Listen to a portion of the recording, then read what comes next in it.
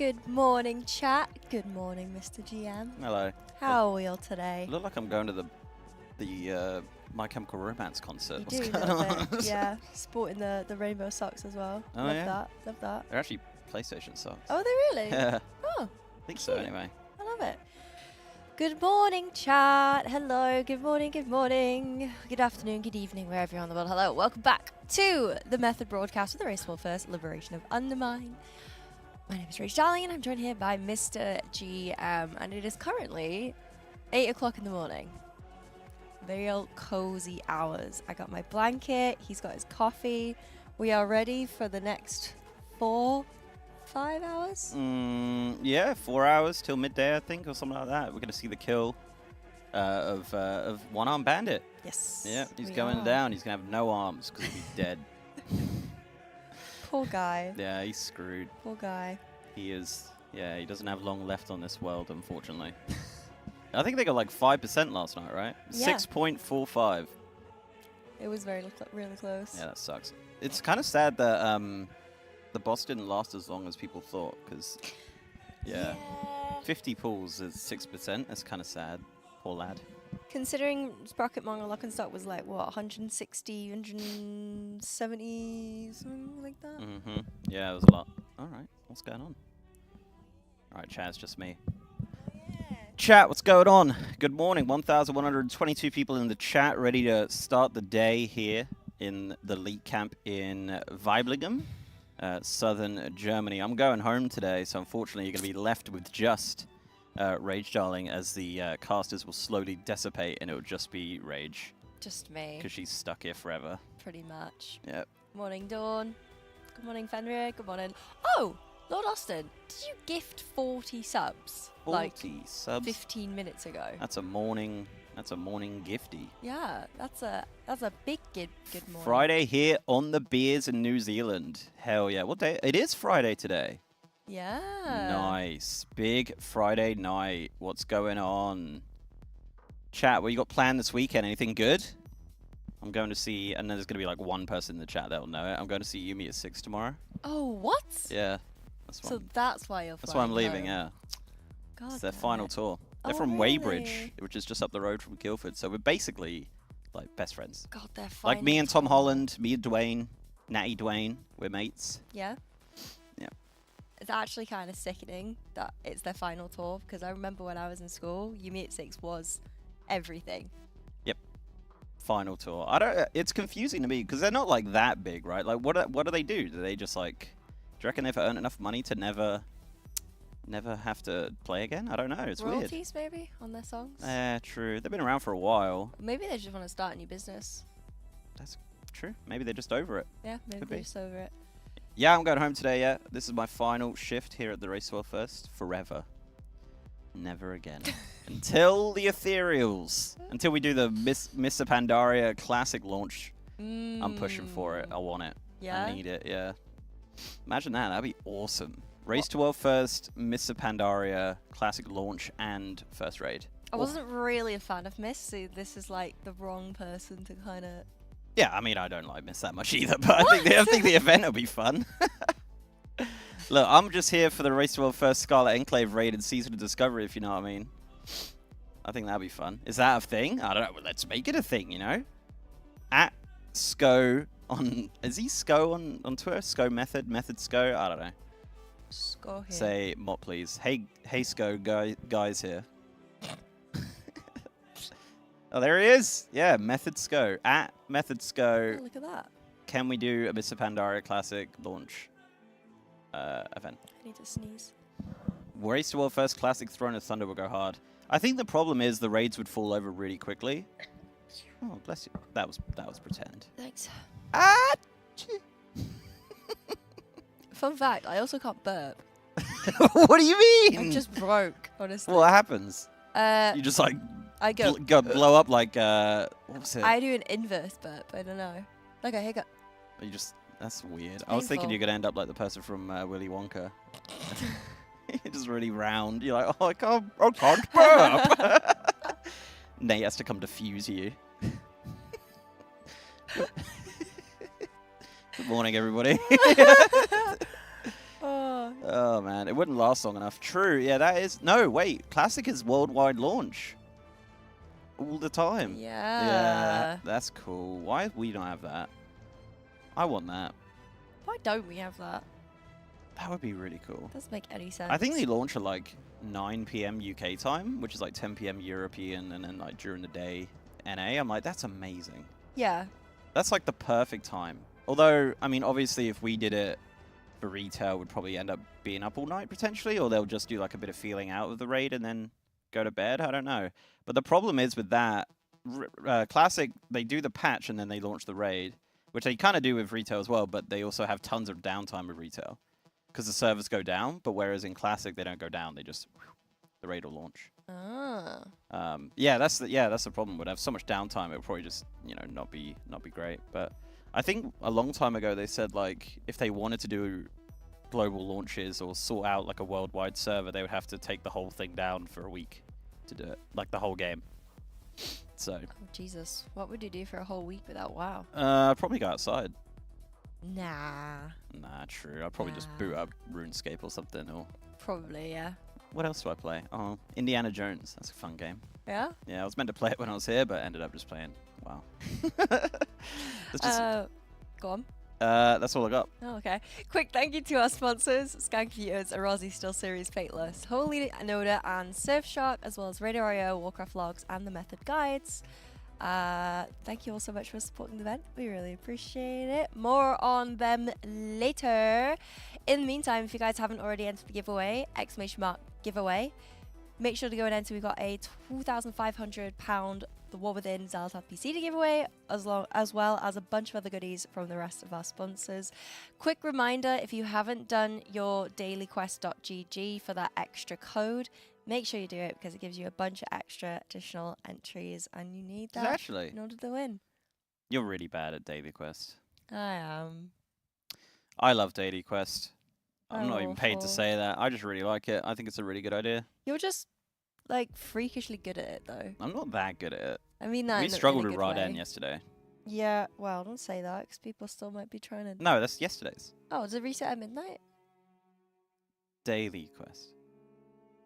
Well, I don't know. It could be like it could be like a 9 a.m. reset. I actually don't know. I assume it's midnight. Oh, Mr. GM, we Oh. have to talk. Oh, this is the Smashinator with the map. You saw that one, didn't you? With the map above the chat. Come on. What the map over? You don't remember that one? Were you here? Yeah, you were doing it. So he had the map above the chat, and then he had. Yeah, it was all default UI, but I it was like remember that. it was like someone like got a toddler, and they were like, "I'm gonna move the stuff." I'm still rinsing it, aren't I? Yeah, Smash. It was awful. There's no way. It was awful. Who is? I don't think I've seen anyone ever have the map in the left-hand side. It was like bottom left as well. That's crazy. Guys, it was like, you know how you have your chat and your left hand side? Well, his mini map was like just above it, and then his bag icons were to the left of that, so they were squished between the edge of the screen and the mini map. Just really weird. I think we're like, I don't know, like most games that I've ever played have the map in the top right. Yeah. Like even like non-MMOs, like I think like Breath of the Wild, things like that, like everything always has the map at the top. Some people I see have the map in the middle, which is also crazy. I don't trust these people. But yeah, it's always in the top right. You look at any of the Raiders for UIs, they're always in the top right. Yeah. Chat, any non-top right mappers? I bet, well, apart from Smashinator, obviously, come on. What did you say yesterday? You said you don't trust people who... Run the map on full screen. That was it. Yeah. I run the map on full No, screen. you don't. There's no way. Nobody does that. Why are you doing that? To zoom in. You can zoom in while it's small. No. I can't. Well, You have an add-on that does try that? harder. Yeah, of course you can. You zoom in. No. Yeah. I swear you can't. Yeah, you can. There's no way. Oh, League. The health bar's all the way in the top middle. Oh, League of Legends has it in there. Oh, man, yeah, I guess. Yeah. Hold up, Faithy's in a delve. What delves he in? The sinkhole, I think, but he's in a 5-stack, so I don't know what he's doing. He's also a warrior, so why is he in a delve? He should be in the raid. Wait, has he been booted? My friend. Oh, I love Faithy. He's such a gamer. He only has Yes. 44,000 achievement points. Really? Yeah. That's a lot. There was, I need to... So, who was I on here with? I think it was Perky. We were talking about the Delve map that gives you a guaranteed bounty, guaranteed hero track gear. And Yeah. Faithy was in a Delve, and I was like, do you reckon he knows? And Perky was like, I don't know. I was like, I'm going to go ask him. And I went and told him, and he was like, obviously I know. Oh. Chat, how many achievement points have you got? How many have you got? I don't know. I've got like 40,000 maybe? 16,000? Ain't no way. I'm very sure, yeah. Oh. Yeah. Ovs bruv. That's actually exactly what he said, yeah. Obs, bruv. He's actually doing a Delve, and I don't know why. Is he in the raid? No. Wait, they ditched the warrior in the comp. They might have done that yesterday in favor of Shello. Shello's back in, guys. In case you didn't know. Hey. He's finally in. I say back in. He hasn't been in yet, but he's in. Great. Love that. Nice. Warlocks are really, really good on this boss, so ads need to die, and ads need to die quick. Oh, one of the funny things that I was getting Nate to explain a couple of like teething issues that they have, and they said that the melee DPS, they keep dying because they keep getting rolled by the coins behind them, so keep an eye out for that. Mm-hmm. Might see a few of that. And I was like, why? Why are they dying? And then I just hear behind me Quep go, I do damage. Well, the thing is with the coins, because you have like when you roll them, they have a blue line, and if you stand near that line, like really close to it, you get a massive, well, not massive, but a damage buff. So it's like risky business. It's like, you know, risk reward. You know, do you stand near it and risk your life to try to get that extra damage? Because you can't do damage when you're dead. Yeah. But also, it's a pretty tight damage check. So Midgard's got less points than me. He's got 13,000 achievement points. yeah, Midgard's like committed to the game though. Flew all the way from the US to Manchester, right? Is that right? Yeah. Yeah, I'm that's. pretty sure Midgard's also like half my age, so I've got double the time on him. On the game. He's 10. Oh, you think I'm 20? No. I was calling him 13. Oh, okay. Yeah. All right. Well. Have you met Midgard? No, I don't think so. Oh. Well, maybe. I don't know. BlizzCon. He was at BlizzCon. When we were all like Yumi, Darkmech, Kraztech, like we were all chilling. Oh. Pool timer. Yippee. Ain't no pool timer. This is the pool. This is the kill. Chat, welcome. Faith. While they having a quick look at his character. Like a pro. Is he ever going to close it? Who needs? He doesn't need to. He doesn't need to. All right, so see the coin there rolling out. Mm-hmm. So do you know how this fight works, Jess? Roughly? Not really. Okay. No. So it's kind of the same. Did you do it on normal? I did once, yeah, but I was dead. Okay, yes, fair. So you kind of do like combinations. So the 3 ads will come out. It will be like storm, like one will be shock, fire, and something else. Boom or something. Bomb, sorry. And you see on the left-hand side of Wildy's screen, there's like a combo thing. So it'll be coin and shock, then coin and bomb. So the 3 ads come out. You kill those particular ads. They drop a coin, then you fire it into the boss. And when you fire the 2 coins, it'll create a combo. And that combo does an ability. So it'll be like fire orbs or something and something else. And then that'll happen a few times. You don't want to do the same combo because you'll get like a massive, I think it's like enrage or some sort of like, you know, you'll die. Obviously, people have figured out the best combos. I think the shock ones you save for last because they will, they're the most painful. Mm-hmm. And that's kind of it. Like, so the ads will also have, I think at 25% on Mythic, when they hit 25% health, you need to fire a coin into them to break their shield, which is what Bangers will probably do as a hunter. Yeah. Because he's got a lot of mobility. On normal and heroic, normally you'd fire the coin into the wall just to get rid of it. But yeah, on here you got to do that. You'll also have a ring that will pop up every now and then. I think the tank gets one and one of the DPS, which you got to throw to the side of the room. You'll see that, like the little grey area. Yeah. Which will pop up every now and then. And then there's a few other things going on. So you get like spin to win as an ability that will come up. It'll have like a beam that you just don't want to touch, and the button you want to run the boss clockwise around the room and try and just try and get it down. But I think they might. I wasn't sure. I wasn't watching too many pools, but pretty sure they don't lust until like near the end of the fight, which is a rare thing for a boss fight these days. But you see that blue line there, there's a coin coming out. So if you stand near that coin, you do get a massive damage buff. But you do not want to get hit by it because it will be game over for you. But you can see coin and shock, so the ads coming out. You see them there. They got a little icon above their head. They're going to take down those particular ones. You don't want to kill the other ones accidentally. There's those rings. You want to run those out to the side of the room. But, you know, it's fine there. Yeah, you also get pylons as well. Yeah, those will come out later on in the fight. So you see there's the coins. They're going to pick those up and fire them into the ads when they hit 25% because they're going to get a thing. As far as I'm aware, that's what's happened. But you can see they're going to run those things out to the side of the room. Not even an issue. And then they're going to roll it into the boss, and the flames will come out. This is a part of that. You know, the combo, the coin and shock. This one, you can see it on the left-hand side. It's going to do that. So, yeah, easy peasy. And that's basically the fight. Yeah, so you see this. What's it called? I can't remember the name of the thing, but there's like a line thing that will come out as well. I don't know. It's all very confusing. Yeah. You're doing a good job of explaining it. No. No, you are. There you go. There's your blue line. So you want to stand right by that, but you don't want to get hit by it because it's going to screw you up. Big hit. Yeah, that's also one of the abilities.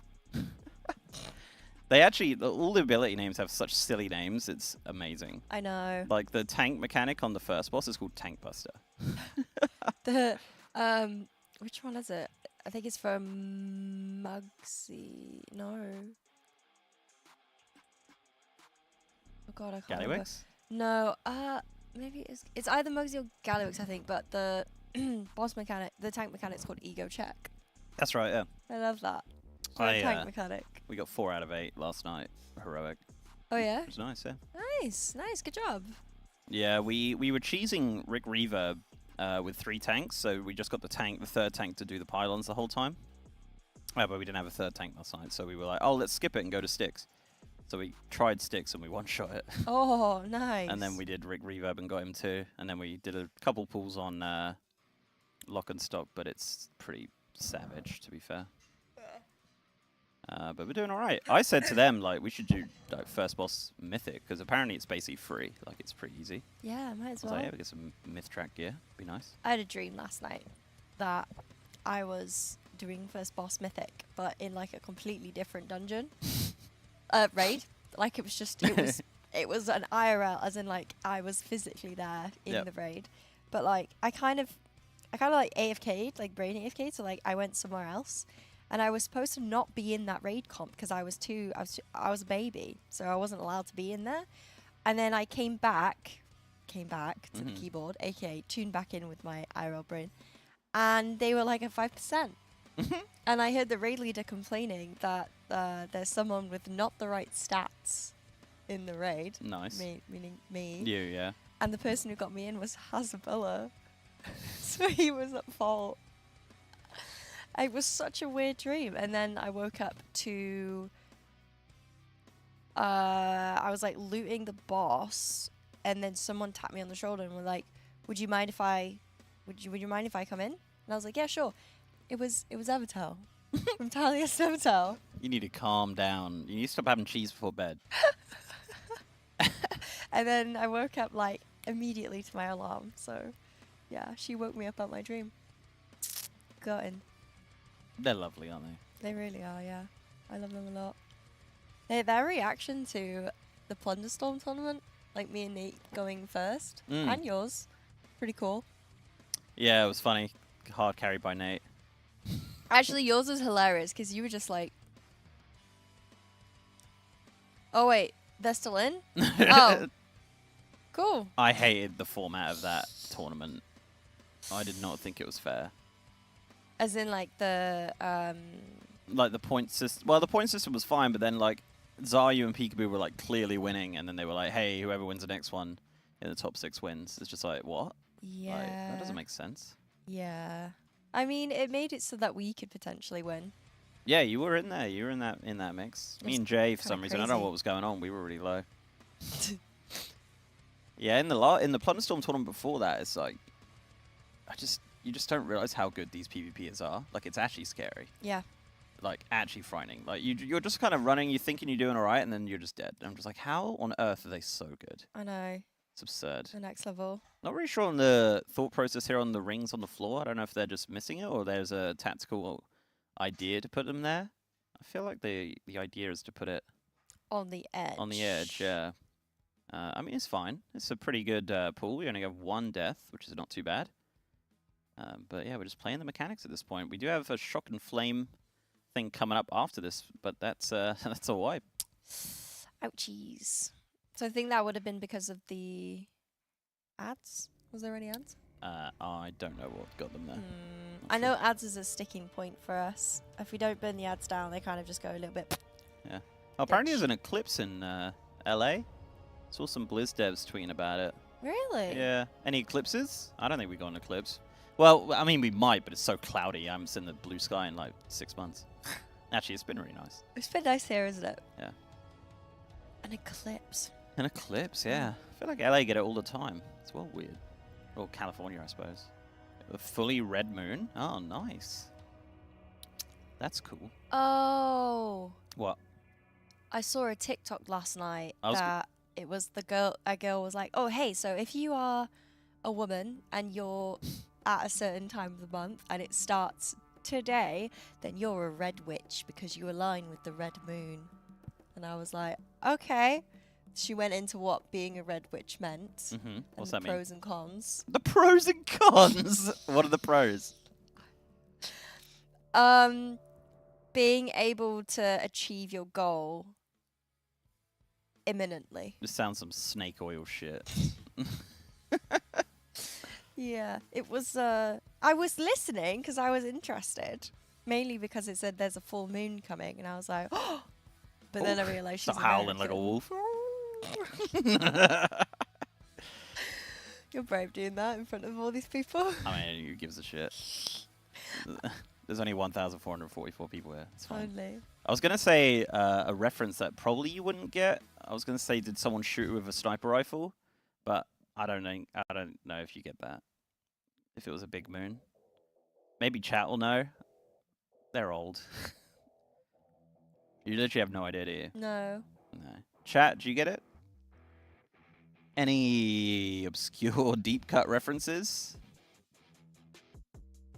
Not TF2.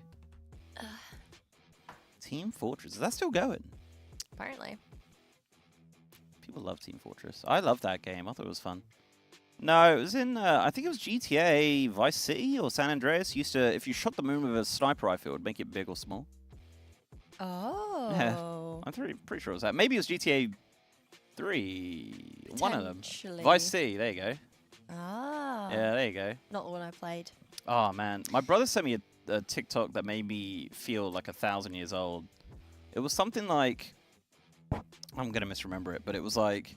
If San Andreas was released now, the time difference between the game releasing and the time it was set is the same as now to 2005 or something. Because like when San Andreas came out or Vice City came out, yeah, Vice City, sorry, I think it was. Obviously, it was based in the 80s, right? And it was all like, you know, sort of different to how the world is. It was something like that. Chat will know. Yeah. Either way, basically made me feel 1,000 years old. 1986 to 2002. Yeah. So obviously when it came out, it was like, oh shit, it's the 80s. Like, this is cool. You know, Knight Rider, sort of like, you know, awesome music and stuff. And now... I don't feel like the early 2000s was really any different to now. You'll be surprised. You think? Yeah, a lot less internet. To be honest, I mean, I'm still listening to the same music from then. So the same one Hybrid Theory album that I've been listening to for nearly 20 years now. So, yeah, I guess nothing really changes. What was... No smartphones? True. Are you sure? Well, in 2002, yeah, there was definitely no smartphones. It's actually kind of crazy, yeah. Like, I remember having a Samsung Taco Ultra or something, and... Oh, I remember that. And that was when, like, the iPhone was coming out. So that must have been, like, 2007. Taco Ultra. I gotta Google that. I've not seen that phone in ages. Something like that. It was like had a little pop-out thing at the bottom. But remember they had, like, they really tried to push mobile yeah. gaming for a long time, right? They had like the what was it called? They had the Nokia something, and it had like a controller on it. Chat will know. There used to be a Nokia phone that was like a thing. And then they had a PlayStation one as well. There was a bunch of different like N-Cage. Yes, the N-Cage.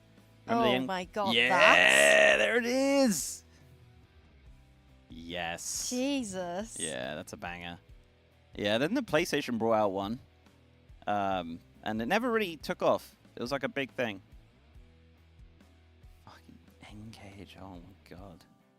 You don't remember this, do you? No, I'm trying to find my phone that I had. What was it? A Motorola Flip? A Motorola Razor?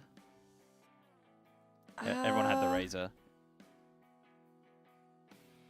It was Wasn't that one? a I good didn't have phone. Didn't have it. Remember, like... This one. Oh, yeah. You know what's funny? At my daughter's nursery, Yeah. all of the stuff they play with is like old. Like, not okay. This is gonna sound like I'm like a. Okay, let me preface this. There is also baby toys, but some of the stuff they have in the toddler room, they have like old keyboards and like NTL remotes and like weird flip phones and stuff. I guess it's just like sensory stuff. I don't know, but yeah, they just have like weird stuff like that. It's That's so really, funny. It's really weird. Yeah. Aww. Yeah. All I remember. Okay, I'm gonna. God, I got a little bit nervous then. I'm gonna tell you a little thing about me when I was a kid. This is gonna age me 1,000 years. No. You have to stay with me though, because it's semi-long and it doesn't have like that much of a funny ending. But hear me out. If you say anything about bees, I'm leaving. No. Okay, so my mum had a flip phone, silver flip phone. It had a little antenna on the top, like the one I just showed you, but it was more square. Mm-hmm. And it had I think it was Samsung. It had preloaded sound effects on it. One of it was a cow mooing. It would be like, meow. And I put my mouth over the speakers to make it say a word. Yep. My mum found that hilarious. Makes sense. However, there was an alarm sound that she used to set for the morning, and it started off with a cock crow, like a cock, and then it would play some music.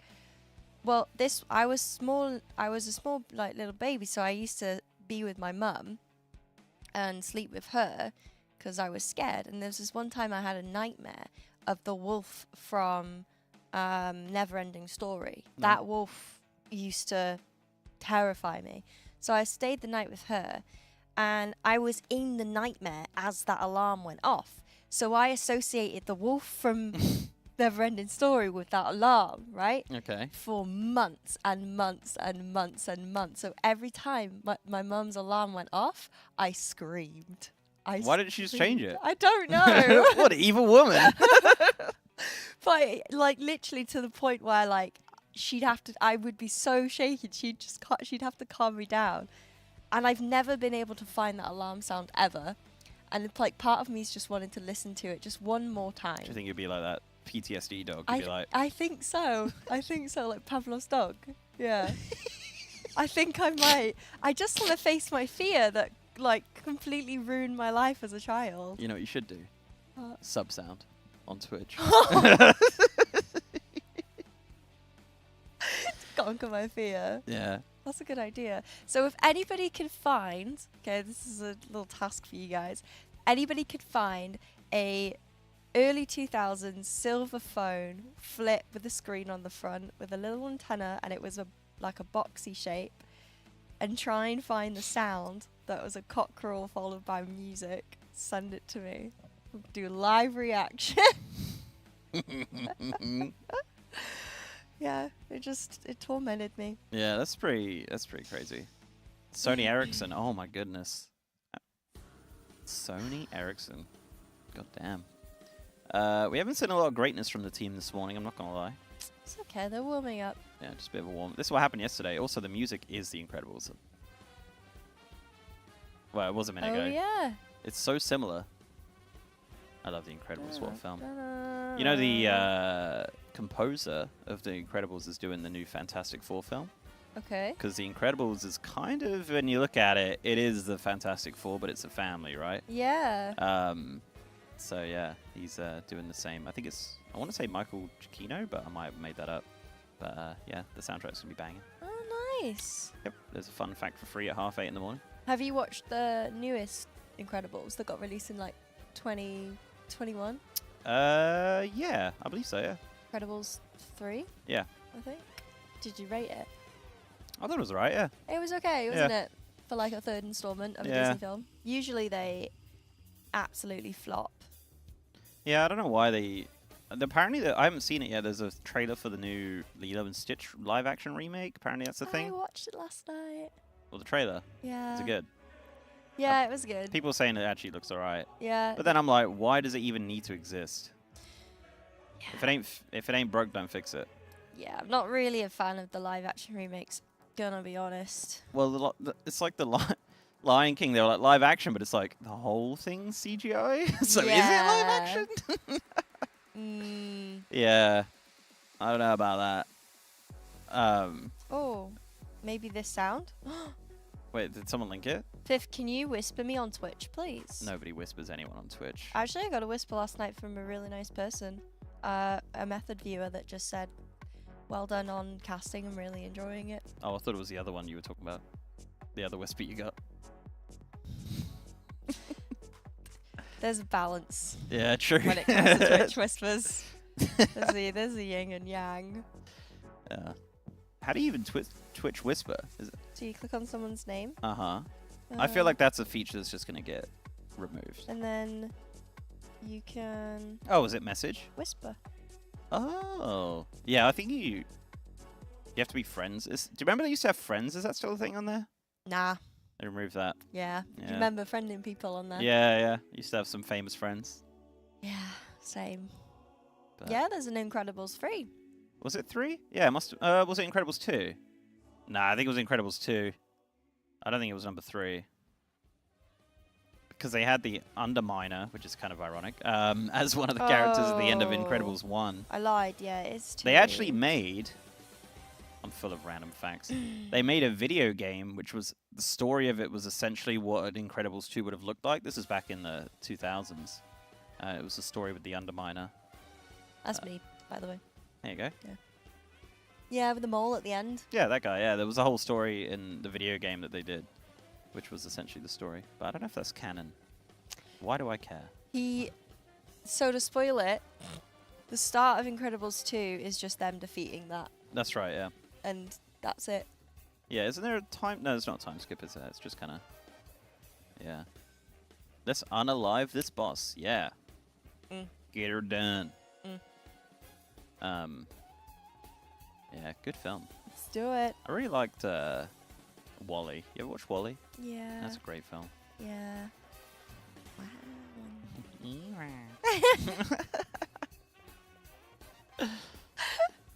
I feel like you don't really hear much about like animated films these days. Like, apparently Inside Out's really good. I've not seen it. Dude, you say that, but like we're getting Shrek. Nah, that doesn't need to happen. Nobody needs that. I wanted to watch the Mulan live action, but I'm scared to because Mulan was such... It's a banging film. Yeah, like it's my favorite, so I don't want to like What a have it soundtrack. ruined. Also, Tarzan's really good as well. Phil Collins. Have they done... Oh my god, WALL-E came out 17 years ago. That's disgusting. Get rid of that message. Phil Collins lives in a town near me. Philly C went to Genesis, the band he was in. They were formed at Charterhouse School, which is like a private school in Godalming, which is where near my mum. And yeah, it's really posh. I feel like a lot of bands, especially in the UK, are like super posh. There's a band called Enter Shikari. I love them. Who they're like pretty good, but I'm pretty sure they're all like private school educated people from St Albans. I guess instruments aren't cheap, you know? I want this sound. Have they whispered you? No. Oh. How do you say the name? Which one? Bitifor? Huh? Ritini? The guy that has the link. Oh. Yeah. Fitty Fottini? 90? Fine posh. I hear a lot about it, but I don't really know what it means. Like Difference between him sounding and me sounding from Britain. Britain. Yeah, mate. Council estate. Hey, I lived in a council estate. same. Do you know I lied earlier? It wasn't because I was sleeping in my mum's bed with her because I So was you're in scared. a one-bed flat. No, it's because the other room we had mold. Oh, It smelled of fish food. that's just every house in the north, isn't Did it? I get it? Refreshing. Hold. Yeah, I guess like upper class, I suppose. It didn't work. Yeah, I don't know. I do feel like, and I was talking to someone about this before, that a lot of people, not a lot, but like some people up north just hear the southern accent and they just assume like we're posh, which is not really true. I mean, it is though. It's not true. It is though. I lived in a council estate Yeah, but where do you live now? in a town. In a council estate. No, Then you're posh. no, I just bought a house. It's like, In this economy? yeah, Oh my word. I know. A house in Surrey. Goodness gracious. Then you are definitely posh. You bought a house in Surrey. Yeah, Mate, it's not that posh. you wouldn't know council estate if it smacked you in the face. That's not very nice. You're welcome. Oh, it's not the sound, it's the phone. Oh, they sent you the phone. Oh, that's a good start. Ericsson. Nah, it was silver. Maybe it comes in silver. No, this one looks really blocky. This was like A small little 8-bedroom thing. Yeah, just a little one. Well, the guest house has 3. And then there's stables and stuff. My sister has a place like that. I know, I remember seeing on your story. I was like, what the heck? Yeah. Is your sister wealthy? Yeah. Equestrian. Those horses, you know. Wow, that's just a hobby. Just a hobby. Mm. How does she make millions? What does she do? She time to brag about my amazing sister, but she has one of the best wedding venues in her area. Is it a house? She has 2 houses, Jesus. soon to be 3. Yeah. So if you're looking for like a country estate with a lot of land, they do. Okay, put it this way: when we went round for Christmas, we did clay pigeon shooting, which costs like thousands to do for the group that we had. I slipped over the wet decking with a live shotgun that had a bullet in it, and I almost obliterated my family because I slipped. I almost went into the lake, by the way. The lake? Yeah. Yeah. My sister grabbed the shotgun and moved it, but yeah. That's... I almost ended my... So what happened with you then? Why are you not successful? Like your sister. I guess she's like 30 years older than you. Funny enough, okay. I was the most successful child, okay? The bar's pretty low then. Hear me out. When she was 28, I think 27 actually, that's when she started to... So for the last 5 years, I've been the most successful child, considering the age. And now she's taken over. But you're not even 28 yet, right? No. So you've got time. Yeah. Maybe it's going to happen. Maybe. How would I get famous? No. Doesn't matter. I was going to say, maybe like, you know, be more proactive. Not true. Make some vids. Stream some more. Oh, Lord Austin's got a nice day today. Just got out of bed, took a shower, made breakfast, jumped right back into bed, watched baseball first and play OSRS. Oh! You know what? Here's a controversial opinion. I actually wouldn't be against a WoW on mobile. Like, just, you know, be able to run around, do my dailies or whatever. I like... Okay, and then this is a big controversial statement. I really like the way that Diablo Immortal controls on the phone. I think the movement feels really nice and the way you do your abilities, and I think that a UI like that could potentially work in WoW. Maybe. Maybe just Classic, perhaps. I think Classic, yeah, would be a lot easier on the UI. How the heck would you play a Windwalker Monk on mobile World of Warcraft? The entire like action bar would take up half the screen. Yeah, true. I think like, if I remember rightly, on Diablo Immortal, they have like so when something procs, it will like appear on the screen and you can click it and stuff, and I think that's really cool. You play it, but you play it awfully. Well, true, but I mean, if I could just like run around and do like my Season of Discovery, like Seal of the Dawn weekly or something like that, then that'll be balling. I think people have done it because you could do it like through Steam Link and all that kind of stuff. I don't know if that's above board that you can do that, or Team Viewer or whatever. I'm sure there's much better technology now. Yeah, because I remember this is gonna sound really posh, but it's not. Promise. When I was at Method did an event for the Race World First for Classic. Yeah. We did it in Las Vegas, and it was probably, no offense to any other event, but maybe the best event I've ever been to. Just because it was in Vegas, in like a poker studio. For some reason, there was no limit on money.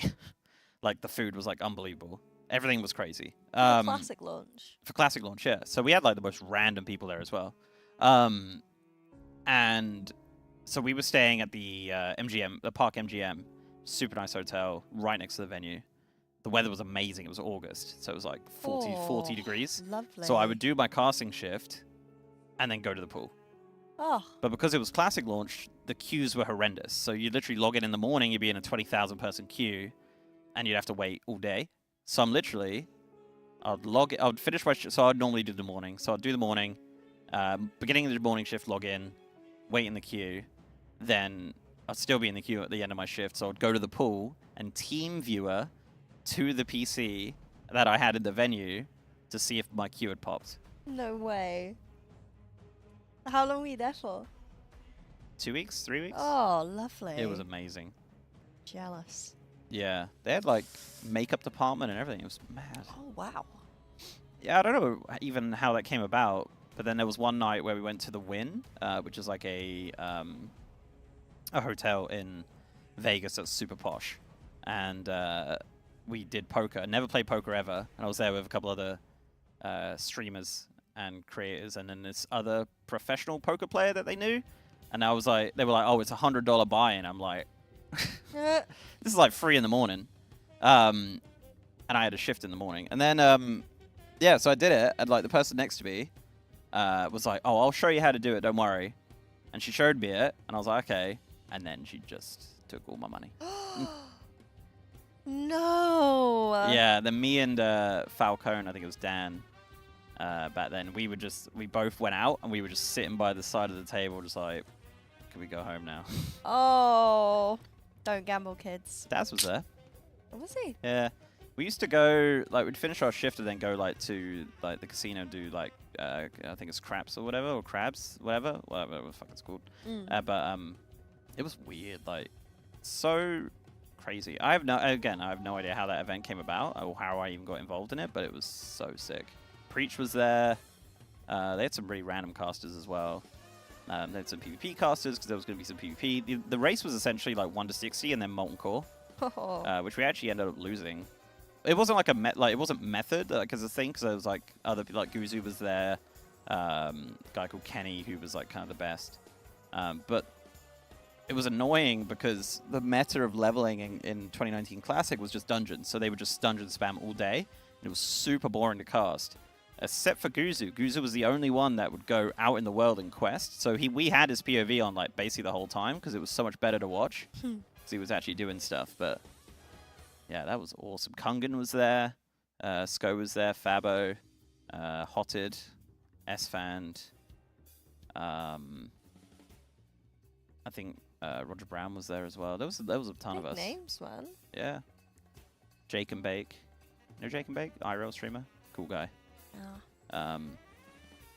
Yeah, and as I said, it was summer, so like it was just so nice. It was like 40 degrees. I like went for little walks. Like I walked down the strip one day, and it was just lovely. All on my own. I spent a lot of time on my own. But it was nice. It was nice. Yeah, good times. So I always push for events in Vegas. Should have done this one in Vegas. Would have been perfect. Yeah, it would have been a long flight though. Yeah, it's long. And you get latency and stuff like that, so it's not really ideal. True, true. Yeah, because we did, there was another event I did with Liquid, or Limit at the time, and Pieces. And obviously they're American, or Limit are. And they were it was in London. So they lost that race. But yeah, it's just like, that's kind of a crazy thing to do, right? Like you'd have like, what, like 100 to 200 MS? And they were trying to compete for the race of the world first. It's like, that's kind of mad. Yeah. Ouch. Yeah. Good times. And then, yeah, then Nylothar was after that. And then the world shut down. Casting remote is the worst. I really didn't like it. That was my first introduction into casting the race first. Did you have the green screen and like the fake desk and stuff they used to have for Method? Yeah, we did. Yeah, having the green screen on with my bright lights for a minimum of 3 hours a day, 4 hours a day, every day. And also not being able to like converse with the casters in person, because like you've got a lot of visual cues when you're casting in person, just like a regular conversation. It's ridiculous, yeah. Yeah, whereas when you're talking to someone basically over Zoom, you've got that really awkward like stutter, like no, yeah, you go. Yeah. Yeah, that's it. You can't. Yeah, you're right. You don't see the visual cues and stuff. So your first in-person race was here, right? It would have been Vault. Yeah. Right here. I remember casting those remote. No, it events. wasn't Vault. Sorry, it was Everest. Vault was remote. Oh yeah, well yeah, it was over Christmas, wasn't it? Yeah. Yeah, it's kind of crazy. Like when the world shut down and we were doing remote events and stuff, I never thought we'd get back to this. Ever. Really? Yeah. Never thought it would happen again. Why?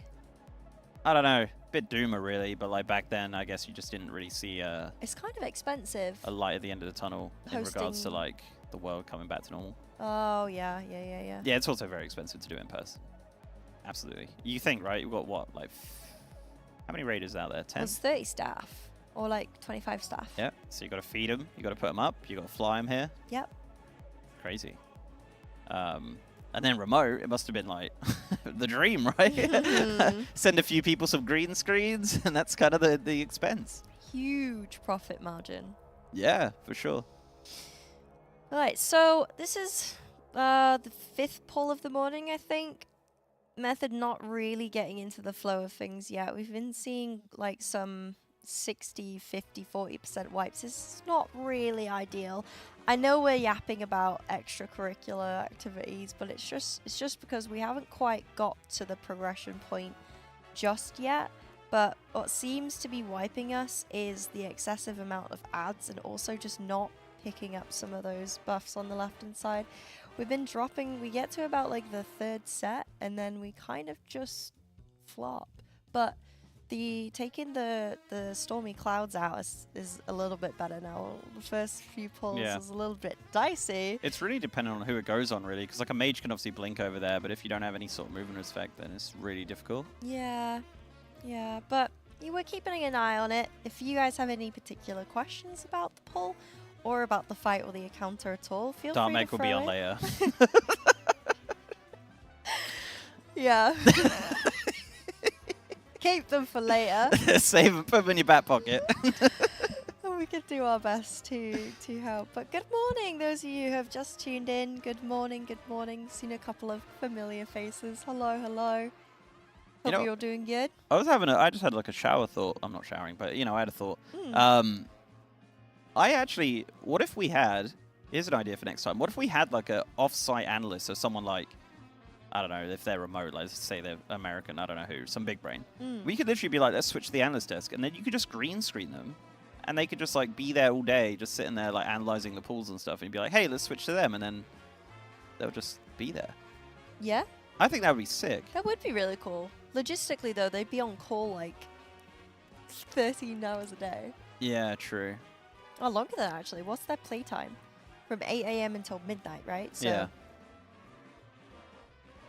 16 hours. I mean, even if you just did it during the breaks. You'd be Make like, hey, me let's the analyze the analyst? pools of the day. Yeah. I like that. Hey, I suppose that's kind of what we have analysts here for, though. Like, we have an analyst desk. Yeah, but it's just green screen. Yeah. They don't need to be here. Yeah. Shaking could go home. I don't know. I don't know. It's kind of cool. I guess the problem is, like, I don't know how much of the logs they want to show. sometimes. Can't. Now we can verbally explain. We can't show Yeah, true. logs, but we can. Oh, we do lose FTM there. And we do not have a B-res. Sag. Oh no, it's not FTM. It's Incy! Incy? And Skovta. Oh. And Nate. Oh dear. And Spen and Bangers and everyone else. Just getting overwhelmed with damage, really. Yeah. Yeah. Analyzing between transmog rates. I love the transmog rating. It's the best. We're going to try and integrate it better next time, I think. What do you mean? It's integrated perfectly. Yeah, but like, you know, have it a way of submitting it so you could do it in 3D and stuff so we can look at it. I think that could be fun. It's easy to do though, right? That website that you found? What, Wowhead? Yeah, you just type in the the name and realm, and then it comes up. So, Does anyone want to be our first 3D rated transmog? Exclamation mark charity. Send your character name and realm. that should work. Yeah, We'll give it a go. We'll it's pretty trial cool. you. Wowhead, their model viewer is like really good as well. It's impressive. I was literally That's you. what? That's what you've done. Rate office cuddles. They don't even know what it means. Nah, it's probably best they don't. It's not even that bad. No, it's not. Just funny. Like visual death recaps? Or like log recaps? They probably want to hide all logs, right? Yeah. I had like overwhelming sadness last night because I was like looking at this season. Well, I walked into the hotel, my phone buzzed, and I was like, "What's this?" And it was the Algalon. There's like a Twitter account that tracks builds, and it was like classic era PTR, and I'm like, "This is at like 11:30." I'm like, I could wait for today. I was like, but I want to see what's in it. So I had a look, and I started, and as I said, it got to like 1 a.m. I was like, all right, cool, time for bed. And I turned to my right, and I saw my open, empty suitcase. Oh. I'm like, no! Oh. So I had to pack that. Oh, dude. And then, yeah, and then this morning woke up at like, I don't know, 6:30. And I had to drag my heavy suitcase all the way here, up a hill, in the cold. Why didn't you just order a taxi? Spenny, innit? I'm on a 0%. Invoice it. 0% spending when I'm here. It's been a good 12 days of not spending a penny. I spent a lot. On what? What are you buying? We've got access to Amazon. What are you buying? I have a shopping addiction. That is concerning. Well, I had to buy a few things for insert name of cosplay here. Why That did was you? it, really. Oh, for that. Yeah, when are you doing that? Well, it was going to be... Well, I don't know, to be honest. I really don't. I should probably do it soon, because I don't really want to cosplay while they're killing Gallywix. Yeah. Yeah, it's my last day. Have they announced who's coming? I guess not. It's not my business. Someone's coming up. Tomorrow? I know what your cosplay is. Do you? Well, keep it a secret, because only my chat knows. What? Yeah. Only my chat and the casters know what it is. Told me RuneFest. Hey. You said RuneFest was really good. Was it like a BlizzCon for RuneScape? Yep. That's cool. Yeah, it was in the UK too, so I was surprised that they did it so well. UK events really are bad, aren't they? RuneFest nailed it. Like, RuneFest was like how the standard should be. You've never been to Gamescom, have you? No. Oh my goodness, it is unreal. I want to go. I'm gonna go this year. But it always used to overlap with Insomnia Yeah, it was bank holiday weekend. in August. August. And I always prioritized Insomnia over Gamescom because I didn't know anyone at Gamescom, whereas everyone I knew was at Insomnia. Rest in peace. I actually went to Insomnia. I didn't really rate it. I thought. Then I was like, that PC thing looks fun. Where you bring your PC. LAN. Was people camping inside? Yeah. That's strange. But it looked cool. But yeah, as an event, I was like, It was okay, but I didn't think there was too much to do. Camp intense. Yeah, camping inside is kind of crazy. I don't know if I could, like, the thing is, like, if I took my PC there, I don't think I would play for that long. Like, I feel like I'd just play for a bit and then be like, yeah. You'd be surprised. Do people get drunk and stuff? Yeah. You order See, everything that to the sounds like table. fun. Zampler, thank you for the lovely message, by the way. Thank you. Long time supporter. Love that. Yeah, a couple of beers, bit of gaming. So there's like the main LAN area where you would bring your PC and you would mostly just hang out there and play, and then when you're bored you'd go into the expo, do a bit of expo, come back, maybe watch a little bit of like whatever's on the main stage, whatever you fancy because you're there all weekend, then you get back. And then there's a board game area. It's huge, full of loads of board games. We also have like tabletop stuff as well. And yeah, last time, I think like maybe 3 and 4 insomnias ago, a bunch of my community came over and we just got drunk playing drinking games at like 3 a.m. It was fantastic. I saw your D&D thing there. Yeah? Yeah, I got a picture of it. Ooh. I think so. There was one bit there, actually, it was kind of a funniest thing ever, was sitting at some stage and there was like a Just Dance thing going on. Yeah. And, yeah, it was pretty good. I love Rasputin. It's like my favorite song ever. Oh, did you watch the 4 lads do it? The Rasputin? Yeah. Yeah, Yeah, I they think were so, yeah. brilliant, weren't they? Yeah. Yeah, because I watched your D&D thing. That wasn't the reason I went, obviously, because I don't like you that much, but I was just there. Of course. Yeah. It was alright. It was kind of like your standard sort of UK convention. Yeah, it was really bare bones in comparison Yeah, to especially what Roofest that's a was. good description. No replacement for Insomnia, no. There was like talks. There was talks of like someone that I know was thinking about buying the rights to it and saying, oh, I'm going to do this. Oh, I'm going to do that. I'm going to get investors. You want to come on board? Da, da, da, da. And then it just never happened. That's a shame. And then there was another group of people. They were like, right, we're banding together and we're building something. It's a LAN fest. But then they made it so that it was something to do health and safety with the legislation of the building. But it's like, you can't bring your own drinks in. You can't consume alcohol. You can't bring your own food in. And like all of these like LAN breaking rules. And they couldn't find a workaround because it was the building's set rules. What's Epic LAN? Is that similar?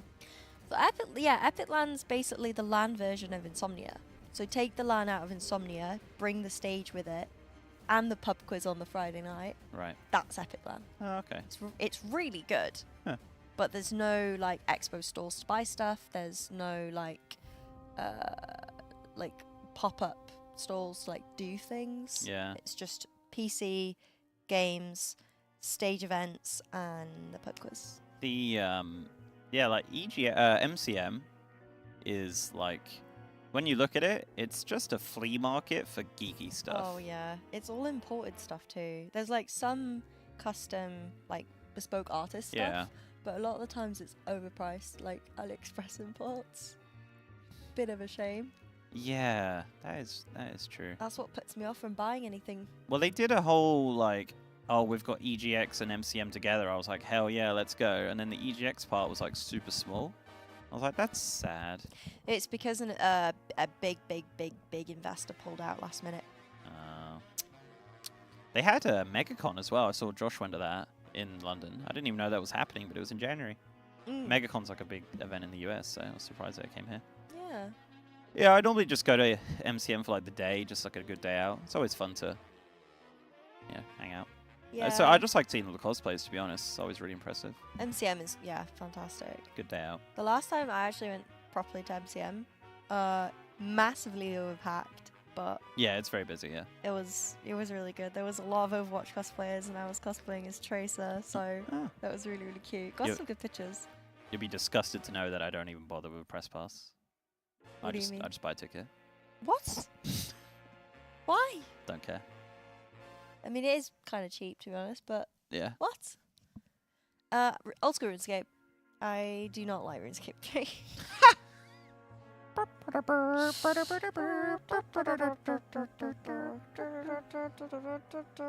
There was a band. Let me have a look. Is it Ailstorm? How do you do the 3D Mog viewer? go... Oh, review. Send a charity donation with the message as your character name and your realm. We will rate your mog live on the Method broadcast. There's a band called Ailstorm, and I'm so sure they did a cover of Sea Shanty. Maybe it was an Ailstorm. Either way. Yeah, they're a great band. God, they're so good. Pirate Metal. She got a ticket to Runefest. Psh, I didn't just get a ticket to Runefest, sir. I was the talent at Runefest. I was on stage for the main performance. Josh Strife's Hayes Saturday. assistant. Heck off! Session 0 was our idea. We are like joint owners of that. Not in writing, but I am the one that started. Oh, okay. He was just a little guy. Yeah, he was just a guy that wanted to go to Insomnia, and I was like, True. Midgard. Disgusting.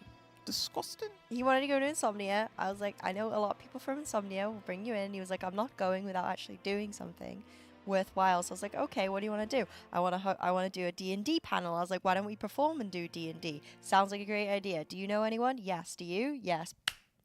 It was formed. And it was so successful, the health and safety person was like, you guys need to move because the audience was so big. That's the one you saw, I think. Yeah, that was pretty cool. Yeah. Good morning, good morning. These two even casting the game? Well, unfortunately, we haven't really seen anything that's like new. We had this same problem yesterday. Who was it? Me and Royben yesterday morning, where we just kind of took a couple hours to get back to where we were, which is a bit of a shame. I think just, you know, playing for so long for such a, you know, so many days really does take a toll on you. Just not maybe, you know, physically as well as probably mentally as well, right? Like it's just kind of exhausting. Yeah, I like that as much. So it is just what it is. But they probably will get into the swing of it. Hopefully, you know, what happens is you kind of get one of those good pulls, and then that's it. That kind of gets the blood pumping, the holy flowing, and then they kind of get back to it. But unfortunately, yeah, you do just get a few little hiccups and things. And with the damage check being so tight on this fight, you really you can't afford to lose too many people and have little mistakes and things like that. So yeah, it's unfortunate, but hopefully we can get back to down to like sub 10 and maybe just a dead boss and Muggsy for the rest of the day. Oh, that was a real sneeze. Damn. Excuse me. Excuse me. Oh no. Will Gally go down this reset? I mean, there's a chance. Thank you guys. Yeah, I mean, Liquid got Muggsy down to 16% last night, so that's pretty good. God, I hope Gallywix is hard. Yeah, I don't know. They actually put some Muggsy nerfs out last night, I think, or the day before. Also, tons of nerfs to Styx. Yep. Don't touch Gallywix. Leave it alone. Yeah. But we'll see. I mean, the race has definitely been a bit longer than average, at least in regards to like where we are at and where everybody else is at. Normally at this point, you're normally on the last boss. Yep. Progging for a couple days, so curious how Blizzard will look at this. Definitely, I mean, we've had a very unusual difficulty curve in this raid in regards to pull count and things like that. You know, obviously, you know, say it all the time, like, you know, everyone really thought that this was going to be the wall, and it just hasn't been, which is a shame. Yep. And yeah, no one really expected Lock and Stock and Styx to be such a gap. All right, so Lust has been popped, and we are pumping the boss. We do lose Nurs, but that's okay. He's we back. have a Bloodlust. He's back, don't even worry about it. Bloodlust, BR. Get him back up. Yep. Oh, look, they stack it on top of each other. Interesting. Nice. This is what we wanted to see. We wanted to be back. This is the final pump. But this is looking good. They're going to kind of dance around that line to try to get that little bit of damage. Do not touch that big beam. It will be dead. What's your health now? Steelseries listen. No. Personalised. You're on your own, Nate. Ads are walking. Keep Nate alive. Yeah. Oh. New best? Big hit coming. We've got 8 5 here. beams. Oh, no, yeah. Baiting Okay, coins. keep going. Low. He's so low. Boss is enraging. Good fucking Oh. pull, boys. Let's get it. Yes. Close. We see Very, very close. That's the pull we needed. That's what we needed. New best, ladies and gentlemen. Up the orange. Let's go. Fantastic. Proggers in the chat. This Yeah. is what we want. That's what I mean. It Less just- than an hour to see a super low new Yeah, best. that could be. Hopefully we see it dead in our shift. I mean, the thing is with this fight, obviously the percentage is... It's interesting because it does go down so quickly at the end because they are saving that lust. Yeah. So really when you get down to that sub 20 and you pop lust, that's when you see the boss falling down extremely quickly. Yeah. You can have everyone alive in that phase and not really too busy doing mechanics. Maybe you get like some good RNG in regards to who has the orb and things like that to run out because you know hopefully you don't lose too much damage from someone doing that. You could be looking really good. In regards to we can do it. We have the damage. Everything like because we had so many dead at that last phase. Yeah. And we still got it down to 3.46. So yeah, we have the tools in our arsenal. It's just a case of executing. And yeah, that big old explosive enrage at the end is so sad. We saw Liquid have I think it was a 0.18% wipe with that ability, which is just, you just hate to see. And hopefully we don't see that. We go from 3.42 to dead. That's what we would like to see. But a ready check does go out. They have a bee in their bonnet. They're ready to rock and roll. We have, yeah, you say the DPS check. This is, it's kind of interesting because it is a DPS check and it isn't a DPS check. Obviously, it's not too much of a tight DPS check because we saw at the end. They just blasted it.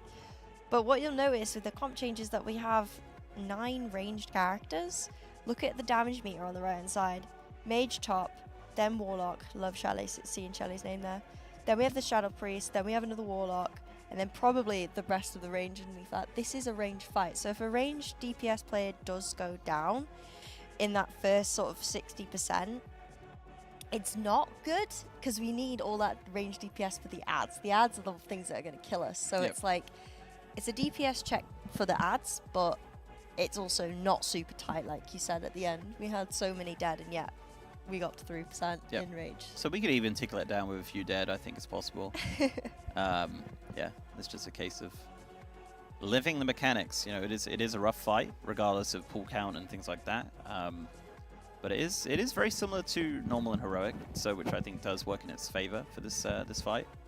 You know, you do get a lot of muscle memory. They did a lot of this fight as well because of the good trinkets from it in splits, so they've seen it a lot. And they're probably sick of it at this point. But it is nice to see such a low percentage at such a low pull count. So yeah, we are almost certainly seeing Muggsy today. And really, like, Method, you know, are on a little bit of a back foot at the minute. Whereas Liquid and Echo do have quite a few pulls and a bit of experience on Muggsy. But you never know, right? Crazier things have happened. Method could take this down within the next 30 minutes. We could get into Muggsy, and maybe, you know, they have some big brain strat for Muggsy, and we can really get some good prog on there. So, you know, the race isn't over till it's over. And I think, yeah, I think we're doing really well. Well said. I'm going to go get my bottle of water. Go on then. Get your bottle of water.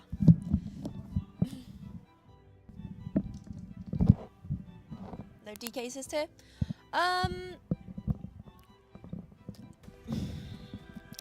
No. It's just, it's not really been a DK fight, and that's kind of sad because we have Quep here, and this is, I think, his second time being here and not playing. It's always really sad to see no Quep. There was a potential that we'd see him come in at some point, but it's not worked out. Nate did, however, play Blood DK on Sticks. Yeah, Nate played Blood DK on Sticks Bunk Junker, so there was DK tank POV, but no DK DPS POV. Unfortunately.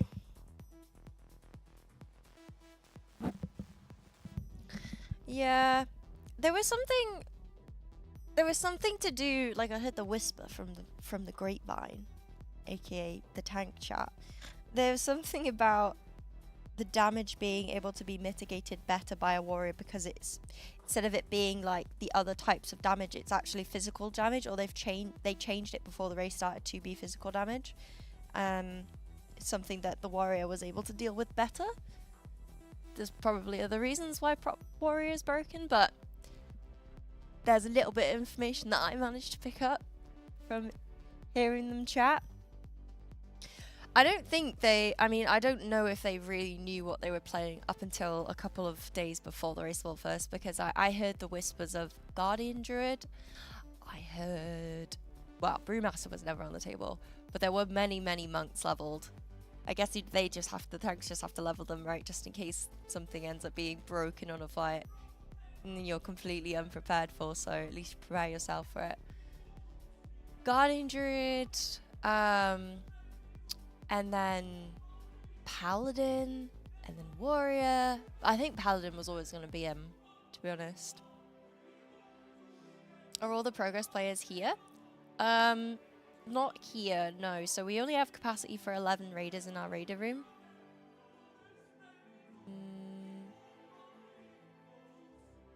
Where is it? Oh, room. There we go.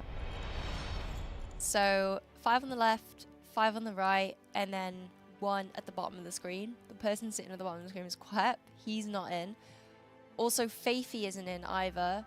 Faithy is sort of between Jimmy on the right and Spen. So that empty chair that's facing the camera, that's Faithy. And then on the back right, that's Verb.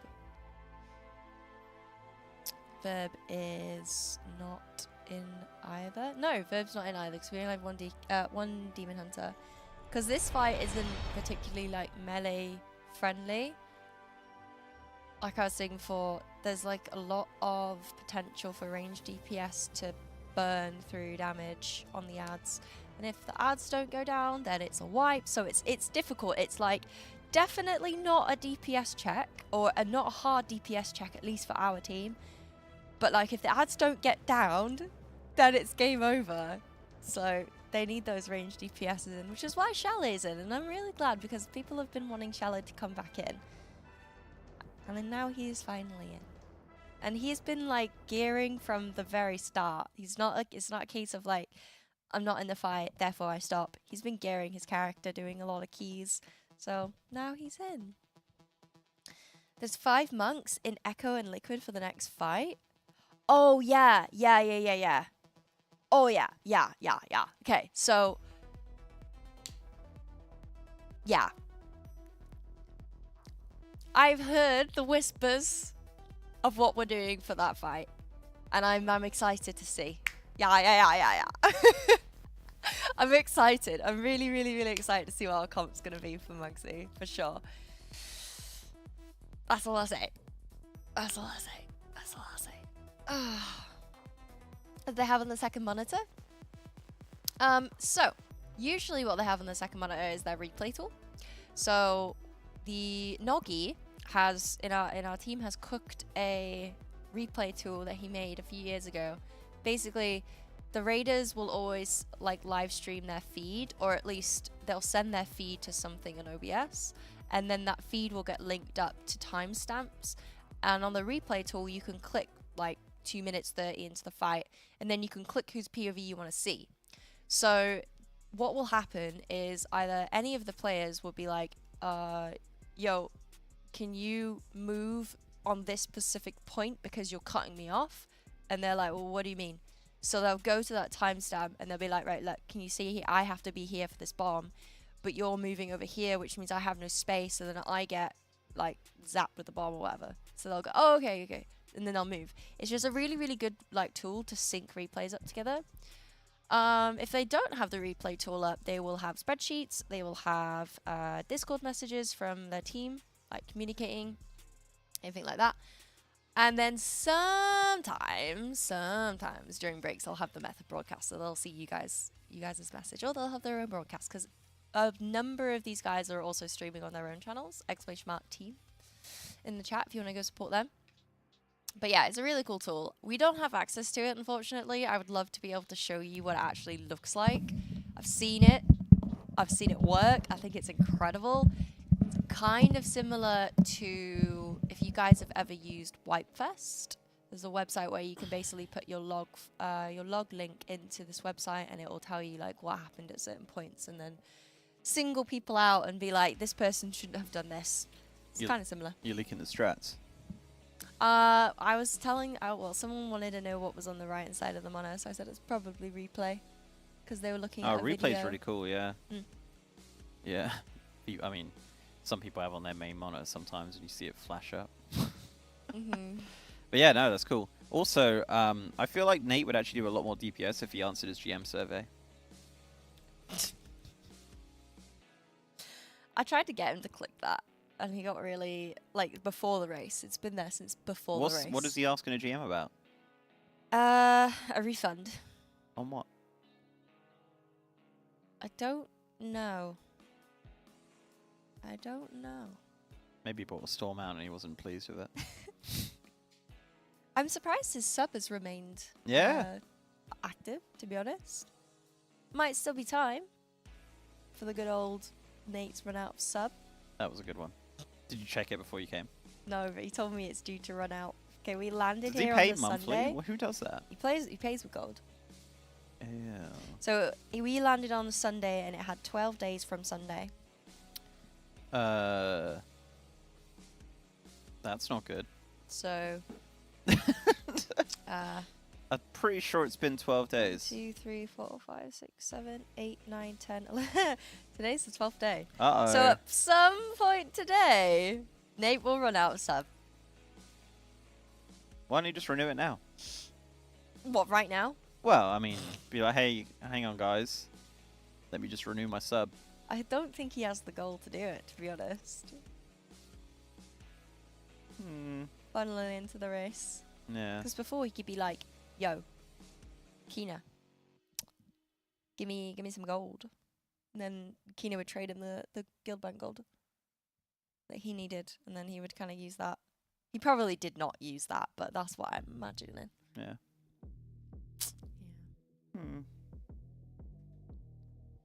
Yeah, I agree, Callie. That would be the smart thing to do, right? But this is the guy that doesn't pack for the airport until half an hour before the taxi arrives. Sounds like a pain point. You want to talk about it? No, I was also kind of saying. Oh. Yeah. You need to bring a lot more stuff than him as well. I mean, it looks like you share clothes. You had that hoodie on yesterday. Yeah, I did. And I wanted to wear that today. He was wearing my hoodie the other day. Oh, yeah? Yeah. Like the cropped pink one. Yeah. What, the Movember one? He had the Movember one on, but it looked like it was giant on him. Yeah, because it's extra, extra large. It's pretty big. Yeah, all those got scooped up way too quickly for my liking. Oh. You put free stuff out there, that's it. They're like vultures. Pretty much, yeah. Right, this will be a white. Bangers is dead, unfortunately. I think a couple others are too. Yeah. But Bangers is the one to look out for. If Bangers is dead, it's game over. Yep. You know, Biff, at the start of the first few pulls of this, right, or even before they pulled it, Biff was like, right, we need someone responsible for the coins. It's just one person only. Bangers, you've always been saying that you want more responsibility. And he went, oh no.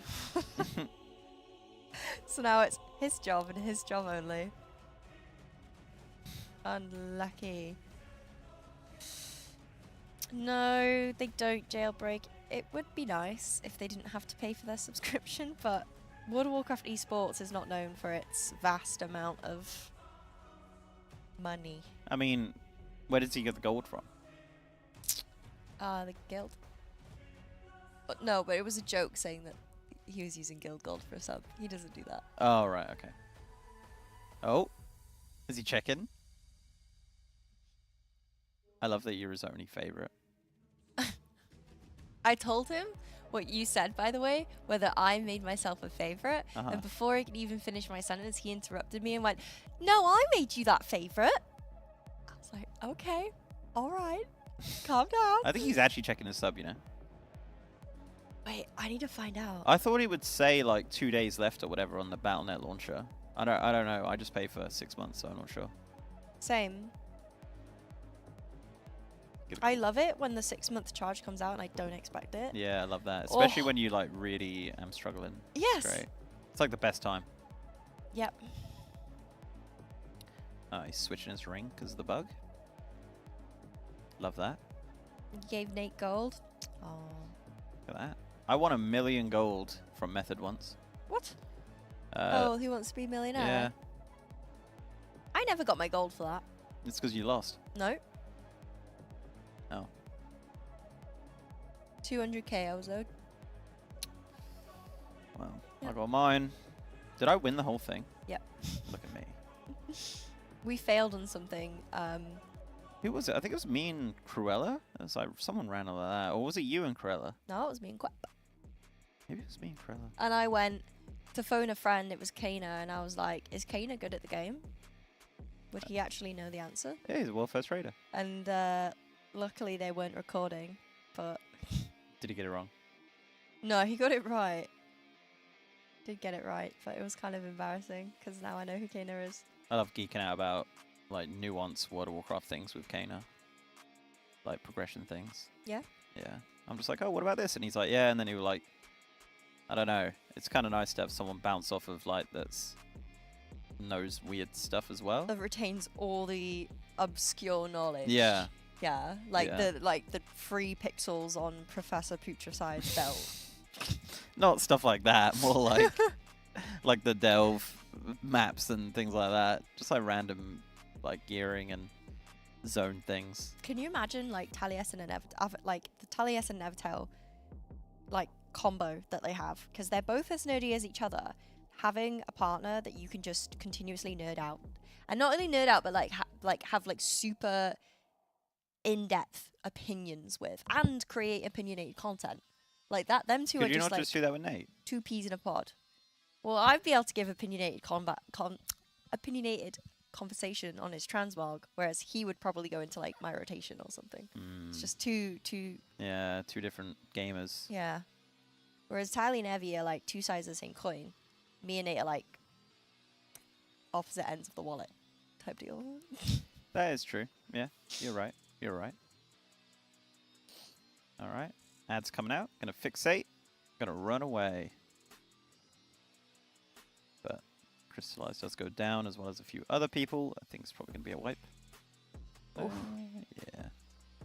It's weird, isn't it? You just get like these glimmers of greatness and then unforge for a little bit. Yep. Big unforge. Yep. But that's okay. We go again. 63 pulls. The Hotpot Heroes in 4th are actually doing really well as well. 174 pulls Yeah. on Lock and Stock and yeah. A 4% wipe as well. 4%. You hate to see it. They're gamers though. Their reset is on also Frag Assistant to Bring Me the Horizon War Legend. I love that. It just says Spotify. Yeah, so thirsty? That was a big glug. Big gluggers. I need to AFK for a couple of minutes. A couple minutes? How am I gonna...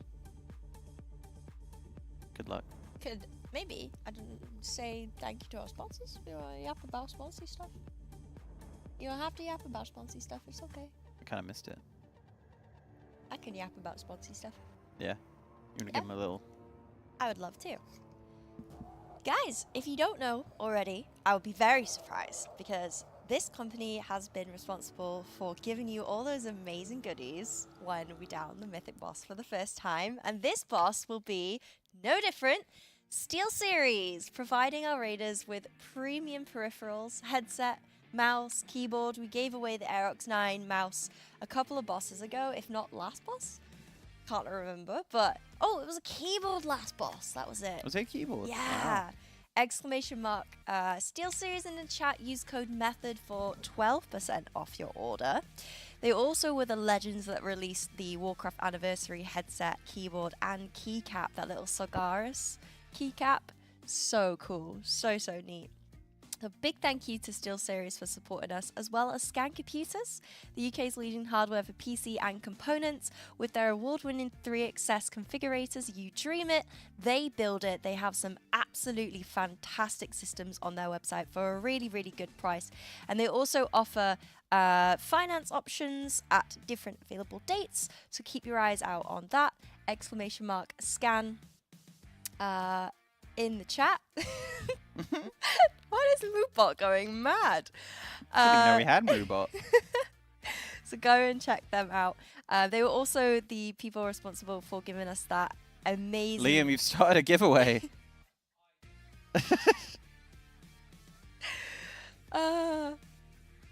Wait, Rachel memorized it so well she works, so that's crazy. True. It's because I'm really passionate about Scan. No cap. I was very excited when they sponsored Method because I do love Scan Computers. I've used them since God knows how long. I don't know.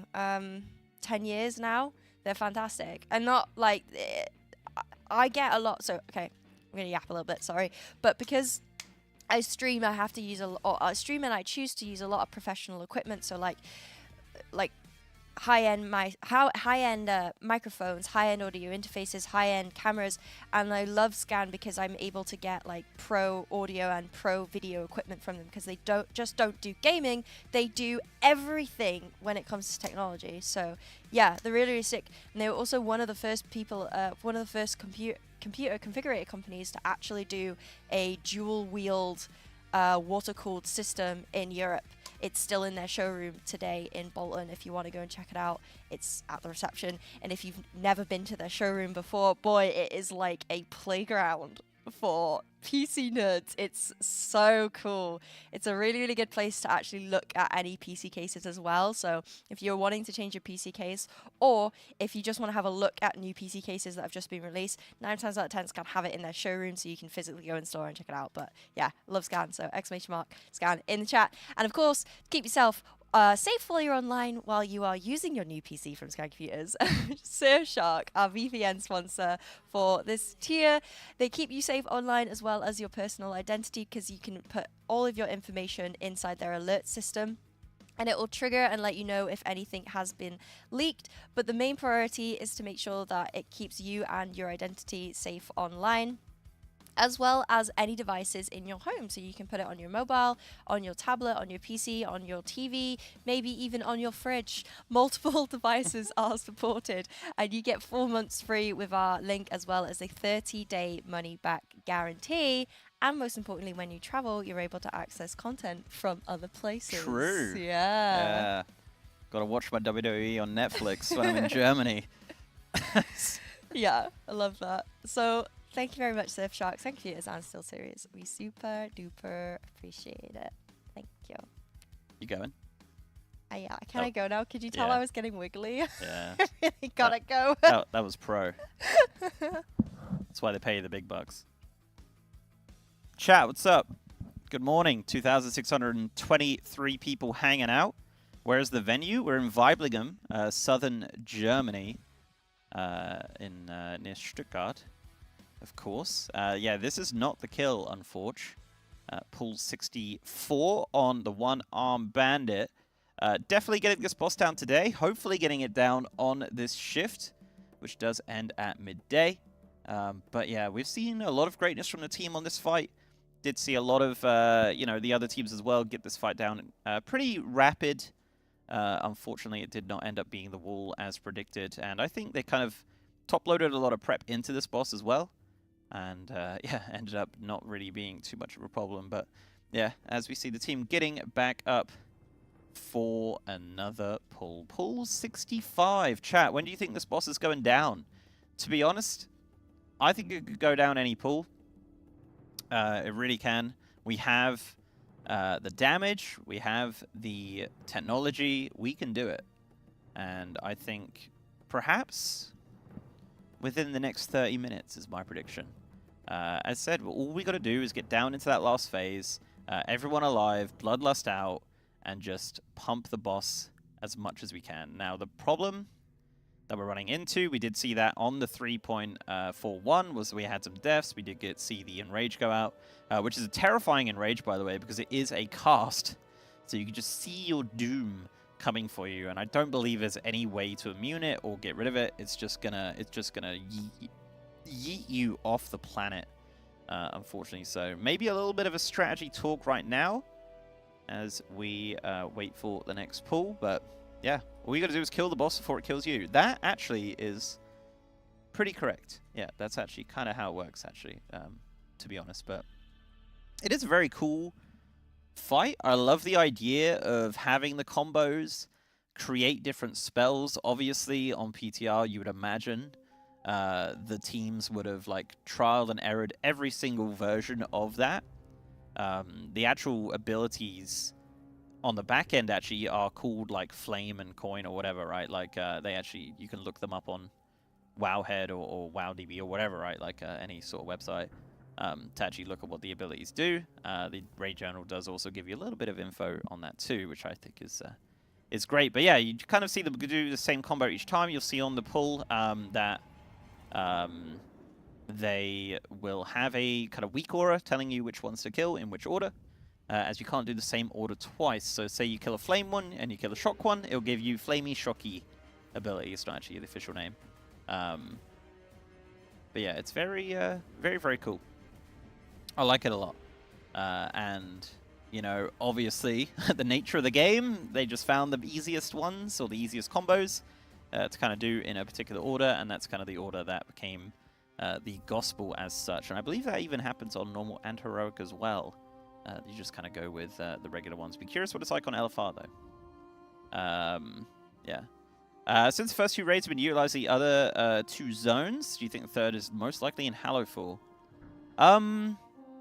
No, I think the 11-2 we're going to go to Koresh, the homeworld of the Ethereals, and there's going to be a big story there with the raid probably partaking in there as well with some very fun voidy mechanics, and the aesthetic of the raid is definitely going to be cool. I think what's very awesome and something we've seen particularly in the War Within, and no doubt we'll see it continued in the World Soul Saga, is that the theming of the raids is going to be cool. So, like, this is very cool. It's very goblin-y.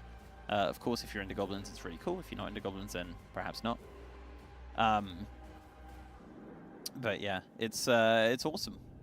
First raid was cool as well. Nurubar Palace, very themed towards, you know, Arj-Kahet and the Nerubians and things. Again, not really, to be honest, like, the two themings of both raids is not something I'm personally into that much. I think it's cool. Like, this is an awesome looking room, right? It's a freaking roulette table.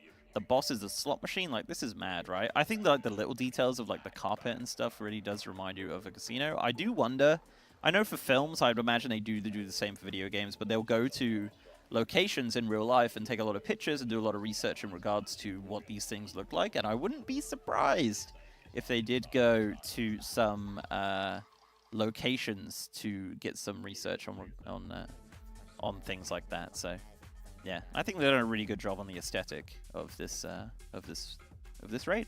So big fan of that for sure. I do love, like, the idea, like, I don't know if any of you guys watched the making of this raid. They had a big, like, making of video on their YouTube channel, and it kind of focused a lot on Muggsy and how that boss was created, and they showed a lot of, like, behind the scenes sort of, like, what's the word, like, development sort of maps and things like that, which is always really cool to see. I'm always super interested in that sort of content. But yeah, imagine that business day out right off the casino for research purposes. Yeah, I mean, that's it, right? Like, you know, for films and things like that, or video games, they'll go to locations you'd imagine for something like I don't know, like an Assassin's Creed, right? Let's say it was in Rome. They would probably go to Rome and do a lot of, like, research in regards to taking a lot of photos and videos and just seeing what the environment's like, just to get a better feel for it from a artistic sort of direction. I think doing things like that does really help. Obviously, World of Warcraft is, like, super realistic, so just getting a rough idea of what these things are like is very important. As we get into our 65th pull on the One-Armed Bandit, our POV here is Nate, the tank for Method. And yeah, this has been not too much of a wall for the team. We did get onto it, I believe, yesterday afternoon, as the ads do come out. So we want to kill two of these. You see that weak aura on the left-hand side of Nate's screen. You're going to get Coin and Shock.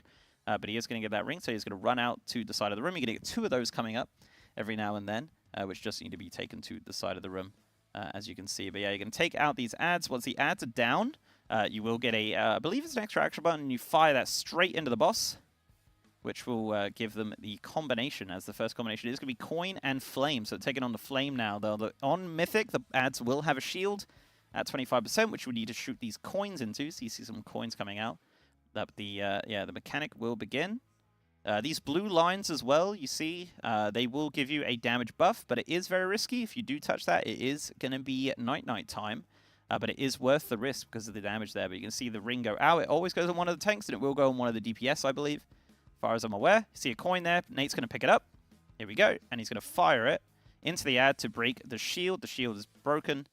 He's pre-broken the shield as such, so that'll be good for later on.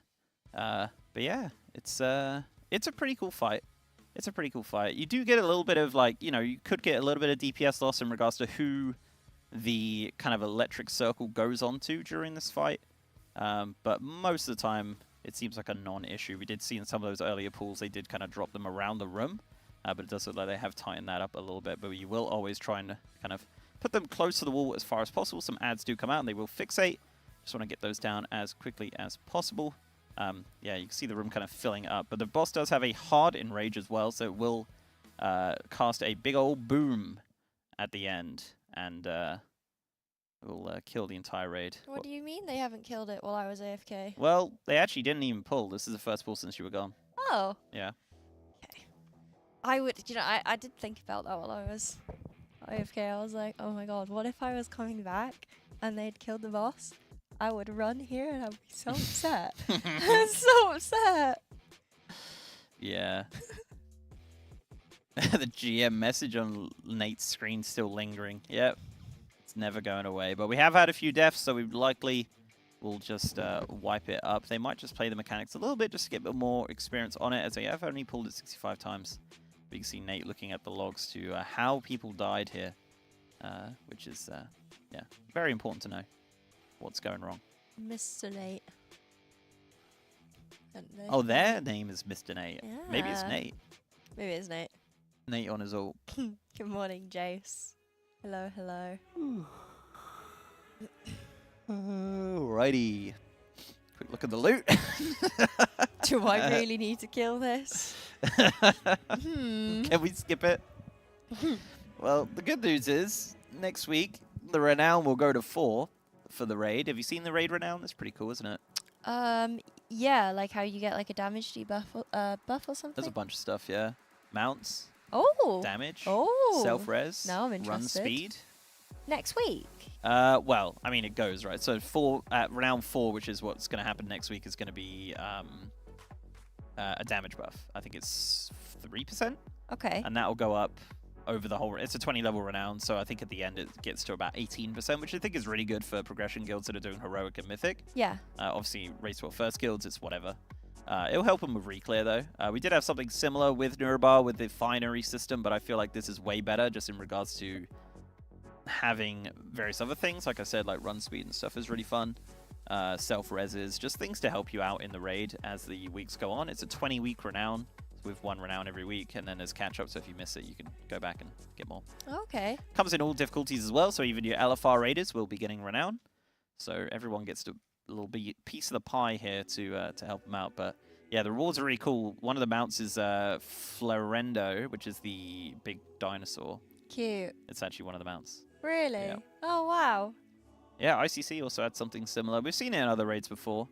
But yeah, I do like the way that they've done it here, and I think that's something they should definitely continue. I think it's a cool way of doing it. And as I said, it's going to really help those sort of like heroic progression guilds kind of get that extra little bit that they need to... Is it like, how do you get the renown? Is it like passive, like if you raid, then you get? It just comes from bosses. Okay. I think it comes a little bit from lieutenants as well. But as I said, if you have fallen behind, if you miss a raid week or whatever, you can. It will have a hard cap every week, so this week is 3. Say if someone jumped in today, they could get to 3 very easily. Say if you missed a couple weeks of raiding, it's got like the cap is 7. You'll just get like an extra amount until you get to 7 as well. All right. Which is nice. So. Yeah, that's pretty good. Yeah, it's a cool system. First time we've seen a renown track tied to a raid. So, a method coming back from this? I mean, there's still a chance, of course. Down within. Oh, that was Sorry. weird. What happened there? Did you What the mute me? I mean, That was well weird. It's like I went underwater. I went to unmute me and I hit you. It's okay. Sorry. Yeah, there's still a chance, of course. We can get this down and then we can progress onto Muggsy and get some really good progression on Muggsy today. Yep. And get ourselves back in there. But yeah, I mean, we just need to get this down at this point. It's we've nearly been 2 hours into the raid day now.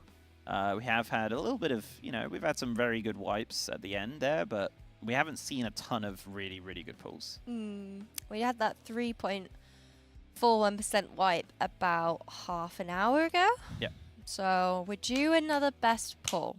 We're overdue at this point. And if we get another best pull, I would be very surprised that it's not the kill.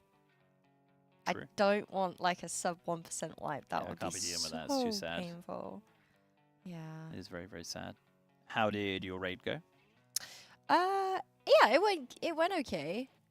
We did normal, reclear, and then we went into Vexy, we did Cauldron, and then we went to do Rick. Reverb. Yeah, and I don't think we got Rick down. I don't think we only did a few pulls of Rick. I think I think our guild are winning the race to our first mid-core. Oh yeah? I think it's you guys, Dungeon Dojo, Dayglow, us, and some others. Someone's tracking it. Mm-hmm. So I think we're winning. I'm not sure. It's race to our first heroic. So Oh really? get going. Oh. If that's the case, then I'm switching back to tank and I'm putting my hiatus tank back onto DK because he was a pumper. Yeah, how's the mage?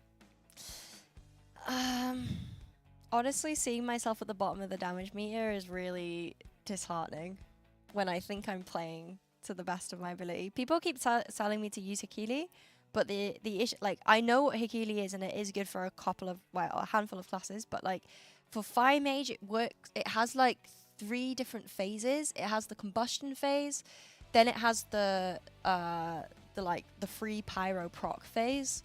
I can't remember what it's called. And then it has like the in-between stage where you're building back up for combustion. Mm-hmm. And that's not really something Hikili can train. So like my theory is there. Have you tried it? No. I went onto Reddit. And they said that Well, like, Reddit is a don't- great source of information, of course. Yeah. No lies have ever been told over there. They said that for Fire Mage specifically, they do not recommend it. Right. So maybe I'll try it. But like my theory is there, but like honestly, when I get into boss encounters, I'm like spending so much time looking at my abilities to like, make sure I'm doing the correct rotation that I'm getting like donked on the head by mechanics and dying, which means I can't play at all. And I'm doing things that I hate doing, which is when DPS funnel the boss and don't actually do the mechanics or attack the ads. And I'm being one of them. I hate it. Yeah. I'm an awful human being. I'm a not bit even extreme. clicking the amplifiers and Rick Reverb. Now that's bad. Yeah, that is bad. That's bad. I got called out by You ever my raid sign leader. it? No, but it's just kind of like, if you don't have the buff, please do it Makes sense. type thing. And my raid leader was like, Jess, go click an amplifier. So, okay. Sorry. The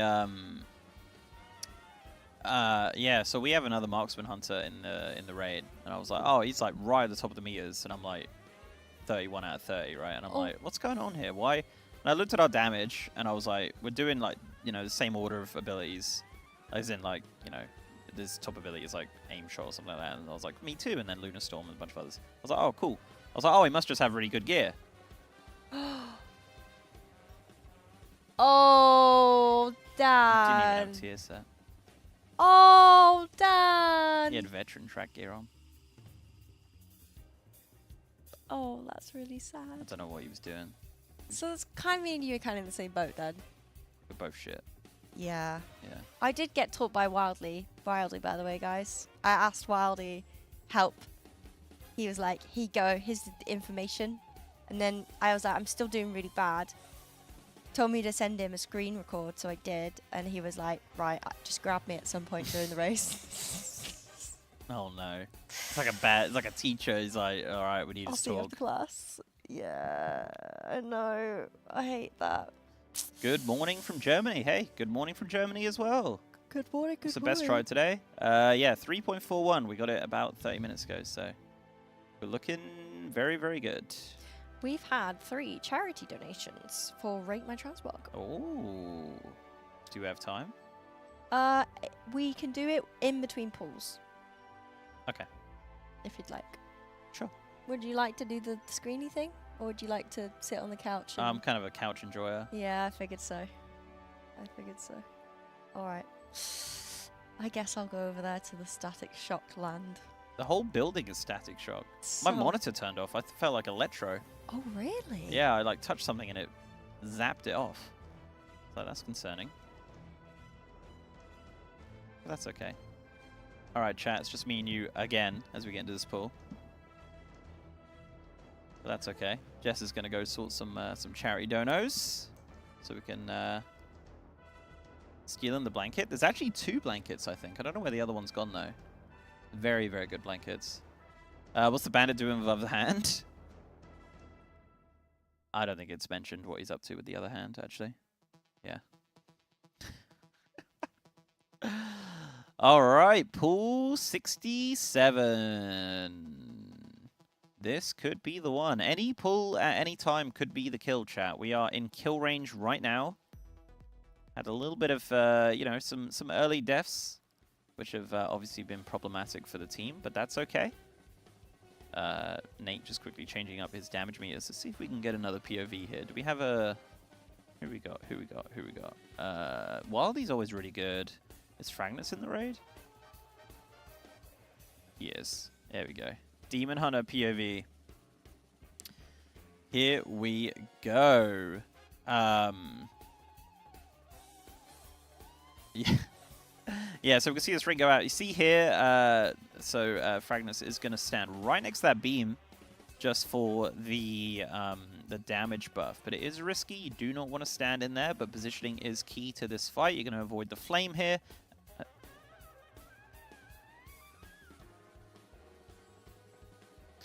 You're going to avoid the flame there, and it's going to be fine. So...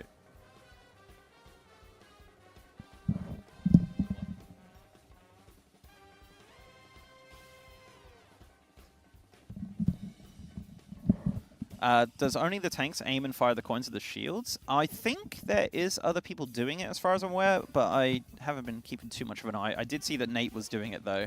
But yeah, the ads will get a shield, so that needs to be broken by the coins being thrown at them. You see those coins kind of going around the room. They're going to fall on the floor and an extra action button will come up. You see Scofter getting the mechanic there, the circle mechanic. Got to run that out, and that will also happen to a DPS as well. So they need to run that to the corner. See the coin there. On the floor, you can run them into the wall as well. So yeah. We're going to see what happens. But yeah, some ads come out. They're going to fixate. Going to get those down. And it's all good. This is actually pretty great. We did have an early death. So we had to use a battle res there. But that's okay. It's not a problem. And here comes the ads. So they all have an icon on top of them. And you want to create a combo here. The combo we're looking for is Flame and Bomb. So you see a bomb there, so they're all going to focus on that bomb ad. Once the bomb ad dies, you'll drop a coin. You're going to put that coin straight into the boss. And then you're going to run over to the Flame ad and kill that also, and then fire that coin into the boss. And what that's going to do is create an ability called Flame Bomb. I'm pretty sure it's called something like that, which will kind of dictate the next mechanic the boss will do. As you can see, the kind of flame orbs rolling around the room there. It's going to be one of the easier mechanics to dodge. So you kind of want to get those flame ones out pretty early in the fight. So, yeah. He's just fighting with one arm. Yeah, he's literally got one arm tied behind his back there. Do they need to toss a coin to the Witcher? I think they do, yeah, true. Yeah, that is true. They probably do need to do that. But yeah, you can see that tank. I would say tank mechanic. It's not tank mechanic there. It's just a circle, but it does always go on the tank, and it will go on a DPS as well. But yeah, this is actually looking really good as we're getting into 50-ish% now. Yeah, so as said, that line, look, you're going to get super, super, super close to it. You do not want to get hit by that. Otherwise, it is night time. And unfortunately, we did see someone go down, but I think they came back up immediately, so we're all good. Not a problem. Everyone's super low here, though. We're going to try and get them back up. Some absolute healing out of their mind. We are 3 healing this. So that is obviously always going to be a struggle for the team, as we do see someone go down. Battle is back up in 1 minute, though. They are going to continue. It's all good, Jess. Yeah, it's okay. Well, it's not actually, no. Yeah, it's all right. What do you mean? I mean, it was okay. Until I came back. Yeah. Right. Did you get it? We do. Okay. Did you get it in 3D? No, so the first 2 submissions that we've got for today are in regular mode. All right. If we see a pull counter, we do need to swap it up. So speed run it. Welcome back to day 4 of the Method Transmog reviews. We have myself, Rage Darling, and Mr. GM, who is going to be rating your Transmog, and chat, of course, you're going to be doing out of 10, as well as him, and then we'll figure out whether or not it goes into the Hall of Fame. First up, we have Super Archmed with his Dwarven Transmog. Okay. He's a fella, isn't he? Yeah, there's a lot going on here. So I believe it's like the summer attire from either the Trading Post or I believe the Siren Isle, the Delve Helm. I'm not really sure what's going on with the bow, honestly. I feel like, I don't know, you could have used a gun. Like there's literally a water pistol transmog that would have worked perfectly with this. Oh yeah, I like it. He's ready for the summer. He's ready for a beach holiday. There's also a rubber ring like belt, which looks awesome. Why are they not using that? Ah. Come on. What do you think out of 10, Dan? Chat? Oh, it's a 4. Oh, it's low. A 4 out of 10. All right, what do you guys think? 4 out of 10. 2 out of 10. Oh, dear. 5 out of 10. -5. Oof. Oof. 4, 3, 4, 5, 3. All right. Dan, does it go into the Hall of Fame? Absolutely not. Unlucky. They're pumpers, though. I think they're Mythic Raiders.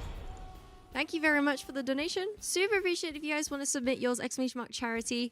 We're going to trial a new way to do it. So if you give me in your message link your region, your realm, and your character name, for example, EU, Argent Dawn, Amarage. Perfect. Oh, I can throw it up on the 3D viewer for you. You're not Amarage anymore. No, I'm Jeswin. This one's really cool that I've got that. All right, chat, into another pool. Pool 68. We're getting close to that magic number. You know it. I know it. It's good. It could be the kill. As mentioned, it's just a case of... Did you get another coffee? Oh, jelly. Yeah. Any kill... Any pool could be the kill at this point, chat. We have the damage. We have the maneuvers. We have everything. I guessed 81. That's not a bad guess. There's actually a really good... We'll bring it up after the kill, right, in a minute. But yeah, just a reminder, chat, if we do get this down, or when we get this down, sorry, dooming a little bit there.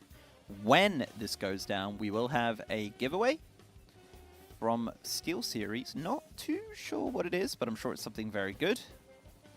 So don't even worry about it. We've got lots of good stuff coming for the rest. Well, first, the longer it goes, the more time you have to win those goodies. We do have a death, but the Bowers does come out. Not a problem for the team here. Okay, we have a couple more. Okay. So let me talk about this graph that we got here, provided by Raider.io, one of our sponsors here. I love this graph. I am a massive fan of this graph. Now, it does look a bit messy. Now, let me just give you a little bit of explanation here. It's kind of doesn't take much. So the dotted line is the pools, so obviously they're just all over the place, but the solid line is progression. So you can actually see at some points, Method were kind of actually ahead on pulls to percentage base. I believe around 48% we did jump ahead of both teams in regards to pulls versus percentage, which I think is great, of course. Now, there's a few factors here. Obviously, the fact that the boss had almost gone down at that point was very, very close to, so they would have seen the whole fight. But yeah, in general, I think this is a really, really good graph and fills you with positivity. Now, obviously, we have gone over the pull count that Liquid and Echo did get to kill this boss, with Liquid taking it down in 56 pulls and Echo taking it down in 61. But that's okay. We're at pool 68. This could be the kill. As mentioned, we have everything that we need at this point. It's just a case of executing it perfectly. But we have had some little teething issues as we get into the morning here. We've been raiding for about 2 hours. Start at 8 a.m. We're nearly at 10 a.m. now. So it's all gravy, baby. Chat, are we feeling positive today? What's the prediction? Where are we going to be at by the end of this evening on the Method team? I would love to see some really, really solid progression on Muggsy today. We need to get this boss down, and we need to get onto Muggsy and start slamming the heads of security to try get through and over to Galley. Muggsy, 33%. I mean, that would be glorious, right? Absolutely glorious. But, yeah. As said, you know, crazier things have happened. Crazier things have happened. But yeah, as I said, we're going to kill the coin mob and the shock mob for a combination of abilities that the boss is going to do. As you fire those coins in, the ad is going down. It will have a shield that you need to break, but that's not a problem. Not been a problem at all. Coin has been inserted. They're going to run out with that mechanic. Easy peasy. It's totally fine. Yeah, reward, coin, and shock. So here comes the coin and shock abilities. And yeah, always use the same combo, it seems, so that's always good. But yeah, you do have fixate ads. There's a couple of other mechanics. If you've done this on normal heroic, it's actually not a million miles away from what it was before, so it's actually pretty good. But there is, you know, definitely some problems here that can arise, as we've seen some people go down during the fight. But as said, the percentage, not 100% indicative of progression, because we will see, if you're eagle-eyed viewers there, you're going to see that Lust has not been popped. So we'll probably pop Lust right near the end of the fight, just to get that massive amount of damage onto the boss in those final phases. And that seems to be kind of the working strategy for a lot of the teams as well. But it is just a case of getting to that point with everybody alive, which has been a little bit of a problem for us. But that's okay. We have a battle res available if someone does go down. What's up? I'm back. Welcome back. There you go. I'm just yapping. Oh, good yap. Good yap. Solid yap. I feel like they probably know that the raid, the chat obviously know the fight by this point, right? It's easy. Test them. Just kill it. Just kill the vibe. They can do it. All right, chat. This Give 'em a question for you. test. What happens if you stand next to, but not on, the blue line?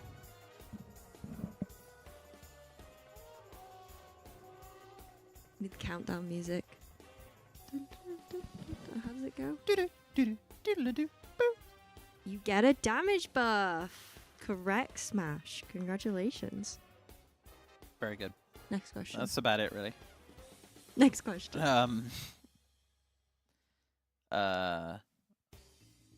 What do you need to do to break the shield on the ads? Ooh, that's a good one. Yeah, who knows? Basically, the chat are Mythic Raiders. They are. In my, many moons, many years in the Race War First scene, chat have always been 8 out of 8. Mm. They're Always. 8 out of 8 out of the, on the 11.2 raid. They're already there. You have to break the shield. True, but how do you do it? How do you break the shield? Coin in the face. Hey. That is correct. Yeah, well done. Very good. Very good. Question 3. This is actually a really decent pull. You shoot rune-faced. Yeah.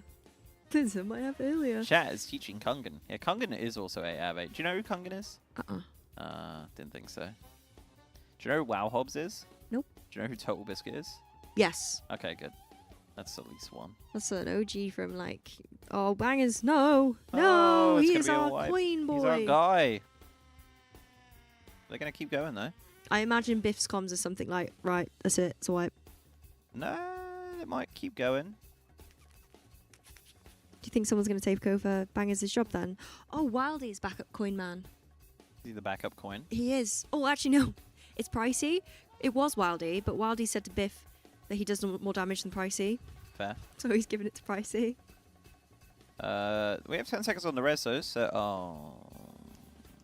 Ouchies. Stabilize it? No. Shout out Ank. Oh. Yeah, Ank. Ank friend. Dang, friend. Okay. You ready for more transmogs? Yeah, speed run.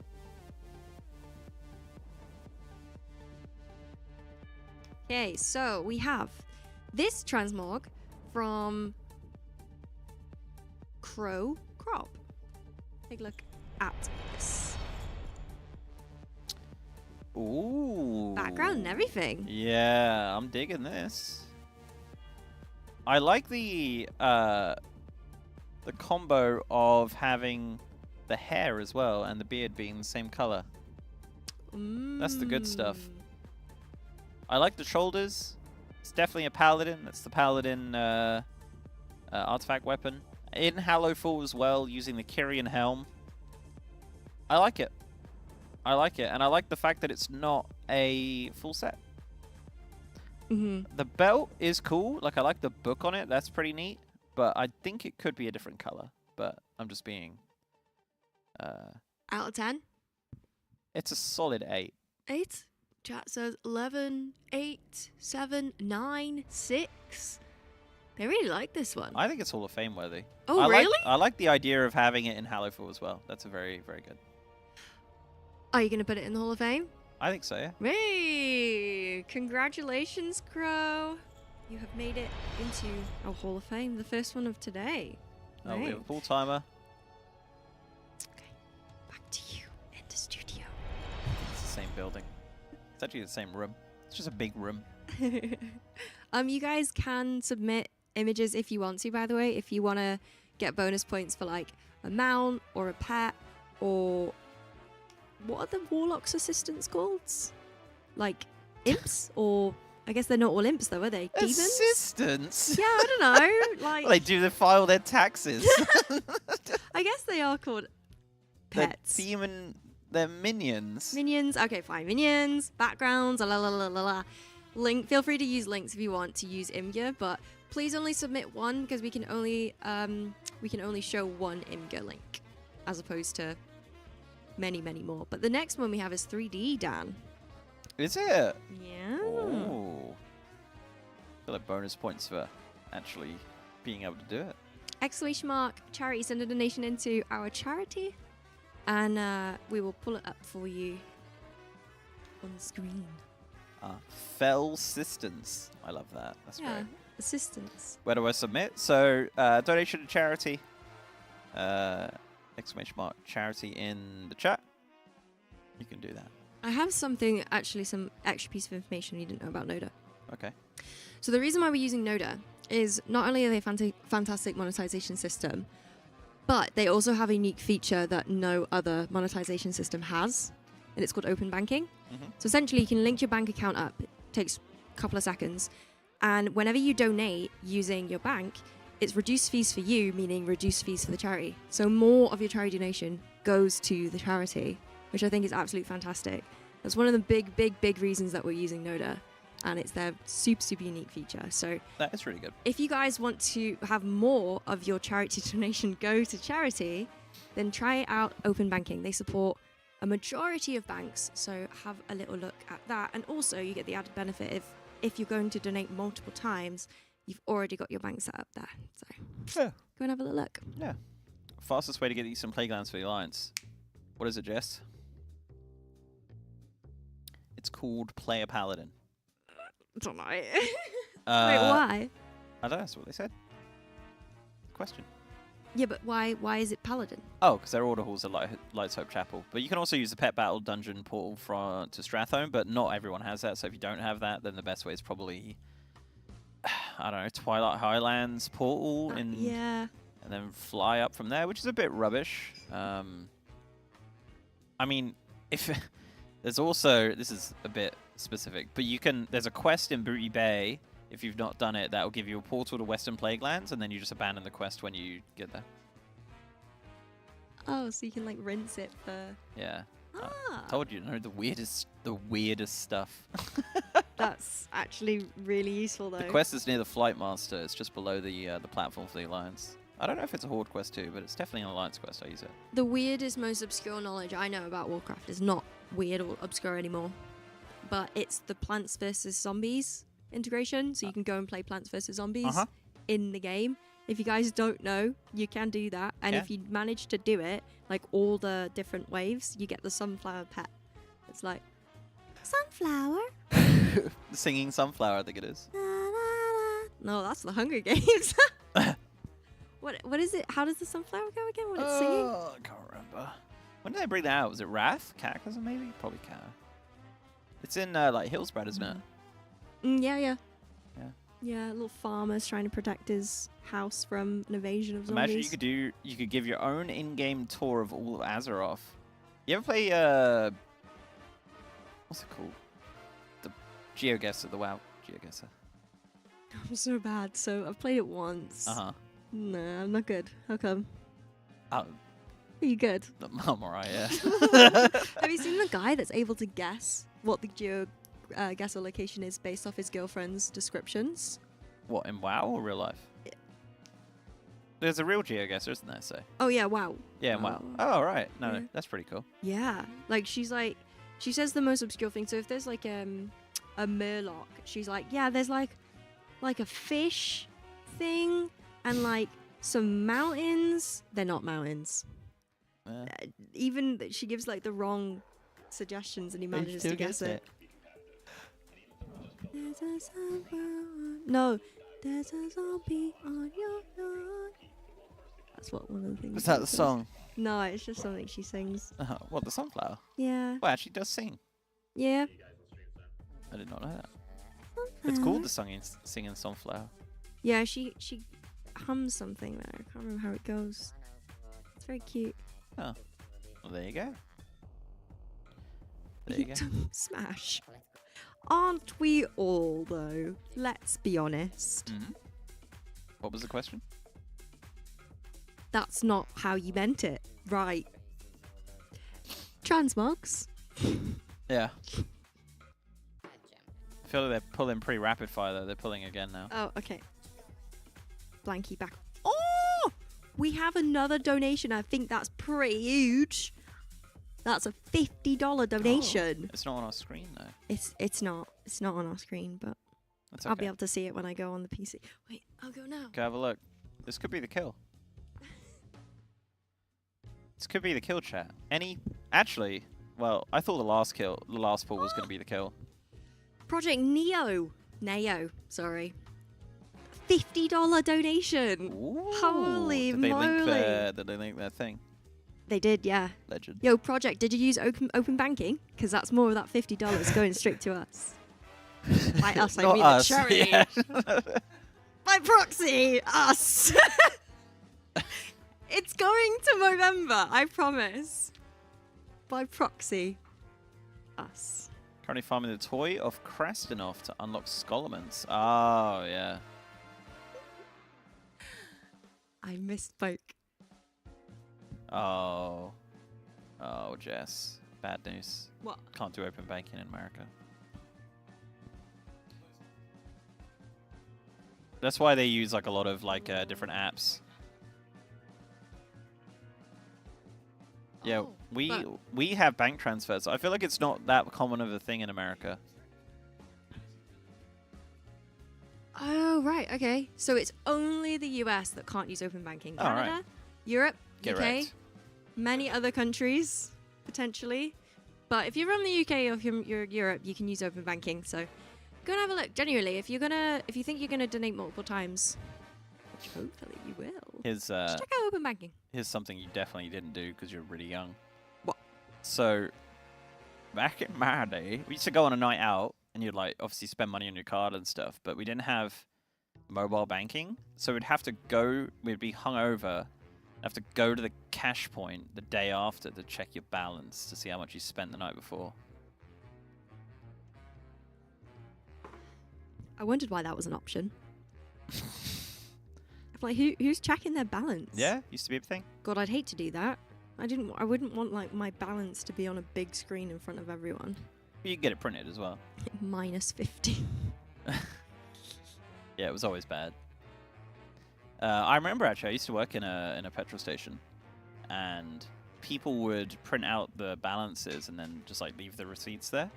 And I was cleaning it up, and there was one balance there that was like £150,000. So I was like, damn, Daniel. Yeah. My God, I was like, where's that person? that's crazy.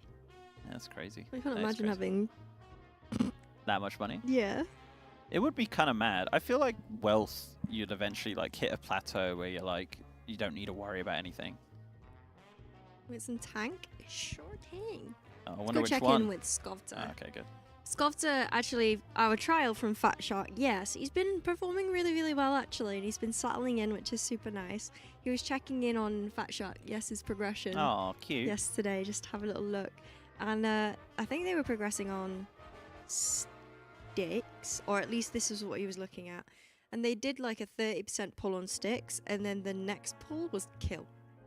Nice. It's pretty wild. That's good. The graph is like, whoop, a boom.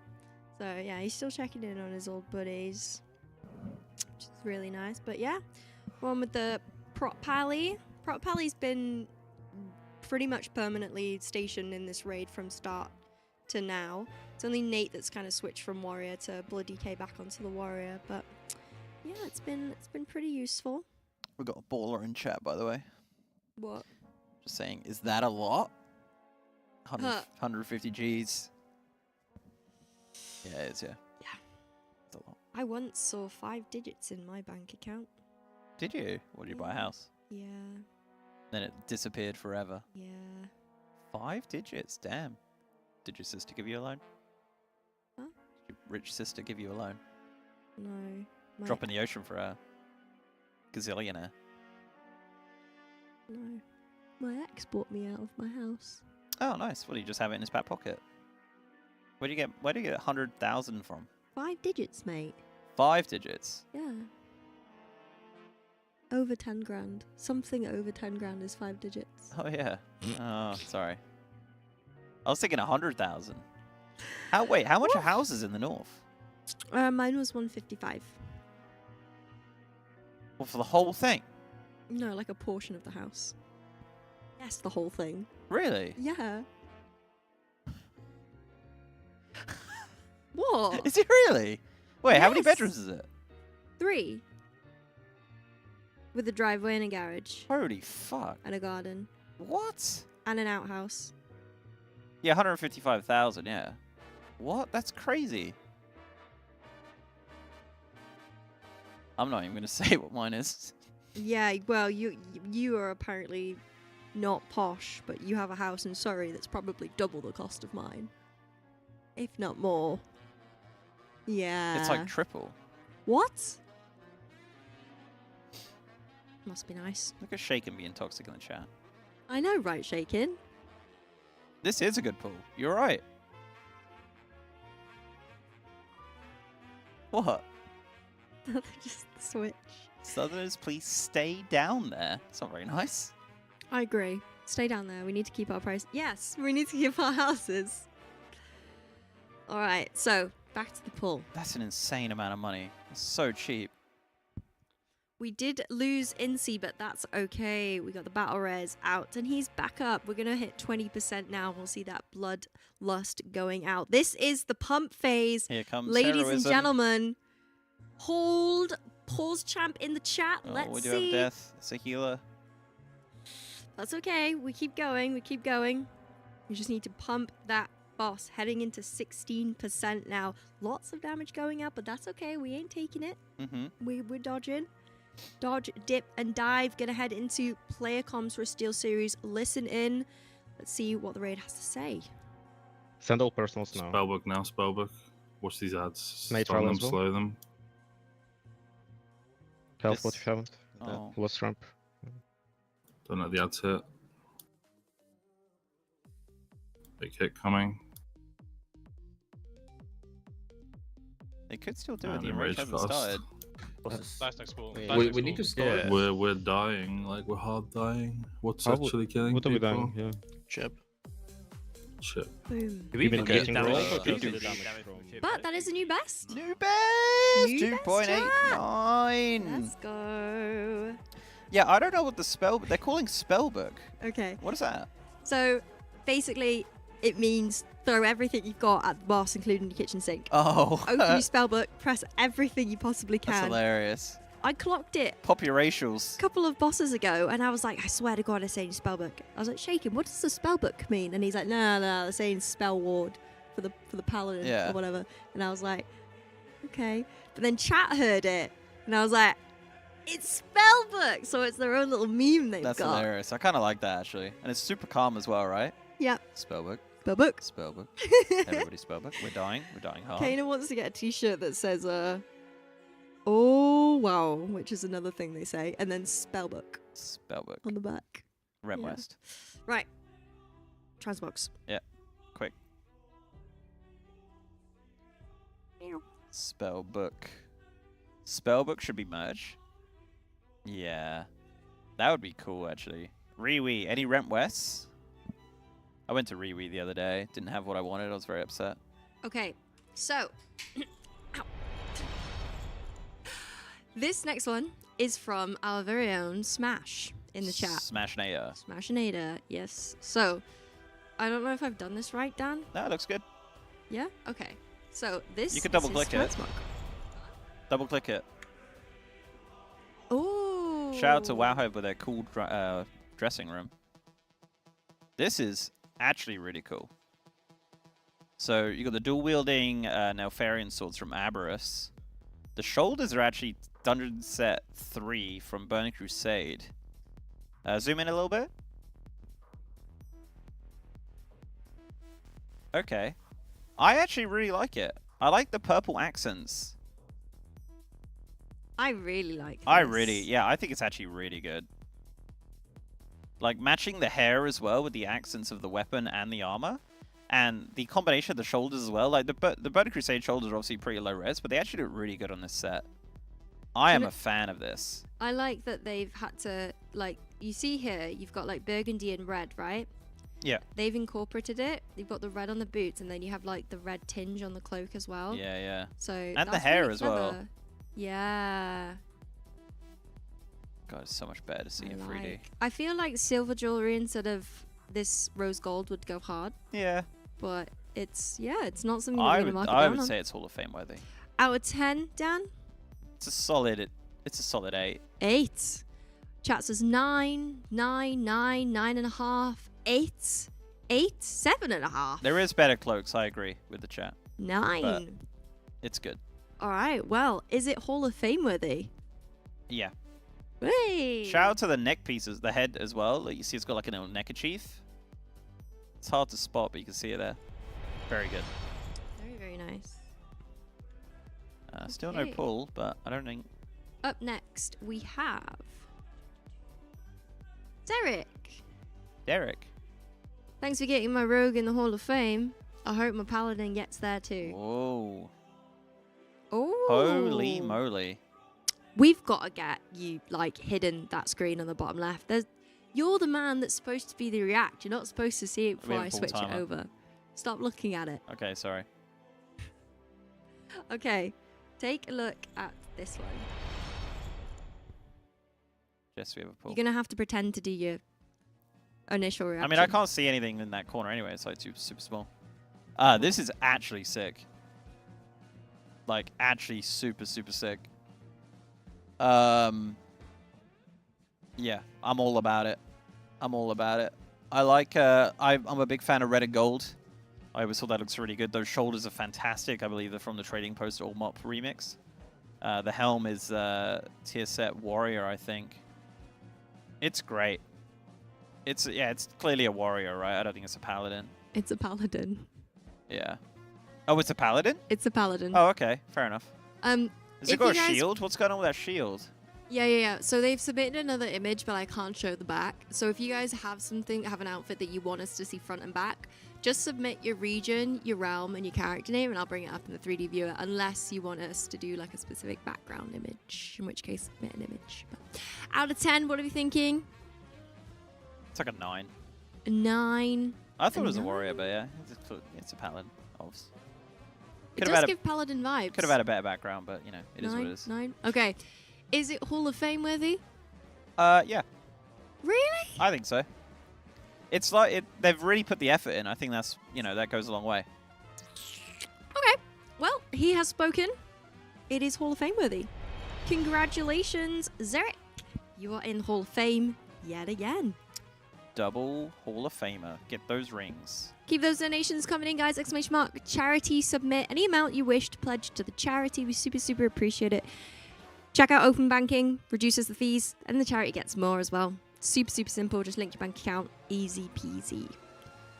We're actually ahead on damage on this pull as well. We're about 2% ahead on damage than we have previously, so we definitely maybe had a little bit of strategy talk there, or we just got lucky with a bit of RNG with some of the circle mechanics there. As the ads come out, we are going to kill the flame and the bomb ad as we see us going to the right-hand side to kill the bomb ad. You could tell that it's the bomb ad from the bomb on the top of his head. Very easy to spot. That is a super tight line there. You want to be close to that. Obviously, as you can see the ring going out, you can see that mechanic. Not too bad at all, but it can get a little bit of bad RNG on regards to who it goes to, especially if they're ramping or doing something like that. You can lose quite a bit of damage from that, but damage is not the problem. We are also 3% on damage on this pool. This is really, really great so far. 0 deaths. We do have another battle res in 2 minutes. If we can stay alive and get into that final phase, we are going to be looking great for a kill into Muggsy as the coins go out. Those coins are going to be used to throw into the ads later on in the fight when they do come back. But yes, this is actually really, really nice. We've seen a couple really low pulls. We did see a 2.89 a couple minutes ago. We do have a battle res, but they do come straight back up. Not a problem. Didn't even see him die. That's how quick it was. But we are going to avoid these flames as this is a part of the coin mechanic here. But yeah, very, very good pull so far. Going to look at that. Pre-position. Knew it was coming. That's that race to world first initiative right there. Just knowing when the mechanics. Everyone is super low. As said, they are 3 healing this, so they are going to be struggling a little bit with healing here, trying to keep everyone alive, as it is a pretty healing-intensive fight with just the hideous amount of damage going out constantly on this fight. We do have a death, but we do have... we don't have a battle res, sorry, but we do have another one coming back in a minute. We do lose a healer, I believe. Thana went down, which is not good. So we're going to be now 2 healing with this hideous amount of damage, so hopefully everyone can stay alive for the next 42 seconds. But everyone is super low as all of that raid-wide damage is coming out. But the 2 healers are blasting. They're playing out of their minds right now. I think we can have a healer POV here. See the absolute craziness of the healing requirement of this. But yeah, everyone is still good. Couple more seconds that we can get Thana back up into the fight. But we're not going to lose too much DPS from Thana being down. So we are still ahead on damage right now, regardless of losing him. But this is really good. We're getting into that 40-ish percent. We're going to see Lust going out around about 20. So we've got about 24% until we can see that Lust. And we gonzo. Thought I'd come back just to have a look. You ruined it. Spellbook. Oh, no.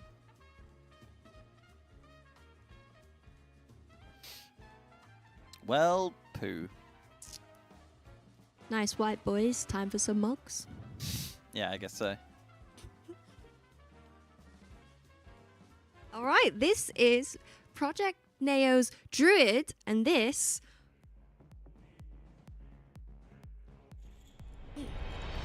was a $50 donation. Wow. This is awesome. That is actually phenomenal. Now, I will say the robe is a little low res. That's kind of where I'm losing it a little bit. I don't hate it though. A bit confused with the purple accents on some of the parts of it. But for the most part, it's actually pretty good. They got a cool belt there. It's like a clothy, like sort of like fibery belt, which looks really awesome. The shoulders are very nice, very druidy. The flower in the mouth is probably one of my highlights here because it is the same color as all of the rest of the stuff on this set. I like it a lot. Worgans are super hard to do. I think I might be wrong here. I'm not sure. Can you customize the eyes on a Worgan? Like, could you get blue eyes? That would be a good spot. But I do like it being in this area. I think that looks super cool. Do you know where this area is, Jess? Moonglade? No, I think it's on the Broken Isles in Legion. Oh. I might be wrong. Could be Dragon Isles actually. judging by the things. It might be Valdraken. The only thing I don't like about it is the belt, but I kind of get it because the yellow ties into the yellow on the trousers, on the skirt. So that makes sense. Oh, it's in Valdraken, yeah. Oh, okay. Oh, okay. So they did have them blue, but it looked very samey, so they turned them to yellow for some contrast. I like that. I'm not a big fan of the robe, though, I will say. I think that's where you kind of lose it a little bit. Just a bit low res. Out of 10, what are you thinking? 7. 7? Hall of Fame worthy? It's a $50. I think for being so generous, I think so. I also think it's pretty good. So. Congratulations, project! Right, back to the pool. 79%. We've seen the start of the fight a ton of times. It's like a dance at this point. This is a 72nd pull. But yeah, big thank you to everyone who's donated to the charity, of course. Very much appreciated. It's very awesome. We have a lot more coming in as well, which is really exciting. I love having the incentive of the Transmog. It's good fun. We're really, it's really tough close to do when as well. they're progging. So I know a lot of people are saying like, oh, they're pulling or whatever. But yeah, obviously, we're I'm not getting back up. we're just trying to get through it. Oh, Thanos not healing. That's right. He is not healing. He's DPSing because he's got his frames on the left. Oh yeah. He is monking. I did wonder why we had a 4th monk. Interesting. Where did he come from? Wait, he was already there this whole time? Yeah, he was there. Yeah, with free healing. I Like didn't realize he wasn't Mandela healing. I effect. thought he was just hanging out. Cool that he changes his frames based on what he plays. Yeah, that is cool, isn't it? What's Spen up to? Don't see too much of Spen these days. Oh yeah, let's go with Spen. Spen's a pumper on this boss. Look at that, top of the DPS meter. Delicious. Love to see it. Spen's also a noggin fogger enjoyer. As you can see, literally as I say it, he gets it out, puts it on every pull. He could put it on his bar. Like, He could macro it. yeah, he does it every pull. He's got the onesie. Yeah, This he is does. the best transmog. Is it on the store? Yeah. Yeah, they put a recolor of it on the trading post if you completed one of the months. I think it was like 2 months ago. But Purple it was one. Yeah, it was purple. Yeah. The OG green is on the store. I really want a green Murloc onesie, and I cannot find real a way life? to buy it. Yeah, I Is it on cannot the find Blizzard it. store? Not for us. Well, when you go to BlizzCon. Yeah, but they sell out because they do the Murloc parade, don't they? Oh, they do. That's true. That's why I want You it. sure it's not on the store? Don't know. Not got my phone. Can't check. Let me have a look.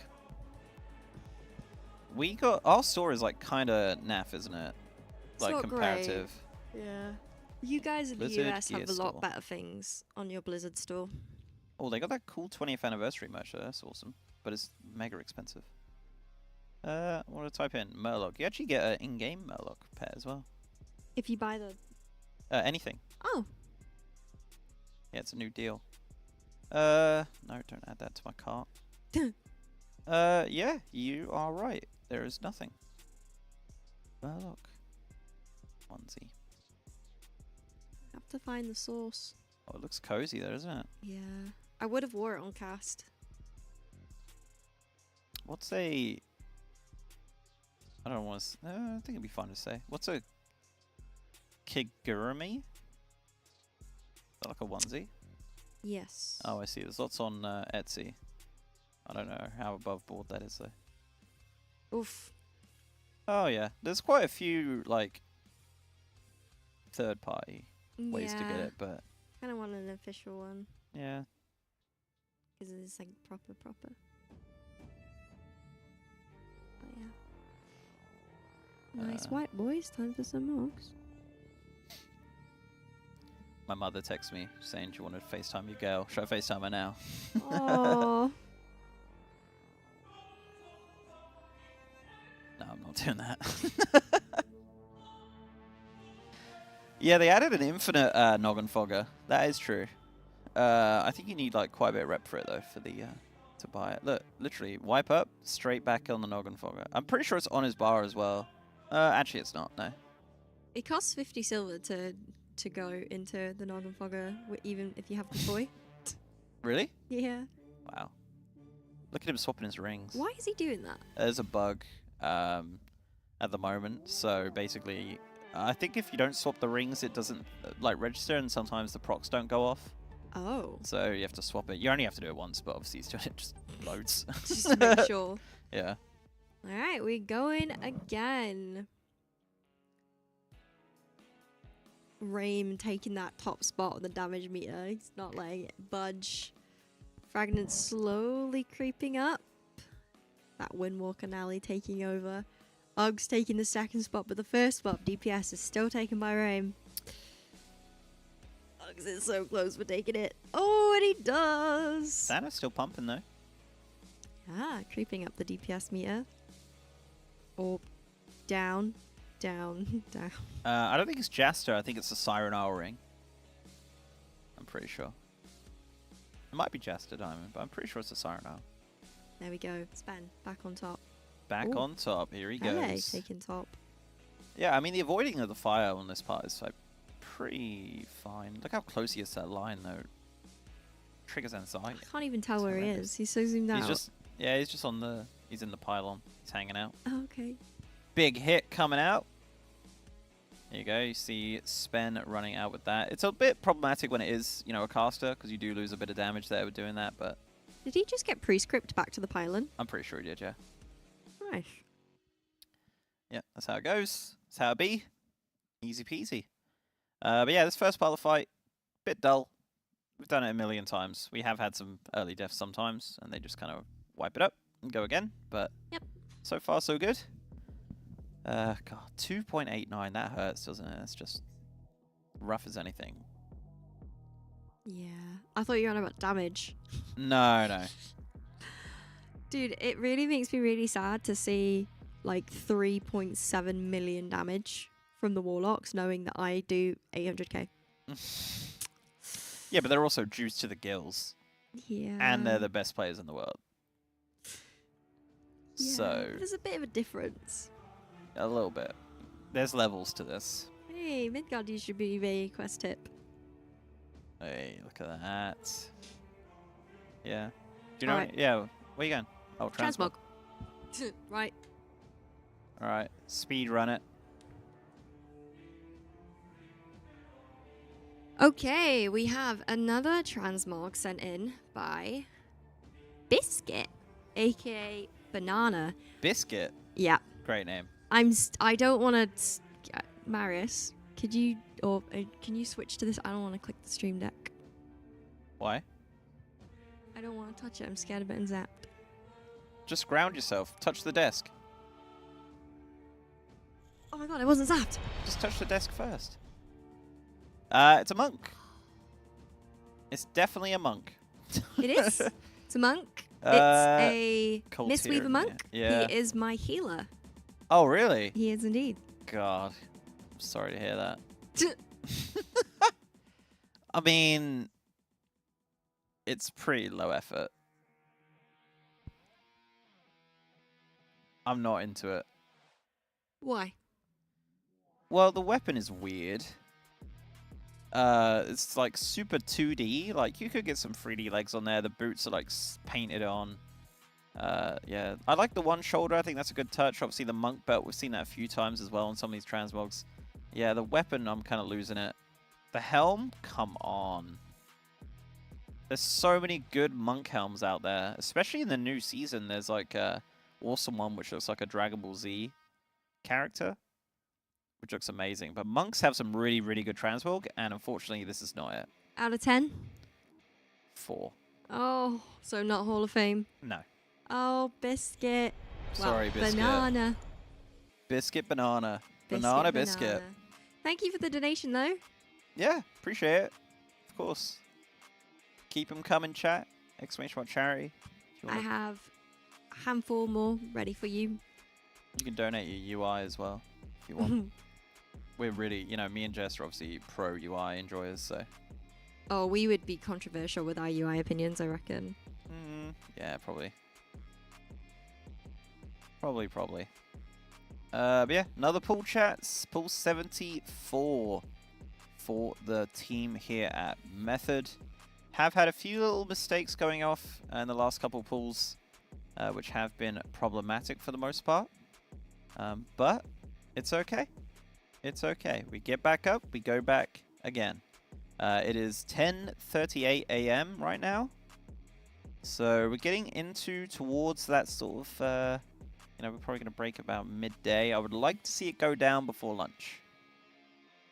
That is preferable. I think that's exactly what they need to boost morale, bring the smiles, and have just a wonderful time here at the race in Weiblingham. Hello. Hello. I'm back. Hello. They can kill now. Hello back. I'm Dan. Hi, Dan. I'm back. I am going to pop to the... Okay. If this is the kill, just start shouting. Okay.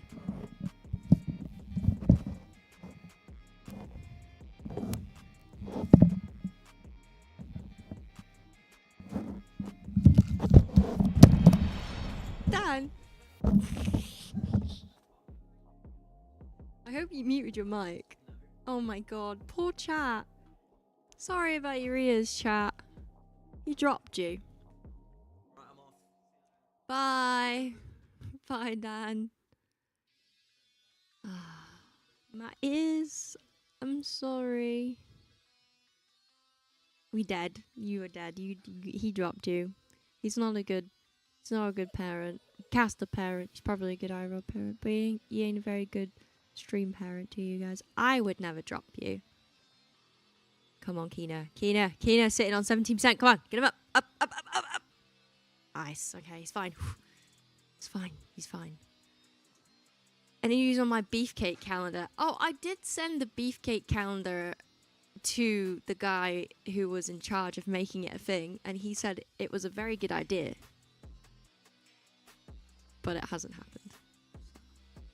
But it was a very good idea. Straight from the horse's mouth. Oh, pricey dropping to 8% there. Oh, getting back up. These frames are looking really, really dicey. Ugh, dropping to 11%. This is so hard on the healers, man.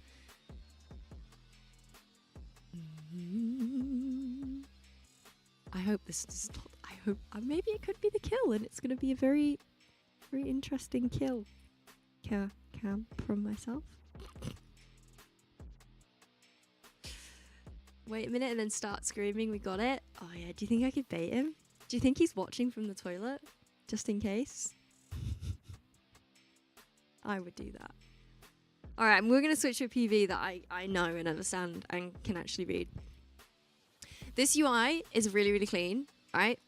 Right inside, you can see the blue bars. That's showing what's coming up. So we have the coins coming up in 7 seconds, followed by the big hit in 5, 2, 1.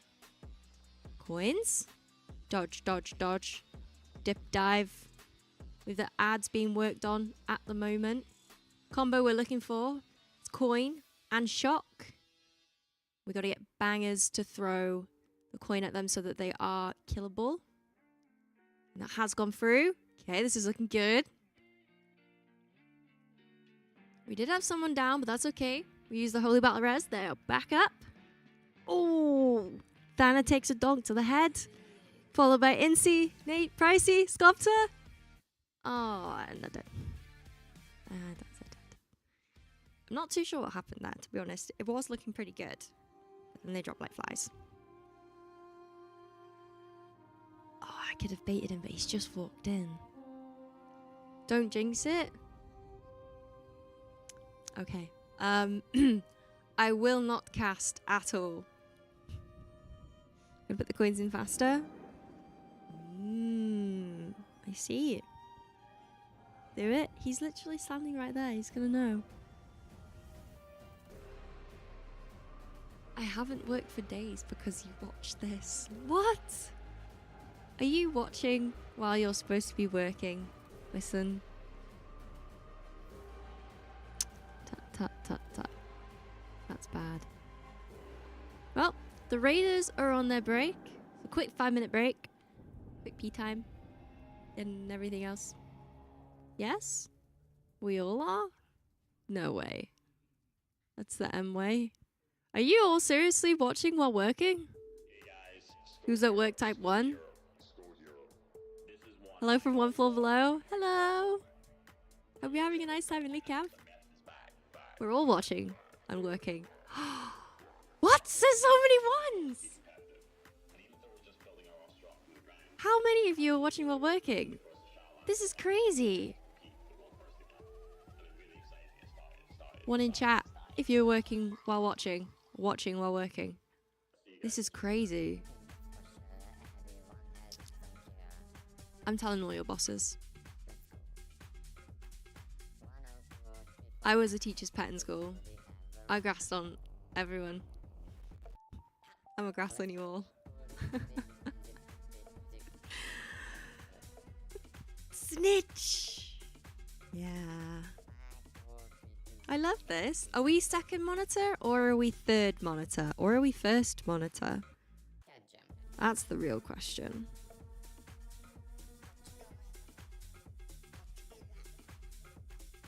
No? No? There we go. What's up? Third monitor? Second monitor. Second. This let's is second go. monitor content, absolutely. This is our fourth monitor content. Phone? Phone, that's a commitment. Big screen TV in the office? Yeah, I love that. I want to get a TV in the office. I think that'd be cool. Wait. What? We're on TV! Cute. Hi, Mom. Third, second, Apple Watch. Oh, they're actually on a break. Yeah. What happened? They wiped. Should I have a t-shirt?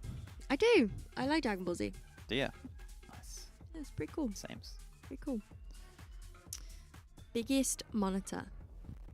Personal one. And I'm using the other two for work. People do that, actually, I find. Yeah. The socks are pure joy. They're good, aren't they? I think they are PlayStation. Is there a logo on them? I don't think there is. They're like No. Pippi Longstocking. Yeah, there's no logo on them at all. That's why I was confused when you said they were PlayStation. I'm pretty sure they're PlayStation. I think you were scammed. I'm a sock enjoyer. Got lots of socks.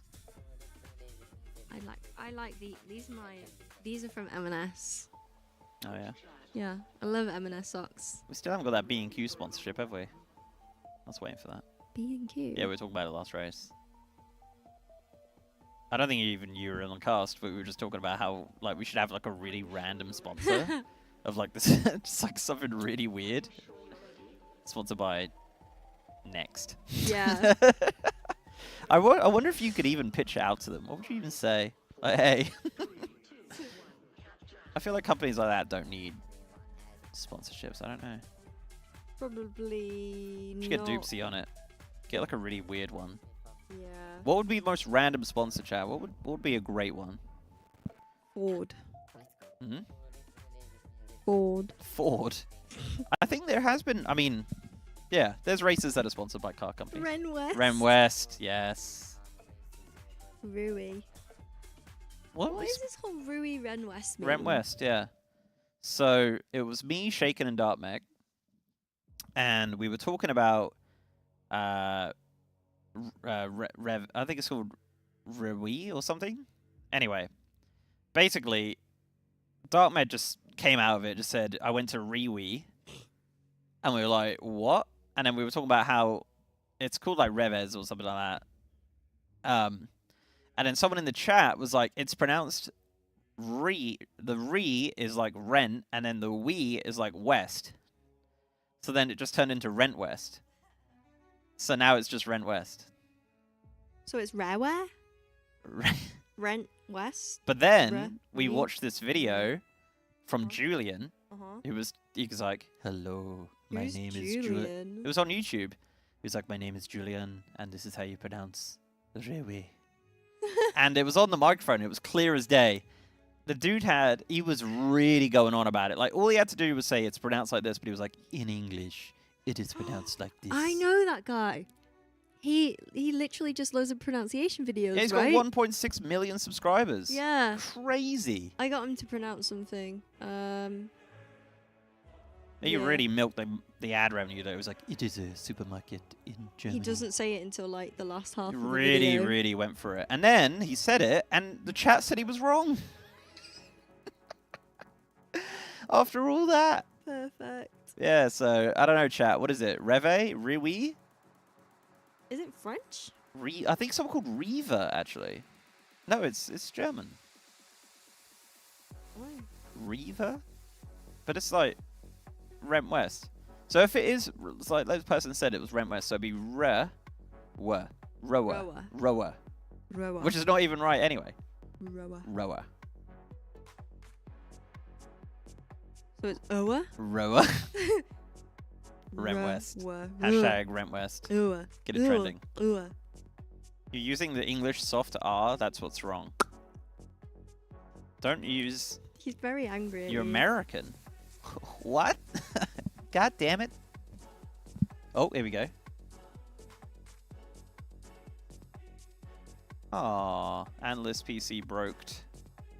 Sad times. Oh, Marius, how do you pronounce Reva? How do you pronounce Rent West? Riwi? The shop. Riva. The shop is pronounced Rewe. Riva. Rewe. Gotta roll your tongue on that one. Riva. Not until after break. Chat, that's the end of the Transmog competition Well, for now. for this shift, but we will return with the Transmogs. We've had some technical difficulties.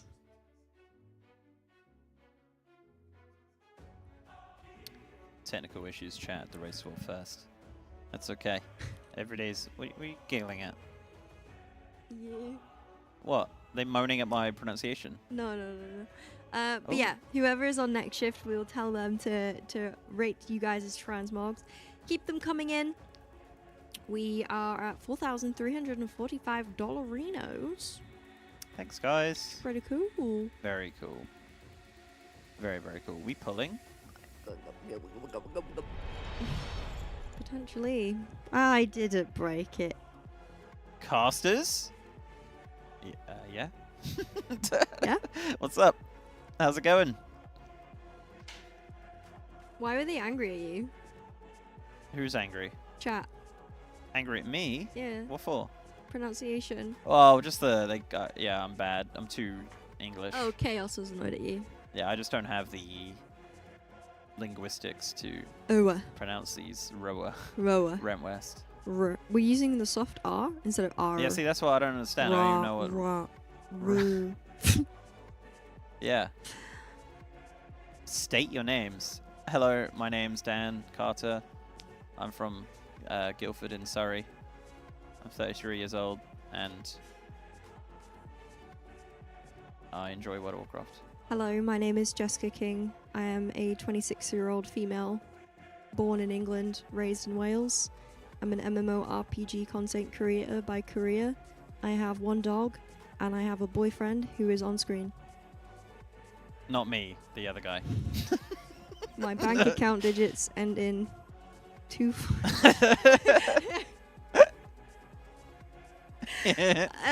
Exclamation mark casters if you want to find us. I just tell people I'm unemployed. Why? Hi, girl from Wales with a dog. Hi, Daisless. Your mum has the most softly 173? spoken Welsh accent I've ever heard. My mum? Yeah. Yeah, she's kind of posh Welsh. Yeah. be honest. That is posh Welsh, isn't it? Need to hear more You about the dogs? Oh my god. Oh, wait. Tomorrow, chat, can we collectively do something together? Can we submit pictures of our dogs and cats and other animals via the charity donations, please? Because I really want to look at some dogs. So Yeah, I miss my dogs so bad. I actually cried last night. Oh, yeah? Yeah, thinking about my dog. I miss her a lot. Look. Oh. What, you got a picture of you crying? How did you get the animated background? She's iPhone, mate. Yeah, I mean, I got an iPhone too. I'm not stupid. She's so cute. I miss her a lot. That's such I a might great actually picture. donate to show you guys, to be fair. That's a really good photo. Thank you. She's a 13-year-old Cavajon. I've had her since I was 13 years old. She was in the car with me when I first passed my driving test. We went to Mackey's together. She was with me when I picked up my A-levels, just me and her. She's travelled with me to Wales, to Manchester, to London, to Cardiff. She's my bestie. She's my baby. Cute. I did say hi to you too, Dan. Hello, Daisless. Don't know where to send picture. Exclamation mark charity. In your message link, send a picture. Upload it to Imgia. Rated or slated? No. Could never slate doggies. That'd be mean, wouldn't it? Could slate cats though. What? Don't like cats. Cat's fine. Dogs piss. Cats are alright. Dunno. Some cats are nice. Oh. Just some. I'm being given daggers. From who? From Marius. I'm scared. It's an angry German man. Did you break something? No, I just said that comment about cats. Liam's a cat enjoyer. 1 in chat. Cats. 2 in chat. Dogs. Actually, I think Sarah's more of a cat enjoyer. Hmm. Yeah. You have a Shiba Inu? I love Shiba Inus. Is that an anime? It's Doge. Oh. Yeah. Two. Oh, I have a friend with one of those. Cool. Love Shiba Inus. Yeah. They're adorable. Is that the dog that was on this is a weird thing. There was like a dog that waited for its owner at the train station in Japan every day. I don't even know if this is a true story. I'm pretty sure there's a statue of it. A Shiba Inu is a Japanese breed, so potentially. Yeah. But then there was a dog that waited every day for its owner at this train station, and then I think the owner died or something. I can't remember the story, but chat will know. Hatchie, that's it. Oh. Dan, no way did you just go, is that Ami Limo? Yeah, because you said the name of the dog, and I said, is that an anime? Hi, Chef. Hatchie, yeah. Hachiko. Oh, you've got an Akita? Oh my god. My brother has a Samoyed. Oh, I Yeah. love Samioids, the fluffy clouds. Yeah. You get them wet and they shrink by like 50%. They're so cute. Oh, Tamagotchi. You remember Tamagotchi? You probably don't. I do. There's a bar in Liverpool that has a Tamagotchi that's like glued to the Oh, really? bar's post, and you gotta keep it alive while you're waiting for your drink to be served. That's amazing. Yeah. Rottweiler? I rate I that. love Rotties. I love Huskies. You have a... Oh my god. Ow. I'm getting very excited. I've got a friend that's got 6 wolf dogs. They're huge. That's cool. Monsters. 6. Yeah. That's so many. Oh, you got a Maine Coon? Maine Coon, yeah, they're great. I used to have a rag doll. Cute. Yeah. Big fluffy. Oh, yeah. When I was younger, there was a Shiba Inu that went viral because it like barked and then threw its head backwards, like full on like neck back. And Oh, it was and then it making was eye picture, contact yeah. with the camera. Barking. Did you see Adlin's dogs when they came? Yeah. They were great. They're like baby huskies. Yeah, I thought they were bigger actually from the pictures I've seen. I was They're like, oh, they're actually so really little. small. Mm. I didn't actually get to see them this time. Have you seen them before? Yeah, yeah. Oh. Yeah. Every time she brings them, I get to see them. She brought them before? Yeah. Mm. Yeah, yeah. Must Why? have missed that. Never seen them. Was completely unaware. Oh. Well, they're lovely. But yeah, exclamation mark cherry. Send pics of your dogs. I want to see. Tomorrow. when am I on tomorrow, actually? That's a good question. Who's on after us? Because we got to get them to do I think it's the mech. T-Mod. Oh, I don't think Mech's a big fan of T-Mod reviews. No, not during prog. No Mog prog. I think it's Shaken and the mech. No. No? No. It's Perk Oh. and Royburn. Well, I couldn't have been more wrong. Okay. Well, It if is Friday we- today, remember? Yeah. If we get any more Transmog, so I'm trying to think. Because we've got some that we have to review, so it might not happen tonight. Here's looking at the cast. You were on, you'd do it. You're obviously leaving. I don't leave till 5. Tomorrow we could finish. I'm in the morning with Royburn. So maybe we could finish the T-Mogs then. T-Mog. Yeah, finish the T-Mogs then, and then we can look at dogs and cats. Yippee! I don't know if I actually ordered... Oh, I did order lunch because this is a tactical fatty tactic. There's a McDonald's at Stuttgart Airport. Right. So I'm going to go to it. Why does that make you fat? because I've pre-planned my McDonald's trip. God So I've forbid missed you out on this pre-plan McDonald's so food. many times, right? Because it's before the gates, and then beyond the gates, it's just crappy little It's nothing. bakeries. Yeah, just nothing. So you could see the McDonald's from the gate, and you're like, well, there it is. Yeah. So I think I've planned a small lunch, and then We're big din. getting McDonald's Big on dins. Monday. Oh yeah, do you get a toy? Yeah, of course. I'm so excited. Wait, when you get McDonald's? Monday. How? Monday Mackies. Because it's down the road. Is it? Yeah.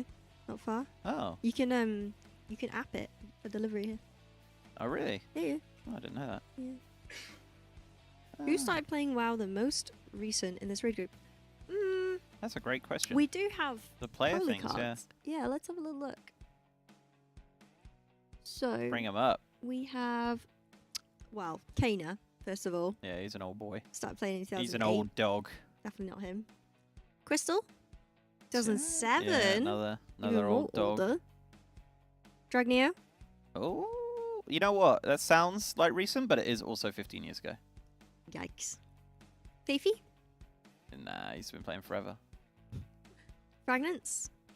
Oh, wow. Oh, wow. These guys have been playing a long time, haven't they? Yeah. I told FTM? you, old dogs. Oh, Oh. 2019. I don't believe that. That's Shadowlands. That sucks. Okay. Oh, no, it's not Shadowlands. Sorry. It's BFA. The reason why I don't believe it is because Don't believe it? What do you mean? it might be late because I know Nate's is incorrect. Well, how is it incorrect? He submitted the info. Well, it depends whether or not they submitted it to Liam quick enough or if Liam just filled it out. Well, that sounds like a Nate problem. Maybe FTM. Definitely not Quep. I thought, yeah, because I thought it was more recent, but you said it was like 2005 or something. Maybe it is right. So, who? Nate's? Yeah. He played Cataclysm. He played a little bit Mists. But he started properly, like, playing high-end content BFA. Oh, maybe that's where it's got a bit hazy on the info then. That's what I'm thinking. The same thing might have happened with FTM. Because if you look, his favourite raid is Sanctum Domination. That would be a year or maybe year and a half after his start time. Yeah, makes sense. Then we have Scofter. Also old boy. That raid tiers with method should be 1. True. Spen. Now this one might actually be the newest. No, that's what, 14 years ago? Yeah. Come on. Lana? Ooh. Oh. Okay. Turtle? Nah. Old boy. Banging Holy Flavor is his favourite, by the way. Oh, yeah, nice. Actually banging. Good choice. I need to pick my holy flavor I'm borrowing. Please don't take that one. I Oh. really want it. It's really good too. Wow. Snooze, you lose. And it's bright pink. Very good. Dip? Oh. Okay. Now we're talking. Favorite raid Amidrisil. Wow. Then Wildy. Yeah. Is that it? Is that what we got? That's what we got. They should do ones for us, I think. What's your favorite raid? Castle Nathria. Yeah, fair. What about you? What about you? I am a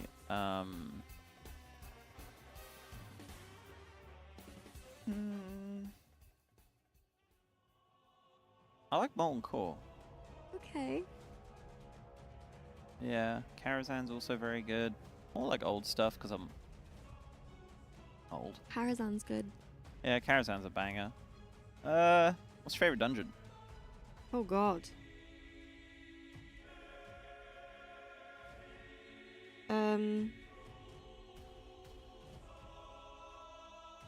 Chat, what's your favorite dungeon?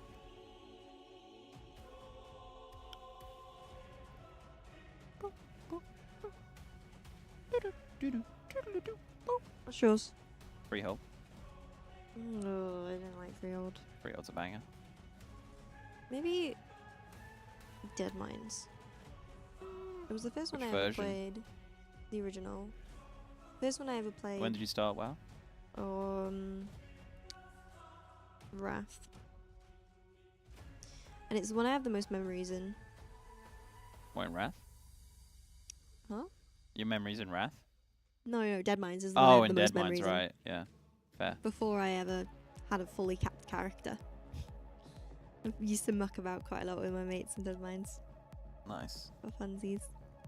Spen out the raid? No, Spen's in. Spen's hanging out. He's right there. Spen POV. Little Spencer. Arkway? A couple people said Arkway. Arkway's alright.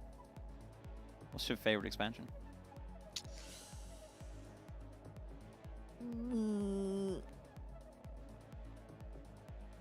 Or like version of the game, I guess. Hardcore classic. Running around Teldrassil doesn't count as you being a classic player. Hey, I'm a level 28 mage Took on you hardcore. 3 months to get there. No. Favorite expansion. Shadowlands. No. Well, it's been a good run, guys. I'm going to end the shift there, I think. Yeah, honestly, Shadowlands, yeah. Why? I like the different factions. I loved Venthyr. I loved everything about Venthyr. I loved that it was gothic vampires. I loved Castle Nathir as a raid. I loved Sardanafri as a protagonist. I loved Kael'thas coming back and having a redemption arc. I loved that we got to go see Duratan again after his horrible death. Really think that Draka should have been there, honestly, because it would have been a really nice moment for Thrall to see his mum and dad in the afterlife. Kind of dropped the ball on that, but that's whatever. That was the first one I started making guides on. And the last one? And the last one. Got a lot of really fun memories in the Mists of Tir Scythe. Wasn't Draka in Maldraxxus? Hmm? Wasn't Draka in Maldraxxus? Yeah, but like they didn't. I'm pretty sure they did. Oh yeah, sorry, Draka, but like there was no Duratan. Right. So there was no like mum and dad meet son. Son, I'm so proud of you. Kiss, kiss. All that stuff. Okay. What about you? My favorite flavor is vanilla. They said that during BlizzCon, didn't they? Yeah. And they were like, "We're gonna need those servers back, guys." Yep. I was there. Oh, were you? Yeah. Jealous. Yeah. Jealous, jealous, jealous. Yeah, I went to, what was it? It must have been 2018 BlizzCon. And I remember walking past, I actually have a picture of it. I took a picture of the streaming booth. And I said, I think I tweeted it saying like one day I'll stream there. And then I think the next year I streamed there. Nice. I didn't even have a press pass. Talk about putting it out into the universe. Yeah.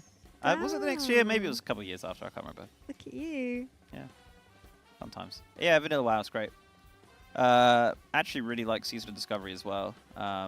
Think it's probably the best version of WoW right now. By quite a bit. I need to give it another go. Yeah, it's banging. They're just about to bring out a new raid as well. Did you see the transmogs from the raid or the appearances? Yes, I saw your tweets. Scarlet Crusade stuff, yeah. They got mounts as well. Yeah. New Scarlet Crusade mounts. They're freaking awesome. The one thing, actually, it's funny, and I'll call out chat about this, because I know chat, there's people in chat that do the same thing. I post Season of Discovery stuff, so for example, the transmogs from yesterday, or the appearances, first thing they say, why can't we get this in retail? First thing. Always that. All the replies. Any cool thing that Season of Discovery gets, they're like, why is this not in retail? It's like, come on, man. You don't see Classic players going, oh man, I wish I had Liberation of Undermine in Classic. Like, Yeah.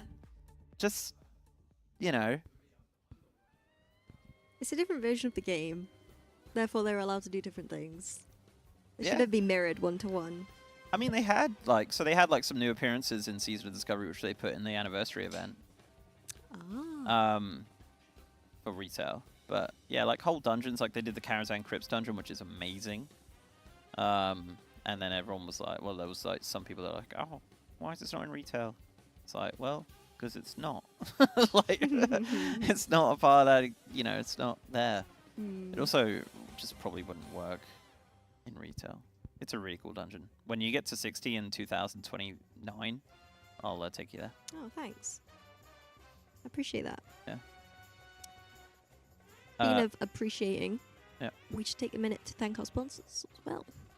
I got a Holy on the go. Oh. Strawberry and lime hydration. Ooh. Keep me hydrated for that flight later, you know, super long. Mm-hmm. My bad person for buying Wi-Fi on that flight. You can do what you like with your money, It's Dan. an hour It's and 10 adult, minutes. it's adult money. True. Anyway, Holy. Well happy about getting this bottle. They do some fantastic bottles, some flavors, milkshakes, hydration, energy, all of that good stuff. They have a starter kit if you do want to try all the flavors of iced tea, energy, and I don't think there's milkshake in the starter kit, unless there is now. I don't know. I haven't had one for a while, but they come with a shaker as well. Very good product. Fully enjoy it, and have purchased it myself as well. So I love that.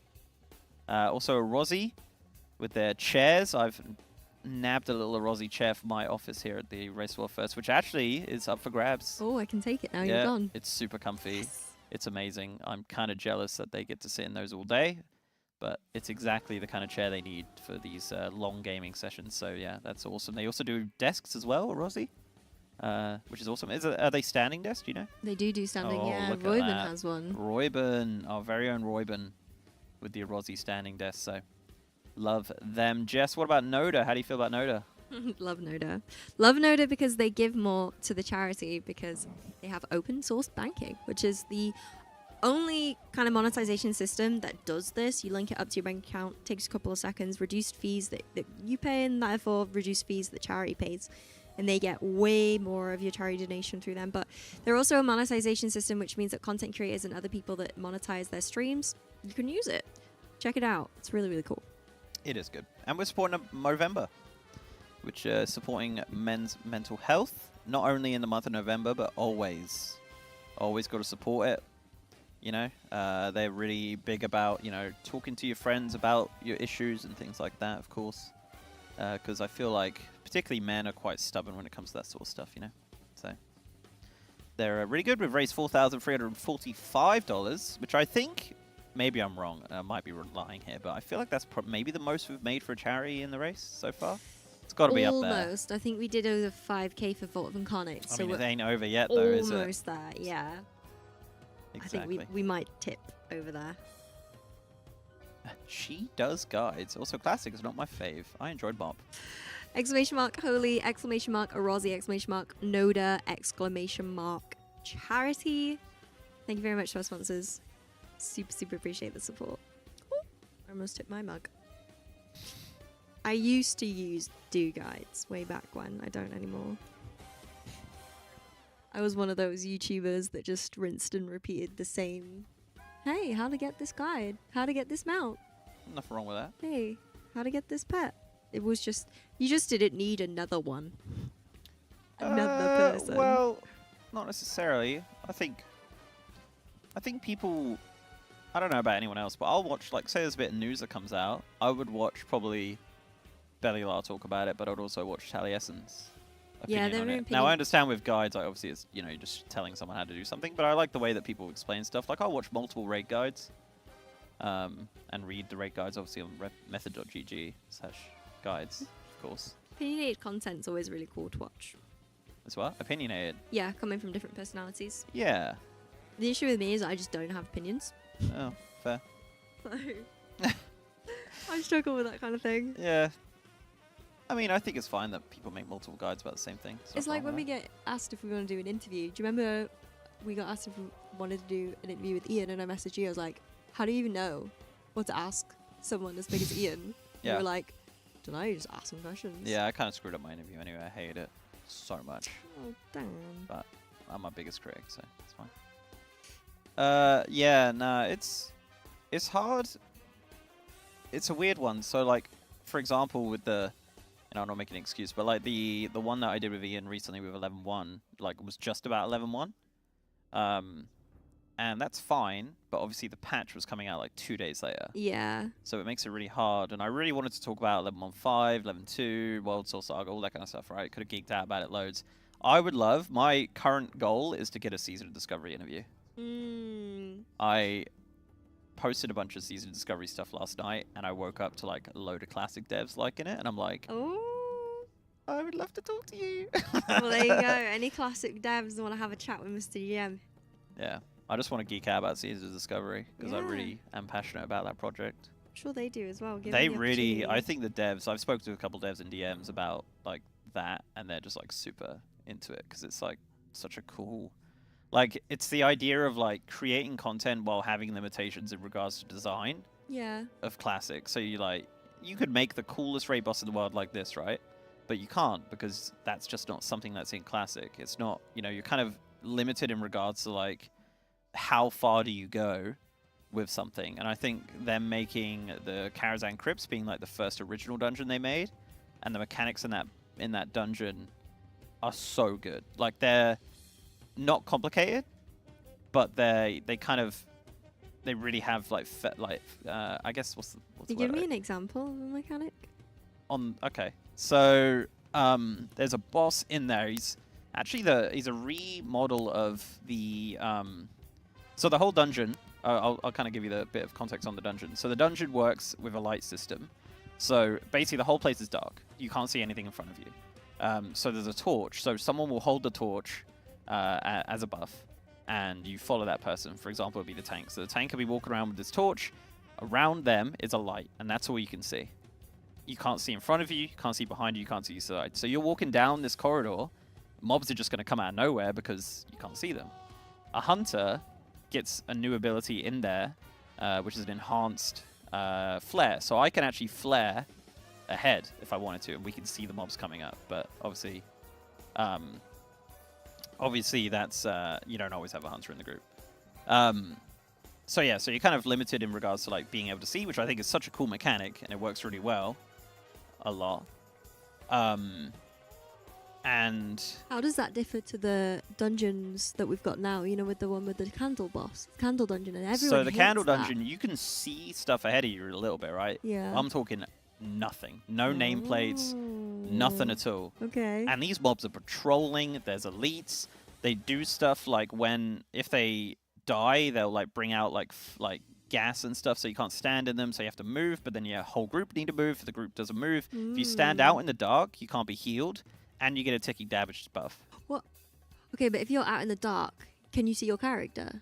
Do you know which way you're facing? Like, No, what if you? not really. Could So- you get left behind? So if the tank dies, who's holding the torch drops. If you don't pick up the torch, What happens? you have to find your way back. But you can't see. If you're a hunter, you can because you use the flare. But yeah, there's like little bits of light here and there. Like you can activate, like if you're a herbalist, you can activate some plants, which will give you a bit of light. Cool. It's proper in the crypts. It's sick. Oh. But it's really hard. Like when it came out, it was super hard. It's a little bit easier now because people are a bit more geared. And they obviously understand routes. But when it first came out, it wasn't tested, so no one knew, right? We were just like, how does this work? I was there Yeah. for like 5 hours. But anyway, I'm kind of getting Jesus. around the point of the mechanics. But so there's one boss in there, which is a recolor of. Hey, Mods. Do you know who this Daiseless guy is? No idea. Okay, Mods, can you time out Daiseless, please? But that's the person that asked about your dog. I don't care. Carry on, Dan. So yeah, so you have this one boss, which is a recolor of the first boss in ICC, the bone guy. Cool. So he's just there, plot like in this kind of like a hill like that, and he's down there. So he'll just do normal mechanics, but he'll have one where you have to run out, so it'll be a big ring, but the ring's not that obvious where it is, so you just have to kind of run really far. They'll also do like random things like drop a bit of flame on you, but in like retail, they have like circles around you, you can see exactly where it is, but in classic, it's just like, You're kind of just left. yeah. People are really upset about Ooh. the Season of Discovery geeking out. That's sad. No, you carry on. At the end of the day, it's our cast, and we can yap about what we like. But yeah, so it's actually a really cool boss. So that's their first unique dungeon that they've done. Yeah, so like from scratch, essentially, yeah. Because they've done like... They did like Gnomeregan as a raid, so they added new mechanics to that. They did Sunken Temple, they did Black Faven. Thieves, I think? Yeah, so they did a few, but they're bringing out the Scarlet Crusade raid, which is obviously really cool because the Scarlet Crusade are badass. So, yeah, that's going to be really cool. And they've added like bits and pieces, but there's like class changes as well in Season of Discovery that make classes play a lot better for the most part. So yeah, it's just a nice. The one thing that I just don't like about Season of Discovery, and maybe you can kind of convince me, is that it's just really confusing. Yeah. So Like, there's a lot of abilities, there's not. but like hunters can get a mage ability, mages can get like a No, rogue that's not how ability. it works. Okay, tell me then. So, I'll give you an example because I play Hunter, right? So, Hunters can get some abilities. So, the way that it works is the original idea of it was there was runes around the world. So, you'll like be walking around and you see something, you're like, oh, I don't remember this from vanilla. It'll be like a boar, let's say, in Dunmorrow. You're like, this is random. You kill the boar and it'll drop a rune. That rune goes onto like a UI, and you can use that, say it's a head rune. You would enchant your head with this rune, which could be a passive or an active ability, and then you get that ability. But you'll get like, there's like 35 runes, so you get like maybe 5 for your helm, you'll choose one, and you enchant your helm, that's the ability you get. So for example, there's like Chimera Shot, which essentially is an ability, I believe it was from a later expansion, but what it does is it refreshes Serpent Sting. Okay. And then, yeah, so I can enchant my legs with that ability, because it's a leg rune, and then I'll get that ability. So you can swap and change it on the fly as well, which is nice. But like, they've added things like, for example, Paladins, they get Divine Steed, which is a new thing. Like, that was obviously added way later on. I'll get Aspect of the Viper as a hunter so I can regen mana. A lot of classes get a lot of utility and things that they got later on to make them better and easier to play. So like, Paladin tanking in vanilla sucks, and they've made it better by adding some abilities from future expansions. Cool. But they've also added new roles. So like, you've got like Warlocks can tank using runes. You can have Shaman tanks. You can have Mage healers, which is awesome. They use time magic. Holy, that's kind of cool. It's so actually. cool. It's so visually Yeah. appealing as well. They do like big bolts of stuff. Yeah. And then you've got like they've kind of pushed melee hunter as well as a big thing, and just loads of different bits and pieces ready to make it a bit different, which is nice because I like classic a lot, but I've done it so much. Yeah. And having these changes is great. There's a lot more deterministic items as well, so you can remember in like season 4 of Shadowlands and Dragonflight, you could buy items with bullions. So you'd get a currency Yeah. where you could deterministically buy items. Yeah. So to keep dungeons relevant, they've added a system where you get currency from those, and you could buy tier 1 and tier 2 with that, and various trinkets. Oh, I see. I kind of, all right, yeah, I kind of understand why you like SOD now. It's like everything that Classic is, but improved, but not ruined. Yeah. To the point. Yeah, I mean, there's some Okay. stuff that obviously they're going to learn from, because it's obviously seasonal. The idea is to do an evergreen Classic Plus with like changes, Classic with sprinkles, as say, vanilla with sprinkles. But they'll learn a lot from what they've done here. Lots of mistakes here and there, or bad ideas, and that's basically what they've said is like, this is more of a testing and proving ground of, is this possible? How much can we do? And they've just been getting like, better and better with it. As I said, like the Karazhan thing's sick. The Scarlet Crusade raid is going to be amazing. There's a Scarlet Crusade raid. That's what the plan is, yeah. So they're doing a phase 8. Oh man. Okay. I was not an SOD enjoyer, not gonna lie. When it first came out, I joined. Were you in the same guild as Kexman? Yeah, so I joined, and then I asked a question about runes. How did runes work? And I swear to God, someone cat lock screamed at me saying, "No spoilers!" Well, the good thing... I don't understand. The good thing as well is they completely basically removed the rune system, because you log in, there's a vendor, you buy every single rune. So you don't need to go around the world and get them. You can if you want, but you don't have to. Yeah. How would you get them around the world before the NPC Just hidden system? stuff. So like originally in phase 1 there were a lot of like... That's where the spoiler comment came from then, I'm guessing. If someone told me... Yeah. So Okay. the idea, because it was never tested, the idea was to find them while out in the world. Which didn't really evolve that much, and it ended up being really silly and kind of like, they kind of ruined it, I guess, which is why they've kind of abandoned it in a sense. So if you have a new ult, you can be like, hey, here's a vendor, buy all the runes, which does help a lot with leveling for a lot of people. Also, leveling is 150% faster than vanilla, so you level up pretty quick. Jesus. And vanilla leveling's slow as shit. Yeah, it is. So, Hardcore even slower. yeah. Oh my god. I want to get to 30 on my mage at least. Every time I log back into my mage on hardcore, I'm kicked from the guild. Because it's been that long since I've logged in. We made a new guild. Yeah? Yeah. Mm. Would you like to see SOD hardcore? No. No? Doesn't need to exist. Okay. Yeah, that's me geeking about Season of Discovery. Thank you for coming to my TED Talk. I know chat really, really hated that. I've never seen them so hostile. I know. Crazy. It really, yeah, it really shocks me because we've been, like, obviously we've been sat here for a week now, just over a week, and we get to know you guys and who you are and, like, what you like to talk about and, like, how you answer and stuff.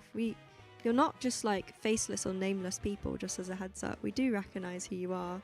So when you do say mean comments, yeah, we remember. We remember. I'm disappointed in a few people, that's for sure.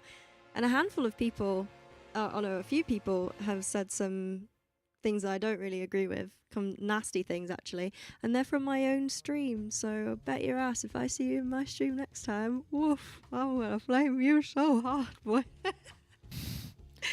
Be nice. You know you can enjoy retail and classic. How crazy is that? Yeah. That is madness. Be nice. At the end of the day, we're all here because we like World of Warcraft. Whether you like retail, classic, S&D, hardcore, any of the ones in between, we all are united by WoW. So just don't be a dick. They moved Lust, by the way. They have. Yep. I wonder why. I think maybe they just have more people up at this point. Obviously, there is 2 dead. Both battle reses are gone, but they are going to keep going. It's actually one of the better pulls we've seen in the last like hour or so. So, yeah. Fingers crossed. This is it. This would be nice. We've seen a lot of plus 30% wipes, but 12% left on the boss. Yeah. We're gonna head into Steelseries comms in just a minute, ladies and gentlemen. This might be. I'm not gonna say it, but this is a good one. Yeah, we're going to go into the Steelseries Do listening. something with them.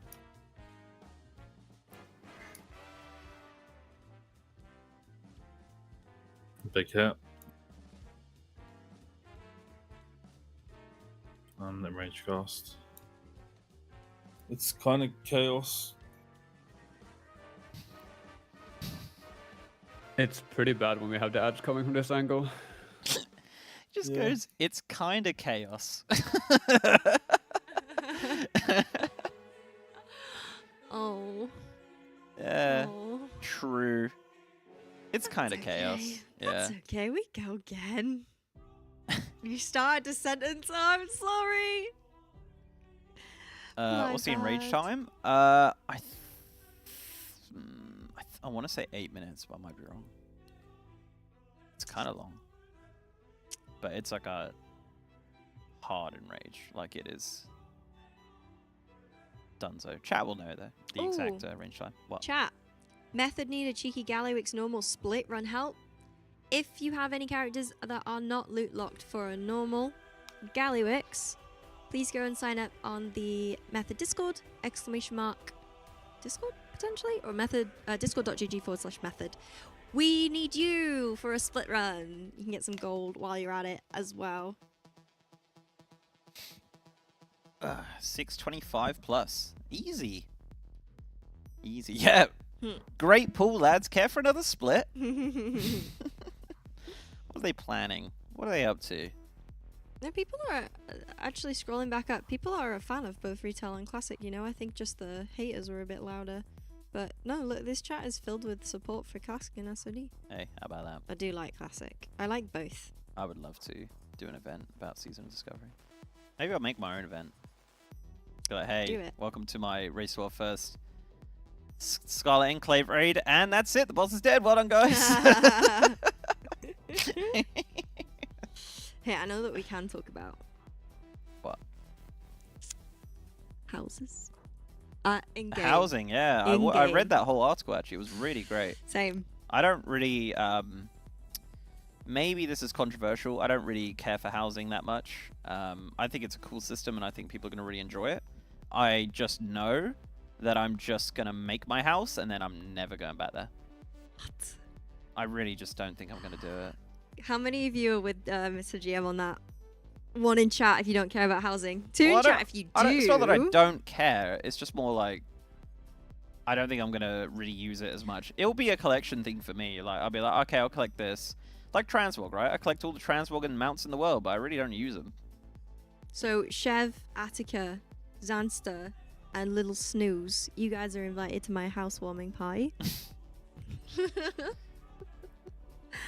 I can't wait. I just seen like the complexity system that they've integrated into it is crazy. I honestly thought it was going to be a garrison place in the set positions, but it's not. It's got two systems. It's got simple, which is what I think the majority of people use, the grid system, where you have like certain angles and axes that you use, and then you got advanced, which is collision mode is on. You have the full. Well, it's off, really. You can put it through Off, walls. yeah, sorry. 360-degree angles. You've got like 10,000 item limit. Oh, I can't wait. And you can even customize like the color of your furniture and stuff. You've got a full palette. Yeah, I feel like we were kind of sold up the road a little bit on that, though. Why? Well, it's they said you can dye it, but it is just a select amount of colors. It's not like a color wheel. Yeah. But Yeah. still, it is good. Sorry to Well put a bee in your excited. bonnet on that one. That's okay. But no, it is cool. I like it. I am impressed that we saw some gameplay. I did not ever think we were going to see that before Yeah. Alpha. Same. And I think the level of communication in regards to the system is really good, and I would like to see that with other systems. Yeah. It's super down to earth the way that they wrote the article, by the way. I don't know if you thought the same. Yeah, like, I thought it was really good. yeah, they were like, look, this is how the systems work. The names aren't final, so don't be focused on that. Just focus on the actual functionality of the systems we're describing to you. Yes, you get neighbors. The way that the land plots work is that you can be with your other guildies, and then there's like kind of like community-based plots as well. Mm-hmm. So yeah, you can either neighbor with your mates, your guildies. Maybe if you and your significant other play the game, you can put your houses together. I'm really excited. I like. They were talking about how you could have like a tiny house on the outside, and then on the inside it's like Pandora's box. Yeah. That's like an Animal Crossing. yeah. Great game.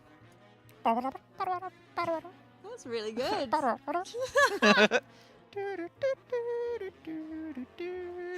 No, you laugh, but I legit will probably play the Animal Crossing. I love it. Yeah, I love list Animal Crossing. Great game. while I'm building my house. I like the game. You know, I like housing when it's the game. You know, like The Sims is fun. Yeah. It's someone was like, "Oh my god, it's like The Sims but better." It's not The Sims but better, but we'll take it as a fellow simmer. Mhm. It's more than I could have ever imagined. I'm so happy with the Blizz devs. Thank you so much for giving us what we wanted, or giving a portion of us what we wanted. Yeah, it's good to see. I'm kind of looking forward to seeing what it's like in game. But as I said, it was very, very crazy to see like actual early UI and things like that. Yeah. Which is pretty fun. So yeah, it's definitely a huge MMO feature that WoW was missing. That is true. Yeah. Fully Surprised agree. they actually kind of decided to do it, to be honest. I wonder how long they've been cooking it for. I think someone said it was like a while, like good 4 or 5 years. They've been kind of Wow. joshing with the idea, like to throw it around as an idea for the game. I think. Yeah, I mean, I remember they used to say it was going to take a raid tier, so I guess, you know, Midnight's only going to have one. Just the one raid. I think Midnight is Wait, going what to do you be mean? a very good... Well, they said if they wanted to do housing, it would cost them a raid tier because of the development time. Oh, so Yeah. Midnight's gonna have 2 instead of 1. No, I don't think it actually... They might have just made that up. Oh. Okay. No. I think Midnight as a theming, I think will be a much better expansion than The War Within. Ethereals, right? Nope. No. No, Quel'Thalas, Blood Elves, Are you that sort of serious? stuff, yeah. So Northern, Eastern Kingdoms, Really? somewhere. I don't know how we get there. I guess it is through the Ethereals, because obviously we have some Voidy stuff going on, and there's a lot of Void adjacent things happening in Quel'Thalas. Oh my god.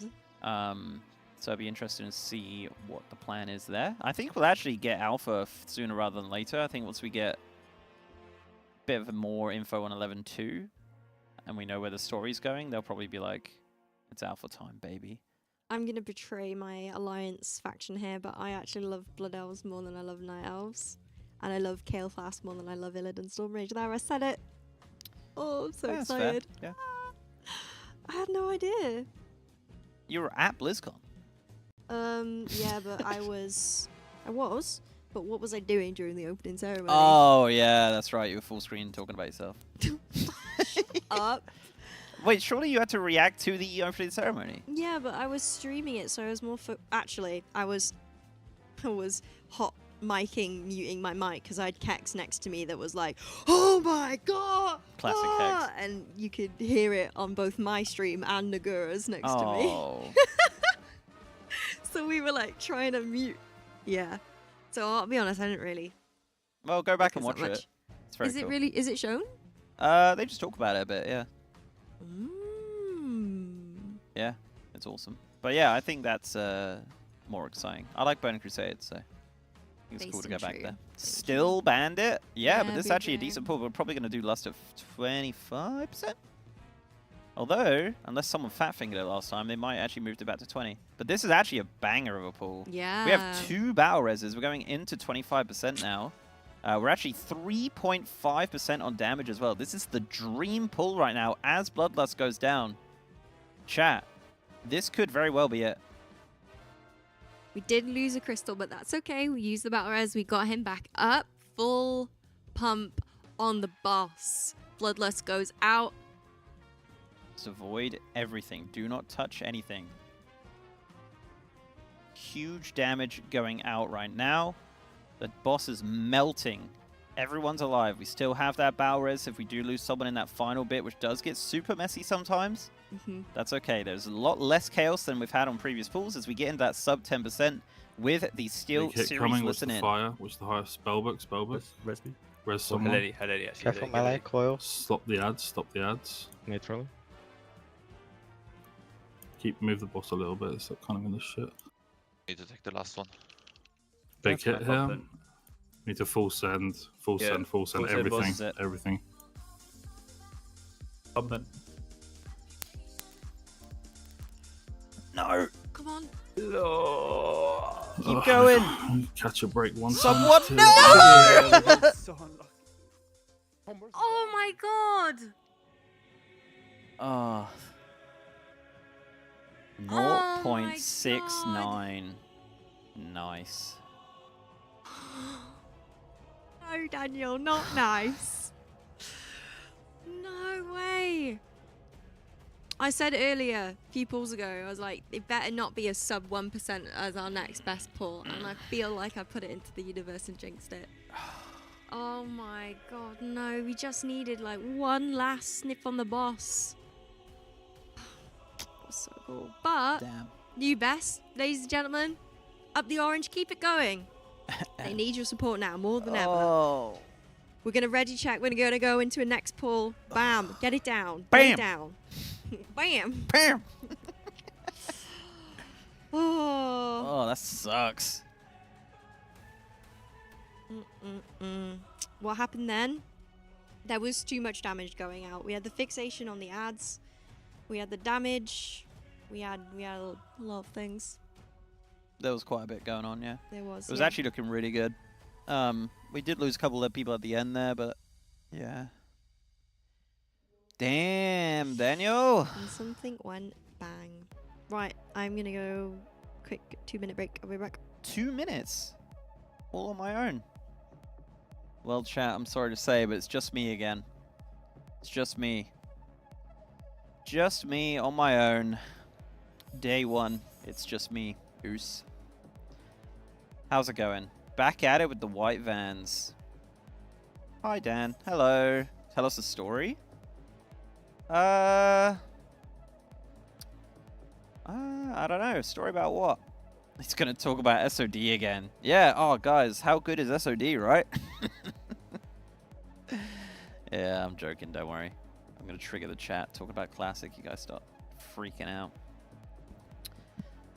Stand up and stretch your legs. It's the kill. Well, I'm gonna be running in a circle as we get into this pool chat. Yeah. Nice pool, lads. Perhaps another one. Is that an animated wine swishing emote? That is superb. I love that. Hashtag Rent West, guys. This is the kill. This is the kill. We have everything in our arsenal to take this down. We are extremely close to a kill. It is a gross low pull of 0.69%. That is absolutely... All you got to do is sneeze on the boss at that point and it goes down. You know, just a little sneeze and he's gone. So we have the technology, we have the ability, we have everything it takes to take down this boss and get into the heads of security. We have 22 minutes until we go for food break. Will we go for food break if this boss isn't dead? I really doubt it. I really do doubt it. I think they've really got to push it here. And they know that they need to get some solid progression on Muggsy today. Because this boss needs to go down. It is an annoying, silly little slot machine with one working arm. It is just unacceptable for it to continue to live. You know? It's just not okay. So the team of Method are going to get it. We are 80% right now. Everyone's looking healthy. We're going to stand by that line to squeeze out that tiny bit of damage. It is completely worth it to risk it. It is just, yeah.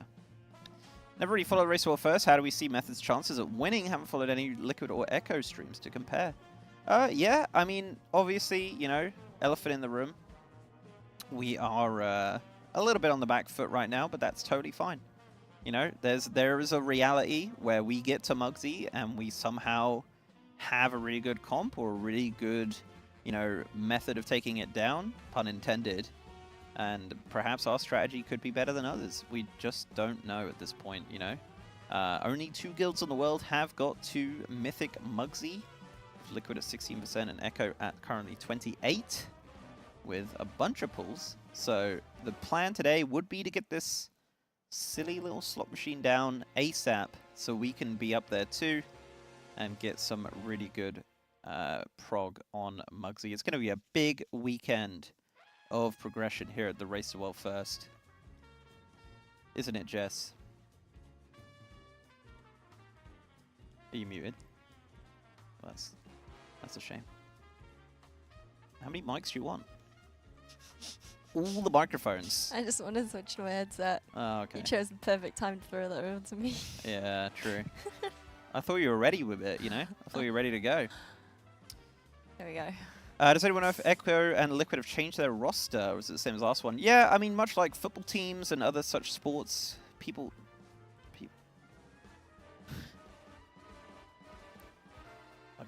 like passing ships in the ocean, I think.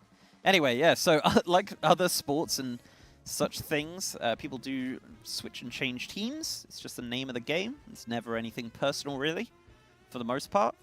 And yeah, I mean, we've picked up Thana, I believe, this tier, if I'm not mistaken, Jess? Sorry. Thana Yeah. is joined this That tier. looks really unprofessional, No, but it's I'm okay, you're coming good. with broadcast, with production, No, I you're promise.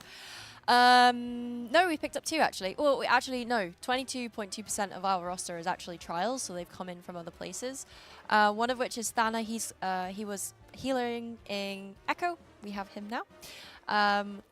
Skopta, which is Fat Shot Yes's tank. We have Helene. We have Pricey. We have a few other guys, but that's... Skofta.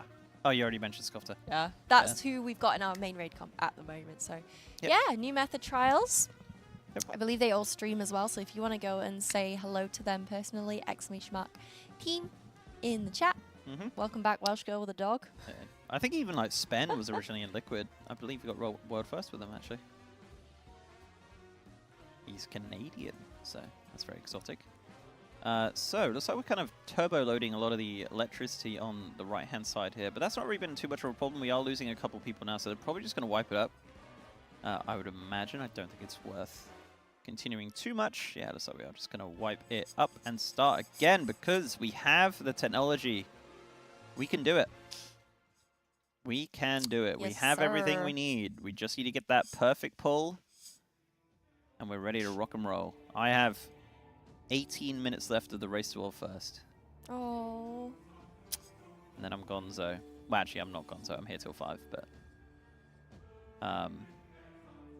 I saw something on the Discord that we were doing something at 12. Is that happening? Yes. It is? That's what we're Ooh, doing phenomenal. a chat about. Am I involved? I actually don't know what it is. I didn't read it. Didn't Paragon stop due to real life? Unable to recruit more Finnish people because the pool was small or something. Who was I? Oh, Preach put out a really good video a couple months ago about... I think it was about Paragon. I think the whole video was just about the guild. It was so good. Preach makes the best videos, but he did a really good video. He also did a video about the on the WoW channel recently about the Race War First, which I thought was fantastic. If anyone wants to know the history of the event, I think it's a very, very well put together video. For sure. This is the one, This chat. might actually be the one. Might actually be the one. Could be. I need to stop fiddling with this because I feel like you could probably hear it. A little bit. Yeah. That's okay. Just clicking the lid. I believe. We did have like a fidget thing before. I don't know where it disappeared to. But also that probably makes noise too. Any other arcane mages in the chat? Arcane? Bleh. Let's go Muggsy after lunch. Yes. Yeah, that's what we want to see. Yeah, I like that. That's the positivity that I enjoy. Hashtag posy vibes. Posy vibes. Oh, I love posy vibes. I love posy vibes. All about the vibes. Yeah. I did a bit of a vibe check for tomorrow night for the Yumi at 6 gig because I was gonna Benchmark team. not drive. No, I was gonna drive. Sorry, and I was like, Vibe check. maybe we'll have a little bit of a bevy, you know? Little drinky poo. Yeah. Well, there's like an alternative night afterwards, like an after party, and I'm like, oh man, I'm all about that. I haven't actually drunk all year. Not Dan, we're in March. Yeah, that's all right. It's 3 months. I think that's pretty good. I don't know. Like, what do you mean? I'm impressed with that. Okay. I used to go out every weekend. At your age? No, not my age. No, I'm just on death's door now. You have to scoop me off the bed like with a shovel. Nah, back in day. Back in day.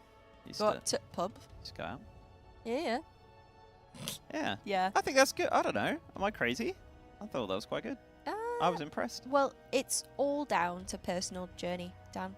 And if you think that you had a problem and you're now over I don't think it, I had a problem, no.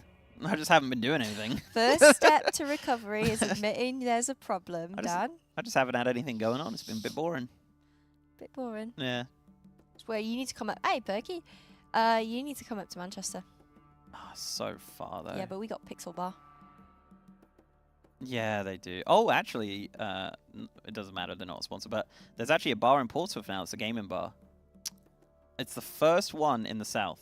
Oh, Yeah, nice. here's a little... Well, I'm gonna pretty manifest sure there's this. a few in the south, but No. Well, I'm serious. you had Platform Where's that? in London. There's Yeah, it's two. not really the south. I'm talking about outside of London. Screw London. Right. Okay. Yeah, it's so sick. And I haven't been yet, and I'm trying to convince my friends to go, but no one wants to go with me because it's like a gaming bar, so it's kind of like NQ64, right? So it's got all that. Yeah. It's got themed cocktails. Yeah. But also, it's got virtual darts and karaoke, and it turns into a nightclub.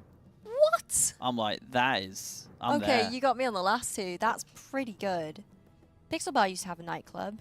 Yeah, the downstairs bit. Yeah. And they didn't renew their license, so it's not a nightclub anymore. Oh. Yeah. Yeah, so, and it's in Portsmouth, which isn't far from me, so I'm like, that's cool. But none of my friends want to go. They just want to be boring and watch rugby or What? something. You need some new friends. I do. I might just go on my own. Any Portsmouth? Any livers? pompies? Up the pomp or whatever? I don't know what it is. PIP. Represent. Any pompers? Pompey lads? Got more keys? There's going to be none. Everyone's working. Moving from London to Essex was the best move I ever made. Oh. Yeah, I mean, London's... I don't mind visiting London. I don't think I could live there, though. It's too much. Manchester's alright, though. Actually, believe it or not, as much as I meme on the north, I actually really like Manchester as a city. Yeah, it's quite nice. Yeah. Like London, but it's cheaper. Yeah. It's a good time. Hi, Grizzly. Good It's got morning. some good bars as well, like NQ64, like Pixel, stuff like that. Yeah. Manchester, like just outside of the city as well, you got Trafford Centre, which is I think the second biggest shopping mall in the UK. However, it is absolutely gorgeous. Extremely busy, but gorgeous. I don't think I've ever been there. Oh my god, it's like marble statues, huge indoor fountains, the glass windows are like, it's incredible. Sounds great. It's an amazing building, and it's got really, really nice like posh shops and then just your average shops as well, so it's a bit for everyone. And then a huge food area. It's amazing, and the food area is so big. They've designed the interior like you're on the Titanic, like the inside of the Titanic. Before. When it was above water. Yeah. Yeah. Okay. Just swimming to get your food.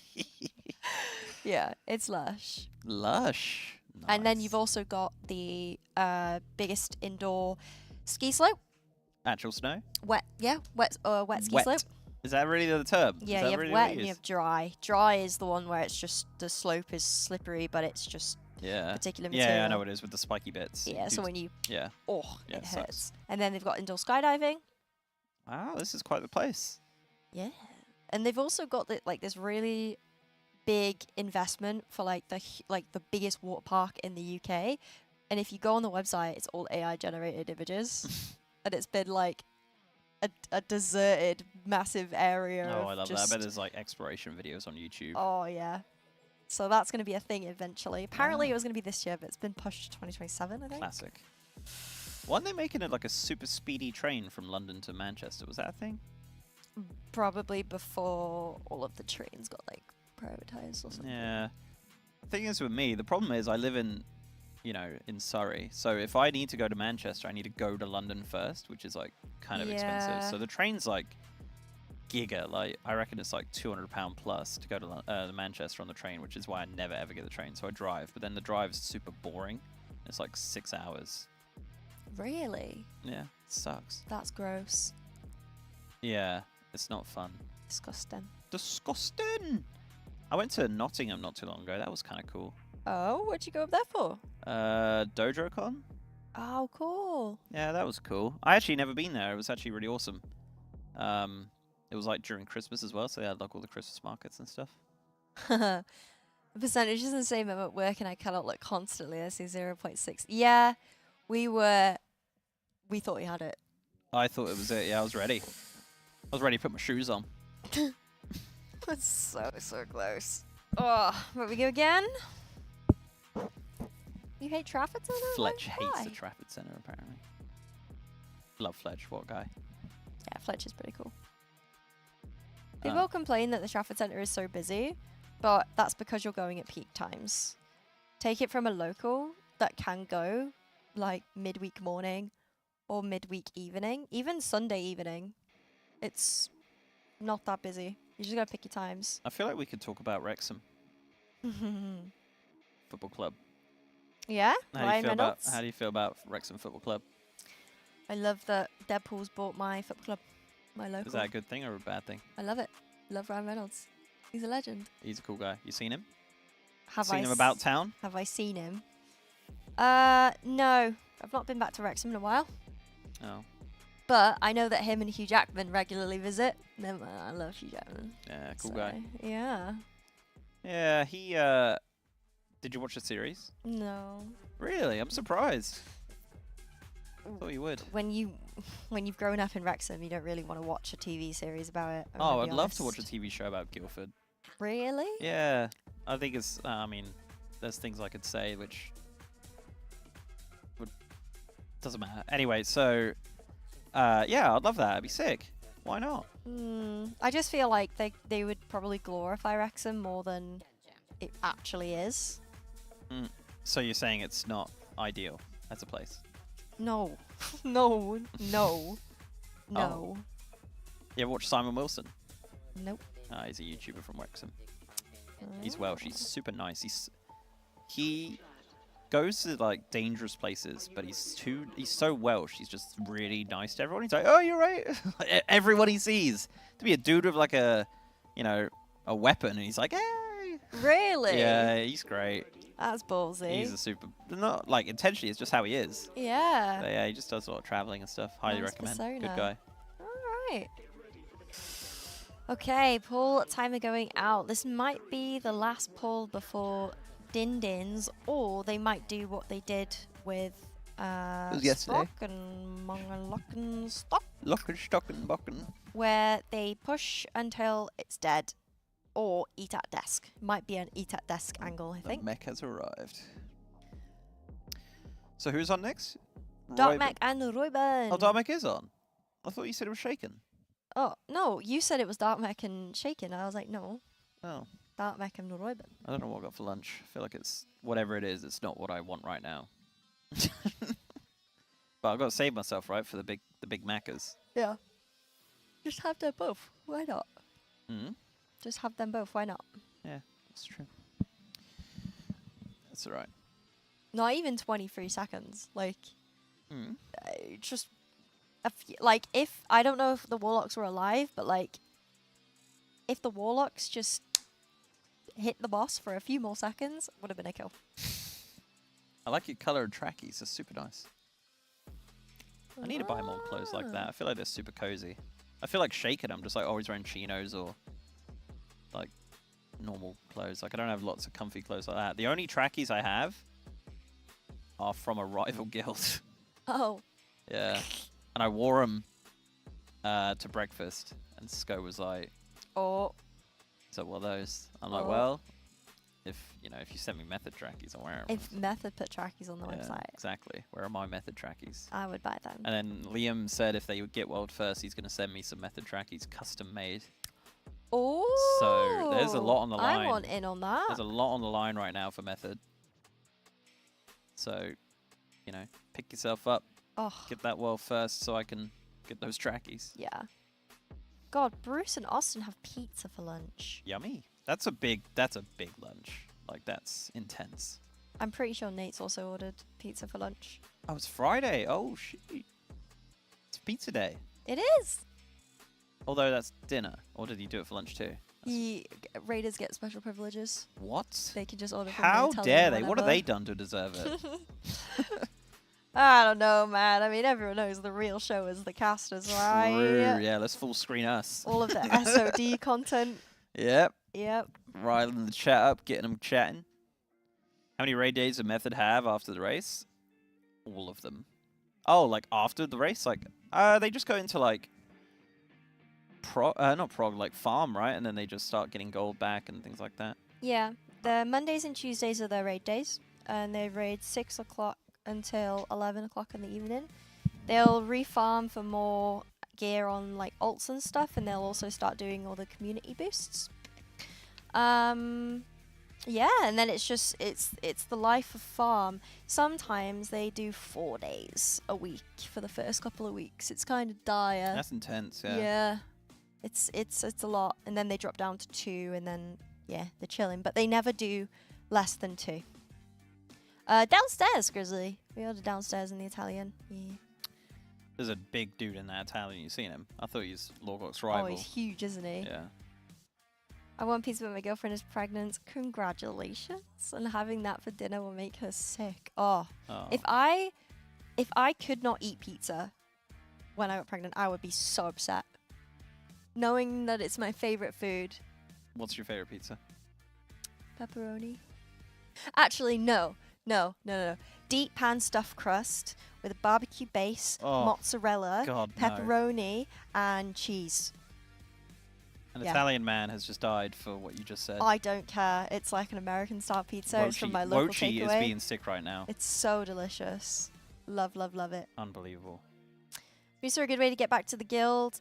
Having special rewards only available in Mythic really helps sell those gold boosts. True.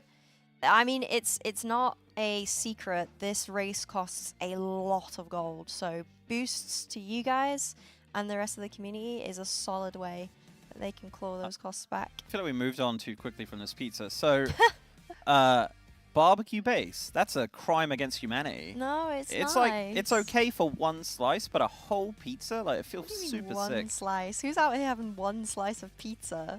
Well, you can get like street food in Italy. and out in like Cyprus and I've stuff. never been to Italy or Cyprus. Why have you not been to these places? Why would I? I don't know. Holiday? I don't go on holiday. I'm broke. Aw. You can go to Wales. Yeah? Oh yeah, Wales is known for their infamous Yeah, holiday village. like caravan parks are sick. where there's one slices of pizza being sold. There might be. You won't know till you go.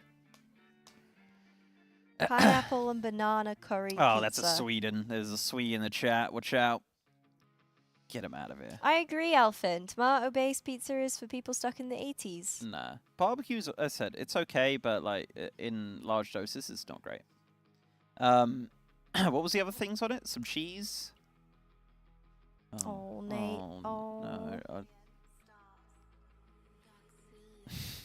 Did you see his face? Yeah.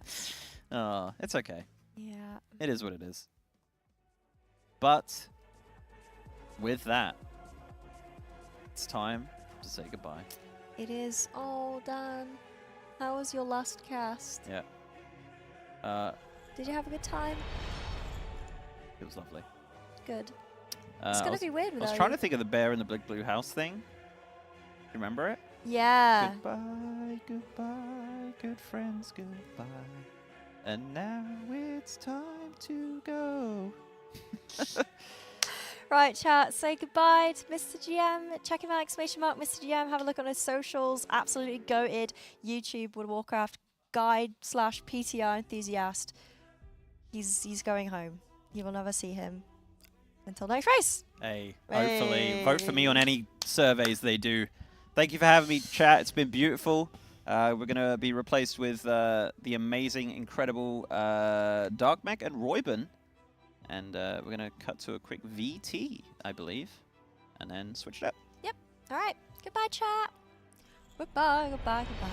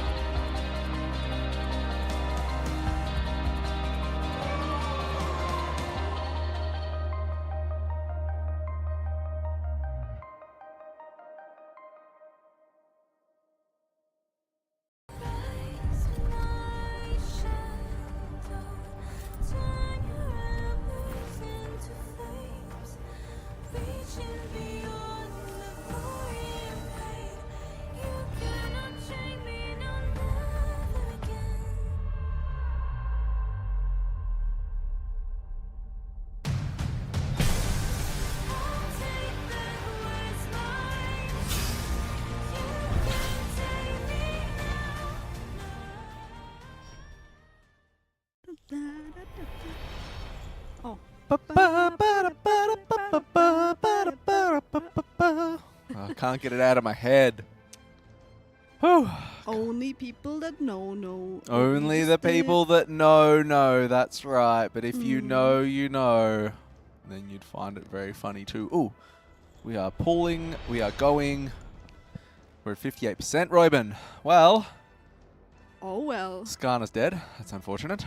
I've been watching the last hour because I was here a little earlier than the shift started. Because you like to get in and know what's going on. No, I was supposed to like film some Steelseries thing, but then it didn't happen. We're gonna do it later. Oh. So I was just watching, and Yeah. I didn't like what I was seeing because there was a lot of low HP wipes. I didn't like what I was seeing because when I turned the stream on, the boss was still alive. Yes, Yeah. that's the problem here.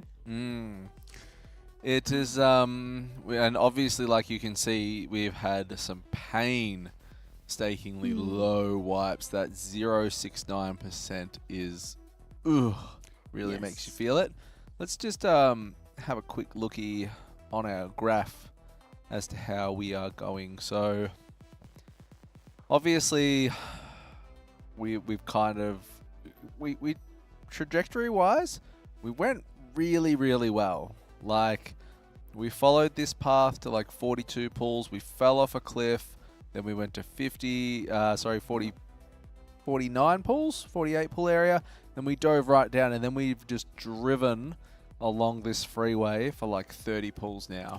Yep. And we need to find the Uskart. Is that how you say exit in Germany? Yes. Uskart? Yeah, we need to find the Uskart and get off this boss. So... Ausfahrt. What? One more time. Ausfahrt. Asphalt. Ausfahrt. Asphalt. That was good. Asphalt. But Asgard was also good. Yeah. So we just need to get off because we have fallen a long way behind. We need to get back in this race. We need to get juiced up again. We need to get hyped. We need to kill this boss. We need to get onto Muggsy. We need to start slamming some catch-ups because there's still fairly low pull count over on Muggsy at the moment. Yeah, surprisingly. I thought Muggsy is going to be like a massive wall. After we saw Styx and Lock and Stock unnerfed. Styx got a lot of nerfs yesterday. They got, funny enough, it was like one set of nerfs early and then a couple of hours later, another set of nerfs. It's crazy, isn't it? Do you think Muggsy dies today? Yeah, I do. Mm. I don't know. This is where I get really torn, right? Because I feel like the hill was in the middle of this raid at 4 and 5 at the moment, which just feels really weird. And then One Arm Bandit like got clapped because it feels like it was set up for last week, and I wonder again if that's like not having a heroic week to then gauge just how degenerate Race World First Guilds are going to be, what kind of power creep they're going to actually sort of ascend to, and then how that's going to impact your bosses. And not having that week to get a feel for that, it kind of feels like One Arm Bandit was a week behind. I agree. Where it should have been. I agree. But it also got nerfs. I don't know how big the nerfs were. Oh, did it? Let me check the Yeah. Wowhead It channel. got nerfed the first time before the boss even got pulled by anyone. I think it got nerfed when we were still on Lock and Stock. Oh, did And then it I got don't- another set of nerfs, I think, yesterday as well, or 2 days ago, just super recently. And I don't know enough about this boss to say if the nerfs were actually impactful or not. See, but I the saw the Shadow mentioned Muggsy that it was one. quite big nerfs. Because there was the Muggsy nerf that came through. And then I can see all the Styx Bunk Junker nerfs. Mm. And I don't have any notes here around One Arm Bandit, but it might have happened well earlier on in the piece. But it is... It's just really interesting. I was hoping that Muggsy was going to be like this 250 pull monster. Same. Like after Yes. I actually saw the fight, and I was sort of like, oh, you know, this could be big. And 102 pulls for Liquid at 16% doesn't really suggest that it's going to go in for another 150 pulls. Mm. In which case, I think it feels really bad to have One Arm Bandit be this 60 pull boss. Yeah. And then Muggsy is going to end up at what, maybe 130 area? Around there, maybe 150. And then, I don't know, does Gallywix ramp to the moon, or Yeah. It does feel a little like Blizzard has noticed what their tuning is doing to the length of the race, and now they're trying to get it to an end. It does feel like that a little. I do think they generally don't like it going over 2 resets. Yes. I don't really. I agree with that. I think that, so maybe there's like a, not an intervene as such, but you know, they try and keep it there, because if we go over reset 2, Renown raid buff comes in, 4% extra damage. Like, that's going to play all kinds of havoc with the NAE reset. I think the Raider break time has gone up. The Raiders are doing some lunch vibes right now, so it's just us. It's just us. Just and us. chat. Just the 2 of us in chat. Hanging out, talking about this raid and kind of what a roller coaster it's been. Yeah, I think it's also super interesting. I just checked out what Echo is doing because they're on our schedule, right? Yeah. Echo is 5 healing Mach Z at the moment. They're Yeah. playing a Disc Priest, a triple Mistweaver, and a Resto Druid. Yep. Good news is we have the exact same comp ready. Opposite, we do. Right. We We would just did- play I did- Crystal on Druid. He's playing Druid right now anyway. Skarner the Priest, Thanner, FTM, and Suran on the Mistweaver. Yep. And we got it. But it's like looking at the tier in general, I think it feels so weird to me that you have like every roster is like 6 or 7 healers Yeah. in their roster, and then you have like, how many was it? 4 bosses being 3 healer bosses. Then you have 1 boss that's like a 5 heal boss. Then you have 1 or 2 bosses that's a 4 healer boss. It's like so weird what happens with the comps this time around. Also the change from triple mage, triple shadow, triple boomy I know, to it's been no nuts, boomies hasn't it? at all, and maybe 1 shadow. It's like so many comp swaps this time around. It has been a ride, and I want to get back to talking about that, but I do have to Mm. introduce someone that's chilling out at the side of Ooh, our couch I right know now, who because it is. there's a little special something going on right now. So we're welcoming Rage back to the couch, Want to sit in the middle here? Are you fine here? I'm good here. Yeah, Alright. I'm okay. because I believe Rage has got a bit of a special thing Special. he's going to show us. Okay, so you all know that we are giving away that £2,500 The War Within Dalatov PC, right? I did all my entries Yes. this morning. Did you? Built Yep. by the award-winning systems at 3XS and Scan Computers, where we actually have a live feed of them building the PC right Oh, now. really? My PC. No, it's mine. My PC. Yeah. It's my PC. My. It's someone in chat's PC. I really hope it's not. I hope it's mine. I hope I win it. I'm not giving it to any of you. How can people win the PC now? Exclamation mark giveaway, and they can enter that way. So yeah, we have a live feed of someone at 3XS building the PC live. So Sick. at some point throughout, well, we can actually go and have a look now Let's do it. if we want to take a look. But throughout all of the time when they're building the system, we can check in and see the progress of the PC. So here we go. This is inside 3XS's workshop. So we have the award-winning PC configurator 3XS building the Celataf PC. If you guys don't know who Scan Computers is, they are a award-winning computer hardware and PC components retailer in the UK. They don't just do PC components, but they also do pro audio equipment, pro video equipment. These are the pros, and it's reflected in their systems. So the difference between what makes 3XS so premium is that these guys aren't just people that know how to build PCs. They are extensively trained, not just in combining the PC and making it as one system, but also in terms of presentation. So their cable management is incredibly good. They go through training to make sure that their systems are like well presented. They're also able to spot any issues that they might see in components, because with Scan Computers you can dream it and they will build it, but you have to make sure that all of your systems all of your components work together. So if they see any issues with maybe the motherboard is too small for the case, or if you can have extra fans and you didn't know about it, like, you will speak to an expert and they will help guide you through the process.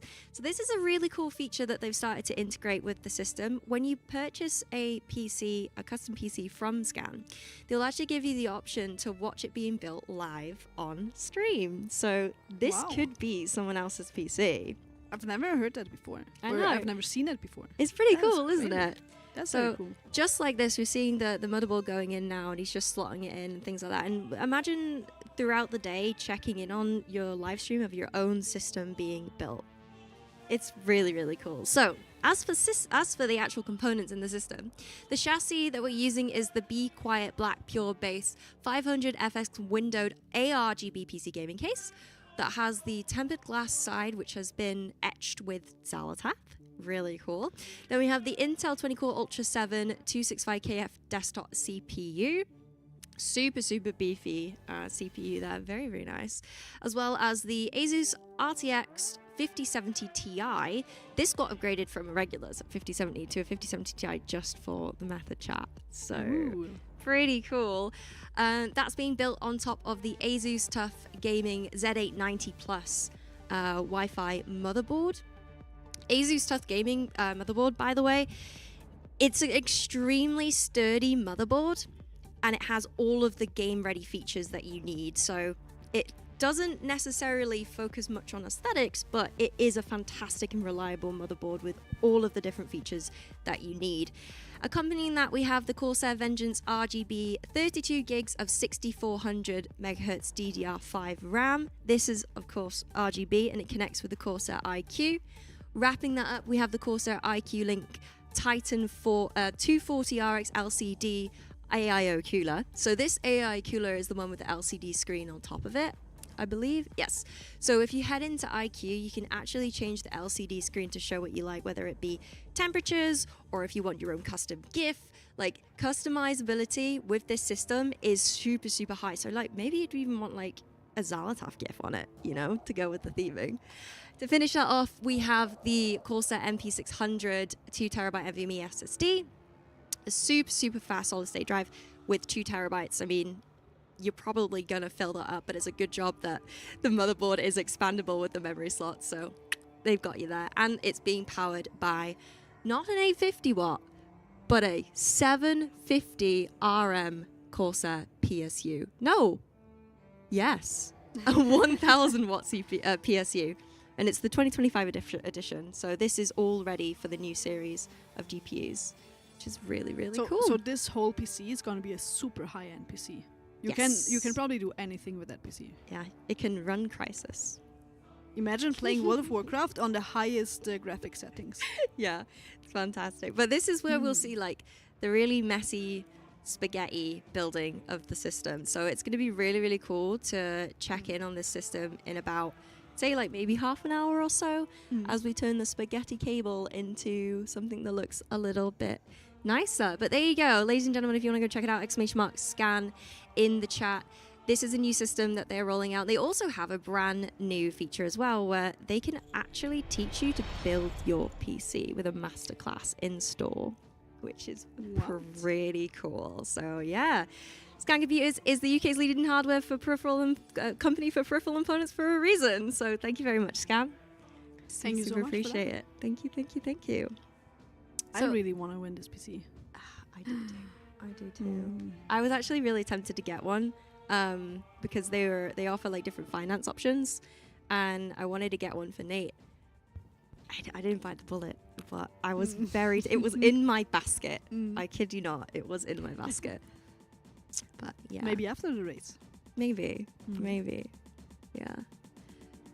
But yeah, right. So, how you haven't seen any pools yet, have you? I was watching a little bit, not a lot, because I was raiding myself when we started pulling. Oh, were you? Okay. How did that go? Really good. We did a lot of splits, heroic splits, normal splits, and then we did the re-clear on Wednesday, the first 3 bosses, and now we're on Styx, Bunkin, Junkin, Junker, like a lot of other guilds as well. We actually got to, I think, 26% or 25% in only like 26 pulls, but also the boss got a lot of nerfs. And sadly enough, right after we finished our raid, it got another set of nerfs. So maybe with that we could have even killed it. But I think next raid it's gonna die for us. So raid is going really good right now. It just I talked a little bit with Darkmech about it. The comp changes that we have seen in the race and like all the flexibility you need in your roster. I really hope that that's not gonna be a thing when we get to the bosses, because Yeah. not every guild can just pop 3 mages and 3 boomies and 3 Yeah. shadows and play that, right? So yeah, so far so good, but I think we do expect the bosses being nerfed as we get to them as like the normie guilds. Yeah, I'm excited to see what your opinion is of Mm. the healer comp that we're running on Bandit and a Mm. healer point of view, like play by play. It just seems like a lot of damage at certain points, and Yeah. I'm gonna be watching to listen to what you say about it. But right, I think that is it from me. Thank you for having me, ladies and gentlemen. Thanks for coming and Appreciate talking it. about Yeah, it. Yeah. I'll catch you guys later. See ya later. Bye, Rage. I got to devour my lunch. Legend. Absolute legend. Amazing. What did you have? Chicken skewers and rice. Oh, you had it a lot. That's like the fitness meal, right? It's a good like lunchtime one. Mm. And then like burger and chips at Din Din's. Yeah. Yeah, it's been the way. It's been the way. Mm. Hasn't been the same without you though here this time. Just hasn't been the same. Mm. Yeah. Next time. When are you leaving, by the way? Sunday. Sunday? My last Oh, cast the race is is gonna be over by Sunday for sure. my last cast is tomorrow. Oh, really? Yeah. What are you gonna do the next 2 days then? It's only wait. It's Friday, Oh, it's bro. Friday today. Yeah, I know this race has gone really quick. Oh, all Mm. right.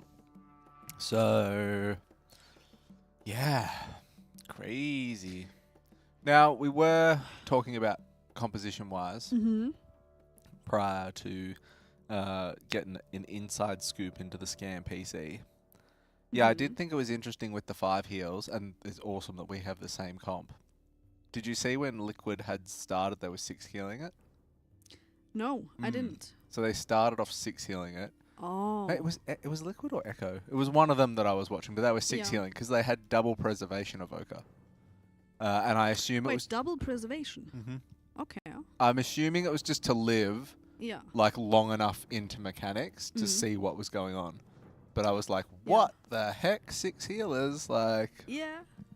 Mm. I was actually waiting the whole tier to see preservation evokers, because in the heroic splits they were doing amazing with the Mhm. old 4 set, but also you're kind of uncapped in your healing, so in bigger raids you just heal more. Yep. But I was convinced that preservation evoker is gonna be good for one-armed bandit Yep. and even for lock and stock, because you're kind of stacked all the time as well. Yeah. And we didn't get to see them, so I don't think we will see preservation evokers, except for let's just overheal this so we get to see timers and mechanics and get to see the boss fight a little longer. You know what we I'm a did little get sad. right though? Hmm? Resto Druid. Like we were talking about it on like day 1, and when we got it right, we knew did it. good. Maybe they should ask us next time. Well, I think Resto Druid good for Muggsy too. Mass Entangle with the mines seems to be really nice. Yeah. You still have Mass Entangle as Boomy though, don't you? You do. But no one likes Boomies. Whoa. You're a Come Resto on. Druid. Yeah, but right now I'm playing Boomy on sticks. Yeah, well, Hmm. that just be how it is sometimes. No, I think Druid is doing good. Mm-hmm. I'm surprised that we swapped to it now as well, because we have been sticking to the double disc, double Mistweaver. We have, yeah. Well, both Liquid and Echo were playing the Druid from the start, kind of Mm. on the, like, not every boss, but the bosses where you needed 4 healers Mhm. or 3 healing with 1 Druid. Do you think with... Because I'm not a healer brain. You are a healer brain. The absorbs, like, say, on Galley, Mm-hmm. the throughput of Mistweaver and the disc ramp will be better for that than a Resto Druid, won't it, or no? I think Disc Priest Ramp is the strongest you can get. Mm-hmm. It can solo carry events. Yep. But I think Mistweaver and Resto Druid are actually equal in output. Okay.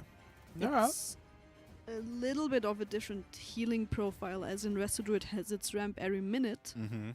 With whenever you have your tranquility every 3 minutes, it's even 40 seconds. You get CDR on Yep. your, while Monk has a 2-minute cooldown. So I think it's more about what timers do you need. Yeah, Do okay. you need okay. someone to cover like every minute, or is it enough to have? Actually, if you play double Mistweaver, you have a CD every minute as well. If they desync their cooldowns. Is that their Yulon or their Yeah. Chi-G or... But you can play both. I think Thaner has been playing a lot of Chi-G Yeah. because it's a mastery heavy build, and he just got really good gear for that. Yeah. Yep. And it does a lot of damage as well. While FTM has been sticking with the Yulon build the whole time, Yep. as far as I know. So both is possible, but I think it's also a question of, do you want to bring a Boomy or a Feral? Because they are not Feral- amazing at everything. Boomy was Yeah. really, really good on sticks because was. you literally just press Starfall and Yeah, a you lot of kill the spread. bombshells. Yeah. Right?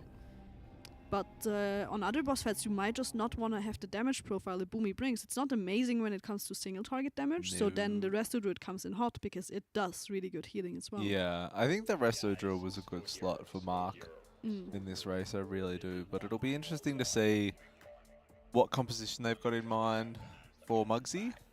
Mm.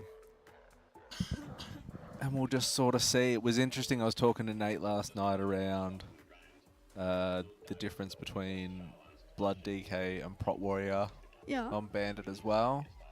And it all pretty much came down to the ads that fire off the electrocution damage onto the raid. All right. It was really interesting because if you grab them at the start, you can sync up 2 casts, Mm-hmm. which you can get with a Spell Reflect, which is no damage out onto the raid. All right. Whereas a DK, if you grab them all at the start, you can just AMS it, and it's like 6 targets. Yeah. So, because we saw Echo, I'm pretty sure Echo went back to Blood DK. I think Merez was Blood DK, went Prot Warrior, went back to the Blood DK for it. And I'm not sure, I think Liquid have just ran Scott and Teeth the whole time on Warrior Paladin. Well, Pretty much. Teeth is Echo. Or Teeth is Makes Echo. sense. So Scott Who's and Liquid? Scott and I should really know this. Chat knows. Chat will know. Who's the Merez second? went Warrior Tank for 1 arm bandit. So I think the DPS is so tight that you'd nearly have to though. In the end, I think he only had the Blood DK option. Nate was saying if the damage was like a little bit freer. I think because Prot Warrior is just pretty crazy, and even leaping out to drop your pillars, and that is pretty crazy. Yips. Yips, of course. Yips. No offense to Yips. I'm sorry. I just completely lost track of that. No, I forgot him on purpose because he beat us in the Great Push. Oh, fair. Yeah. Well, it's personal for you, but it's not personal for me. Yeah. We've just entered the sub 10-minute realm of the break time. We might go back and check on how my PC is being built over at Your Scan. PC, huh? It's definitely my PC. Look at that. Look at that beast just going together. Do you build your own PCs? Definitely not. Yep. I wouldn't dare touching it Yeah, because that's I know fair. it's usually a lot of money. Yep. Yeah, it is. And I don't It wanna is a break lot of anything. money. I think, I mean, there's a lot of people out there that are building their own PCs, but I think it is not as easy as it looks like. Yep. Especially when you want to do it really, really good. And Ray Yeah. just explained it a bit. That Scan are experts in like performance. Obviously, they know exactly what pieces and parts work well together, but also in having like really good cable management and Yeah. have everything look nice and like nice RBG lights and all that. That's I've absolutely seen- the big fact because it's kind of like advanced adult Lego these Mhm. days Oh, building yeah. a PC. I generally buy all the parts and my friend puts it together for me and I just Mm. sit there and watch. And some of it doesn't look too bad, but some of it I just still wouldn't want to do it sort of thing. So I think it's just easier to outsource it. That way I always feel too like if you do outsource it and anything goes wrong, you can be like, this wasn't my fault. It looks so empty right now. I haven't put anything in it yet. Got a Mhm. motherboard in it, and that's about it. Oh no, it's got some RAM in there too. They put the RAM in there.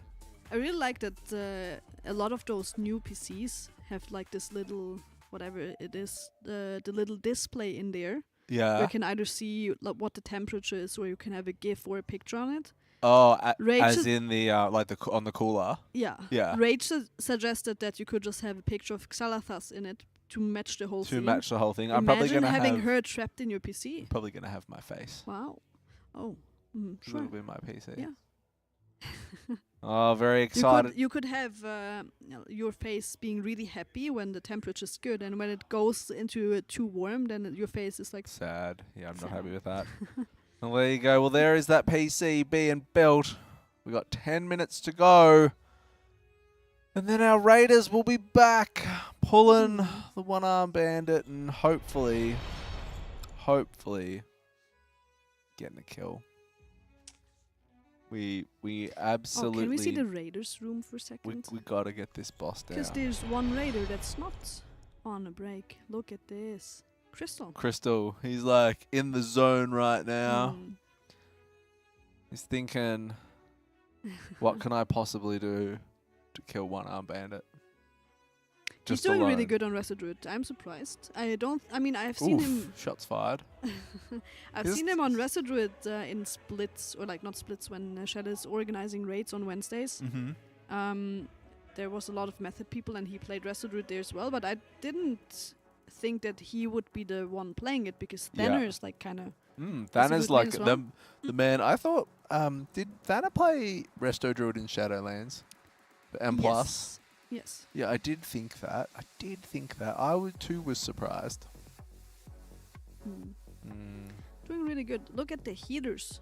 They're Being the back first in their one healer backs, aren't corner. they? They're ready to They're go. ready. Because they're the nerds. Ready to kill the boss. Because the healers are the nerdy kids. You know what I'm saying? Yep, they are. Yeah. We do need a kill.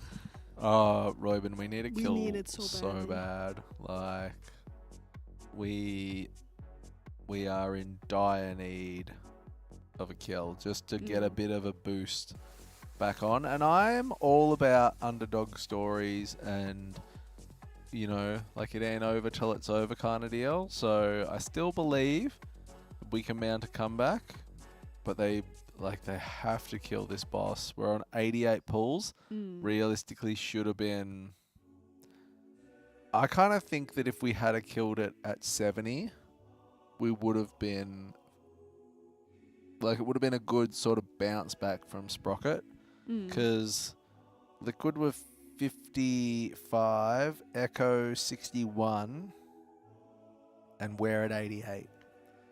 So I feel like if we had been like 65, 70 area, we would have been like, we played really close to that margin. We fell off at Sprocket, we fell off at Styx, but like we're back on, and then we executed this boss in a same sort of similar margin to them. But as it gets further and further away, it gets harder, I guess, to have that kind of self-belief isn't the right word, but it would have to take a mental impact on you as a raider, being For like, sure. I thought we'd done all this prep, we'd done all this roster work, I really thought this was our tier to come out and show what we can do. Have you watched enough to know what's wiping us at the moment? Why are we not? Haven't watched any of the low with it, pulls boss. this morning, so last night Krista and I got to 16%. So how many pulls was that off? Because I didn't watch a lot, and I wanted, like, there's a lot of things that can kill you, right? It's dispels that are not moving out fast enough, people getting So them hit by the fire the waves Withering can be- Flame, which is the Yeah. dispel dot, does Yes. so much It does. damage. It's stupid. So that was murdering a bunch of people. The fire tornadoes from the dispel were murdering a lot of people last night. Then there's coins as well, people getting People hit by got coins is just a murdered by one-shot. pay line. Not enough damage on the ads can also be a reason. Yep, and I think like I would assume our 06% wipe this morning was hitting in rage with the boss reaching 100 energy in that minute 40 soft, basically hard in rage from 30%. So yeah, how many pulls were we on last night when we finished? We would have been on pull 43 area when we finished last night. So they actually went pretty well this morning. From pull 48, they managed to chunk down a big bunch and then ran from 48 to 60 area and then sort of took off a little bit, but then we've just been on this long stretch of road for a little too long now. So yeah, people starting to return. 2 minutes 45 left on that break timer. Then we'll crack back into this boss. Hopefully the well-fed, the food buff can deliver us. And we can get this down and get onto Muggsy. They need... It's got to die before 100 pulls, Robin. It's got to die behind 100 pulls. Now I'm thinking, because I know that you're leaving soon. I know that Dan is leaving today, he said. He is today. Yeah, Dan. A couple of you are leaving, and I think we do have Lithy coming in again. As Yes, Lithy is coming in as the first replacement, the method. He's not a replacement. He's here to rescue us. Yeah, well, he is. And Liffy came in last time too. Yeah, exactly. Did a banger of a job. Yes. But I'm now thinking if or not if we believe Muggsy dies today for Echo or Liquid. Maybe we're getting there and we're having a really good run. Who knows? There's a bunch of information out there now from Echo and Liquid that we could just yoink and use it to our advantage. But if Muggsy dies, it's Friday today. Then we have Saturday, Sunday, Monday, Tuesday, 4 days to kill Gallywix. I don't think Muggsy dies today for Echo. You don't think so? No, I kind of vibe it's tomorrow. Mm-hmm. I think it's tomorrow.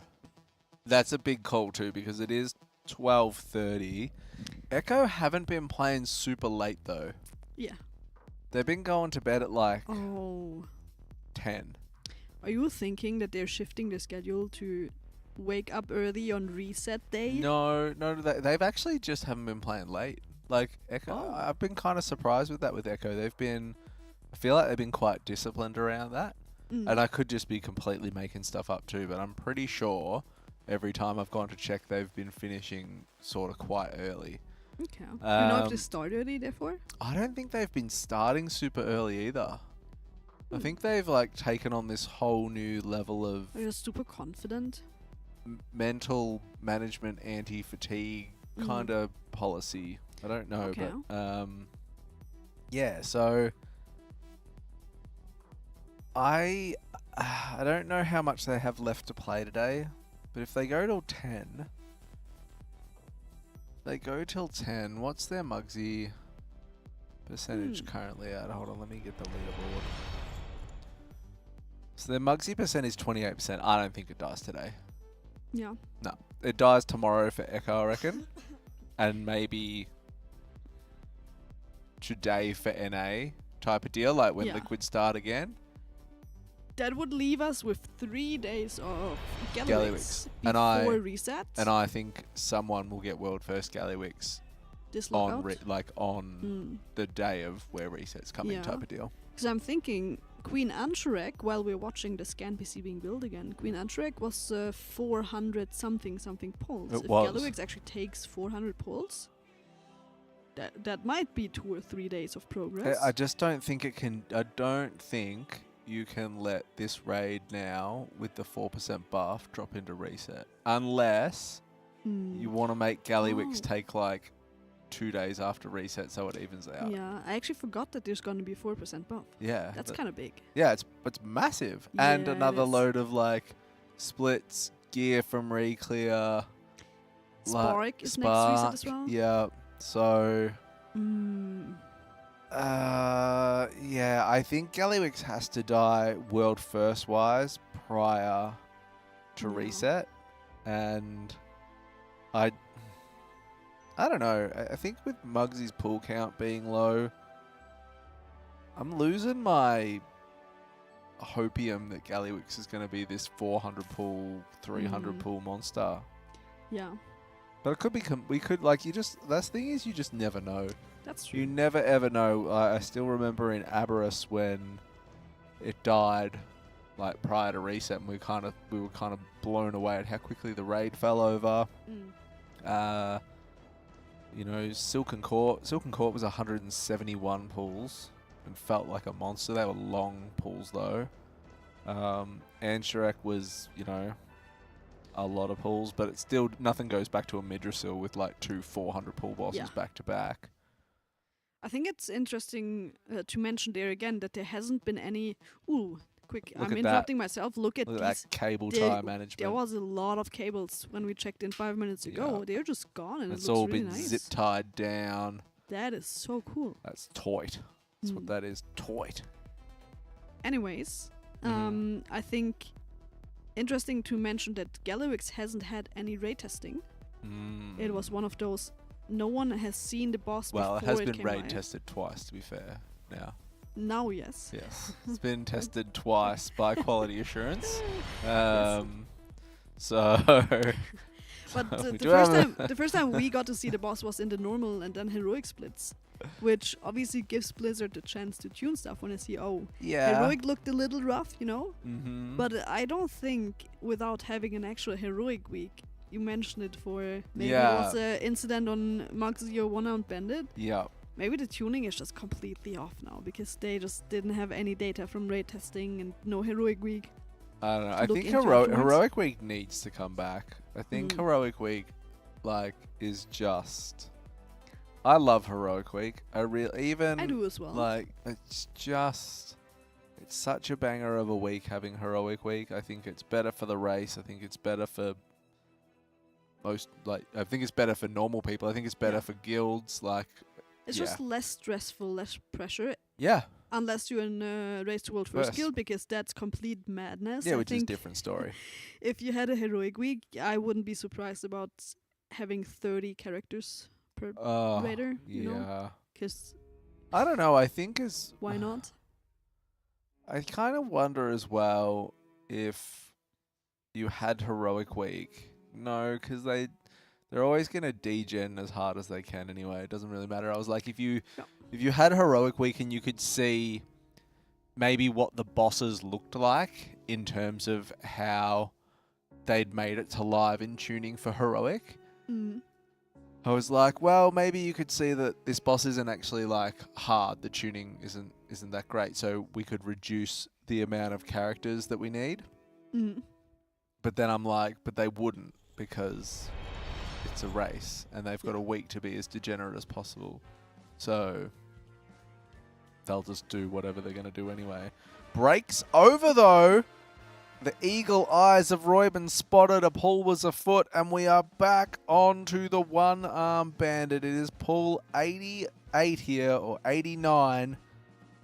We're going to see how we go. Our first combo is going to be that coin and shock, so it's going to give us our little suck and pulse coil, which we're going to place center off to the left, which means that the range and the healers don't need to move. They can just get sucked in, and it's easy peasy. Tank debuff's getting dropped off here. We do have an extra one. If you're not familiar with this in Mythic, that tank hit will drop that debuff on the tank, but also a random player now. So you'll have 2 of those pulls going out every single time. Looking pretty good so far, Robin. I mean, as it should. It's phase As 1. it should. We shouldn't get any issues until like 3rd combo, really. Mm.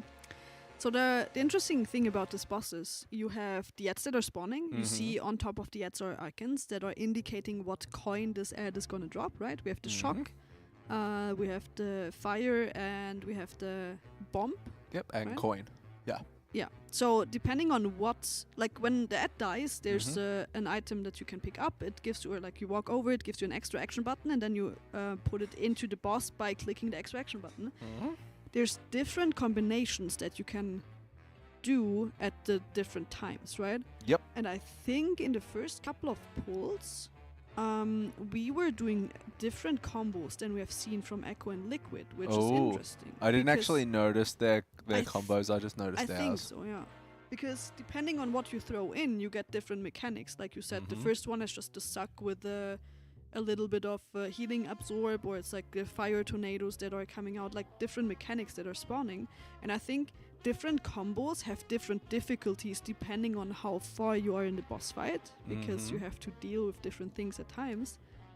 And you can also not do the same combo twice in a row. That's right. The big challenges So- are those shock combos generally. Like the first one, the coin and shock is an easy one to get out first, because every time the boss does pay to win, a shock combo repeats. Yeah.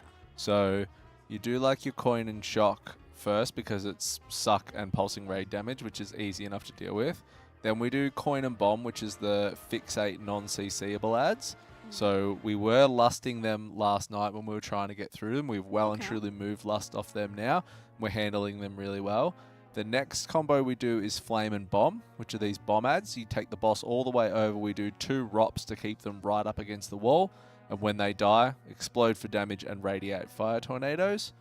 Then this is actually going really well so far. So they're really comfortable through this. 4th combo is flame and coin. So that is the 4-stack debuff that comes out, Yes. which you have to heal through. whilst everything else is going on, which can get a little bit sketchy. And then we have Shock Bomb, which is the bomb ad coil, which will get placed off to the right where Nate is right now, where that blue marker is, because it gets dropped on the tank. So what they'll do is that Nate will move to that blue square and he'll drop the Shock Bomb coil. And then the last one will be Shock Flame, which is the fire coil, which sends out the fire tornadoes. And Nate will drop that at the opposite end of the room. So there's basically a lot of time for those tornadoes to travel over to you. And like we saw with the orbs on Sprocketmonger, where some actually disappear, same thing manages with the fire tornadoes. So you can see the coil going down there. So you're just standing on the opposite side of the room and the mechanic doesn't reach you? For the flame one, yeah. When they go back, because when they do phase 3, they'll be over on that left side. So this ball going pretty well at the moment. You do have to roll the payline tokens into the ads as well. Difference from normal to and heroic. In Mythic, when you get these ads down to 25%, you need to drop a token into them so you can actually damage them below 25%. Otherwise, they just don't go any lower. So that is one of the Mythic mechanics. And we're trying to juice out every bit of damage we can from those coin lines. Pricey dropping super low here. Getting healed up again. That looks so scary on both the majors, one after another. That's crazy, isn't it? That debuff, the Withering Flame debuff, I can't get over how much damage it does. So 4 debuffs going out now. You can see one on Pricey. Big Mass Dispel, I'm going to assume, because they were all cleared off at the same time. But dealing with that, easy, no worries. We're going near and getting our high roller debuff. I can't get over how close to the pay line you have to stand to get that buff too. Yes. It is crazy, and I think you need to min-max that, because it's a 100%. damaging and healing buff. You want to squeeze out as much damage as you can, but also, if you get hit, it's a one-shot. You're just dead. It is very, very scary. Nate dropping these pulls out in Narnia because you can just run into that damage and take it. You can click on the coils to deal with some of these patches. Clicking on a coil deals a boatload of damage to you, and you can clear some of these patches. The tanks do rotate that. We do lose Tanku though. Battle res goes out. We're trying to stabilize now. The raid is super low, but we're managing to pump up. Up now. Crystal's big HPS on that Resto Druid. Pumping. All right, so that is all the combos done. We are below 30% now, so phase 3 kicks off. Now you have 1:40 from this point in time to kill the boss before it reaches I can't remember what its end cast is called, but it's pretty much GG from there. And we're bloodlusting now as well. Very important for everyone to stay alive. We have Pricey dropping super, super low again. And he is saved. You don't want to lose anyone once you press the Bloodlust button, because that's when you deal the most damage. And you still want to keep min-maxing the coin buff, because now it matters. Now it's a race against the time. That's it. So we've got the Dynamite Latent Coil, or whatever it's called, from the boss here that drops it, connects the blue beams. You don't want to go through the blue beams. We're going to have the red fire beams coming out. There's 2 of them. They need to be ran out to the side. And we also have to continue to bait these pay lines as we move around to juice that buff. So sub 10%, we're going into guys. Get those out. And this is Spellbook. This is Spellbook. Send everything here. The ads need something. They're just running in. Just full nuke on boss now. Pump the boss. Control the ads and just nuke the boss. You can hear it's calm in TeamSpeak at the moment. Kill the sneak as well. 5 seconds to kill the boss. 3 seconds. All these people, like. I don't know what people are dying to. This was so close. We had Helene going down. Really? So we switch in for the comms at sub 10% there, and it was calm as. Yeah. Couple of calls for the ads to get knocked back and things, but you could see people bouncing around on your screen, which means they're getting hit by the fire tornadoes, because the fire tornadoes bounce you. We had Helene going down quite early. I don't think we had a combat just left. This is like, no one can die in the end. If you have everyone alive, this boss is dead. If someone dies, it's just 0.something% wipe. It is so tight on that. Is like that's like no flame, but this is just like player responsibility now. Like you can't be running into beams and running into fire tornadoes and dying when we're at this. I think this damage check is crazy though, considering we are already 3 hitting this boss, which I didn't think will happen, because this boss has so much damage coming in on the whole raid. I was Plus the debuffs that hit super hard. way too fixated on the boss health to see how many we actually had dropping off. Yeah. But like you could kill this with one down, not I not mean, many. Helene died towards in the end. end. And Like then I'm talking like all sub the way- 10% kind of deal. yeah, like, maybe. I think Echo had one down when Yeah. they killed it. I know that for Liquid, the healer died quite early into the phase. Yeah. The healer, I mean, Maybe- it's a big damage check at the Yeah, end anyway. healers not- also just might want doing to damage. pump, right? In this Yeah. case, Crystal can hold his Heart of the Wild. That's increasing his damage output Let's for 45 seconds and just really press damage buttons and let the other healers that are healers that heal while dealing damage just take over the phase. Yeah, I mean they'll be doing a big check at the moment on that second monitor, Mhm. going all over it. We'll check in on how our PC is going with scan just while we're on this little break before they go again. Ooh, there's the cooler. That bad boy's getting set to go in. Ooh, that's the in the top left corner is the thing where you can put the image on, right? The white thing with the circle in the middle. I'm assuming that I don't know cooler anything about PCs. is that's either why. gonna go on top of that heatsink or Oh. it's going up above. Okay. Do you know a lot about PCs? I do not know a lot about them. I Yeah. know a little bit about them, but Mm. like not a lot. All right. I know how to put the thermal paste on and stuff like that now. I'm pretty rad. Oh, I don't even know what that is. You can go with a dot method or a cross. Like, you know, I'm pretty The Pretty dot method. pretty advanced. Pretty advanced, yeah. All right. Cable management is on point though for this, isn't it? Look at it. I'm just sitting here thinking when we saw it like by now 10-15 minutes ago there was like 20 million cables. Where have they all gone? Because it's been done They're just by a gone. person with a PhD in cable management. It must be it because it's not like he just took the cables off or cut them off. They're somewhere inside of the PC now and I don't even know where because I don't see them. But there It's was so- a lot of them. It is so clean. Oh. All right, well, I think we're getting ready to go again. Let's see. I tried What to the build a goes? chair one time. Don't ask how it went. Well, I'm gonna build something else once I'm home and the race is over. You wanna know what it is? What is it? A table. It is a table from Arozzi. Oh, you got a desk? I did. Oh, It's one of those that you can. where's my desk? Stand up one? That is Stand-up one, yeah. awesome. And I'm gonna build it on stream, and I'm not great at it. Yeah, I could see that. Mm. That's okay though, because you'll get there. Yeah. That's awesome. Everyone make sure you tune into that.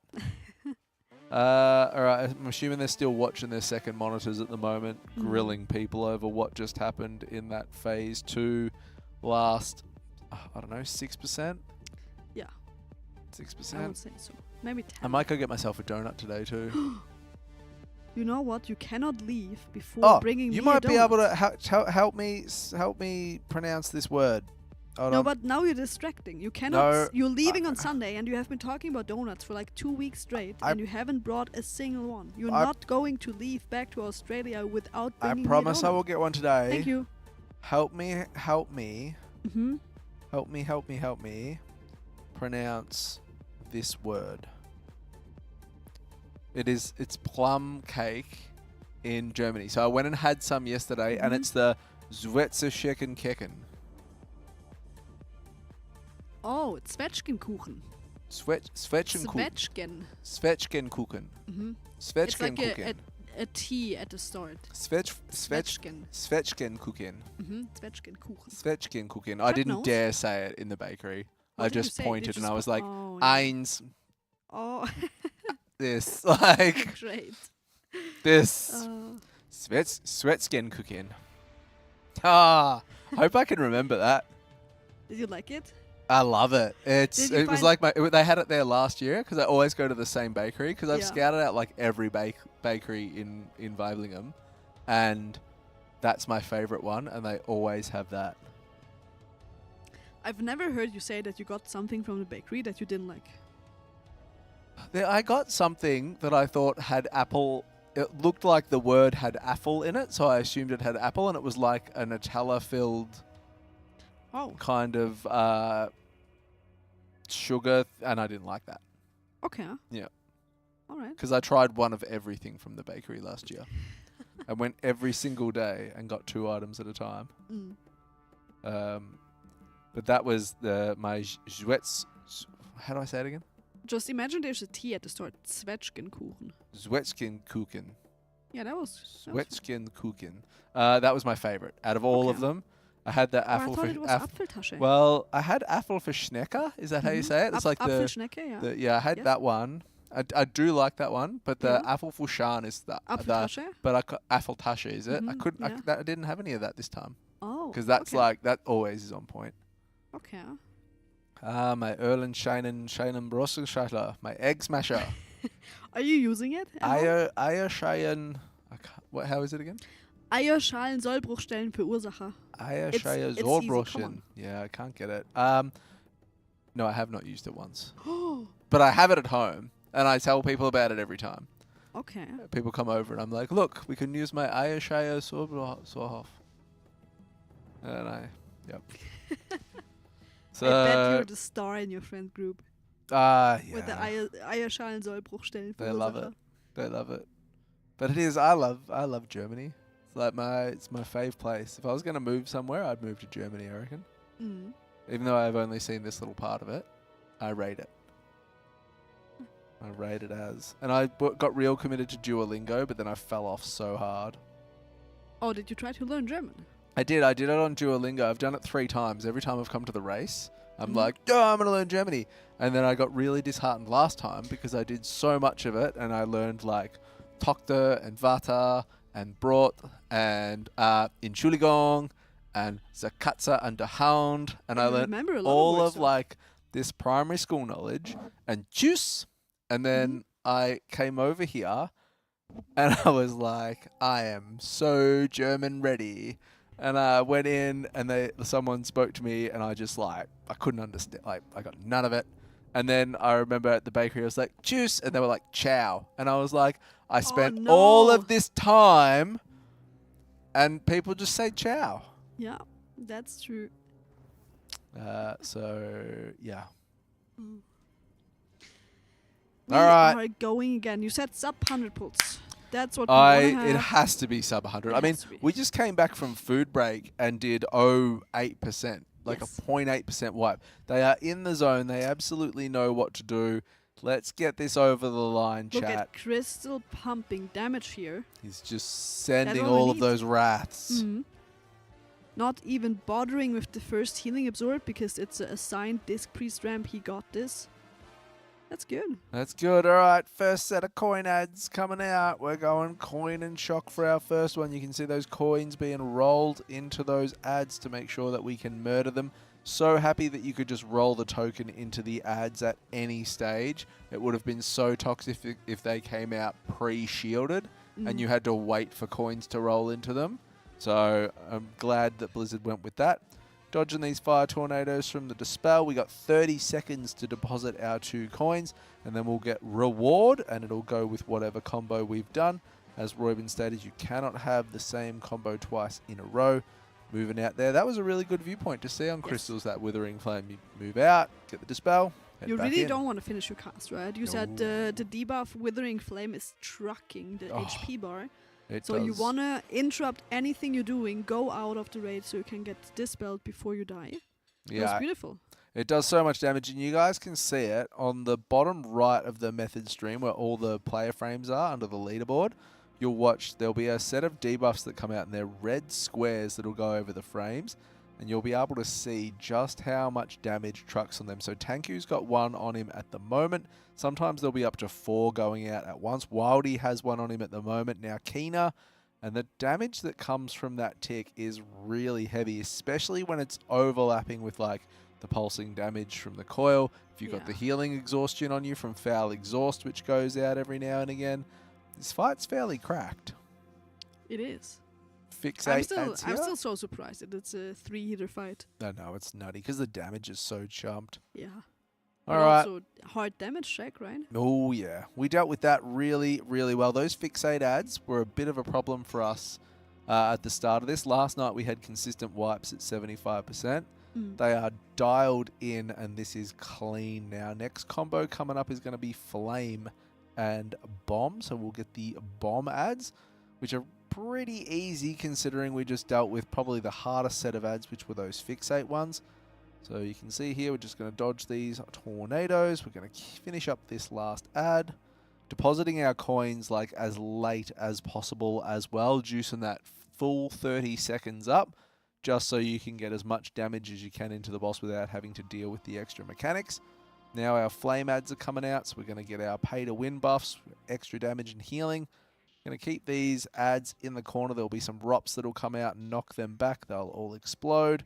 Everyone's just going to move out of the way. Looking really good right now, Royman. Yeah, that puddle that Crystal just dropped there, he didn't drop super far away. You kind of want to bring it to the edge of the room, but also he got like one mechanic after another there, which I think is they'll not great. click a shock coil maybe to try and get rid of that. Yeah.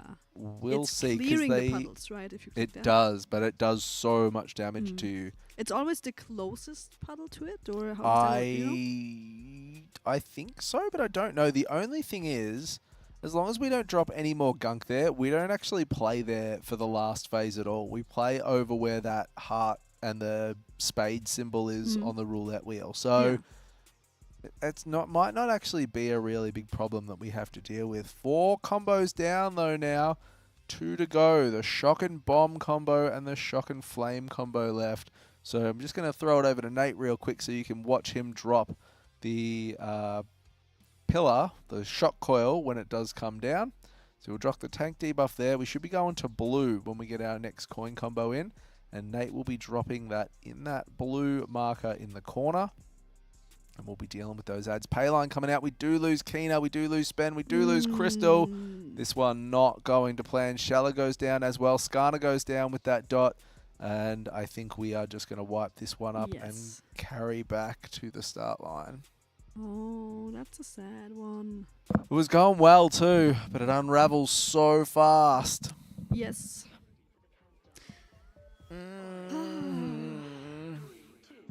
Pain. Yeah. Pain, pain, pain. I actually didn't look at what DPS comp we were playing. I was so focused on tanks and healers all the time. Maybe we can have a look at that. Do you think there's anything special? Not really. I think it's pretty similar. Double Afflick, triple Shadow, double Mage, double Windwalker, which we did have to gear up another Windwalker. Oh, right. It is Verb. Oh, no, it's Nurse, actually. So Nurse and Nally. Yeah, we started to gear Verbs. We did at one stage, yeah. I think this is like good fight for the Shadow Priest, good fight for the Afflocks, because you can just dot everything and everything goes out in the wonderful world. Windwalkers are just insane single target damage, right? Windwalker's performing really well on PTR. I wasn't really surprised to see it in here. We have no warriors, and Dan and Faithy both are benched. Yeah. I did think that was interesting, but it's a pretty... I don't think it's the world's greatest fight for melee. Yeah. And at least the Mistweavers are really useful with the ROPs on the ads that you can CC. There's only that one hard set where you can't, and Windwalkers do like bang a single target and solid AoE as well. So everything else are just raid buffs as minis, right? Jimmy on the Demon Hunter is a raid buff. Yep. It is. Oh, we're being joined. Look, I didn't even notice the time. We're being joined by the one and only magical human. Here? Magic Perk. Where is the microphone? Oh, maybe Rage took it with her. Is it at the analyst desk or something, bruv? There we are. Rage did have a microphone earlier. She did, Not sure where she put it. No, it's not. Oh, Perky, you're gonna have to be a headset gang, bro. I think Sarah is looking for it. Just become a headset gang, bro. This is what real casters use. It's what real hosts use. But my hair. We found it. All right, we're into another pull. This is pull 91. We have to kill this prior to 100 pulls. We're gonna kill it this pull, in fact. Hello, Perky, friends. How you doing, bro? All good. How are you guys? I love that having shirt. fun. I saw you had a couple of really heartbreaking low percentage vibes. That's 0.81. He sounds really happy when he's saying that, and we're like, we had a couple of Yeah, I mean, really low percentage. Like, listen, vibes. I was here when the Lock and Stroken went down. Mhm. I'm gonna be here when Bandit goes down. I Okay. mean, the curse thingy, by now we have to agree that it's just It's not gone. true. There is I'm no actually the curse. lucky charm. So, I like that shirt, Perk. thank you. It's my favorite one. That's a rad shirt. This is the one I use on my Tinder profile. Hey, let's go. How's your Tinder All game the going with swipes. that? Huh? How's your Tinder game going with that? Gonna move But on. not great. Apparently, I'm still single. So. All right. Could be time for a shirt change, Perk. Change it up. All right, well, that was unfortunate. And that wasn't the one. 9 That pulls to wasn't go the to one. 100. I love these Warcraft pillows here. They're amazing. I'm a big fan of the blanket. Yeah. Are you planning on stealing it? I 'Cause don't know. What are they gonna I do? I'm in think- Australia. Yeah, that's right. They're not going to get it back. It would be quite big in the suitcase, though. That's going to True. take up a lot of room. And I went and got I went and bought like 7 blocks of the big milker the other day, and then I bought 6. I bought 3 dark chocolate and 3 of the whole milk choco Lebens. Lebens? The biscuit with the chocolate on top of it, yellow box. Leibniz. What? Leibniz. Leibniz. That's a biscuit thingy. Yeah, so choco Leibniz. Mhm. So I think, bought at least. 6 boxes of them, and then I bought some Kinder Regal. I don't know. Kinder Kinder Riegel? Riegel. Yeah, Kinder Regal. Bought some of that. So good. And I'll need to buy some more things. Oh yeah, you could actually you just take the blanket and you like wrap it around you, and then you put your jacket on top. I could wear it as a cape. Yeah. Maybe. Or Yeah. that. Mm. It is a very, very cool It's so blanket. fluffy. Yeah, it's a good blanket. I wonder because that's like a It's a World of Warcraft classic thingy. Yeah, it is. Pretty sure And I if think it there's, would be cool to normal World steal. of Warcraft ones as well. Hey? Nobody's Not- gonna not notice. classic. Just go for It it. would be cool to steal. Like, it would Oh, look let's cool. see. We can learn a bit about the Eastern Kingdoms and So I would like to have it. They do have chocolate in Australia, but it's just not the same. I like it when it's I like the different chocolate. I love Milka. Milka's like my favorite chocolate ever, and you can't get that in Australia basically, or it's Not at super all. duper Oh, it's just expensive. yeah, Like stupid expensive. I think the last time I looked it up, it was dumb. yeah. Like ridiculous dumb. So yeah, it's gotta get it while you can. And Leibniz aren't in Australia at all. But Kinder Maxi is something else. I think Kinder Maxi is like Maxi King. It's called as well. Do you Yeah. remember that one? Yeah, of course. That's a different thing. The Kinder Riegel is just like chocolate bars that have like the Yeah. typical brown chocolate outside and like a milk thingy inside thing. But I mean, it's really good. It's also really Mm. underrated. I feel like it's one of Yeah. those. It's just like, I don't know, the amount of that you get is a bit low. So I Yeah. always go for like Kinder Bueno or something like that because I just got some Buenos because goated. I thought the kids would like it, and I had this They will like it. you know the Harbro, what the lollies out there? There's like licorice, like little The thing that in the Raider room. There's like Oh, licorice. Haribo. Yeah, Haribo, yes, is Haribo, it? yes. There's I like the purple long. you know what Licorice people I love them as well. like a lot? Chocobons. Yes. Do you know Man, Chocobons? we need to stop talking about all this. Do you know Chocobons though? That's a good question. What's it called? Is it Harbero? Is that what it was? Haribo. Haribo. Haribo. All right, I have to remember that We one have too. we have like the very famous line. It's like their what is it called? Haribo macht Kinder Yes, froh. that one. The what is that thing called? What's Mm, called?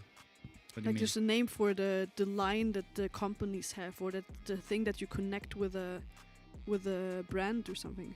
A patent? No. Copyright? Oh, someone's gonna slogan. That's the word I was. Oh. Yeah, of Slogan. course, slogan. It says Haribo macht Kinder froh und Erwachsene ebenso. It's basically Haribo makes children happy and also adults. Oh, I like that. I'll get around that. Mm. They do make me very happy. I'm gonna go try and find some of them as well from the from the river. So you're just coming to Germany for the bakery goods Riva! and for chocolate and candy. Well, I learned now I can say river now as well because I was like Riwi. And then chat gave me some serious education. That's where Okay. Rent West was born from. Okay. Yeah. So I've learnt a lot. But onto this poll, because we are 3 combos down yet. Now we just dealt with the flame and bombs. 1 beer is in the bank. Everyone alive. This is good thus far. But it has been pretty clean all the way to like 5th combo area now where we've started to unravel. So we need to just put that one pool together, kill this boss. Is that actually how our weak aura at the top works? When the combo is done, it turns green? Yep. Yeah. Okay, alright. So you always know which one is coming up next. Here comes the flame and coins. This is just that debuff that's going to go out. We're just going to heal through this like absolute Chad McChaddington. So the Disc Priest ramp going out there. Set it up. Just powered at 3.3 million HPS. Insane. Crazy. I like how this fight is just so P1 heavy, and once you're like in P2, then it's just like, okay, you should kill the boss or like. Well, that's exactly how it should be, and Yeah. we had the pool before, bro. That was so good. I watched and then I it, just yeah. watched people bouncing around from fire Yeah. tornadoes, and I was just like, ay. Wait, I just spotted this now. Why What? did no one tell me? What? That Thanner is playing Windwalker. Oh, I watched him yesterday Oh on the yeah, dummy. he was on the Oh. dummies. Yeah, I forgot all about that. Oh. Because he can do it all. Because he's Ah. actually just so good. He was actually, last year he wasn't in Method, he was playing a tier for Echo. Yeah. He was playing Red Paladin on Brute Twister, because Pretty that was insane where to you have bench that the Holy s- Paladin, That right? skill level. Yeah. But this is looking very promising for now. It is good at the moment. We just stabilize these frames out. Yeah. New set of coins coming We down. have this ad is a bit too high HP right now. The rate is dropping super low, but no one is dying and it's stabilizing. 4 dispels to go. Yeah. Just going to let them wear off. So there'll be some tornadoes coming across somewhere. New set of debuffs going out. This is going okay still at the moment. We're in. Everybody's stable. Boss is pretty low. Ads are dying. We are 2% behind And we- of our best pool though, when it comes to boss HP. That's okay. I still believe. Mm.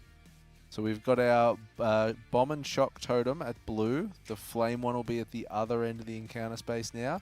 Now the boss is going to start doing his own thing when we hit sub 30%. Thana dropping super low. Rames dropping super low too. Live. Oh, Big everyone's heals. alive. Heals Okay, incoming okay, now. we're back. Alright, We're we're so okay. back. We are so back. We're okay. We're okay. So now we're going to get the coil that's going to link the blue beams to the boss.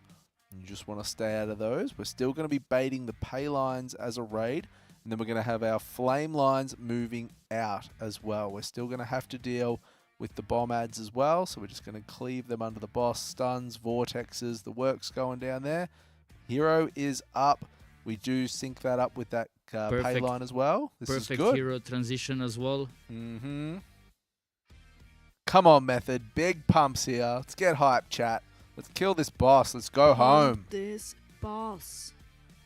All right, Fixate's coming out. You can see those flame lines getting out of the raid as well. We're just dodging these blue beams linking to the boss from those coils as we move around. Looking very, very smooth for now. Just Debuffs out. hold. Just hold. Just hold. We're going to be getting the listening in 2% as well with the Steelseries Min-max the listening. coin buff. We really, really, really go want to mid. have that bonus damage Give me a here. Good Do not baits put there. a big hit where we're going. Spellbook. We lost a ramp spellbook. Everything. It's res gain. Watch these And no knocks help here. weapons here. Everything. Yeah, full slam the boss. 3 dead. Banner and Need to control Pricey these ads. They're just walking going around. down early. We have a couple of more deaths here. We can maybe still Careful, push. Crystal. Can see. Debuffs out. 8 seconds on the boss. Don't know. We just at every point we lose 2.5. people here. Yeah, I Come don't know on, what come we on. on to. Not What gonna I make it. What are you actually on to? Boss getting pretty sure I'm red still and seeing angry lasers and going through the raid. exploding, one-shotting the whole raid. We wiped another one, 2 enrage, but we keep losing DPS players You can towards hear the him. end. You can hear him in TeamSpeak when Yeah. it was like 2%. There Mm. was no hype at all. Biff was just like why are go we again. losing Yeah, people yeah, here? Like Interesting enough that we rest Skane, one of the healers. When we had Skane and Pricey down and Thenner died as well, we choose to rest Skane, which I think especially interesting because we saw for Liquids, the Resto Druid died quite early into the phase and they just finished the boss with 2 healing basically. I mean, yeah, it's not a healing race at the end. It's definitely just don't mess up. Like, move out, don't get hit by stuff. Yeah. And you will live. You know, and we had a CR, unfortunate CR there as well, instant death afterwards because just the bad timing with the exhaust damage. So, yeah, I think we were also a bit behind on damage this pool. I don't know what happened. It looked really clean. Yeah, you even said we were like 2% behind, I think, when we were going into phase 2. Yes. And that's another factor because we could have maybe even killed the boss just if it wasn't for that. Yeah, it's just unfortunate. But again, like, and you know, the immortal words of Shake and No Flame, just you can't have people bouncing around, getting hit by fire tornadoes in that last phase. Like, it just can't happen. I mean, I guess it just goes to show that the lock and struck issues kind of carried over with dodging things and just playing these last 10 seconds of the fight. Yeah. It's been really, really tough. Converting that like low percent pull into a kill hasn't been our strong point. Yeah, exactly. Like if we really look at all the bosses so far, I mean, okay, the only 2 relevants now, Bandit and Lock and Struck. We know that we got to the end game. Look at that PC chat. Look at that Oh, 50, look at that 70 GPU. beast. Okay, you weren't here, Perker. Sorry to interrupt that, but because he just flipped it. You weren't here when we started building this PC. I'm telling you, when he started building it, it wasn't a PC. It was just a bunch of cables on the table, and now it's a PC with like insane cable management. I don't know how this happened. He's done that in under like 40 minutes, I reckon, too. Like this bro is like an advanced Lego put it together. Exclamation mark wow in chat. Cable management is really a form of art. Like, you have to, like, I build a lot of PCs myself. Yeah. But I don't do the cable management this clean. I do it nice, but not this clean. Not to this level. Yeah. It's insane. It is insane. Get around it. Get on in that giveaway. Wait, it's actually exclamation mark giveaway to join, I think. It is. What did you think it was? But it's exclamation mark wow to get all the information about. Ah, I see. My PC that is being built for me right now. Did you even join the giveaway? I've done all the giveaway entries. Thank you very much. Wait. I need to. And if you also play Daily Quest, you get a word each day that you can use like as an extra entry into the giveaway. Okay, but I'm really bad at Daily Quest. I was a bit annoyed this morning that I got one wrong because it was because you have to guess like the more unique your answer, the better your score is. So my question was like a raid boss from MOP that wielded an axe, and like everyone's gonna be like Garrosh kind of deal. But I was like Ouroboros, like the outdoor raid boss. But it didn't count because they didn't count like outdoor raid bosses as raid bosses. But I was like, it's a raid boss still. It doesn't specify. But I feel like the scoring system is the exact opposite of that show called Family Feud. How do you pronounce it? Family Feud. Yeah, it is. Feud, it is exactly like that. It's the opposite scoring system it over there is. because in Family Feud, you want to have an answer that the most people said. Yeah. And here it's like the exact opposite. Yeah, and you can see QT Artemis in the chat there. I'm telling you, people call them the world bosses. You still need a raid to do. It is still a raid boss. It's a world raid boss. I am on. Don't go looking at me like that. I'm telling you. I'm on her side here. I have never heard anyone say a world raid boss. Well, maybe we say it down under. Yeah, sure. Yeah. All You're right. weird. You gotta update it. You gotta update it. You gotta update it for down under. Chat, is it the world boss or a world raid boss? Oh god, now chat's going in on me for it. You needed a raid to kill it. That means it's a raid boss. All right. A technicality. All right. It's a raid boss. All right. Moving on from such things that don't matter. We're into pool number 93 on the one-arm Bandito. And we have to kill this boss under Bandito. 100. If we hit triple digits... We're gonna be really angry. Yeah, Not that anyone I'm is not, gonna care, but I'm not going to be angry. I'm going to be disappointed. disappointed. There's a That's difference. even But yeah, worse. I mean, again, like for me, there is a good and a bad side. The good side is you do manage to get the boss in kill range really fast, so your progression is really good, right? Like you know how to do the boss, you know how to get there. It's just the finish is just not good, yeah. And from raid leader's perspective, well, you know, you could say maybe we just play bad, or you're just in that weird mood where you're just questioning your ability to finish up a boss because you wiped it several times in a bad way, and then you just start overthinking, and then just playing really bad in the last phase, yeah. 100%. So, like for sure, like after this tier, even though still not over, you will have to like question, you know, some decisions of how should those end phases be played. I think having a talk with the raiders and like going through, especially through the wipes, yeah. I think that's the most important thing. Like not just saying, oh yeah, guys, you have to play better. Yeah. I think it's important to watch the footage of all the close wipes. Yep. And see what actually happened there. 100%. Oh, Nate dipped super low there. He's okay. Combustible bomb suit, go Burr. He actually hasn't dedicated any of his cooldowns either, so he obviously felt very, very safe. Fixate ads coming out here, dragging the boss through them, trying to keep as much uptime on the boss as well as these ads in getting them down, which we have progressed so cleanly through those ads now. They were obviously the big sticking point at the start of this fight for us, which we just have on absolute rinse right now as we head into the third set of token ads. It was funny yesterday when they started progressing Bandit, and me and Sko and Lorgok was sitting here, and they had initially a weak aura that was just showing the name of the ads, Bomb, Coin, and Shock. Yep. And I was saying, you know, most of us use the Northern Sky weak aura, which is public, and it just had the tag says kill this. You know, I was like, this is so much better because like you don't have to read, yeah. You just see kill this, you just kill that. And then 2 pulls later, you see them updating weak auras, and then suddenly the frames start to glow when which one you need to kill and stuff like that, yeah? Love it. So they fix it pretty fast, but goes to show also those small, fine details, they matter a lot, yeah? Yeah. Oh, massively. Massively. And it's like one of those things, too, where we saw Sprocketmonger was just a giant weak aura rabbit hole, too. Yeah. You know, where the weak auras... when they don't work on a fight like that, end up becoming a debuff. Like, it's crazy. You know what would be great?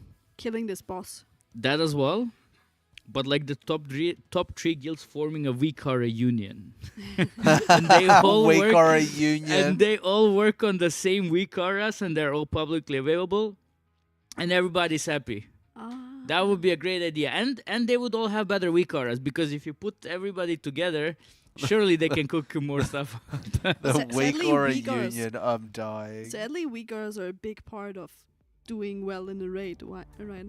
So it's like, it's part of the competition to be smarter about what you need ahead of time and smarter about how to like program weak auras or whatever you call it. It's become So I don't think this crazy will though. Like, it really has become insane. Krista and I were talking about last night. Maybe you guys can give you two bob. So, would you be happy if Blizzard, or what would need to happen for Blizzard to be able to go the Final Fantasy route where they just like deleted weak auras? Like, you just couldn't have weak auras? Because I had a pretty big answer to this. What do you think? I don't think it can happen. You just don't think it can happen at all? The only way it can happen is that they are replacing all the functions that weak auras are taking, because even if you look at a super minimalistic interface, you usually have at least a class weak aura in the middle of your screen. Yep. Which I don't think anyone would like to have that taken away, because it's also your interface is a thing that you're just used to. It's called user interface for a reason, and if Blizzard now decides to take away weak auras, and all of a sudden you stand there without even the option to have a class weak aura, Yep. don't think people would be happy. So I think having alternatives and replacements, or like stuff that is a class week or a possibility built in game, Yep. then there's a possibility to take it away. Other than that, I think there would be What do you not think, happy Perk? people. Well, first of all, I don't think there should be like any ban on weak auras, because weak auras made the game better for most of the people. Obviously, the reason why they got made in the first place is because players wanted to customize more things, stuff like that. So just banning that would already like kind of degrade the game in a way. But what they do have to do is they need to learn, because I don't think anybody minds if you're using, like, let's say we look at this weak aura, like this warrior UI, the typical warrior UI, that's like a weak aura, right? And like that's just a preference thing. Like Blizzard should not care if you like it this way or 100% yeah. agree. Yep. But what they should care though is like in group content, dungeons and raid, they should care about what weak auras are people using and why. Yep. Good example is Styx Bunker Junk, where it wasn't really a heavy weak aura fight, but for example, we saw that Method had every bombshell had like a tiny circle or in the middle saying avoid. Yep. And you might ask, well, why? Well, if you look at the color scheme of that fight, everything kind of looks the same. And you have so many nameplates, you have so many things overlapping. It's really hard to spot a bombshell in between other ads, hyenas, and stuff like that. Yep. So you go ahead and make a weak aura. So for Blizzard to prevent weak auras like that in the future, I mean, just make the bombshell glow red. Yep. It has like a giant bomb on its back. It should glow red, yeah? It should not just be like, this darker red, like very washed out red, which makes it really bad because you can't really You can't separate. see it. It should really glow, yeah? Yep. And then you won't need a weak aura like that. So Yeah. Blizzard just needs to look at it and just learn from it and just improve, yeah? I said if they ever wanted to remove, like, I love weak auras, like, absolutely love them, and very much agree, like, you should be able to have your user interface set up, like, however you want.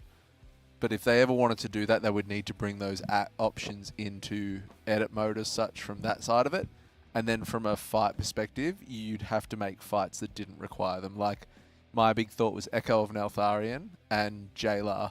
When you had to jump in, you had like, you have 8 people with bombs or whatever that had to jump into different holes in the space of 4 seconds. Like, you can't do that without a weak aura. Yeah. So if you were going to do something like that, you would have to design fights that fit into that thing. Or you so make it easy. I'm thinking about Echo of Neltharion. It was like you needed to assign spots where people went with the huge circles. Or the jailer fight, you needed to assign the holes so people don't jump into the same one. Yep. But I think you could work around it to keep the mechanics, but make it not require weak auras. I'm just imagining, let's say you go to jailer, just and all then jump out in of the the same holes hole. there's like light spawning, and every light has a different color. And Colour, you just yeah. assign, you always go to the red light. So Yeah. now it's still a mechanic, because you get the, hey, I need to jump into the hole, I need to turn around and look for where's the red light, I need to run there and still time it well You to can jump into the hole. See Nate Right. just checking But- the deaths there, and they were all traveling flames, which is a bit Mm. unfortunate. That's the fire tornadoes. Yep. Even killing a tank. Yep. We saw, I mean, Blizzard's first real attempt at fighting weak aura was in a Murder Seal, and that was the worst. Oh, look at Oh, that! wow. Brah! We just It is interrupted. glowing. This PC keeps interrupting you. No, But it's this fine. looks It's glowing already. It is amazing. ready to Bruh. go. Who is winning it, guys? Crazy. Me. Me. Me. Me. I guarantee you I'll win it. Mm. 100%. 100% that I'm going to win it. And it's not only looking good, it's also a high-end PC. It You is. can It play is a every game on high-end. max Look at it. quality. 5070 Ti down there. Boom. He just built it in like an hour. Yeah, he dropped that and in it less than looks an so hour, I reckon. clean. It does. It's like my work is done. Yeah. I'm Audi 5000. I'm still like speechless about where all the cables went. That is so clean. Maybe he faked it. Maybe he just put a bunch of cables there at the start, so we think he just put them all in, but in fact there's not a single cable in the PC. Could be. He just took them all away. I wonder No, how many they're all in there. Kabelbinder he used. That is Carbon one is hot a lot. PC. Make sure you get around that Looks so good. giveaway. Get involved. Get on it. Because we're not going anywhere until we kill this boss. And if you just tune them back in, we've had couple of unfortunate wipes below that 1% mark, which have been giving us all kind of pain this morning. But we are on the verge of knocking this boss over. 94 pulls deep. The only way is up. We can do this. Let's go. Pull 95 away. We kill it sub 100 surely. Otherwise, we're gonna be disappointed. No one wants disappointed casters. No, I'm an optimistic person, yeah. Jimmy looking good. Jimmy always looking good. And last night he told me, I'm going to kill some bosses for you, bro. I said, thank you, Jimmy. Let's go. I could use that. So let's see if he fulfills the prophecy right now. The demon hunter who lived, he can absolutely make this happen. So first combo, we're going to do our coin and shock. It's going to be our suck totem with a little bit of pulse. See the token getting rolled into this ad here so we can kill it. Coins have gone in within that 30 seconds, and we are going to spawn our first coin and shock pylon. Bit of suck, bit of heal. That's it. Stretching out these coins, getting this DPS buff. Rolling the dups here. We are on target, doing well on this first little bit. Someone's gonna complain about Jimmy's ray frames in No just a one's going to second. complain. I know someone is gonna. No one's going to But- complain because they're in the bottom. Bottom right, That's this right. overlay is so amazing. I love it. Let's go. We're going to bait these pay lines. Look at this. Everyone's standing up because we're juicing all of these coins. We're watching Let's all of go. these tokens getting rolled back in so we can murder these bosses. Unfortunate death there. We do have a res though. It will get fired out any second. There it goes. Scoff to back up. No one saw anything. It doesn't matter. We can recover.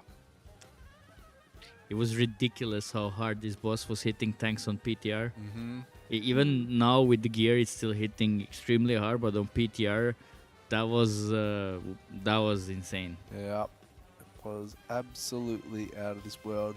Debuffs coming out right now. We had 5 go out on this load of Withering Flames. We get rid of all of those.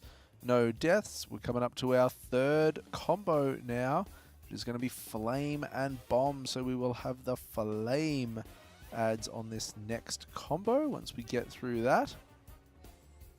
We are going to be fine. We'll have a battle res coming up in 2 minutes 14. So as long as nobody else does anything stupid, we are okay. Dies. We're going to insert our coins. Got 4 seconds. Going to drop the last one in. Here comes Flame and Bomb. So we're going to have these ads spawning over here in front of the boss. Watching these coins come out from the pay line. Getting this damage buff. We're going to put the ROPs down. There's going to be all kinds of CC dropping as we just murder these ads in place. And then they're going to explode, and then they're going to send out some fire tornadoes. And that is 3 out of 6 combos put away for Method. We are a little bit behind in damage, but only a teeny tiny bit. Clean play is what really matters here at the moment. Kill that boss. Kill that boss. It is a good chant coming from the stadium outside League Camp right now. The streets are filled with spectators who just want Method to kill this boss, and you could hear the chants from the walls outside as we head into the 4th combo, which is going to be Flame and Coin. So here is some AoE that is going to splash out onto the raid. The Disc Priest was ramping and knew this moment was coming as they fulfill their prophecy in the holy space at 3.3 million HPS. Taken off to the moon like BitConnect with Carlos, and very, very nicely done. 2 combos to go now, chat. Let's get rampant. Let's kill this boss. Whew. He used the Carlos reference in this pool. It has to be the kill. It's got to be the pull, This bro. is it. It's got to be the pull. Going to the moon. My wife doesn't even know we're going to kill this boss. Let's do it. Hey, hey, hey. Hey, hey. Hey, hey, hey. What's going on here? I'll show you a clip later Chat, on we need that'll to kill change this your boss life. because Wassa, the others wassa, are losing wassa, it here. wassa. Oh no, we do lose Shella though. We do lose Nate. We do lose Nelly, and things are unraveling at the seams. Yeah. Oh, we're going so well. We get 4 out of 6 combos put away clean, and then we just... What did we die to? We lost one player after another. Was yeah, it getting hit just by coins? Or was spiraled hard. We're gonna... Is someone I'm checking not deaths sure. right now? No. It can be the Withering Flame debuffs. It can be getting hit by coins. It can also be the ads not getting interrupted on their casts. I mean, we could go to the analyst desk and have a look. We could. You're the analyst guy. I'm gonna check it out actually. Yeah. Perky's going into the logs. He's gonna deep dive. He's gonna come up with a strategy. Surely they are. Somewhere. Last night there was a lot of deaths to tornadoes. Like the dispel Yeah. and that. It was bonkers. Oh, we cannot use the analyst PC. Oh, Or it actually, hasn't been we can- relogged, I don't think. We cannot show it, but maybe we can still have a look at the logs, and Perky can gather information, come back and tell us about it, and then you guys we just have to believe him. No. Cat jam. It is again. I feel like all of the bosses so far, or not all, maybe not the first ones. It's like having single deaths is so punishing and likely lets you not meet the damage check requirements all the way at the end. Lock and Stock was the same. It was like if someone died too early, you wouldn't kill the boss towards the end. Yeah, It's a rough one. I very, very much feel like this raid in particular is highly punishing around individual misplays. You just Alright, friends, I can't have get some away. information for you. Perky's gonna drop some knowledge bombs on us. I Chat. actually turned into rage. Oh, this is Royben. Give Not some respect to the anymore. best Mythic Plus healer in the world. Whoa. Yeah. All right, Perky. What do you have over there? Well- Looking at the last pull. It seems that we just had a bit of unfortunate events happening. We lost the tank early on to the tank mechanic. Obviously, that was just like straight up one shot. And Shella died from the electric field, so the puddle on the ground. Ooh. That was a bit unfortunate as well. Like maybe it was not supposed to be placed there. Nate just got oversmacked by the boss, I would say. Just a bit more heals there, and then we saw Nelly and Spen both ticking down to fall exhaust, so that was just a bit of a healing issue. We probably fell behind somewhere. All right. Well, thank you, Perky, for the huge knowledge bombs from the analytical data from the Warcraft logs. That We is get back. surprising that we lost people just It is. ticking down from the fall exhaust, but it gets to show how much damage it just does, and it's also There- healing absorb, right? There is a lot. There is a lot. I lot can of tell damage. you, we obviously have a disc priest ramping on a lot of these exhausts because it is just one of the strongest healing cooldowns you can have. If for whatever reason you end up not having an atonement from the priest, you're just gonna die. Well, as we say, chat, we go again, and this could be the one. Any pull could be the one right now, but it needs to die in my brain before 100 pulls. Yeah, I agree. You agree, Perky? You concur? 100%. Has to die before 100 pulls, bro. 100p before 100 pulls. It's gotta. We have so much work to do now on Muggsy. We can't be bogged down here for more pulls than we need to, so let's just get through this boss, and then we got ages till dinner where we can just absolutely blast, and then we got after dinner and we can try and reset ourselves back into this race. I mean, speaking of the next boss, both Liquid and Echo had to do a lot of adjustments in their progression, Yeah. which is also time that they Bonus for us. did save for us, kind of, because we just know what works at least until that last phase. Yeah. And there is a lot of interesting things happening in phase 1 basically in the first part of the fight that required some extreme cooking. Yep. So that aspect is like that. Once we get to that fight, we can actually catch up pretty fast, but we still need to, fix our issue with finishing the fights. Yeah. So because 100%. feeling like we're behind right now, yes we are, but like the gap is not as big as it looks like. As long as you go into the next boss and you manage to actually finish it properly. Yeah. Yeah. It has been, we would need a really large change in the way that we've been executing things as well. Like we were talking about earlier on, we just haven't been good at converting kills this tier at all. We kind of get low and then we're unable to push it quickly into a kill where we hang around for another sort of 40 to 40 pull area, which is, hours. And then that's where those gaps have started to emerge, and we've kind of seen it through Sticks, through Sprocketmonger, and now through this. So the capability's there. It's just the ability to put it together on a consistent basis and convert those kills, which we just have been lacking. But Perky, we've spoken about a lot of times on cast previous together. We're big underdog fans. We love underdog stories.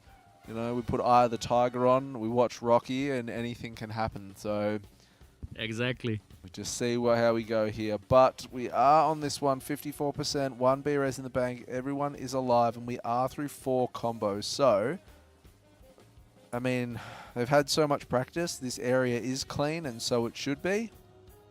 We just have to get through these final 2 combos, and then it is that phase 2 push. The push home where people just need to play nice and safe and not screw the pooch. So this is going to be shock and bomb. Nate's going to place that coil at the blue marker when we get the coins depositors, because it will go on the tank. So that coil will go to blue. Then the shock and flame will go down to X, which is on the right-hand corner of your screen past FTM's damage meter, healing and damage meter there. So when we get through those, it's the rinse home. We clean up these ads. We get the tokens in to kill this last ad. Everything goes down. We got our 30 seconds to deposit our 2 coins. Damage-wise, we are a little behind at the moment. We're about 2% behind from our best pool. It is still absolutely doable, though, if we play it clean through that phase 2, because all our best attempts, we have bled people out in phase 2. So here comes the last combo, the shock and flame one. So we're going to kill these 3, deposit our coins, and then get to our last coil. Ooh. I just want him to kill it. Hello, Just want him to kill it. Kitten just arrived in chat, so this could be the pull. Surely. 100%. This is going to be the one. All right. We Watch Scanner with that debuff at the moment. Did we just have a death? Did we use a Commodress? We Because the Commodress icon is glowing. We have one. We have the second one. So we do. did use one. I didn't catch who went down on the frames, unfortunately. I was too busy looking at the boss health. But we are through our combos now. So we are approaching 30%. And then we are going to go into this absolute push for last phase. So here it is. Phase 2, this is where it all matters right now. So we're going to have the conductor that's going to have out the blue beam from the coil that we need to watch. We're going to have the red 2 fire beam lines that need to be taken out of the raid, and the rest of the raid is going to be stacking, trying to bait the pay lines so we can get the DPS buff from that. We are still going to have the ads coming out from the coil at the top, which we will have every time those coils go off. We're just managing those, and we're going to have the fire tornadoes that will come from the back eventually as well. So here comes the first conductor beam here. Just going to move around this. So far, so good. Everyone just has to chill and stay calm here. We do send out another B-res as well, so we have no B-reses now. Fire lines going out. Watch these tornadoes. Really important. Do not want to see people ping-ponging on the map right now. Next pay line coming out. We juice this damage buff, and we keep rolling. We are a little behind on damage, as you can see there too. We are a long way behind at the moment. We're catching up though. Look at the difference going down. 2.5%. Ready for spellbook, guys. Ready for spellbook. Listening in. Spellbook now. Get under the boss, under the boss, under the boss. It already spawned. Back. Help us if you need to. There's a chip, someone. Nurse goes down. There's a chip. Pump the boss. Skin barrier We in middle. need every bit of Full damage burn we now, can full burn. We're And he was 1% burned as behind well. on damage at the moment. Big pump. Come on. Boss is going into Three. enrage. 2, 1. There is no way. 0.51%. We It do is- have a new best, but we are we do. also just We lost Nurse Mm. real early on the Windwalker there too. yeah. Yeah. Like real early. There's no way. This boss has to die. It's basically dead already. You just need to You find can't. this We little can't bit lose of it. damage at the end. Yeah, like we were 4% behind Yes. on damage. So I was we staring have at a that. we have a little meter on one of our other screens, chat, that shows our like the percent for how far they were behind on their best bill, and they were 4% at one stage that absolutely like shrunk down, and we were down Nursios. I reckon like Mm. I don't even know. I reckon he went down at like with 4% to go, 5% to go area. I think Yeah. maybe. So really unfortunate. Well, yeah, this is how things go sometimes. It goes to show as well that this boss was definitely tuned for last reset. We talked about it yesterday on the couch that, you know, I think Blizzard just thought that we're gonna kill Lock and Struck easy, like everybody, not just like Method, like just echo everybody, you know, and that you're gonna end up on this boss in last week. And without the reset gear that we got, this boss would have been actually really, really hard to push in terms of damage. And we can see this to some degree right now that, we're struggling to do that last push because, you know, we have some unfortunate deaths happen early on into that phase, and then you're just playing catch up because towards the end of that phase too, you're starting to lose the uptime, you know, more things to dodge, gets a bit more hectic, so your damage goes down. So it's very important that like from hero till the last, I would say 5% of the boss, everything has to go smooth there, and then if you start losing some players, you might actually still manage to kill the boss. Mm. All right, we are right back into it. We have a new little thing on our raid UI too, but we're going to stay on this little L frame and give this a little bit of love because I love those raid frames on the side. We could also have a poll. I don't think we did it today. We were just listening to the TeamSpeak comms for a whole poll. Well, see we what's going could on there, absolutely do that. if we If wanted production can hook us up with a TeamSpeak pool. it. Mm. Let's get the vibe We in have there, that, you hey? know? We can turn it on if we want to.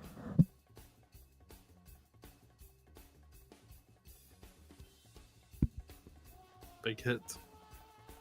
I got it, Scott. Let's stop that.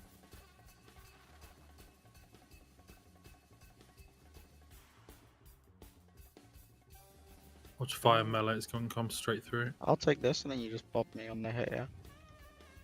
Bait, that melee's coming back, fire's coming back, melee's. Holy. Careful. Last ones. Two, weird chip, careful. It's a Gonna be bigness. really weird here, behind you. Oh, fuck, man.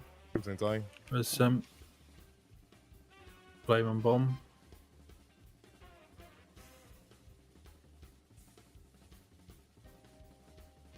Lots of chips, guys. Hit melee.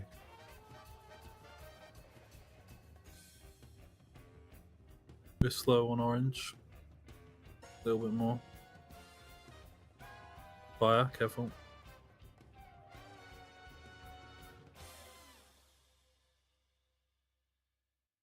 Flame and bomb ads here. Melee. Melee.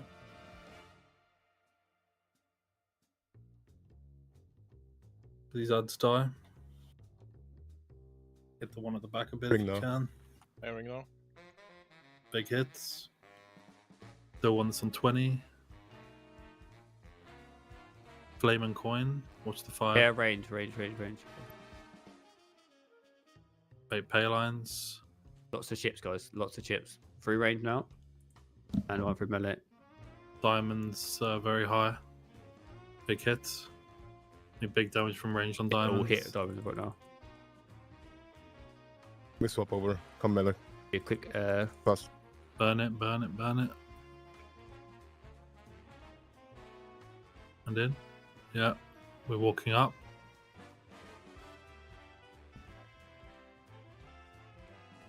Personals now. Get far range. Getting coins in a second. Watch them. Revival. Gonna be shock and bomb. Mages are swapping here.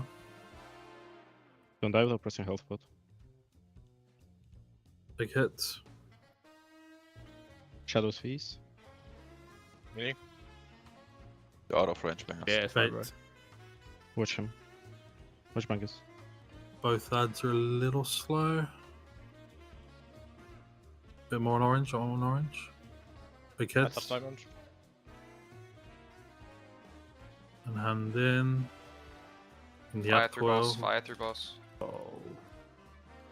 We're less than 10. And that doesn't matter. One. 2 dead. Oh, fuck. Yeah, okay. Yeah, I mean, we definitely don't have the damage, so just But, die, I guess. Or was it? Then he died. You better get him. Exploded on Tom. I think. I was waiting for a while to dispel you there, I felt like.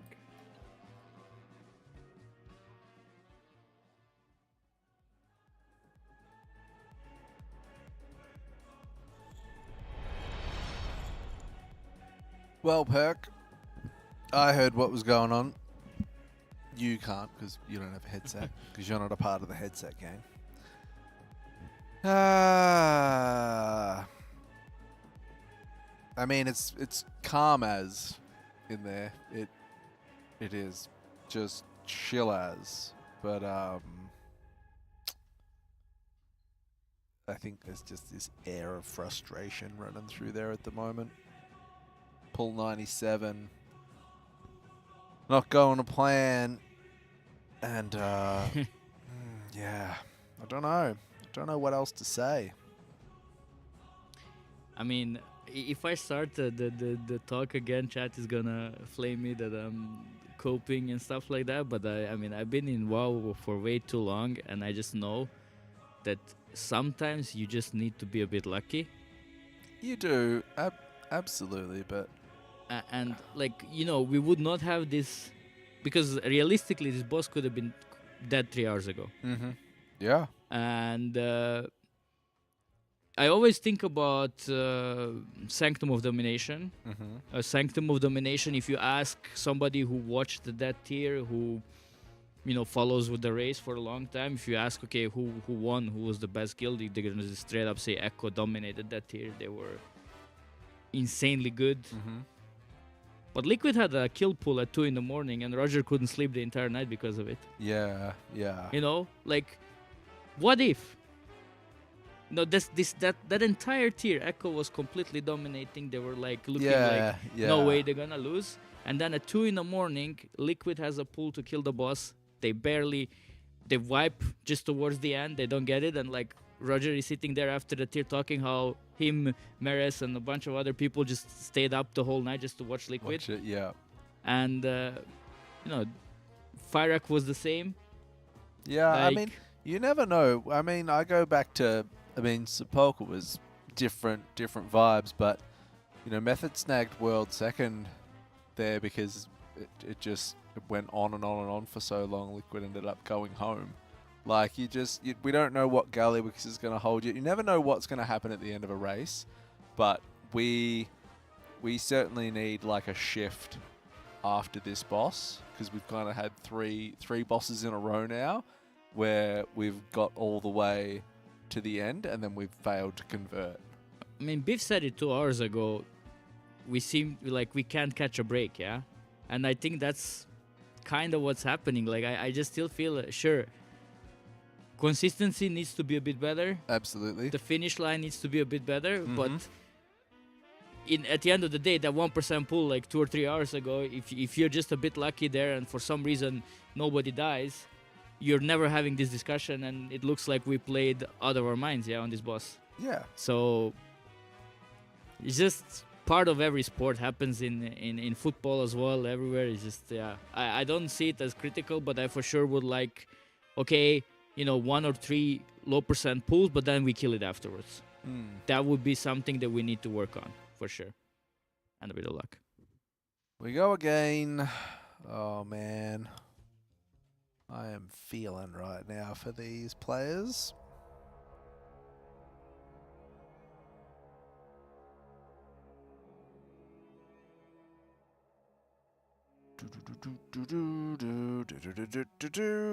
Two pulls to go to the 1-0-0 pulls.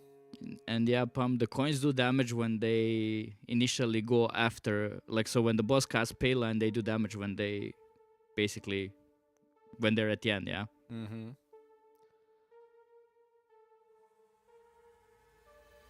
Come on. Lift, lift, lift. Come on, Method. Need to get back on the train here. Need to get some hype in this raid room.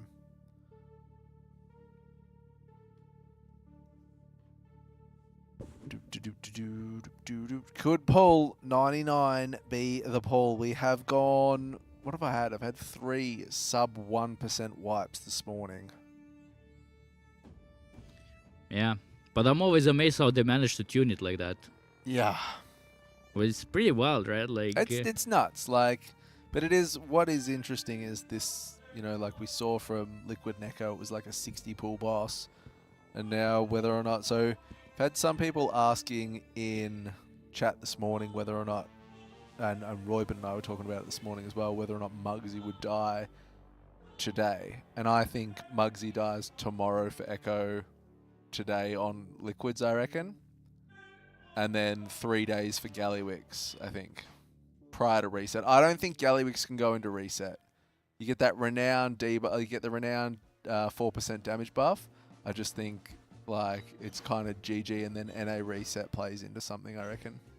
Well, it's a bit complicated because I think Liquid will need a bunch of pulls tonight to kill the boss, if they do. Mm-hmm. So it's not going to be like they're going to log in and kill it within an hour. I think it's a day. It's yeah, a day I think adventure. they will progress the night on Muggsy.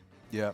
And if they do end up killing it, well, then they have, like you said, it's... full 3 days on Gallywix, right? Mm-hmm.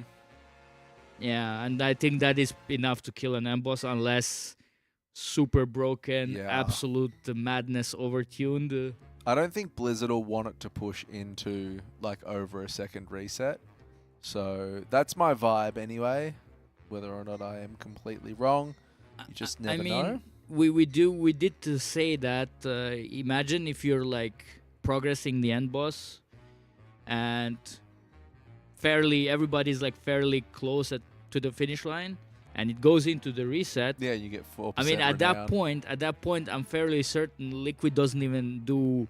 I mean, they will re-clear, obviously. Yeah. But they're not gonna split or anything. Yeah. They're just gonna get the buffs, re-clear, craft the stuff, and just go in and kill the boss. Yeah, so, I absolutely agree. So there will be almost no time wasted. You will see them log in the morning, pick up all the stuff that you need, do your crafts, boss dead. Yeah, I agree. And I don't think anyone wants that, and I don't think Blizzard do either. So, yeah, and so that's why it's really important for us to get into gear on Muggsy. And like you mentioned, you know, a lot of the work's been done on Muggsy, so you can catch up a little bit from that because you've seen what works. But yeah, we just have to execute it. We have to get this boss down. We have to get moving. So...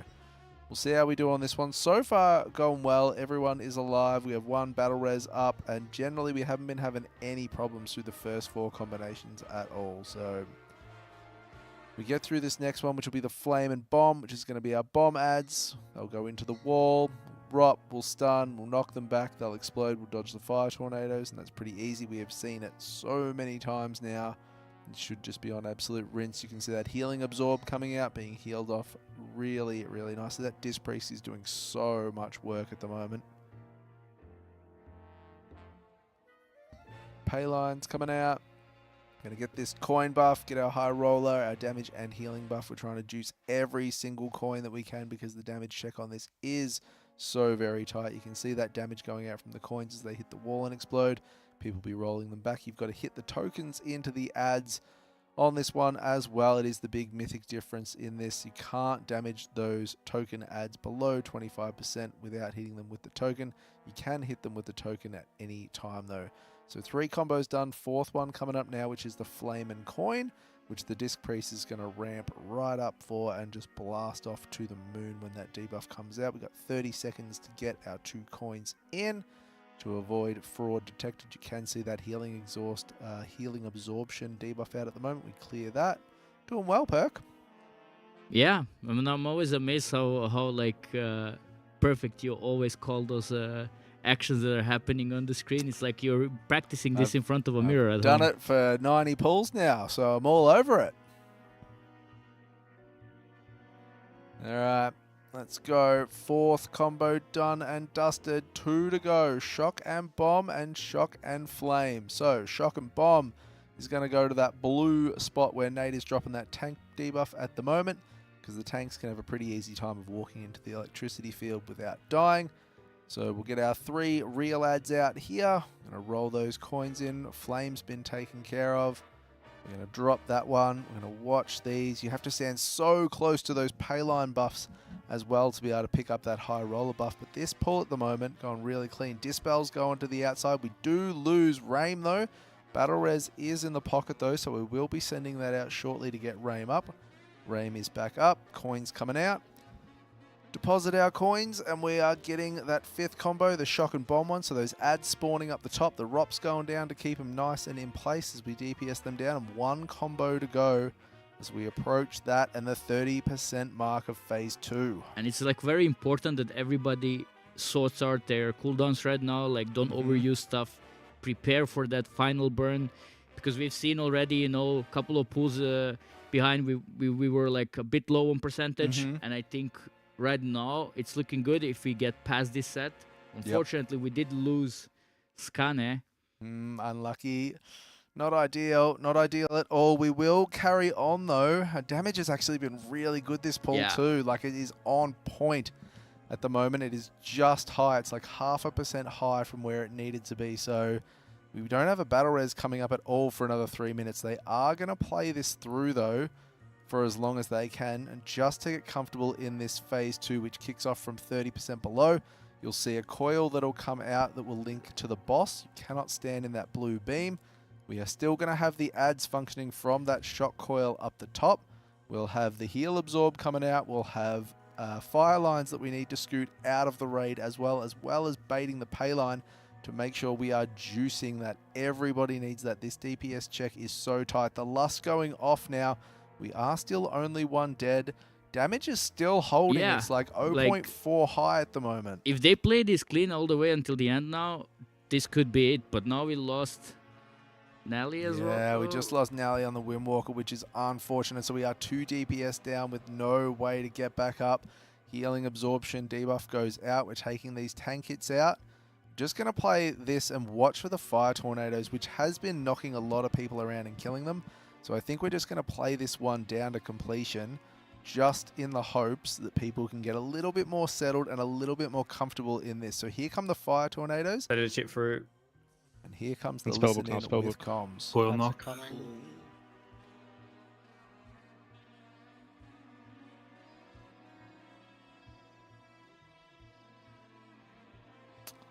Unlucky. I mean, whatever they adjusted in Phase 1 towards the end there, if they do this again with people alive, this is an easy kill. This is not even gonna be close. No, they like the boss like, absolutely. like this pull, the damage was so ahead, yeah, it was and that was with 1 player dead the whole time during that burn phase, and then we lost Nelly also pretty early. If they do exactly what they just did in Phase 1, the next pull, this is it, yeah. That's it. I mean, they can do it. They can absolutely do it. They can do it. They just need to string it together. They've put it on so many times where they get right to that end portion, and they played that so clean 1 down. Damage was holding despite being 1 down. We can get it. We can absolutely get this. Just got to put that 1 pull together, which they have put on display so many times. They're going to be doing that review now on the second monitor as Biff talks to them through what's going on. A spectacular pull 100 for the kill, perhaps incoming.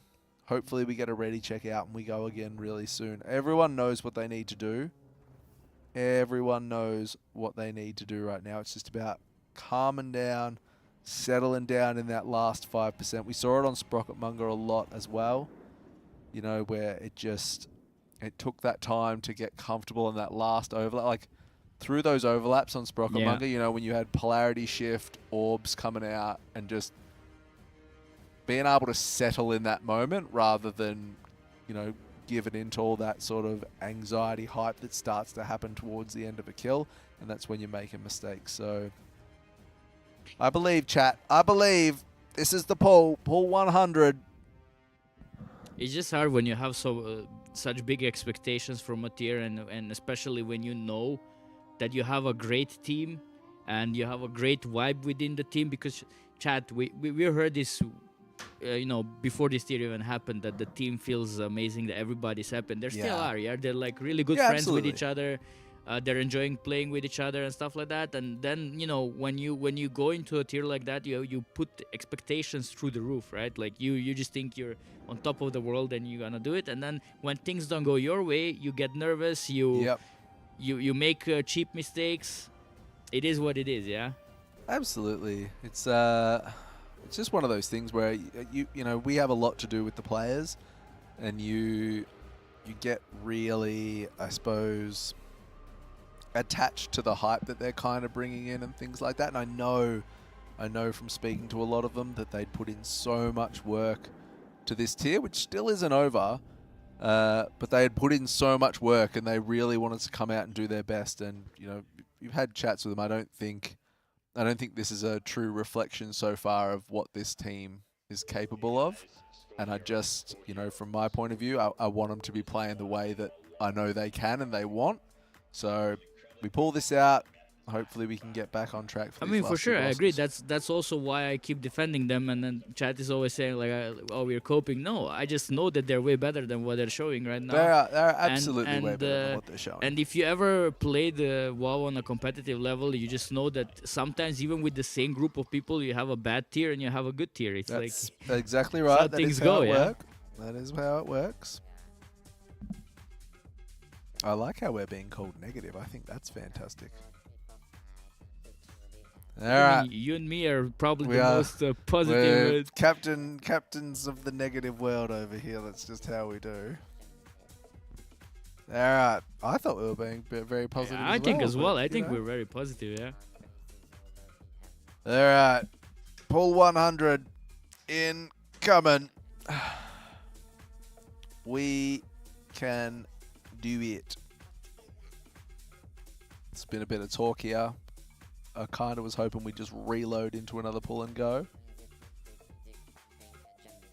Who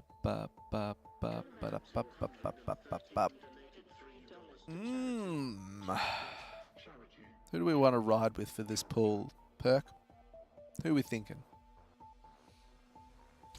We need some luck, right? We just need one pull, dude, and they know they can do it. Like, they have pulled it out so many times. Spen, he has cursed UI. Spen, you want to spend for cursed UI? Yeah. All right, we're going to spend. We're going to spend.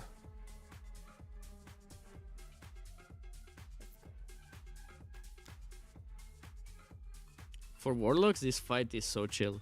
Yeah, Affliction Warlocks just living their dream in here. Dot everything up and everything goes everywhere. Yeah, they have like the freedom. They like they can TP around. They you know, they don't have to worry much about the dots. They're just there ticking, and they have like plenty of things to hit, and also good defenses for this fight as well. Whenever they're doing something, so Warlocks are just having a really good time here, and you also don't see them die often at all. Like no, absolutely not. They can tank it. Oh, we got a weak aura update coming through, so I'm wondering if there's something going on in that last phase where someone's like getting confused. I don't know, maybe it's people with beams having to go out, or where they're baiting payline, or where they're supposed to be moving. Like, maybe that's not going as smooth, but because there's a lot of pings going out here as well. The beam was annoying on Heroic as well, but it didn't do much damage, so it didn't matter. Yeah. But it was kind of hard to spot when you're targeted, and then where you should move, you know? Yeah, yep. Alright, well. But now that Ruben is here, I'm gonna go grab my lunch.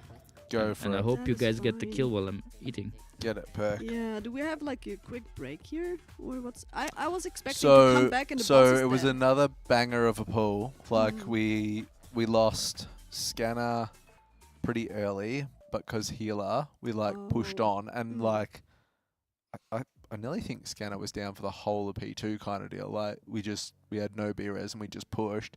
But then we lost Nurs at like was early, like sub 10, Yeah. like Oh, 5% area. Yeah. And damage was like 0.4% above. So it was like super tight. And I think if we hadn't have lost Nurs, Yeah. we probably Could've. would have Oh, killed. no. So we just need that one pull to go our That way, one pull. Oh man. and we can get it. Then we can get it. I'm so ready for it. I was ready to come back and you guys are gonna tell me, well, unlucky for you, you missed a kill. I was hoping. I've been hoping. So chat thinks pull 100 is going to be the pull. It's So, pull and I am 100. all about that because I would love to get onto Muggsy and start chomping some work on this one. So we just got to convert this final bit. Can see Hot Pot Heroes have managed to go 5 of 8 as well. So big grats to them. JTH still working there, 104 pulls on sticks. On Sprocket, sorry, at 26%. You think Spen is overdoing the re-equipping the ring a bit? He's just making sure it's good. Yeah, he was just He's swapping just it like making 20 sure it's good. times. All right, let's get this going. It is pull number 100, and this is the pull, chat. This is the one. Bless you. Thank you. All right, 6 combos to get through, which we can do. We can do it so clean. It is all just about that phase 2. So strap in, let's get there. Our first combo we're going to operate is coin and shock. So rolling those tokens in, juicing that high roller line, making sure we hit those coin adds with the tokens so we can kill them. Otherwise they stay shielded at 25% HP and you can't drop them any lower. So important the tokens get sent back into them ASAP. We deposit 2 coins within 30 seconds to avoid fraud detection. You can't deposit the same combo twice. And then we roll through this first one. So the first one's going to be that coin and shock. So there is the pylon that gets dropped on purple. Has a little bit of a suck, little bit of raid pulsing damage. It is not a big deal whatsoever, but it will get reactivated every time the boss does pay to win, as is the case with all of the shock combos.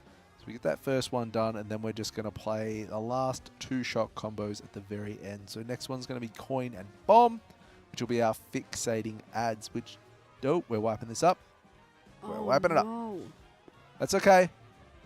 That's okay. It just wasn't going to be pull 100. They wanted it to be pull 101. Yeah. Or maybe pull 104? I don't know, but maybe pull 101. Maybe they thought that sounded better, so we're going to go pull 101. Or- Yeah, we should. Next pull, for sure. 101 sounds nice. Mm-hmm. We like the sound of that. 101. One arm bandit 101. That sounds pretty good, doesn't it? I like the sound of that. Hey? No, we haven't actually spoken about that at all. We Yeah, could spoken probably about do When that I was now. when I was gone for so long, I was well, actually recording something. I wanted to, but I got to tell you, like, we thought that we were going to kill the boss. Right. So it was pretty hard. We do, just while they're having a real quick Yeah. chitty chat here, we're just going to give a quick shout out to our sponsors. I'm just going to bring up the room cam just so you can see some of our lovely sponsors here too. But big shout out to Steelseries jumping on board with us once again here at the Race to World First 4 Method. They were here with us last year and they are back on board again. Check them out. You can see some of the raiders wearing the headsets there. They've got the mouses, keyboards, keycaps, the absolute works. Huge shout out to Steelseries. Scan, who you saw that PC being built before, that is up for grabs in the giveaway. $2,500 bucks for that PC. It's got a 5070 Ti in it. It is an absolute banger of a PC, Xalatath themed. You can win that from Scan. You dream it, they build it. Surfshark, the amazing VPN provider that jumped on board with us for this rate. 30-day money-back guarantee, 24/7 support, VPN locations across the world. Absolutely fantastic. And, of course, to Fateless, who have been on board with us for 3 races now, I want to say. Their game, Godforge, going into beta soon. Make sure you sign up for that one and join the Discord. They're an absolute bunch of gamers making their own game, so a huge shout out to them as we are back on board for Pool 101, Royben. Kill Pool 101. You Kill mean? Pool 101. It has such a good name to it, and I think the Right. video would be cool too. One Arm Band at 101. Mm. Like, it's an absolute lesson, I so let's agree. get it done. Do you agree that at this point it's just really, I mean, we almost killed the boss. It's just about execution. There's nothing we need to change anymore. I assume no weak auras that need fixing or someone doesn't like what it looks like. It's just really execution. Yeah, so that we did get a little bit of a weak aura change before, because I'm not sure if there's something going on in that last 10% area or that phase 2 area where the coils are out and stuff, where people are still slightly unsure of where or what to do or where to go, or maybe where to bait pay lines, where to go with the fire and things like that. So we did see a weak aura push come out, and we'll just see what happens. Because if they get through a clean phase, it's done. Yeah. Like, it is absolutely done. They have played this phase 1 so clean so many times. They get through all 6 combos, fantastic. They go in with the battle res up, and then it just seems to kind of dwindle away in that last 30%. So we did have a lot of chat. There was a lot of stuff going on the second screens in terms of review. We had the weak aura update pushed out, so hopefully this is the one. So going through the second combo right now as we do the fixating add combo. We managed to push through them without any issues. Now we're going to have our third one of flame and bomb, which will be our bomb adds. Going to be starting off in the blue corner, that top left-hand corner behind the boss right now is where we're going to start with those adds. They're just going to be CC'd, nuke down, they'll explode, you don't want to stand in it, and then they'll send out some fire tornadoes that we're going to dodge because we are dodge gamers who don't get hit by any of the bad.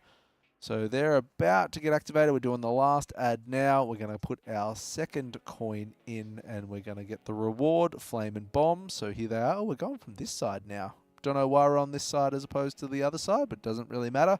They're going to be locked into the wall. They're going to be ropped, CC'd, easily dealing with them. They're nearly dead now, and then we'll see the big orange explosion circles coming out. So we're going to move, and then we're just going to dodge these dots. Tank hits going out, one on the tank, one on a random player, which is also a difference in Mythic.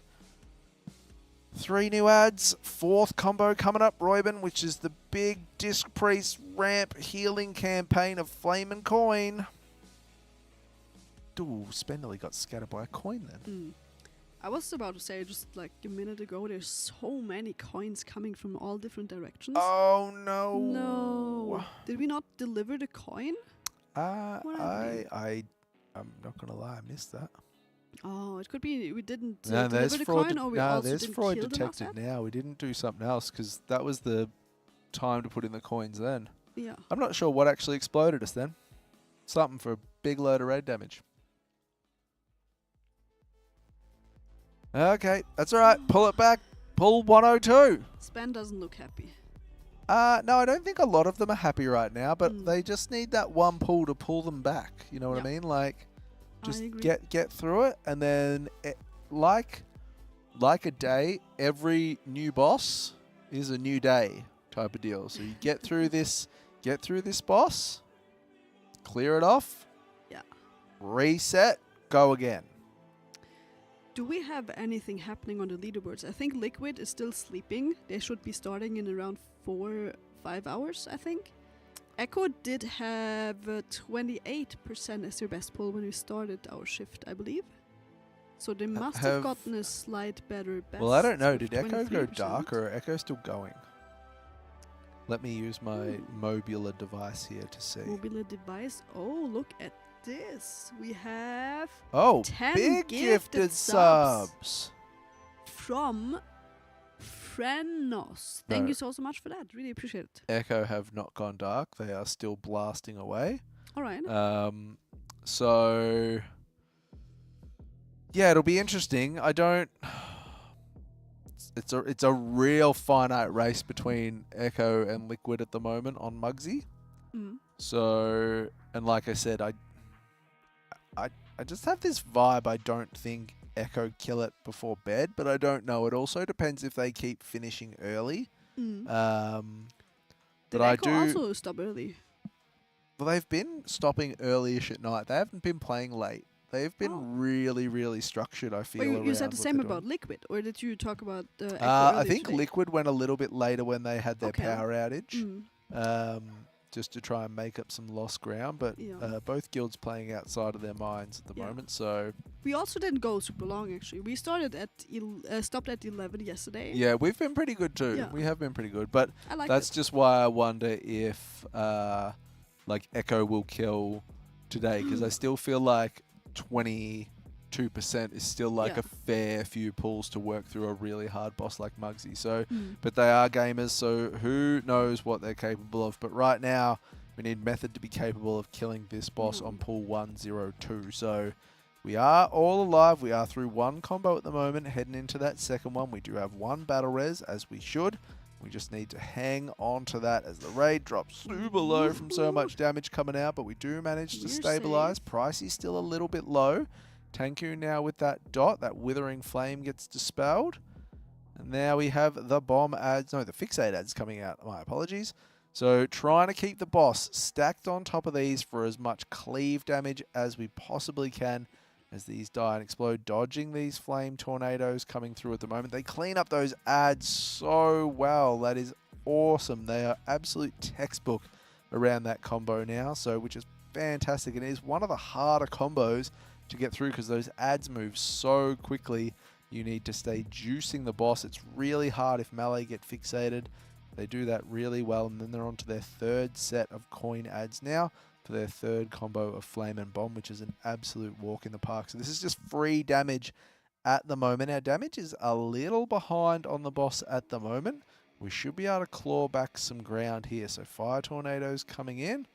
We're going to get the Flame Bombs coming out right now. We're back to the normal side of which I was used to this being on. Rop goes out to try and knock that one in. Just keep these clumped up for as much damage as possible. Shala dropping super low, sub 30%. He gets boosted back up, no worries. Just finish up these ads right now. Tank hit coming down behind the ads. Nice placement from Nate there. Getting out of this explosion and then dodging these fire tornadoes as they come back. And we need to finish up this last ad. Range pump that ad. Token going into it as well so we can kill it.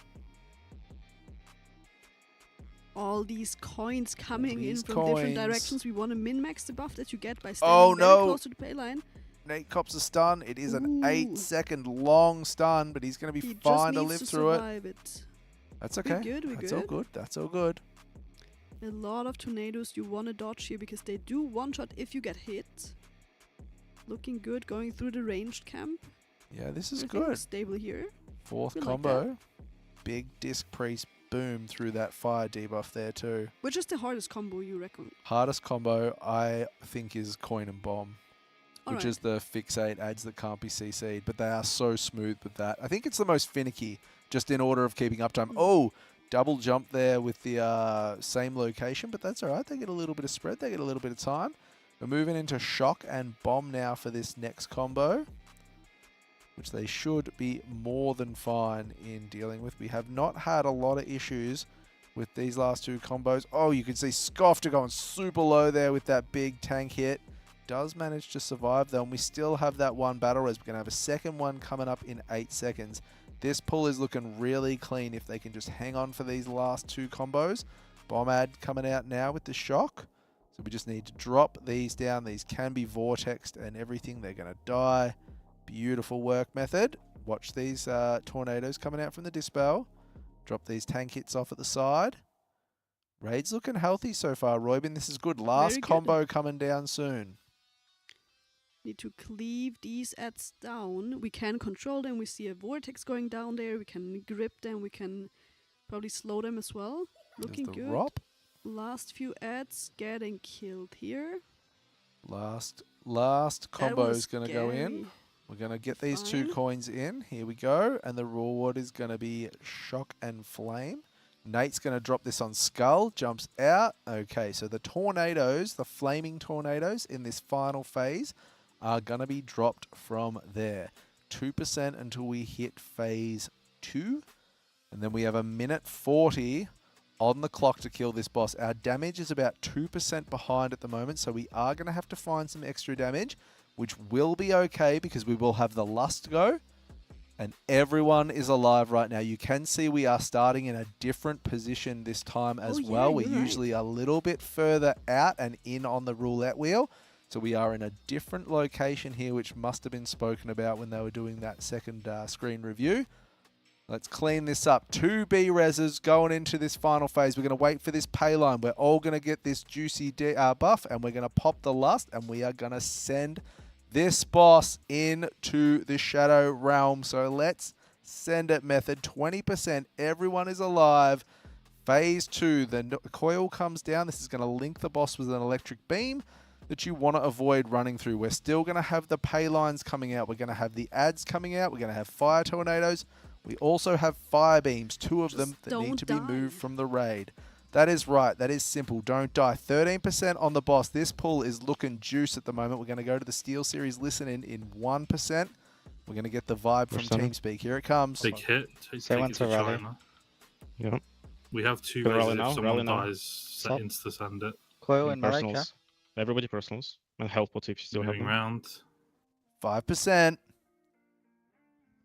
We have a big hit coming. Just get it away. Just pump the boss. We do have enough time. guy's Just don't die. 2%. This boss is dead. This boss is so dead. This boss This is so dead on my screen. What a fucking clown. Hold on. Let's go, Method! Pump it! I Let's got go! Bam! It's we done! got it finally! The one-armed bandit has been defeated by Method. Whew. We are back. We did it. Let's go. Amazing to see. We did it. I don't know about that loot, but we did it. Oh, we got a mini roulette wheel, actually. That's a good ring. Lord Austin with the 50 Oh, gifted subs. He Lord has promised Austin, if we kill the boss That here. is huge. Thank you so very Let's much. go. Chat, thank you for your support in getting these raiders over the line. 6 out of 8. Midgard gifting For out a Method. mass amount of subs too. 20 gifted subs. Thanks so much for that. And we do have a mythic boss defeated. That means we also A do have giveaway. a giveaway going on. Ooh.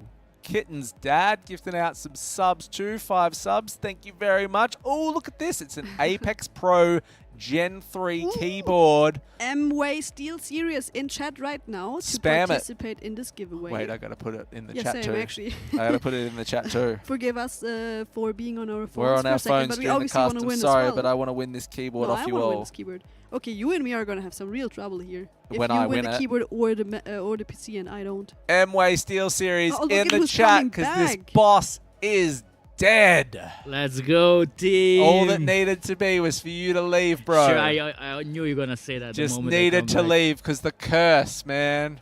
The curse of the perk.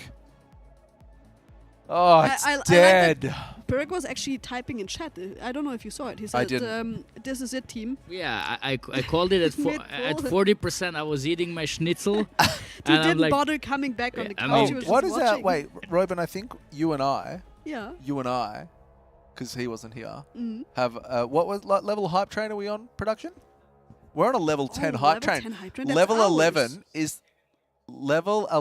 is the biggest hype train we've had this tier so far, which was Sko and I.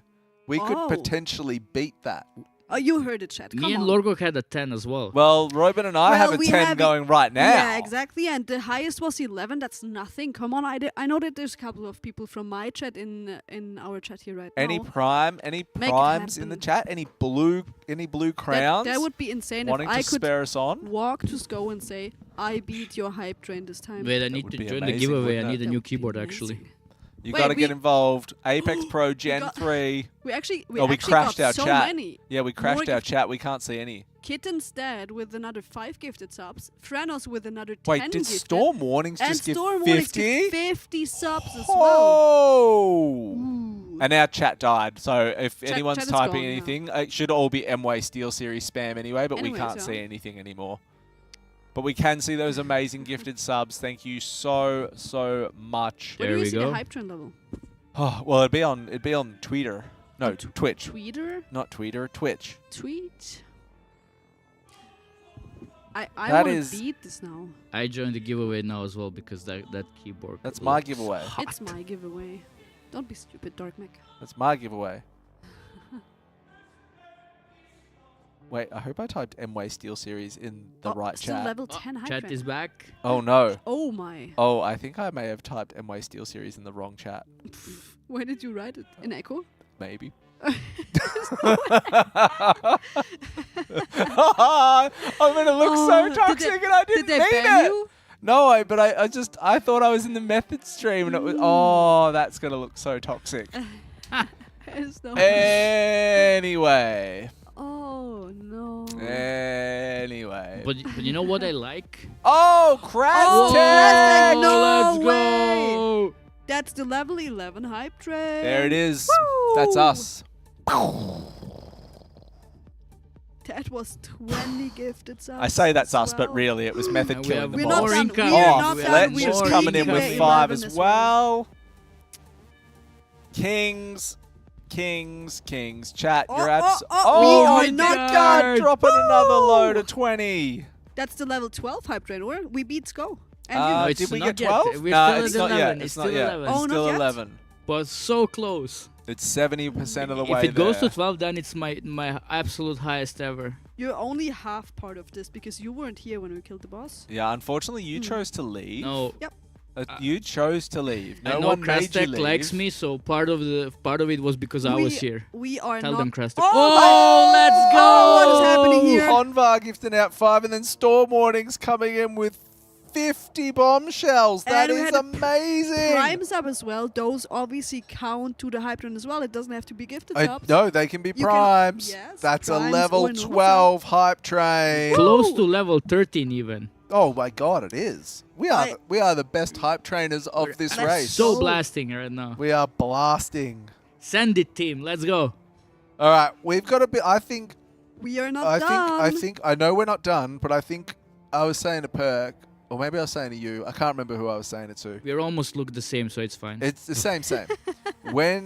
Even though that boss didn't go the way we want it to, it's like a new day. Yeah. So every boss is a new boss kind of deal. So we reset. We catch up on Muggsy now. We are Of Mike so and close. Men gifting 5 as well. Thank you so much. We're so close to 80% level through 13. level 12. Yeah.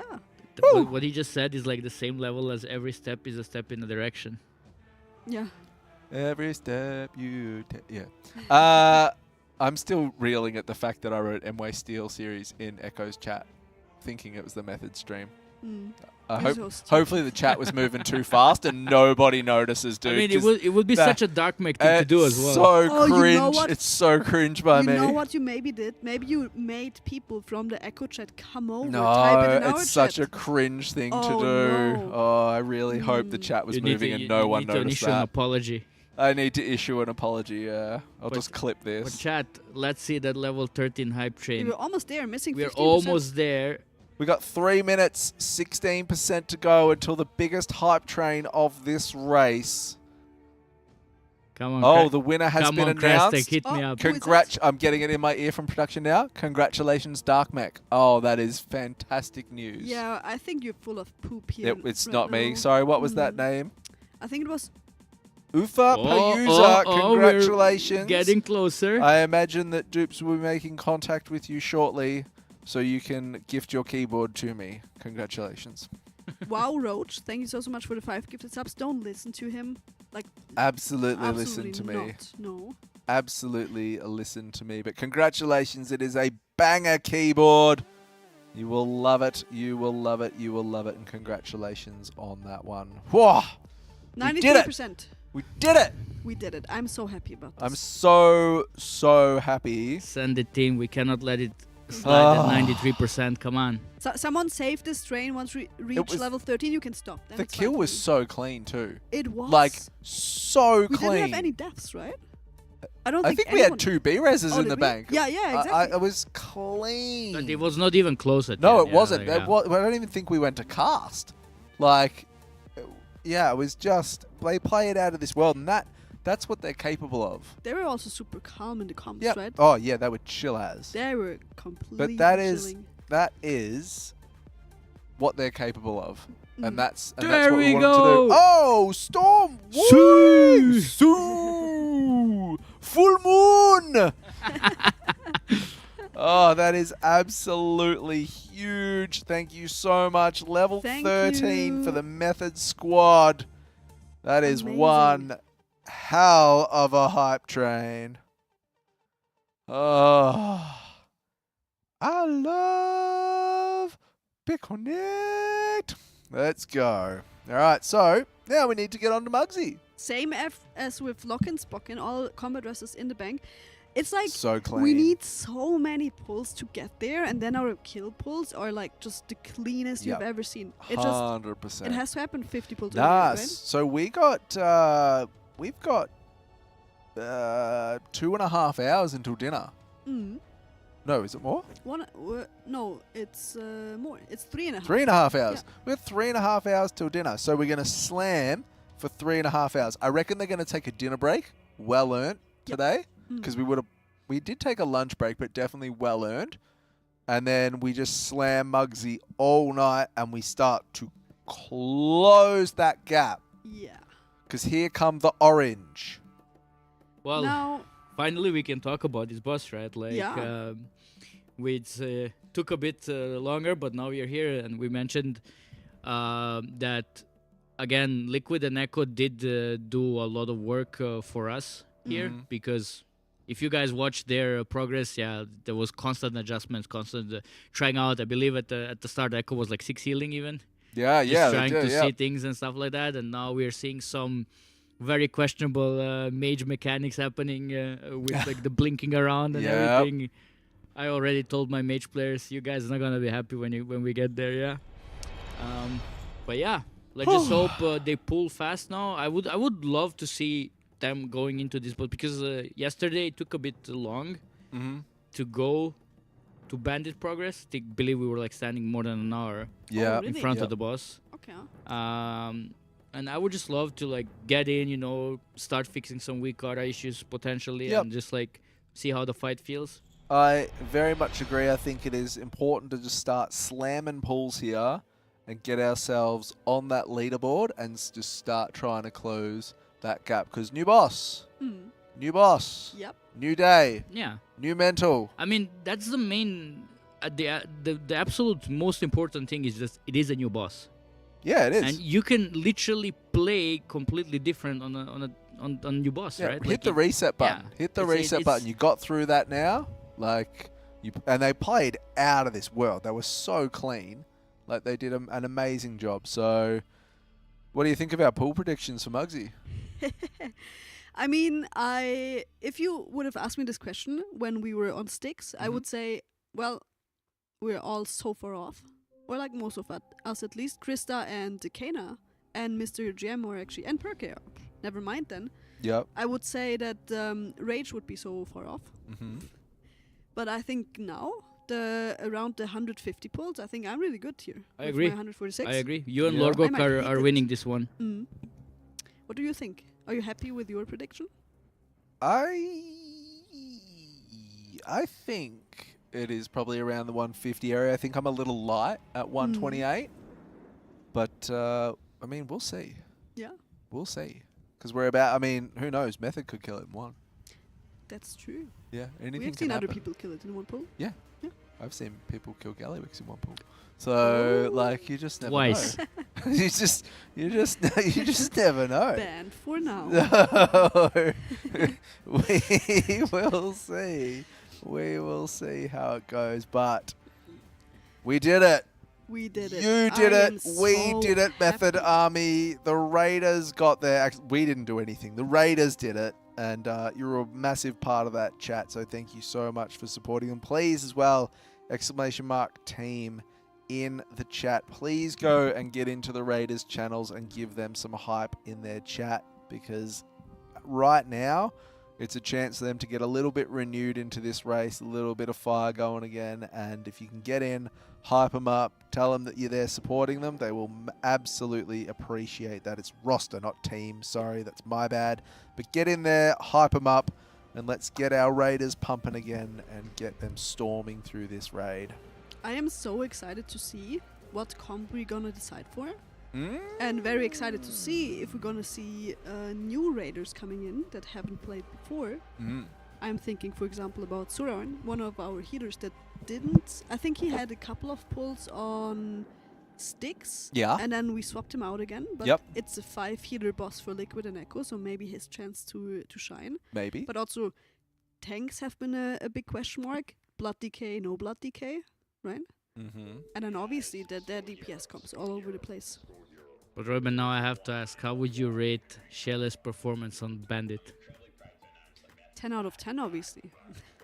He didn't die I'm on the not- kill pool, so like Right, but no one absolutely did. everyone got a 10 out of 10. Let's be No, real I think here. I can obviously not judge all of it because there's a lot of things that we don't see that might be mistakes. Someone misses an assignment, someone else is like hopping in or whatever.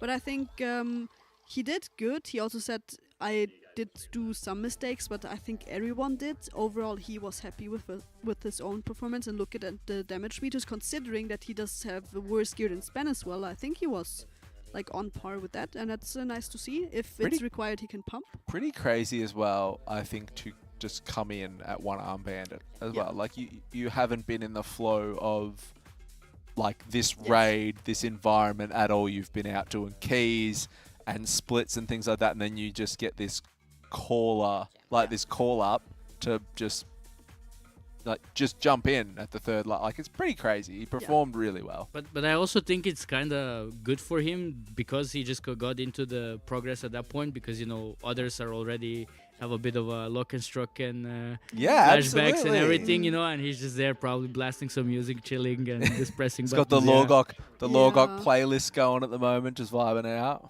I think it's also worth to shout out here Thenner that swapped from Mistweaver just to Windwalker casually, right? Absolutely. And Crystal as well that swapped from a Disc Priest to first boss on Resto Druid.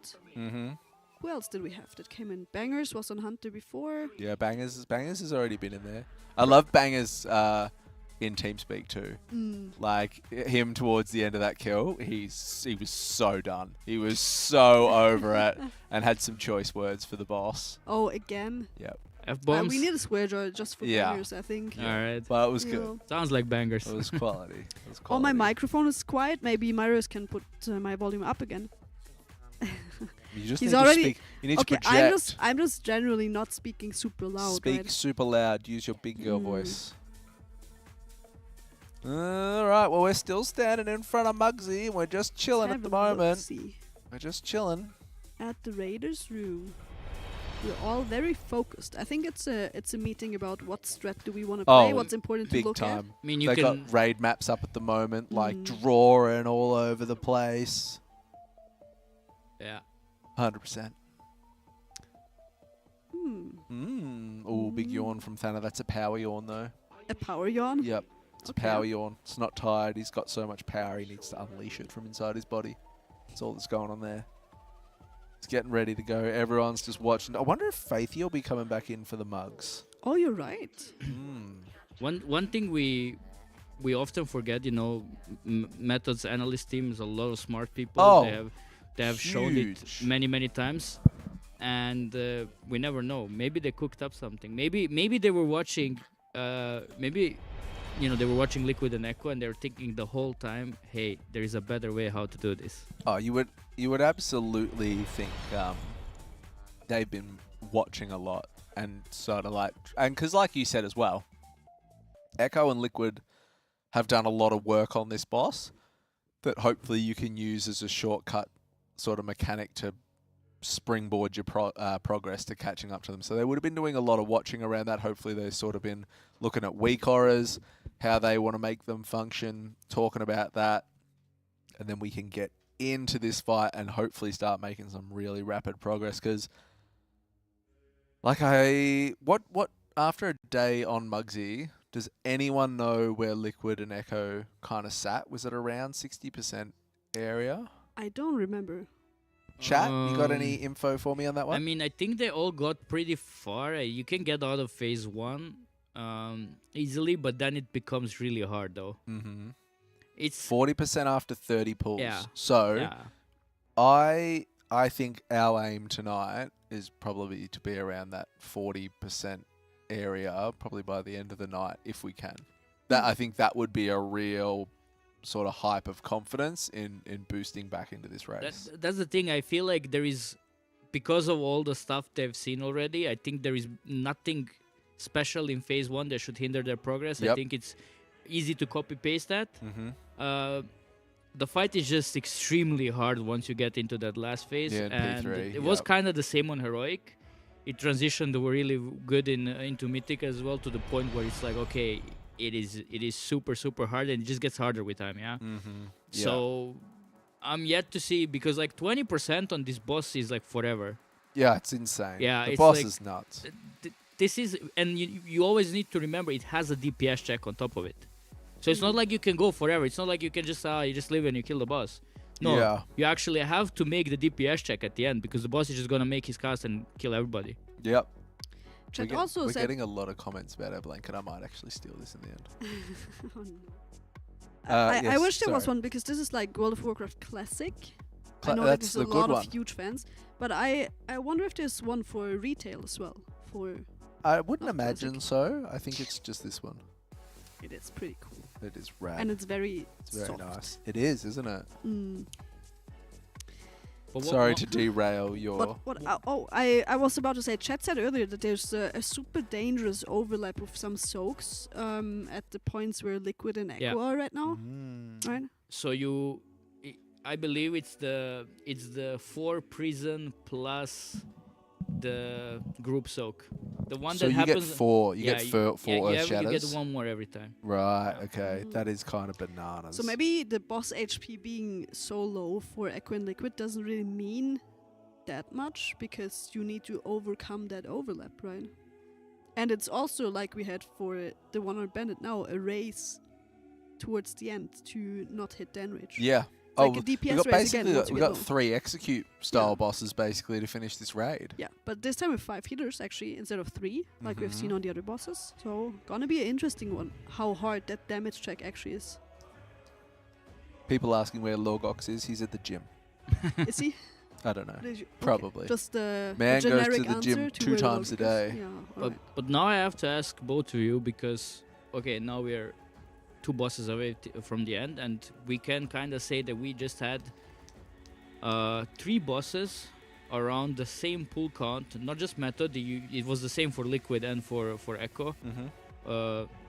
And Magzi doesn't look to be much more. I would say more towards like 150. Yeah. But it's Agreed. definitely this area between 100 and 150. Yeah. Mhm. So they would kind of.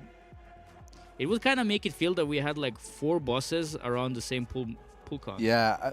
4 and 5 will whack. So how do we feel about it? Because that's the first time ever. This never happened before. 4 and Usually you have like small ramp up. You have like 20, Yeah. 30, then you maybe go into like 50, and then towards the end it goes to like 200 or 300. Yeah, 4 and 5 were just bananas, especially when you go back through the last 4 tiers where you kind of ranged from 1, 4, 7, 12 pulls, I think, over the last 4 tiers, and then we get to Styx.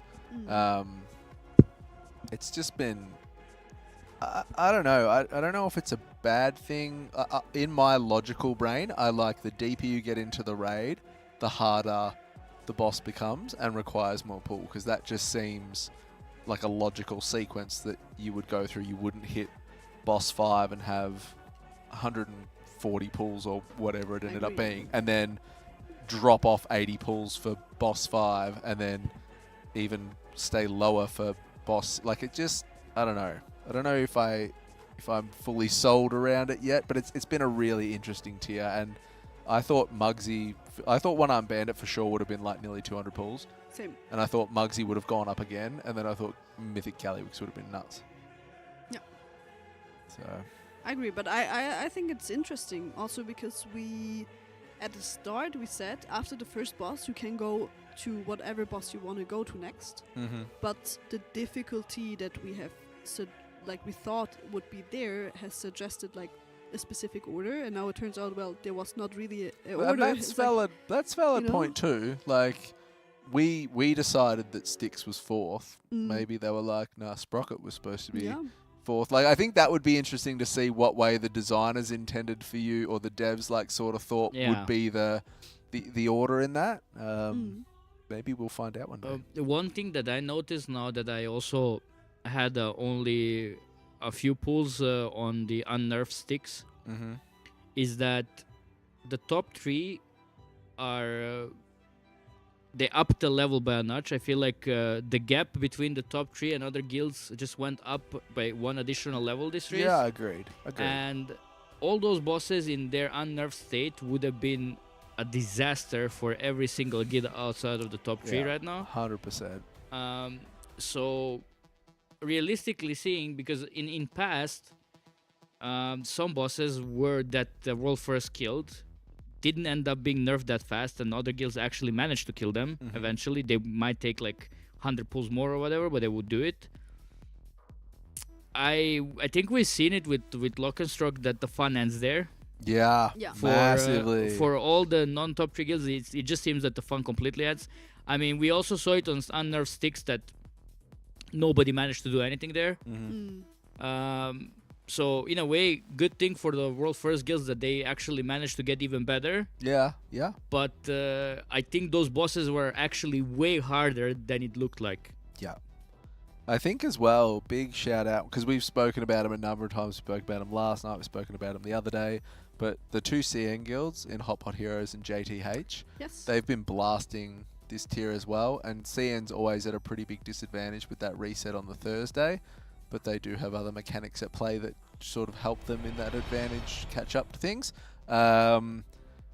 And their item level generally reflects that. So, but they can't take anything away from them. They're absolutely blasting. And obviously NetEase have got that huge prize pool going on at the moment for a CN guild that wins Race to World First and continues to go up and up and up each race until someone wins it. So surely can expect to see some huge plays continuing to come out of CN. Look at Hot Pot Heroes. They do have 10 pulls on One-Armed Bandit. They got it to, 68%? 66. It's obviously a little easier. We saw that the last 2 hours or whatever it was, that it's easier to start. It becomes really, really rough towards the end. Yeah. And you are gonna have a lot of low % HP wipes, but still, they're on the boss. They're progressing. They're not afraid of it. And I think maybe there's gonna be a surprise coming out of them. But then you also see this guild is that are currently rank 5, the Asian guild, the G Tian Hong. Yeah, GTH. And they're 111 pulls and there's 26% on Lockenstruck. I mean, you know how far away you are from the kill at that point still. They pull no tomorrow though. I still remember when it was Skyline and then on Jailer with 400 pulls going to the moon or something like that. It was more than that. They Tindril, they had 1,000 pulls. Yeah, something like that. They just play with such vigor. It is crazy. So we always enjoy seeing what results, and they always run different compositions too sometimes. I saw an Unholy DK in there for their early kills and things like that. So I love seeing the different builds that the CN guilds crack out with sometimes. I like Katro MF take in the chat. I like that. That's one of my takes. I always see it from the positive side. Yeah, they played. That kill was super clean. And this is what you and I have been badgering on about so much. And, when we got called Depresso Cappuccinos, it's just because we know how good they can play. And that's what we want to see from them. And I know that's what they want out of them. So hopefully they carry that into Muggsy now. Start slamming. Yeah. But there's a lot of talk going on at the moment. There will be so much strat talking about how Muggsy's going to work, what they're going to do. And it is sometimes a bit of a different vibe you see between the guilds. I feel like sometimes Liquid's really happy to start pulling the boss and figure things out as they pull and get the repetition around, whereas we're a little bit more generally methodical in taking a lot of time to discuss things prior to doing one pull. I like Liquid's approach. I always like Liquid's approach more than any other guild. Uh-oh, bro. That's a 5-man group. Don't tell me. Benched. Don't say the word. Don't. I don't want to know. Oh, no. Chat. No, chat. No. No, what is happening? Chat. No. I assume they just need to do some fixings. Maybe it's the weak aura, maybe some discussions, and they just got sent to do a key meanwhile. Oh, Depressor Cappuccino has returned. They're doing one key. They're only doing one key. They're only doing one key, chat. One key. Do we know that for sure? Yes. Production has whispered Oh. sweet nothings into my ear hole, and it is just one key while they set some things up.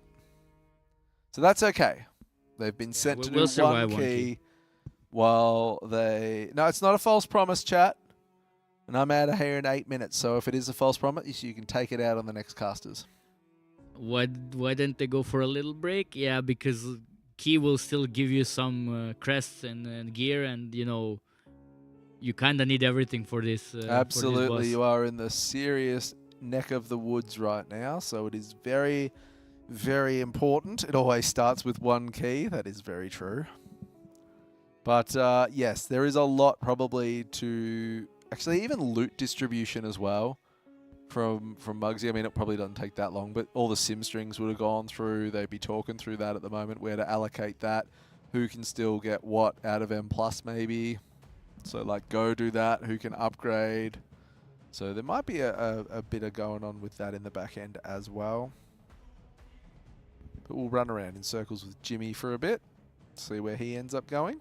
I do wonder where Echo managed to find those 2 item levels compared to others. Because like Method and Liquid are both equal item level, yeah. But then you look at Echo and there's just 2 item levels. Yeah, higher. they managed to bump up. I wonder if that was. Wonder if they went on a BOE lieutenant spree and maybe got lucky. Yeah, chat. What's up with that? We went to raid last night to kill some lieutenants for BOEs and then we got nothing. Got nothing. Yeah, like I thought that was guaranteed. What's happening? Unluck. Someone call Ian, please. Tell him I didn't get BOEs. You can get BOEs. I need the neck, bro. Make it drop. Let's go. All right, where are we going? What key? I did not look.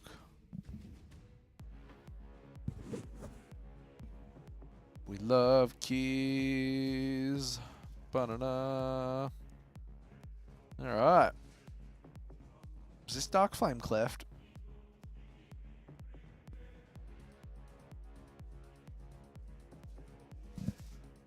I love Key Connect. Key Connect. What's up? You're always gonna make me laugh with this meme, yeah? Like that's so good, dude. So good. All right, one key, chat. I promise. It's just one key. Nate doesn't have to do a key. How lucky is he? Yeah, some players seems to they got spared. They can do a break. It yeah, seems. what's Scoffed out of the raid though. I wonder if he. I find it weird that the tanks aren't being made to go anywhere. Dana's still in that Windwalk. Yeah, Scoffed in that group with them. So Scoffed tanking that group. FTM just look. FTM just wants to go back and raid. He just wants to go back and raid. But chat, like I see that Echo has not made an improvement in a while now. What are they struggling with? Probably the fight is just ridiculously hard. You know what I want to give? I want to give Quep some airtime because poor Quep has not been lucky enough to be in this raid because the DPS DK specs and Rep Paladin just weren't decided upon. So Quep has been doing so much on the outside, even from UI improvements. Quep was adjusting people's big wigs and stuff like that the other day, sending out instructions for people to move as he was reviewing things. So Quep's done a lot of work at the back end of this race and hasn't got to play. So we'll give Quep some love. So at least he gets some screen time on the Race to World First because he's been an absolute superstar in the background doing work for Method. They're in a theater of pain. I like this dungeon. Not going to lie, bro. I like it. It's probably the key that I did the most, which doesn't say a lot because I don't do a lot of keys, but this one I actually did a bunch of times. I'm a big fan of Theater of Pain. I just liked the dungeon. Got some big juicy pulls in it. We do see the spirit coming out there. Oops, a daisy. It's not ideal. Quep doesn't care though. Quep's just going to keep going by himself. Go right, bro. There you go. Yeah, DK has been in a awkward spot ever since they kind of reworked them because of all the AUGs and PIs that were happening back then. Yeah. Now it feels like, if you need grips, you bring the tank. Yep. If you, if you need like, Frost needs a specific scenario, obviously. Like Frost is always very fight-based. Val, you like TOP as well, bro. Come on. Oh, Purgatory Pop! We're okay.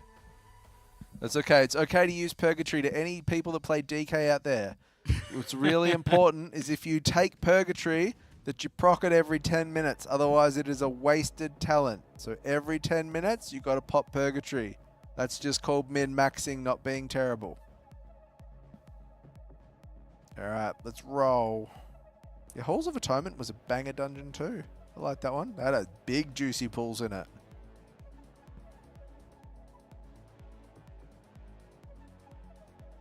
DK suffer from every target swap. Yeah, exactly. Like that's a Frost issue. Has been always.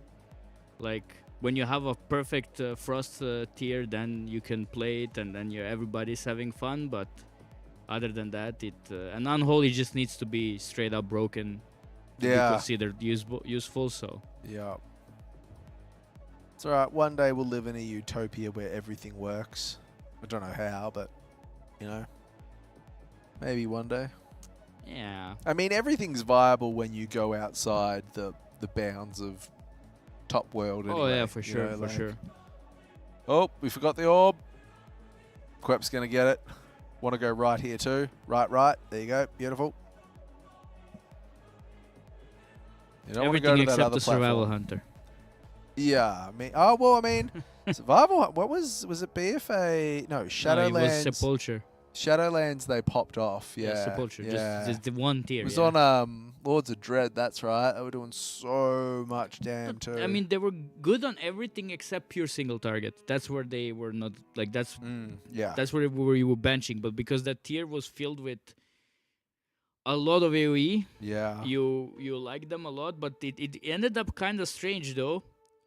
Because up until Lords of Dread, you could have said that Survival Hunter was like the absolute best spec, and then you just didn't want to bring a single one after. Yeah. Because you just had two pure single target fights, and Hunter was just bad. It's the truth. It's the truth. Get that interrupt. Don't let any of those bone spears go through because they will kill you dead. All right, over to the next platform. I love the rework they did with this dungeon though. Like this boss that they're going to, they did such a nice job reworking it because it was so confusing if you didn't know what you were doing. Like if you were pugging into this key and didn't know like how to trap your soul in that when this was a dungeon in Shadowlands, it was giga like just it went wrong. But now you just all go stack at one spot, the spawn, kill them. It's beautiful. It's very easy. I didn't find the soul mechanic that hard. You just go and pick it up. Bro, it depends how many keys you pugged, but like sometimes the pug world is dangerous. Sometimes it's dangerous. All right, let's get it on. But yeah, they did a good job. I actually a fan of Top coming back, and I think they've done a pretty good job with M+ this season. M+ is actually gotten off to a really good start. They've been quite responsive with things as well, which is good. I mean, I generally like that they bring all things back because why bother constantly trying to make something new when there is like a lot of old content that was fun. It just you needed a bit of a break and then it's fun again, right? Yep. But then again, I would also love to see a bit more reworks into those dungeons, like just straight up, like not just boss mechanics, but like, I don't know, add like a different platform or something like that, just to add a bit more just uniqueness to it. Yeah, absolutely. I feel there's so much like content in WoW that new players have come into and never played. That's why I don't mind old dungeons being recycled, but that is a really interesting topic because sometimes people are like, I don't want old dungeons coming back, they weren't designed for M+, They're buggy, lots of things like that. So I just see it like Counter-Strike maps, you know.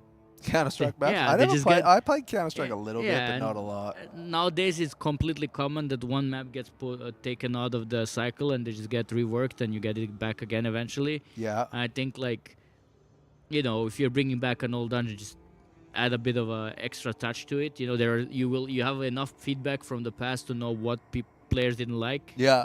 And just do something else. Did you remember when we had one box as well? We were talking about this the other day, on before we had the Great Vault. When you go back in time to having the single chest, full loot. Oh my god, it was so bad. Yep. So bad. It is the vault is certainly one of the best improvements that WoW has gotten over time. Oh, massive quality improvement. Chat asking when we're going to pull. We're all being told to do one key each. Just one. Singular. Just one key. While they do some stuff. Turtle, Dragneo, our super big brains, Biff, they all combine their power, talk about what they're doing for Muggsy, and then we go back. Once more into the fray, my friends.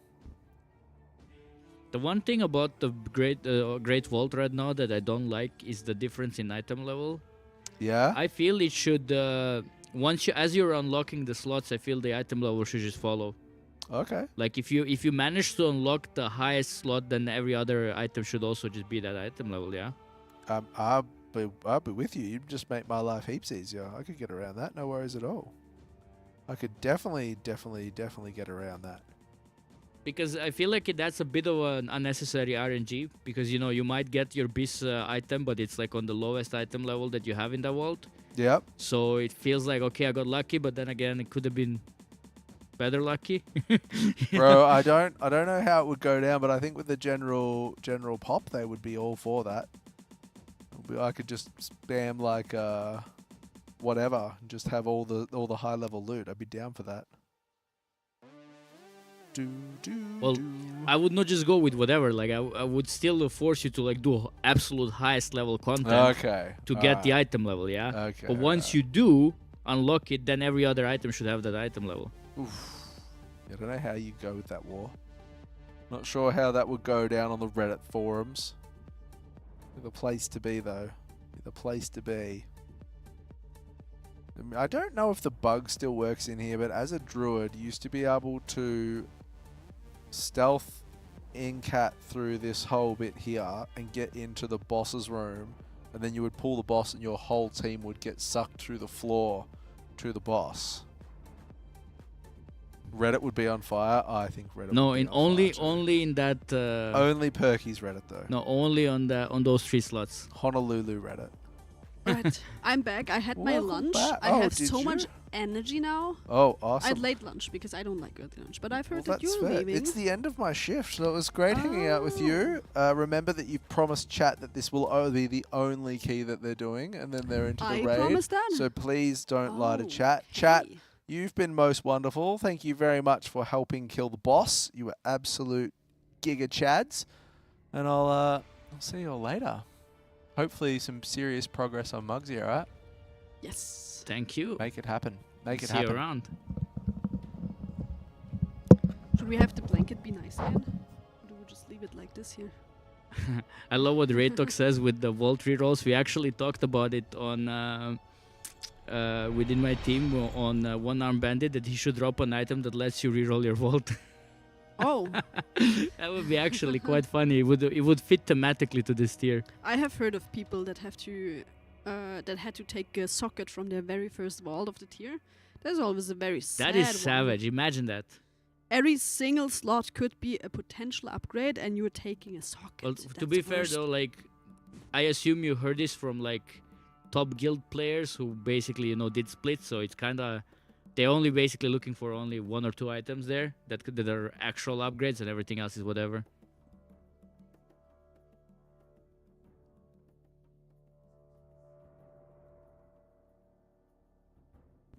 Blanket is back where it was. I do miss the Nice. bonus rolls. Bonus roll. Oh yeah. when same. you like on a boss and then you press the button and you might get an. I do miss that. I don't know why they removed it.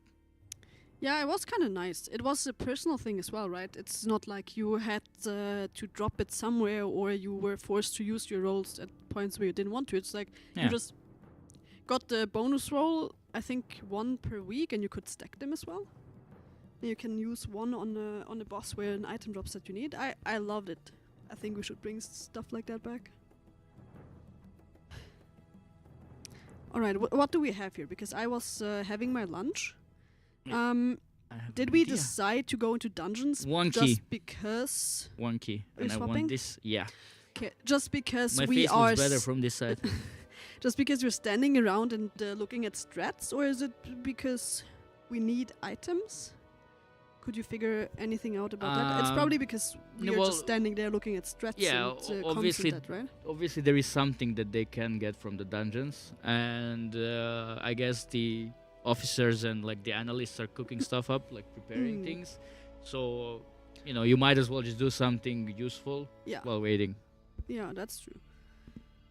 You have it, you just don't press the bonus roll. That's what the random warbound gears. Kinda yes, but I think the bonus roll was better because you could decide what boss you wanna press it on, right?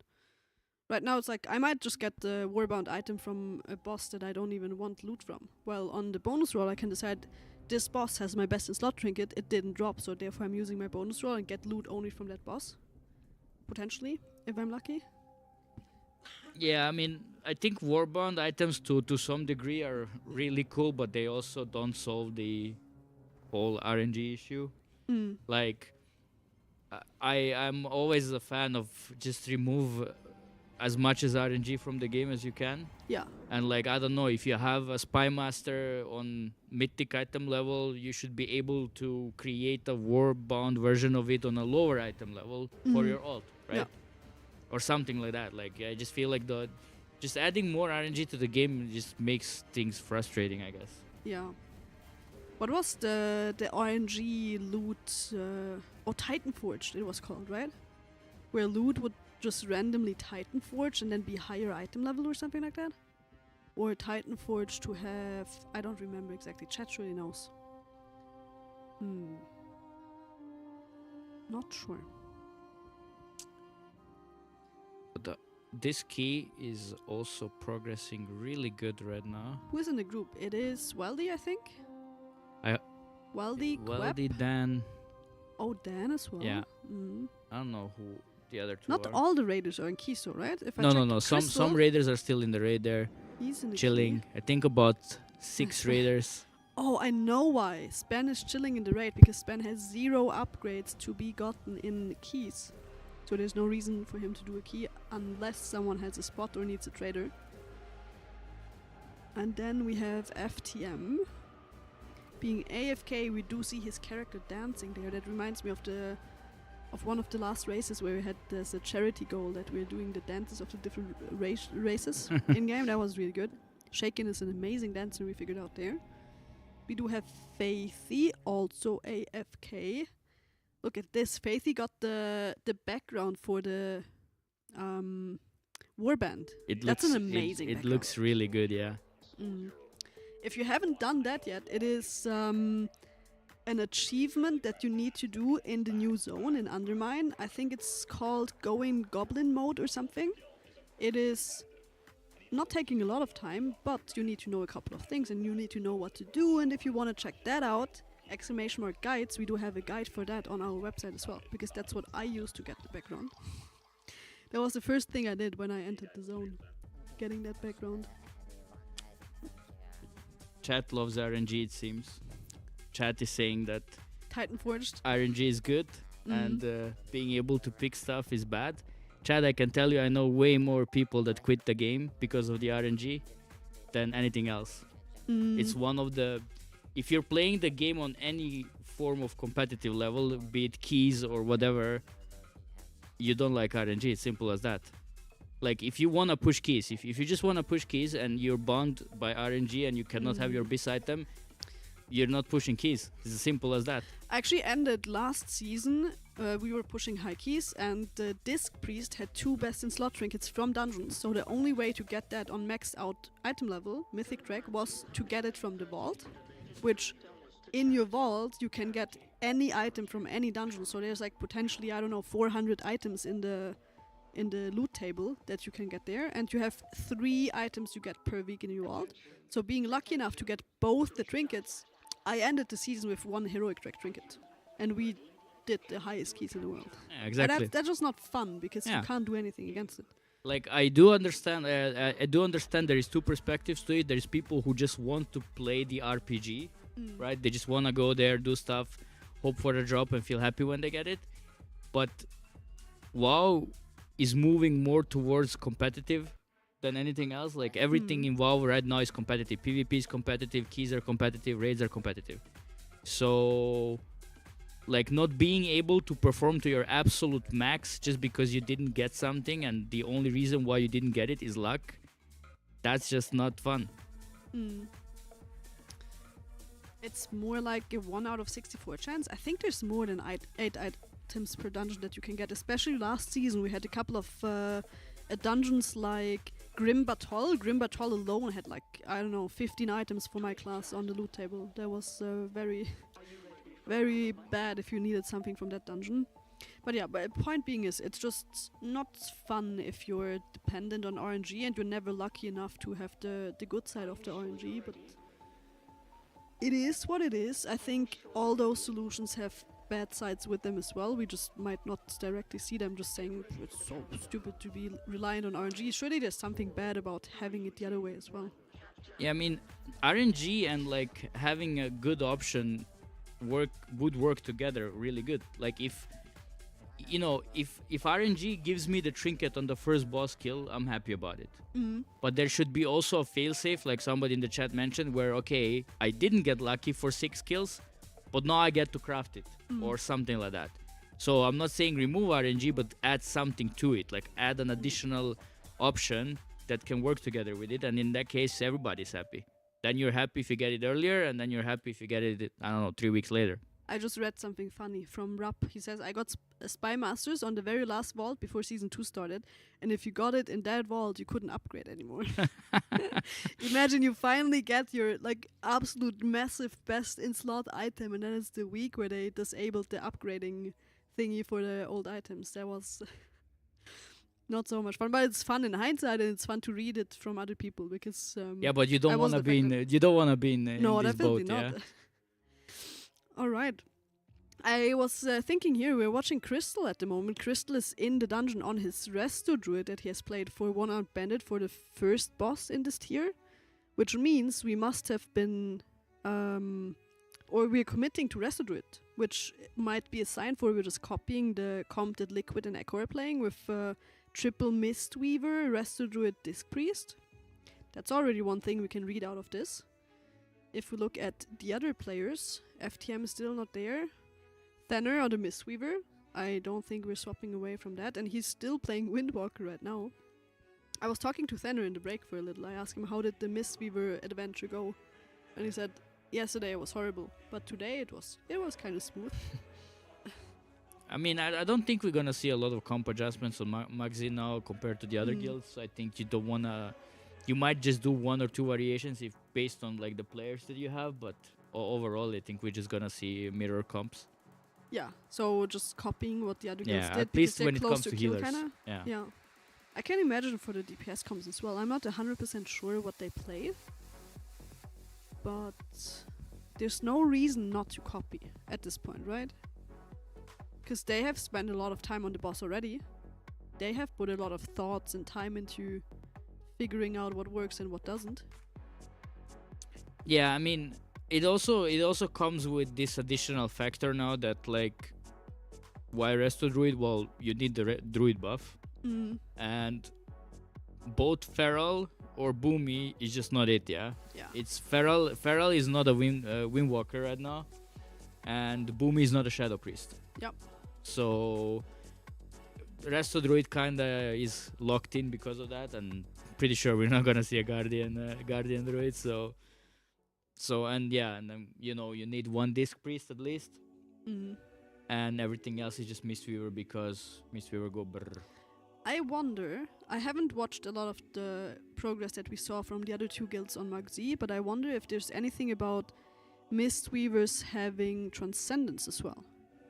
Because you might as well just add the second priest and play double priest, double Mistweaver druid, right? Why is it the monk? Is it because it's geared anyways? Because we have seen Windwalkers as well? I just think the HPS is better.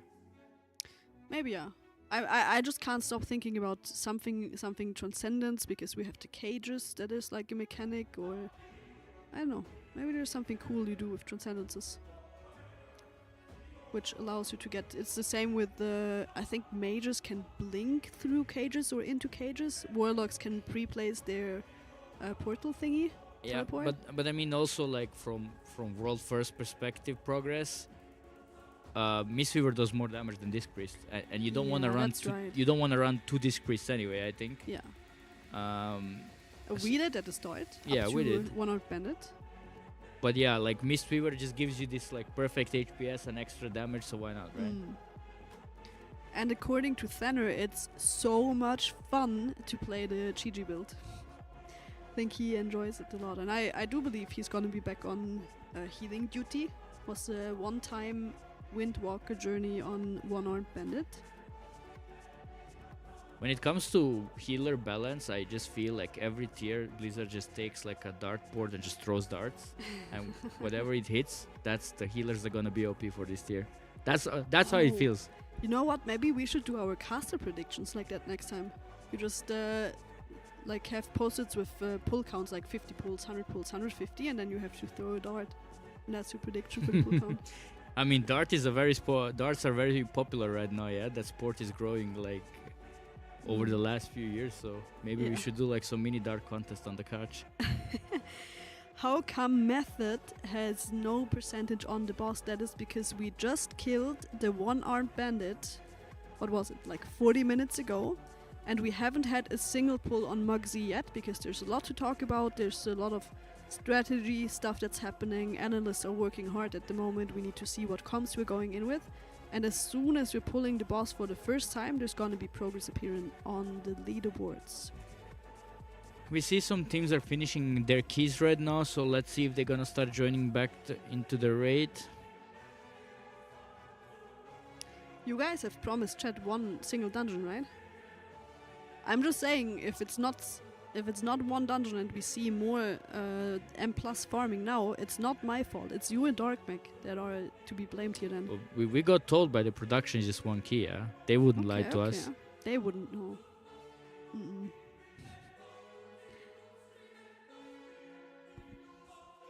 But I do hope that that we get to see some Magzi progress. I'm always hyped at the start of a new boss.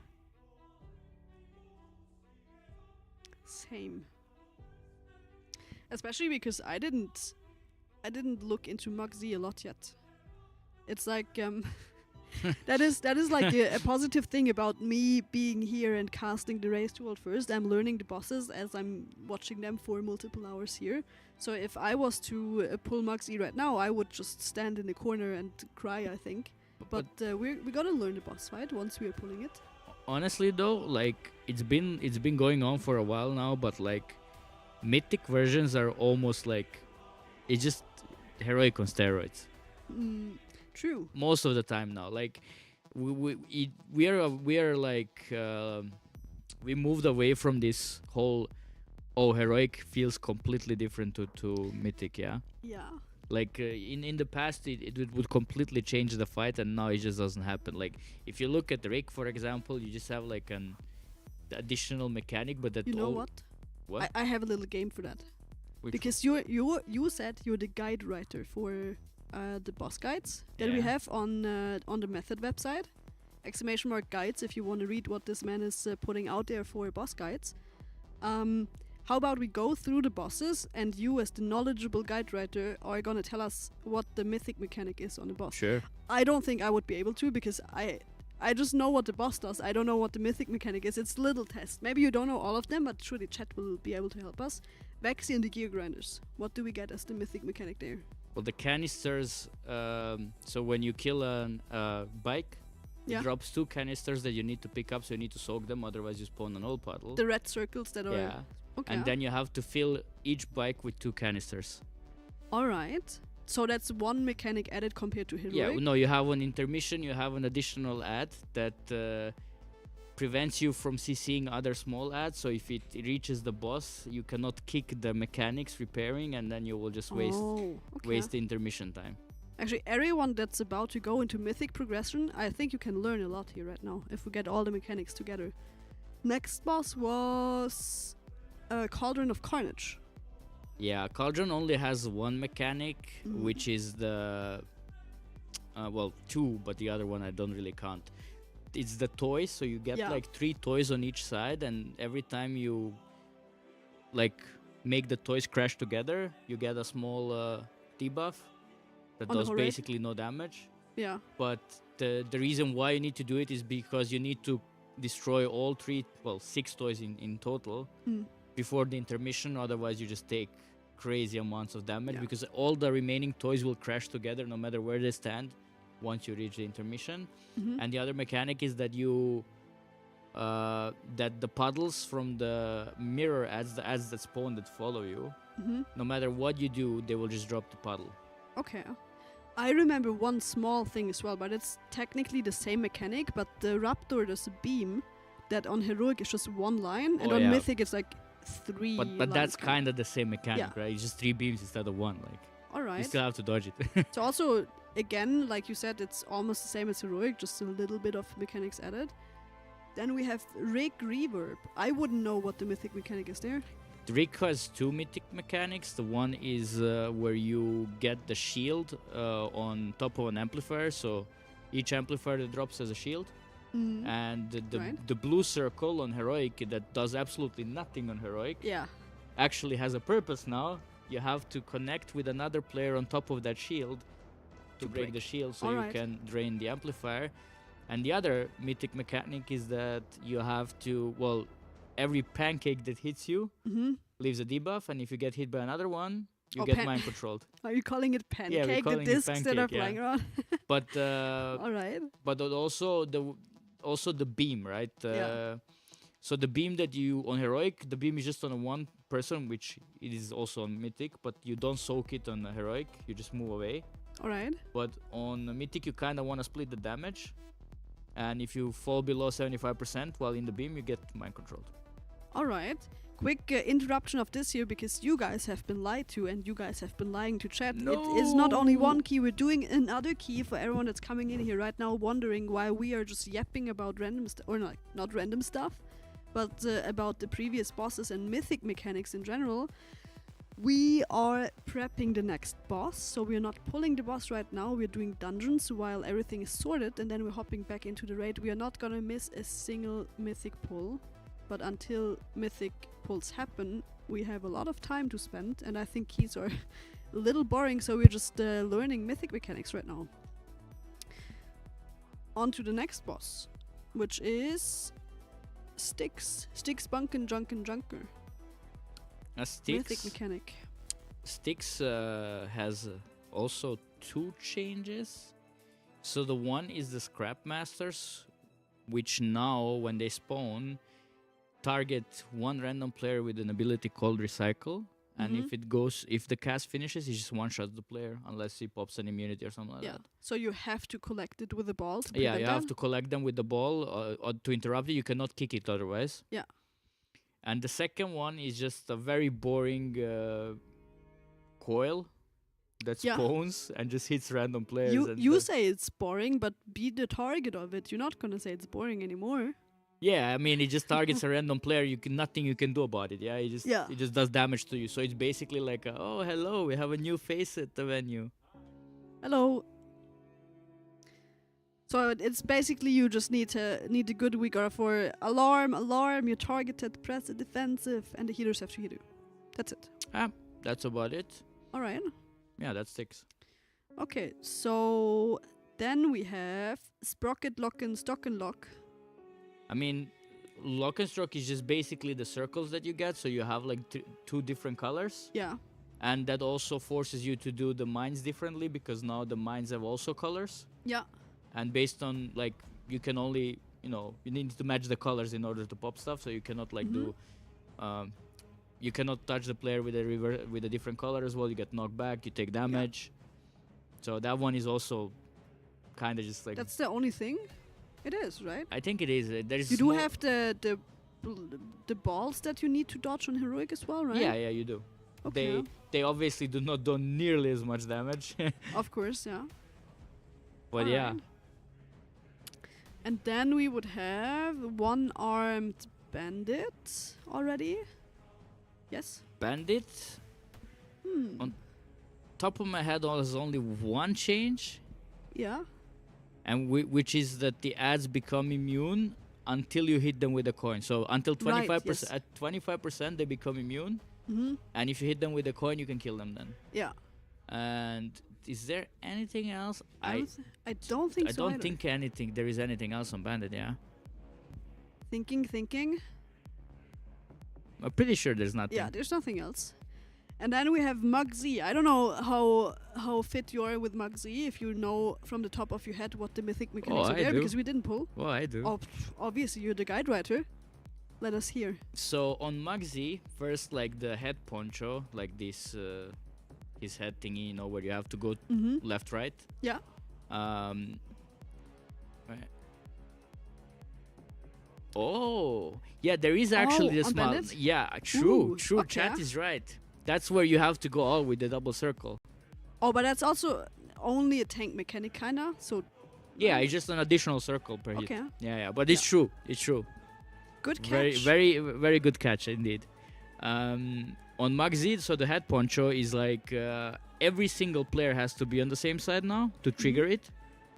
On the same side of the Yeah, wound, so you mean? like on heroic, you need the majority of players to switch, and then you trigger it. Now on mythic, everybody has to be on the same side. All right. Does that also mean you could delay it if the whole raid goes over to the other side? One person Yeah. stays. That person's gonna decide when. Yeah. Okay. Yeah. Interesting. Yeah. So that's one thing. Then you cannot break the walls without the mines or without the spears.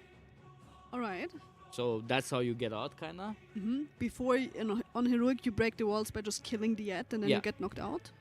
Alright. Then you gain a prison every set, so you basically have more prisons. Yeah. Okay. Then you cannot pop mines as a player anymore. You get one shot.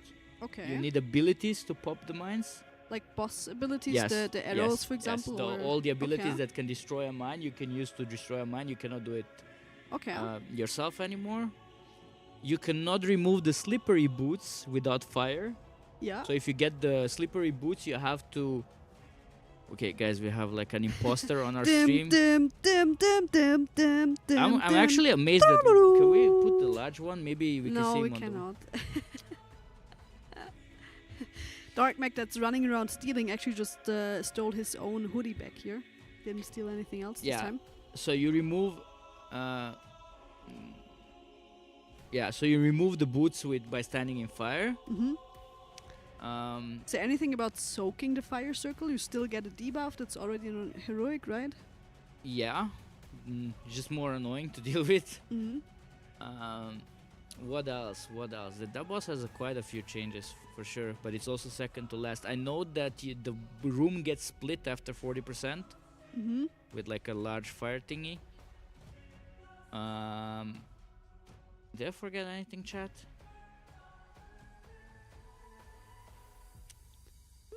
I don't think so. Yeah, but you can already notice on the first, what was it? The first 5 bosses, it was like one mechanic added on each boss, right? Yeah. And then you have one-armed bandit, it's like 2 mechanics, and now Mugzy sounds like most of the mechanics might be the same, but on Mythic just not playable the same way as it was before, and a lot of stuff has changed. This boss was ramping in Mythic mechanics. Yeah. Oh, Gamor, we did say that, yeah. That the prison ramps up. But, I mean, yeah, but then again, it's also the same mechanic, just like it's not like something completely new gets added. Yeah. On Lock and Stroke, you do get the circles, right? So that doesn't exist on That's Heroic. True, yeah. But we are used to bosses where on Heroic you're literally fighting a different boss. And then on Mythic, something ends up being added that completely changes the fight. That's true. Right? But Like- I would say, like, arguable that on Heroic you could soak the mines on Mug Z. On Mythic you cannot do that anymore. It's kind of the same mechanic. You want to destroy the mines, kind of. But I think the fact you can't destroy it with the player character anymore does change how you play it quite a lot. But that also that's a really good point. But when we were on Heroic and we got to Muggsy the first time and we were doing the first couple of pulls, we started asking the questions. So why do those abilities do all that? Why can you pop a mine with an ability, but it's not like a problem or we don't really need it? Like on Heroic, it was useless. You didn't pop mines with any of those abilities, and it never felt like you had to dodge any mines with any of those abilities. So it felt like, okay, what am I gonna do with this knowledge now? Why is it even there? Why? Well, because of Mythic. Yeah. So what it means that they just took the Mythic version and then just downgraded it to the Heroic one. And in past, they didn't do that. In past, I feel like they designed the Heroic boss to be the Heroic experience, and it felt more complete. Yeah. And then they added Mythic mechanics on top of it. And now it feels like it just goes down. Like, because normal is just like completely washed out version of Heroic, yeah? Yeah. I see. I think you're right with that. In a way, it's not bad because Mythic becomes really challenging that way, you know, because even when we did Heroic testing on PTR, it felt like we were doing Mythic testing. So I remember. Yeah, like Heroic was actually harder than Mythic, I feel. Yeah. It was really, really insane how hard the Heroic tuning was on PTR this time. Gallowix was also... Gallowix who didn't get to test on PTR at all, not even on Heroic or Normal, but doing Gallowix Heroic splits, it felt really, really hardly tuned as well. But yeah, I'm actually impressed that you knew all the mechanics just like that, without even thinking about it for most of the bosses. I think that's just a good sign for how well the guides are probably written. So again, if anyone wants to check out guides for Heroic and for Mythic, do that right now. !! Guides on the Method website, written by this guy over here that just knows everything, just like that. Amazing. This guy. How much time does it take to write a boss guide for you? It depends. It's like a lot of bosses are actually harder to write because they're so easy. The bosses are easy? Yeah. And then like the guides are harder? it is surprisingly easier to write hard bosses. Yeah. Like if you take a boss like Magzi, you could write a guide in one go. Because you just write down how are you playing the fight, yeah? This is what you do here, that's what you do there. When you end up on a boss like Vexi, which is the first boss, I mean, it's like none of the things that the boss does do anything, but you have to kind of write it because you have to like explain what it does. And sure, okay, Vexi has still this mechanic that will wipe you if you don't break all the protective barriers. Yeah. But that could be written in one line. Yo, guys, kill the motorcycle and then crash into the boss. And make sure you don't hit an oil puddle while you do that. That's the guide. Yeah. So Done. So that's surprisingly harder to write because you still want to write a guide out of it, right? You actually want to give it some content so it doesn't look lazy. But in reality, it is really that lazy, yeah? Yeah, I see what you mean. I think that the raid is slowly reforming. You guys can't see it on your screens, but we do have a special monitor over here that shows us the raid frames, and it's getting more and more. But I think that we definitely have to wait for Thanner and Crystal to be done with their dungeon. And I think the fact that the raid is refilling with more and more players means that after this dungeon, it's over with the plus. So you have been lied to that it's only one single key, but it's not as bad. It was 2 keys after all. We can go with that. Congrats on the one-armed bandit kill. Thank you so much for that. It was a great kill. I said it before and I'm gonna say it again. We take so many pulls to get there. and a lot more than we should, and we know that. But also our kill pulls are just the cleanest you've ever seen. You can just take that boss video kill and say this is how you perfectly play this boss without any mistakes, any deaths, nothing happening. That is crazy. That we just kill the bosses so clean. Ooh, that was a close one, and Crystal knows it. He's smiling. Look at him go. Yeah. He knows. I guess if I would to do a questionnaire about dungeons when it comes to you, you would also know everything on top of your head. That is true, yeah. But I suck at dungeons, so I don't even know what to ask you. So I don't know it for the dungeons we have in the rotation at the moment, to be fair, because I didn't play a lot of PTR, and I also didn't have a lot of time to play dungeons so far. That's a project for after the race, when I'm home again. I think. I have to ask though, because I know you were always like a big dungeon junkie, if we can call it like that. But now you're also playing on a competitive level in raids. What do you enjoy more? Oh, I think I enjoy both equally. It's just that raid is a super limited time, because once you have killed every boss, then it's just farm and super boring, right? But I've learned to like raid progression as much as I like dungeons, actually. At the start I was just doing raid for getting gear to be able to play the highest keys in the world, and now it's like I'm actually looking forward to do progress and raid and have a new raid coming out. Kind of weird. Thank you, Daph. Let's go. Nothing is lost yet. No. We are playing a catch-up game. But we don't have to hide that, right? I don't like to talk about it because chat tells me that we're coping, and I don't think that's true. But I just hope we pull the boss soon, and we see where we end up. At least we're all having fun. Like you're we're at lead camp. We are having special fun. That is true. For us, this is like Disneyland. Yeah.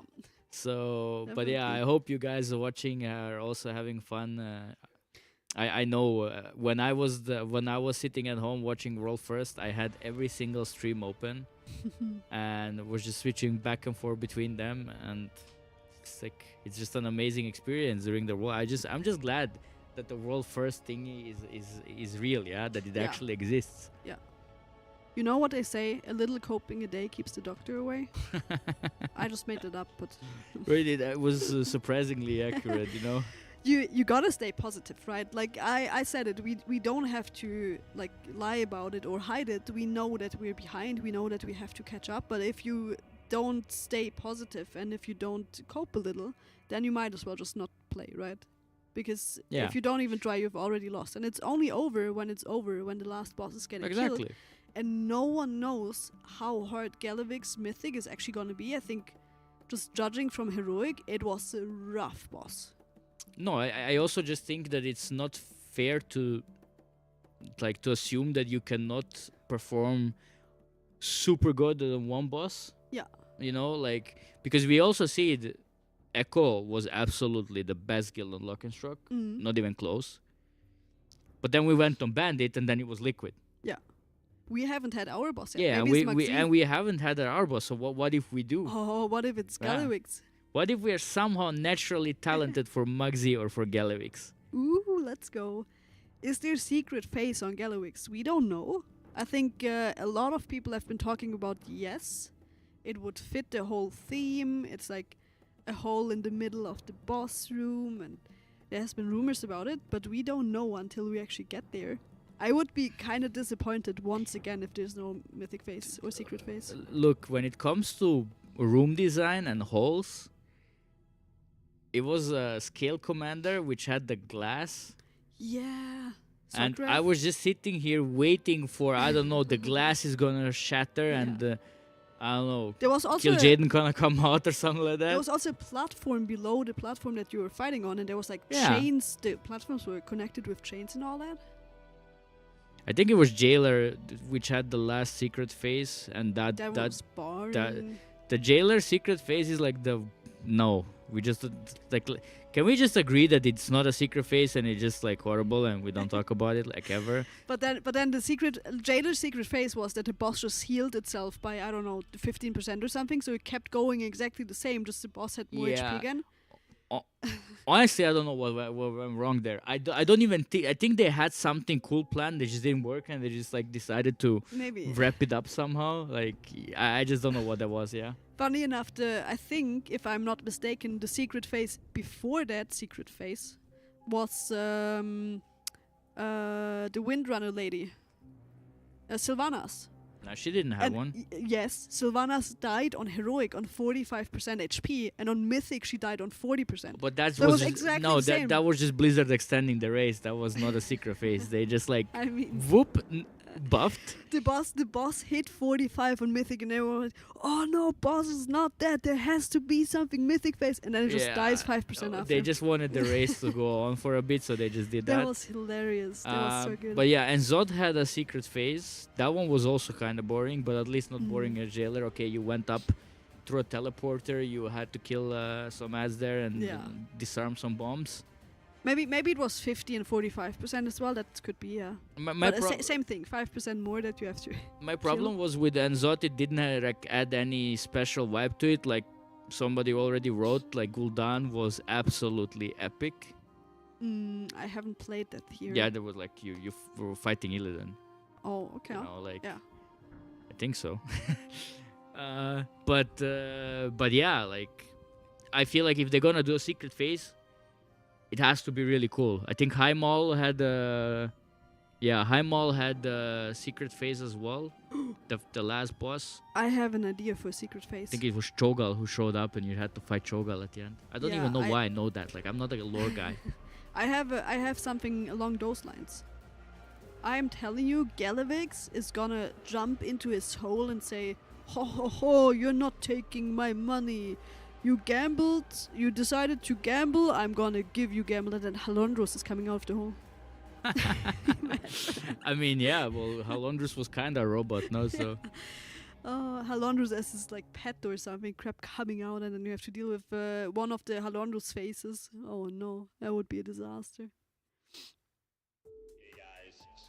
Middle hole that literally arrows that point down. Secret phase guaranteed. We're gonna remind you when we get there, and we're full of disappointment that there's none. Jaina did not have a secret phase. Jaina? No. I don't remember. That was what raid was it even? Battle of Desert Lord? Yeah. Yeah. But I mean, also let's not forget when Ragnaros suddenly had the legs. That was also interesting. True. But those are like that's a bit far off. Well, not anymore now. It's kind of back again. I have another idea. That would obviously just be some super fun thing and not really a secret phase. But imagine, because it's the whole like gamble and casino theme, right? Imagine you kill Galliwix, and then before you actually get the achievement, all 20 raiders in the raid have to solve one of those mini puzzles where you have to like untangle the lines or like play some Candy Crush, the WoW version of it. And only when the last person you really is want finishing, this to happen. yes, Yeah, you really only want. when the last person is finishing the thing, then you get the achievement for killing the boss. Holy moly, that would be so good. That would fit. Or even better. I mean, I would celebrate this. Like I don't know, like you bring into 1%, a huge slot machine shows up and it just rolls the reels, and if it goes to like I don't know something positive, you win, and if not, you just wipe. Oh my, imagine you basically killed the boss, but then you're unlucky on the gamble machine and you just don't get the kill. We shouldn't design bosses and secret phases. But definitely not. The one thing though that I mean, I'm not an expert again. I just feel like this is a bit of a lore talk, but from what I gathered is that if a boss dies on Heroic and you get the cinematic, that is the ending of the boss. But on Mythic, that means the secret phase has to happen earlier. Like you cannot kill him on Mythic and then get something else, I think. But why not? I don't think they do that anymore. I think exactly like At least in the past, it has to be something before Yeah. what happened on heroic, kinda. I guess, Otherwise, yeah. it breaks the whole vibe, I guess. Mm. And on Enzot it was the same, kinda. On Enzot it was you did the secret phase before the end. Yeah. On Jailer you didn't, but as I said, I don't think Jailer is actually like legit secret phase. I think that's probably a bug or something like that. Maybe, yeah. Alright, we finished the dungeon. Please don't tell me they're going again. Because, like I said before, the raid frames Oh no, the raid filled frames have up. increased. Oh, we can look into the raid Yeah. now. Let's see. Oh, Wildly. there we go. But he's AFK, and you see there's a lot of people missing still. I want to just check for a second. Because he's walking into the dungeon again. There's no way. There's no way. No. They're going another dungeon. Oh, they're going M0 now. Okay, so the thing here is that you can farm loot on M0 in a way that every single boss has its own loot table. So when you do keys, and let's just say we're looking for, there's braces dropping in this dungeon, you finish the key and then you get any item from any boss. It's just a dungeon loot table you have. If you go into M0, every single boss has its own loot table. So you have a higher chance to get the item that you want, because let's say the first boss has 5 items on the loot table, so does the second and third. So the chances of getting what you need is way bigger. They didn't get what they wanted in 2 of the keystones they just did, so now they're giving it the last chance in M0, and then they're leaving. So we're not actually doing a key. This doesn't count. This does not count as playing a third key. It's just M0. I also see that Echo had a bit of an improvement. They're at 20% now. Shut up, Mini. What raid add-ons? I think Wildly. Probably LVI, I would assume. That should be LVI, yeah. Yeah. The forbidden add-on. How long to pull? We think any minute now. The raid is slowly filling. People are back at their PCs. I think we have done a lot of research and we probably have a plan by now of what we want to do and what comp we want to play and all that. So very soon, we would hope. If boss is first try, I donate 10k euro. I'm gonna go to the raiders room now and gonna tell them that, guys, if you kill it in one pull, you're gonna get 10k euro. It would indeed be easier to have a full cloth stack if you take the example that I just made with cloth bracers, but I think that we are just looking for a ring, and the ring drops from the, let me think, from the third boss, and any class can loot the ring anyways. Because I know that the ring is really good for Resto Druid with the haste mastery. That's why I'm assuming it's not a full cloth or leather stack or whatever you would stack. Need a really quick bathroom break, so I'll be right back. That is fine. Wissens... Wait, if boss dies first try. Oh, I saw that now. Well, Someone donate. I want my boy Deep Trades in the goblin outfit on screen. Good that you mentioned that, because I don't think we have gotten a lot of donations today yet. But in total we have gotten, how much is it? $4,345 for a good cause. Movember is our charity this time around. Movember is a charity organization that is focused on men's health, a topic that is often just not talked about enough, or a topic that's like a no-go to talk about. They are taking good care of that, which I think is amazing to see. And if you want to donate, it's not only for a good cause, but it's also to fill our charity goals here. And I agree, we really want to reach the 5k, which we are like 650-ish away from, because then Sko, Deep Shades and Lorgox are going to cosplay Gallywix. And I think it has something to do with making them be little goblins and having costumes and maybe some sort of green color things. So if you want to see that as well, you need to make sure to donate. Anything helps, really. I think someone that can or wants to donate $5 even, that is going to a good cause. That's amazing. Just need to figure out here how I get rid of this overlay again. Oh, there we go. So, yeah. with a full signed jersey in a frame. Oh, you mean it's not very likely that we're going to one-shot the boss. I think imagine. Why do all the donations counters in dollars? I'm not sure. I think it's probably just easier to set up and you need to decide for a currency. But that's like some technical stuff. It's not gonna make it worth less or more or whatever to donate in a different currency. If everyone here donated $1, we would almost be at 10k. Facts.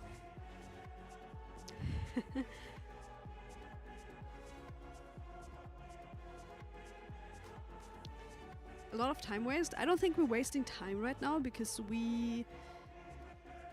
I'm not sure if Echo or Liquid have pulled the next boss quicker, right? It is a fair point to say that our one-armed bandit kill is like an hour ago and we haven't seen a single pull on Muggsy yet. But also you need to keep in mind that when especially Liquid reached the boss, they were the first ones to go there. So for them, pulling the boss gave them super valuable information that they didn't have before because no one else has pulled the boss on Mythic before. So you just literally just pull the boss without the actual intention of killing the boss, just to see timers, see mechanics, see how much stuff hurts. You can make healing assignments and defensive assignments. Maybe you need to do DPS assignments as well. So in that case, pulling the boss just to pull the boss to get information and then have something the analysts can work with is just amazing. While we're in a position that all the information are out there already. Echo and Liquid both have pulled the boss for 175 pulls, so them giving us information more or less for free means we don't have to pull the boss to get what we need to be able to form a comp and a strat that allows us to kill the boss as well, right? So we can for sure argue about if we're wasting time by not pulling the boss, but I think it's a good strat to just take what's already out there for free more or less and make something with that. So from pull 1 on, you have a really good plan and you have a plan that you know is gonna work instead of figuring it out yourself, right?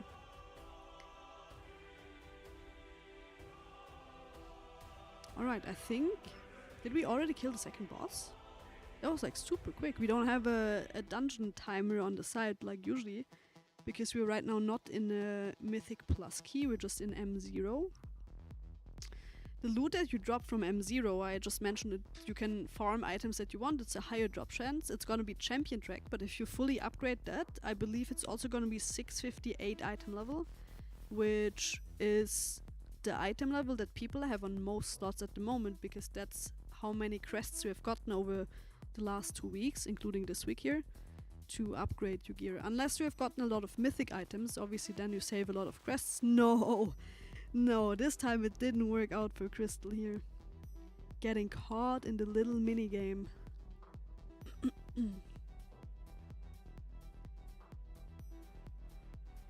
Euro would be preferable. I cannot really tell you about that. Did we kill the boss yet? We didn't kill the boss yet, but this time Crystal got caught in this little maze here. Didn't sneak through. I think we are going to kill a boss in just a couple of minutes, not the raid boss though. So they're pretty much just waiting for this group to be done with this M0, right? I think so, yeah.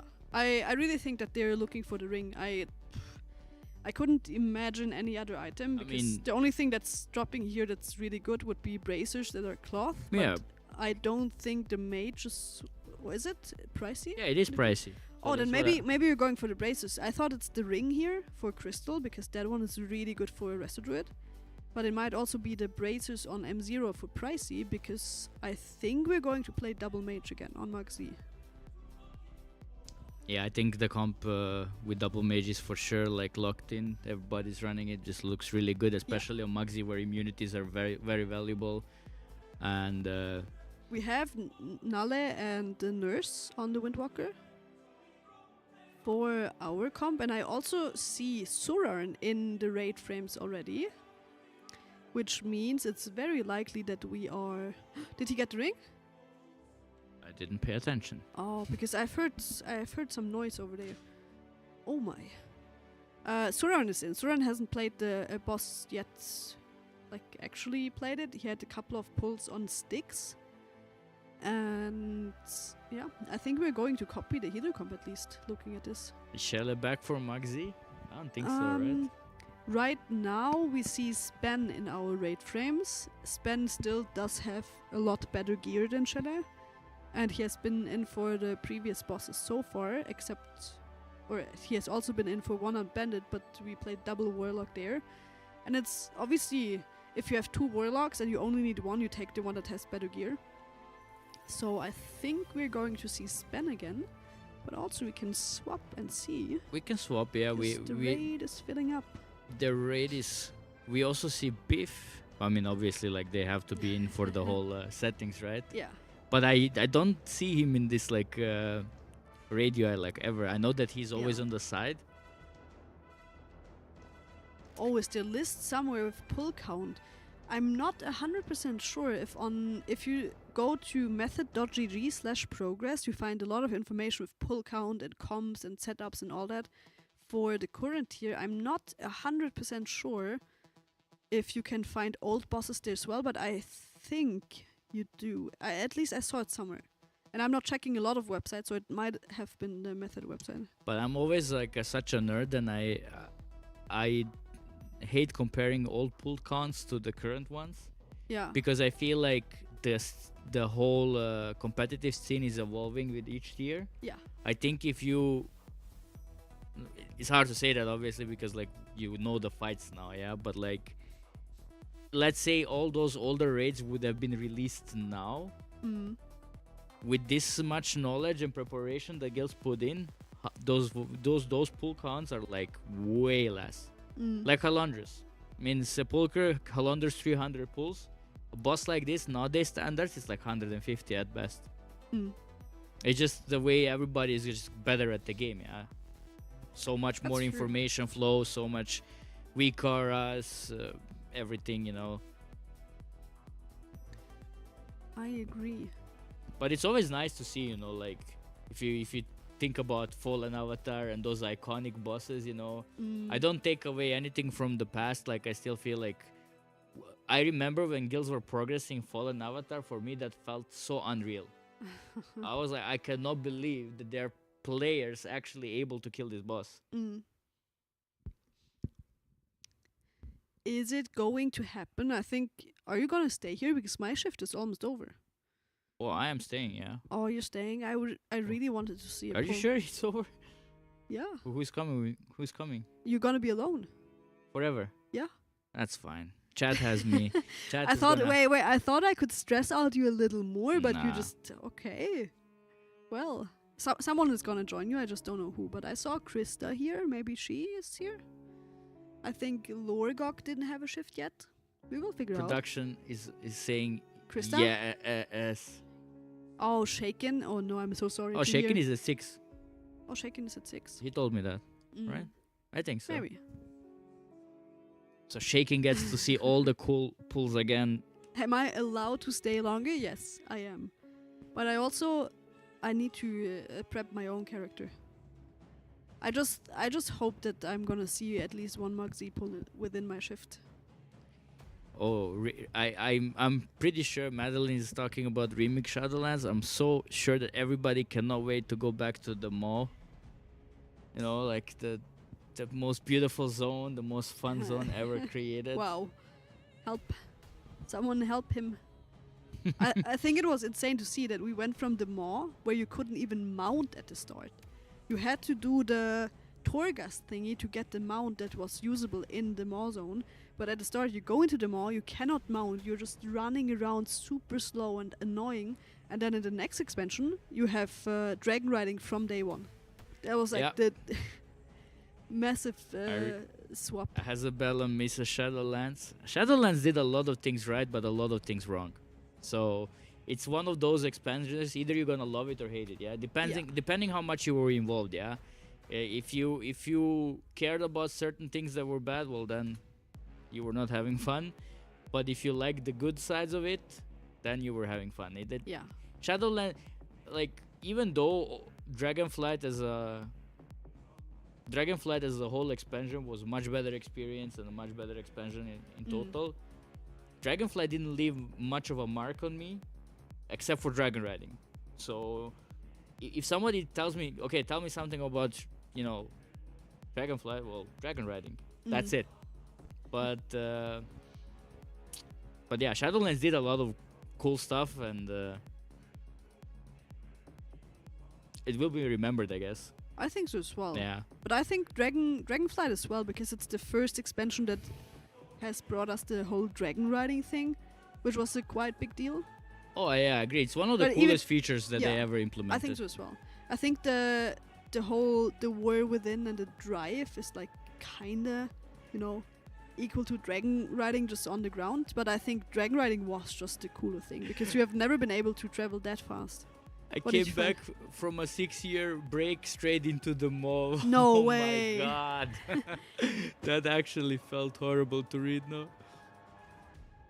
Baxter says evokers in Dragonflight. Well, are we saying that evokers are a good thing?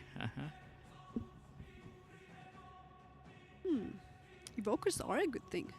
But Just not Aug evokers. okay, let's see. How does our comp look like right now? Now, currently, is only missing one player. We do see Dan Warback, a DPS warrior that we haven't seen on One Armed Bandit. Second Demon Hunter is new. Oh, yeah, that's very new actually. So we dropped the Warlock for another Demon Hunter. We dropped a Windwalker for a warrior. Right now we still see Biff in our frames. He's obviously not in, but I think the rest of the comp actually, I mean we're 5 healing, right? Yeah, Biff is. Wait, we have one on the side. Yeah. Suran, FTM, Thenner, and then Crystal and Skarne. That means we also dropped other DPSs, I think. I mean, Warlock for Demon Hunter, Windwalker for Warrior, and then we needed 2 more spots for 2 healers. That is, what else did we drop?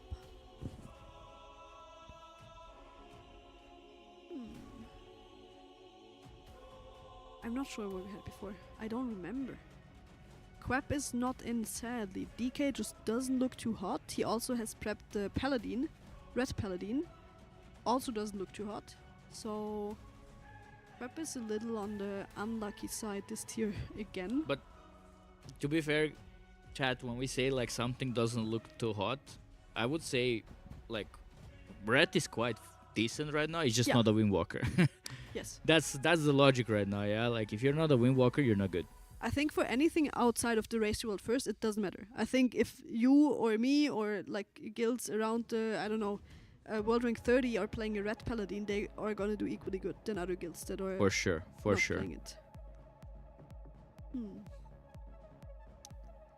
It looks like, let's see, Biff is out of the frames. Who came in? Oh, Faithy, double warrior. Okay. Oh, we dropped some priests. I think on One Armed Bandit we had Kina and Hellenion priests. So that would be, if you want to swap it out like that, you swap the 2 shadow priests for 2 bonus healers, Mistweaver and a 2 Mistweavers actually. Then you drop a Warlock for a Demon Hunter, you drop a Windwalker for a Warrior, and you drop something for the second Warrior. Interesting changes.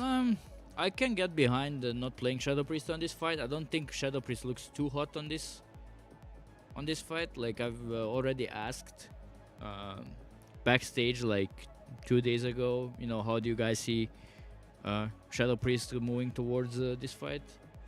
Got a pretty mixed answer, so might be that. But in general though, Shadow Priest is really strong overall and brings the PI, and PI is not shown on the details. It's always something that you guys need to keep in mind, yeah, like that. Just if you see a Shadow Priest like being 4th on details, that's without the PI value, so realistically that's Shadow Priest is like 2nd or so on the details in that case, yeah. I have good news. I'm staying here. I'm the 4 PM shift. Really? I'm gonna get to see Muggsy pulls. Let's go. Yes. Yay! Congrats. Okay, either I was just stupid when I was checking it. Yeah, I thought that Or- I saw that you were. Really? Or maybe it got changed after I checked it. But that's fine because I like to be here. Woo! Then I can also witness. Wait, actually, Mario still needs to share his bubble tea with me. I've never had bubble tea in my life. You have never And had bubble tea. yeah, in yeah, your I life. brought because a Crystal, QT Artemis in chat has made me get bubble tea for Marius, and it arrived yesterday, so I brought it today. And Marius said, "Oh, that's actually the good one." So I'm gonna get the bubble tea. And to be fair, I think bubble tea is a bit overrated. Really? I cannot. Yeah, judge it's it just because like I an never had it. expensive tea. With bubbles in it. Eh. Ooh, I think Marius is going on the bubble tea journey. I like that. I want some ice cream. Why don't we have ice cream at the venue? Because we don't have a freezer big enough for all the ice cream you would need for If you- 11 raiders, like 4 analysts, 5 we should just production get team a members. we should just get a huge fridge full of Ben and Jerry's. Oh, That would be great. that would be amazing. All right. Well, as I said that, Mario said okay and went out. I'm so I- excited. Yeah, I think we're getting Ben and Jerry's freezer right now. No, I think I'm getting bubble tea. You're not getting anything. But I would be happy. What is his item level? 664.9, almost 665. That is nuts. Just to like put this into perspective, the highest item level we have as an average item level in the raids currently is on Echo with 662.2. So Wildy is just like almost 3 item levels above the average. Oh, that is crazy. Can we main screencasters? We can do that. Oh come on, chat! Now I have to like readjust myself. You know, show myself from Just a best say angle. when you're ready. I'm ready. Okay, ready? You know, like pretty side. Which one is the pretty side? Oh yeah, this angle is way better. I love sitting here. Like this one is not it. Yeah. Hi chat. I bet no one would notice a difference if you would sit on the other I side. do. I'm a princess. Wait, first pull? Wait, you guys are trolling. Can we go back to the studio? Oh, first pull, they're pulling. Nah, no first pull yet. We have a lot of monitors here that you guys are not seeing. We have an eye on everything. Can't fool us. Yeah, but it looks like we are getting ready because the raid is filled now. I think we have been looking at the comp that we want to play with 5 healers, and I said it before when you were gone. We have a lot of information out there that are kind of for free for us because Echo and Liquid have already spent a lot of time on this boss. Oh yeah, for so sure. why not just copy the comp if we can, if we have the classes ready and prepared and people that know exactly how to play those. I think we are still talking about a bit of stuff before pulling because I see on one of our other monitors that there's like dungeon journals that are being opened and And the I saw raiders some look weak very auras. focused. Weak auras I saw getting imported right now, so that's a good sign. Look at this here. All the raiders super focused. Everyone is at their PCs. Everyone's like, you know, looking at the second monitor, looking at something, getting ready. Jamie having a big stretch over there. It's time soon, I believe. I think I'm ready. Are you? We're gonna have like 2 hours-ish before dinner. Yeah. What But do I you mean, think? the- What's realistic? I mean, we're gonna have a lot of pulls where we're pulling, and then it's a little method break after because it's checking that the week hour work, does everything look the way you guys want to have it, and all that, right? What's realistic to see as like progress within those 2 hours until dinner break? What do you think? If they start like relatively quick right now, I would say 60% as well. Like chat also 60%? put it on 60. Yeah, I would say Okay. 60%. But I think the main thing right now is that they want to see if all the weak auras and everything is working before the dinner break. Yeah. And once that's sorted, I guess then they have like this like evening, you know, just to completely focus on the boss uninterrupted and just go bam, bam, bam. Mm. And beat everybody, and then we're all happy, and then everybody, we're gonna be like, I told you so. I Then told we get you to see so. Gallowix. I wonder, like, we've been looking at Echo, obviously. I wonder if they got the kill in them today. I don't think their current best has been improved by a lot. They had 28% boss HP-ish when we started the day. They're still stuck on 23%, I believe, but there's also super hard overlap that you need to somehow survive. Yeah. The solution to all those problems would be a Resto Shaman with the Spirit Link, with the Spirit Link totem once again. But I'm not sure. I've been thinking Echo is surely gonna kill the way they have been progressing. Oh, 20% now, but it's still 20%. That's like a lot of HP on a boss like that. I right? wouldn't guarantee the kill yet though, because I feel like Maxi end phase is exactly the same thing that Lock and Stroke was, and Yeah. that got nerfed. That's true, yeah. Like, so what's happening is that, like, not only do you have a insanely hard overlap of mechanics that you just need to survive, on top of that you also need to kill the boss before the end rage. Yeah. So 20% might look, you know, like a low percentage, or 18 in Liquid's case, I think. But the question is, well, can you actually do it? Yeah, because if you wipe it, if you are at hitting and rage at 5%, can you find 5%? You know, then you're running 5 healers, right? So sure, at that point you can be like, okay, maybe drop 1 healer, but then can you survive? Things like that. It's a complicated topic. We'll see. You know, we just have to see when they really nail a good pull, and you see what percentage you got from it, and then you can theorize a bit. But yeah, I just do think that if it does end up being the case of, oh wow, it is actually that hard at the end and the DPS check is so brutal, then it begs the question, well, will Blizzard step in, hotfix, nerf the boss? Or you drop a healer. That would be the first thing.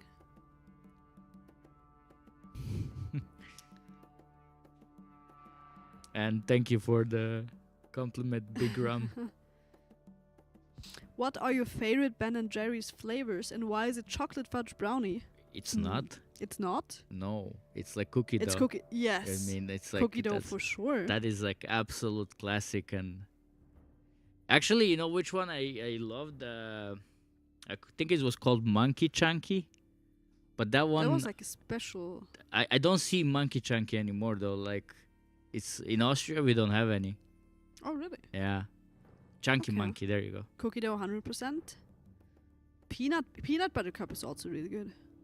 But yeah, I don't know. Do you guys like can buy it in your countries? In Austria, I did not see Chunky Monkey in like 2 years. Maybe you should order it. Can you even order ice cream? Yeah, of course. Like you. As in, you just order it from Amazon?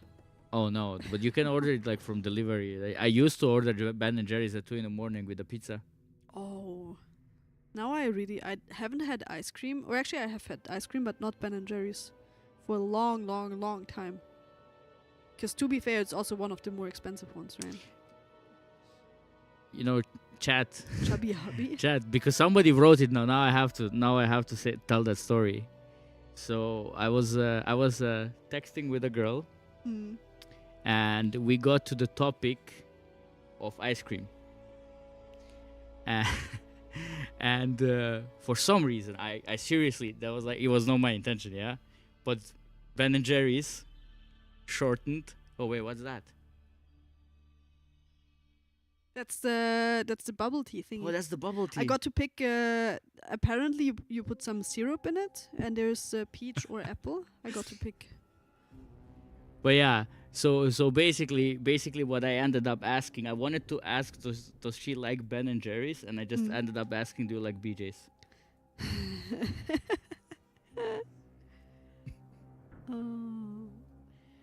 We're not gonna comment on this. We're just going back to the Raiders because we saw cauldrons going down, which means we're very close to a pull. Chat, people can make mistakes. Well, okay, I have a question about this. Like one follow-up question, not about what you said, but how did the date end? Well, it was a really awkward moment, and at first I didn't even realize what I said. I honestly assumed you don't. And then I was like, oh my god. Well, all good chat, all good chat. I said. So, like, so yeah. the date was still going on after that. Yeah. Okay, great. But, happy end in your story. But chat, don't use that as a reason. Yeah, it's not a good joke. Yeah, just don't do it. Ended with a Ben and Jerry's, if you catch what I mean. Amazing.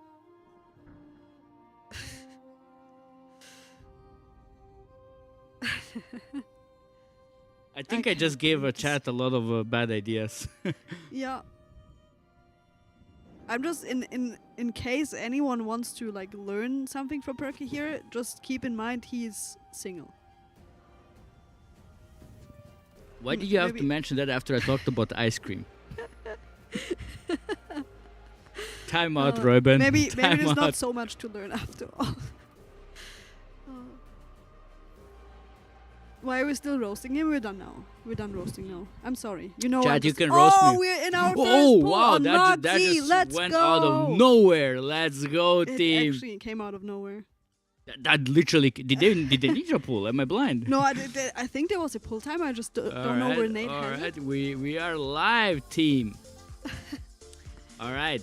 So We what have you our first 2 deaths already as well. so what you just know Oh, we're wiping. what you just Oh my God. witnessed is that you cannot soak the mines as players anymore. They just one shot. That's where the 2 players died right now. They just just soak the mine and that's Did it. they? Yeah. So they just one shot you. That was our first soak, and you could use those beams to destroy a mine. Like any of those abilities will pop a mine now. Does it also on heroic, but you don't use it. Alright, so we Oh place my. the frontal there. Alright, so far so good. Marius is having a good time on our side here as And well. now we're swapping sides, and as you can see, it did not trigger yet. And that's the There we enrage. go. So what happened here, chat, is that you need every single player to be on the same side of the room to trigger the... I always forget the name of that head honcho, head honcho mechanic. So that's the mythic change there. Isn't there also a change when on heroic you swap the sides? It worked different. You said it's the majority of the raiders that had to be on one side. But when you swapped the face, basically, the boss would just do his AoE. Right now we saw the boss swapped his face and also did like the spinny spin. Oh, that's the ability, enrage. right? That's the Oh, enrage. that's only the enrage. Yeah, I thought that's every time you swap the No, face. so basically the enrage on heroic, when you go all the way to the end, he also starts spinning and just kills everybody. But if you do it before and you get 100 energy, he does it. You know, it's the same enrage mechanic. So what happened now? You saw most of the players went over, but there was like a few players behind, and they probably just forgot it. Yeah. All right. It was the first pull on this boss on Mythic mode that we have had. What was our percentage? 86. Almost that. I think like 2-3 more pulls and the boss dies. But now we can also really talk about that we have the comp for sure. Like this is the comp we're gonna start with. Yeah. And we are in fact playing double warrior and double demon hunter. Yeah. So those 2 are Double interesting. mage. Yeah, double mage is expected. The double windwalker expected. But the fact that we have double warrior and double havoc, that's a bit new. That's true. So what do we think? What's the idea here? Yeah, just go for some sick execute at the end. Yeah, I mean, warriors do really good single target. If you think back to when we started the raid, we were actually planning to go in with triple warrior. We had that prepped with Dan, Faithy, and Pricey that's now playing a mage. He was planned on a warrior first hand. So I think warrior just does a lot of damage. It's pretty tanky as well. It brings a kind of nice raid external with the rallying cry. Alright, first mine. Let's see. Nobody can touch those. Tank did, in fact, but... Scarf the touched one mine. We need to that's- soak. That's a double soak, basically. So we had the debuff still running while somebody else popped the mine. So, okay, so we're seeing Tank popped one with an immunity. That's, I guess, just a part of the strategy. Why not, obviously? Because you want to deal with the mines before other mechanics come. Now you would definitely want to pop one with this or with a circle afterwards. Thanner and Crystal down here, so we are playing with 3 out of 5 healers now for a little while here. But we are already at our new best. Yeah, that's true. And now important thing is we want to practice this side swap. Or we didn't at all. Or we just die. Okay. Okay. But hey, we have a new best. Second pull, second new best. We take it. Chat, don't you feel like this animation just looks weird? I cannot stop looking at the feet, yeah? Not in the way you guys might just think right now, but like, look at the little feet, how they're moving, yeah? What is it with the war within and feet? No, don't steer. No, let's not go that way. We're gonna hear another guys, once I had a date story otherwise, or... No more date stories now. We are in actual progress. We are on the second to last boss. I think when it comes to like swapping the sides, we wiped to twice now. The enrage, you call it. That's like a timing thing. Everyone needs to be aware, when do I have to swap? Because like you said, one player could stall swapping the phase by not going over. You need all 20 characters on the other side to trigger the other phase. And if we're looking at our screen right now, I don't think there was a single person on the other side. So maybe it just... oh, now we're seeing pings on the other side. Maybe it's just figure out the timings. Maybe we need to deal with the mines a little bit differently so the timing fits better to run over, because it's also creating another damage event to just swap the side, right? I mean, just... You mentioned it earlier as well. You could also just control it by having every single player move over to the other side and just one player just decide, okay, this is where we intermission. Yeah. Well, intermission, you basically just swap to another set of mechanics of phase 1. Oh, Karanthir in chat has a really good strat. No one will see this coming. We just get better by 2%-ish every single pull, and then we kill after 40 pulls. No one will see this strat coming. Let's go. I'm in. I'm so in. 40 pulls sounds amazing for this boss. Yeah. So far so good. We are pulling. We are happy. We get to see this boss being progressed. I would expect them to stop dying to the mines now on pull, because they're still like very surprised by those. You know, mines just show up. Yeah. You don't have that on heroic, so that's the problem, right? So they did like what, 50 splits? Yeah. And you never had mines in phase 1, and now you do. That's true, because you started on the red side on heroic and normal, right? Now you're starting on the blue side, that is the side that drops the mines. Well, no. I think we're still starting on the... Well, actually, I didn't look. I have to see. You have a valid we started on the left side, or? I think we started on the right one. That's why we have the mines. No, you get the mines anyway, because you cannot... Oh, right. Yeah, that's the thing. Oh, you're right. Okay, but we did see tanks purposefully running into the mines. Is that how you want to deal with the mechanic? Because we said we cannot soak them with players anymore. It's a straight one-shot. Obviously, tanks are a little stronger, have more HP and all that. Do you purposefully want to have tank soak 2-3 mines and then leave the rest for... Oh, thank you so much. Wow. That's what I call service. Oh my god. Thank you, Marius. Chat, Manu got her first bubble tea. Am I supposed to drink the bubbles all the way at the end? Yeah, that's why you have like this extra long straw to like slurp it out. So it's not at the... Oh, so it's not at the... Oh, it is at the end. But no, you were right. They're actually starting on the metal side. So now I wonder, would we get the mines even if we started on the red side, right? Oh, now we are insta going over, actually. Yeah, I'm so confused right now. I mean, wait. Oh, so wait, we're starting on the blue side to spawn the mines, and then we insta go over, which means we're also dealing... It does make sense, because you said that the cages you're getting, you can only open with the mechanics now from the boss. So exactly. You want to have mines as soon as you get the cages as well, otherwise people are just going to be stuck in the cages. I think this is a peach bubble tea, for people that were asking. But we did deal with all the mines now on this pool. So the mines are gone. Now we're getting the frontal is coming. What are those circles though? Those are not cold feet though. That's something else. Nate!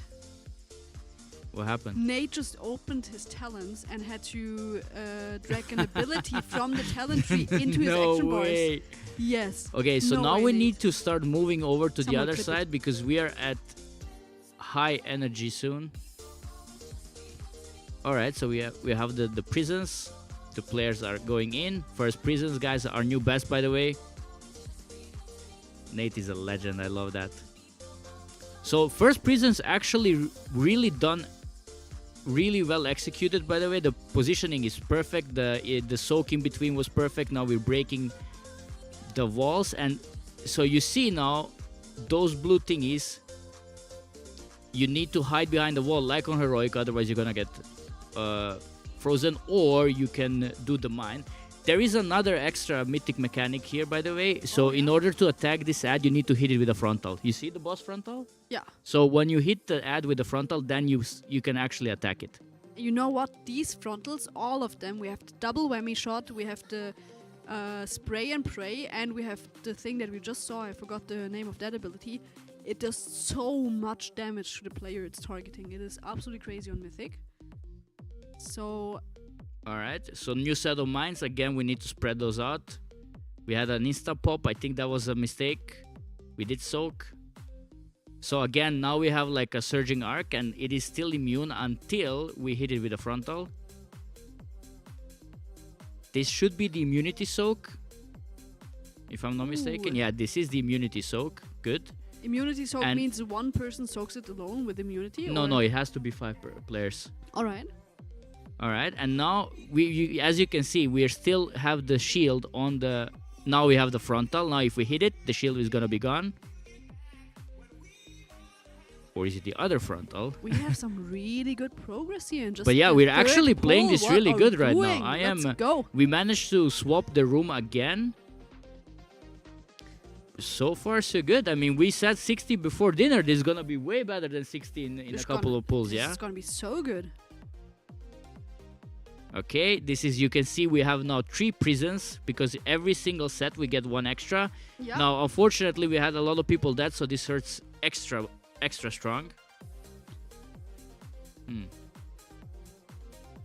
Okay. But hey, chat. What are we looking at? Maybe we have predicted, or we have said Yeah, as earlier, I said, we like, didn't we- have our lucky boss in this tier yet. Maybe Muggsy is gonna be the one. We're still playing, we're still getting data and information from this, we're still seeing timers. So we are gonna fight this boss until the very last raider is going down. I mean, honestly though, this is our 3rd pull, no? I mean, we take this. And this is what we mean, chat, when we said they have so much information right now from Liquid and Echo that reaching like certain part of the fight is gonna be way easier for them just because of that. And they keep still playing here. They want to see all the mechanics that are coming in and stuff like that. Really, really good 3rd pull, 66%.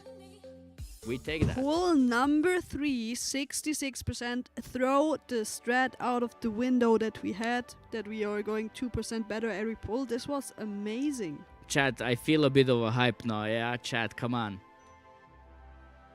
And now you can tell us, how do you feel about bubble tea? It tastes really good. It's interesting. It's when you get the bubbles into your mouth, they just pop. Okay, I like it. I don't think it's like an insane thing. Like you said, you feel like it's a little overhyped, but Yeah. really good. It's way too expensive for what it offers. Oh, look at this here. It's a Radar IO graphic that we see for Muggsy Heads of Security Mythic that is comparing pull counts and boss percentage of Method, Liquid, and Echo. I mean, What do we see here? look at that cliff jump that we just did. This is like when you do base jumping.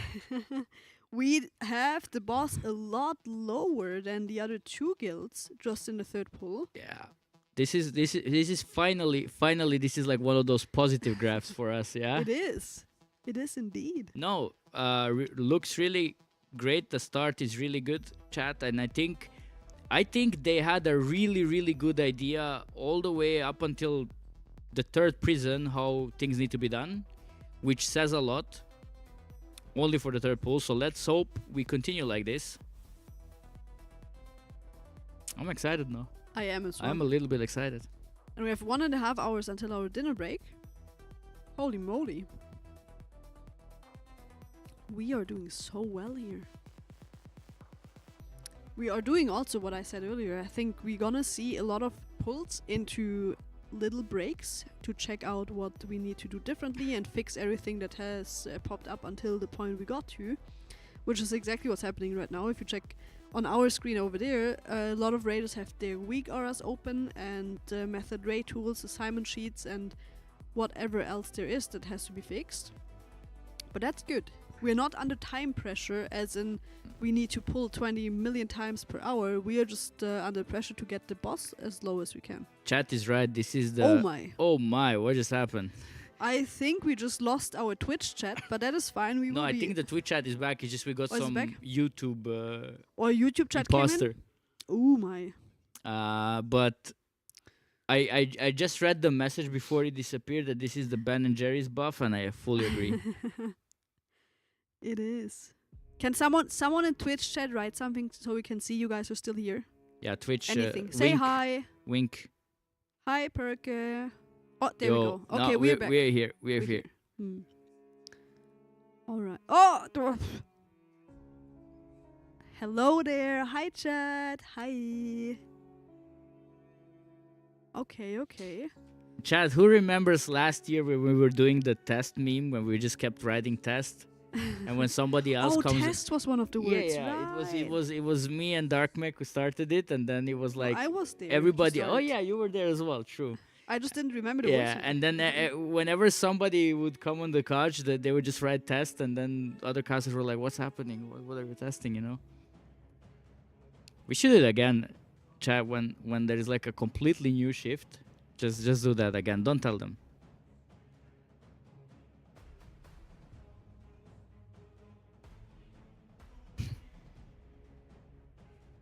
Lizzie is typing from right over there, just 2 meters away from me. No. That's just like the bubble tea effect, you know. It has like this special stuff in it, and you're like imagining things right now. I am, maybe. I'm kind of hungry as well, even though I had my lunch break just like 2 hours ago or something. I didn't have breakfast. Yeah, Litty is in fact joining the cast soon, I guess. Not right now, but maybe Litty is there, yeah. Lithy is our savior. He did the same last maybe race. Litty just wants to come say hi to the chat. Maybe he wants to. But he was our savior last race as well, because some of our caster friends had to leave, which is gonna happen this time around again. I think Mr. GM is gonna leave today. Darkmek is gonna cast tomorrow and then leave as well. You're also here until Sunday only, I think you said? Yeah. So we're getting less. We are less and less casters here. So Lithy is just hopping in to save the remaining ones like me from having 10-hour shifts a day, which is amazing. I think we're gonna see Lithy in the next shift, but not yet, unless he wants to come say hi. But I think he's in a conversation over there right now, and we do have a ready check going on.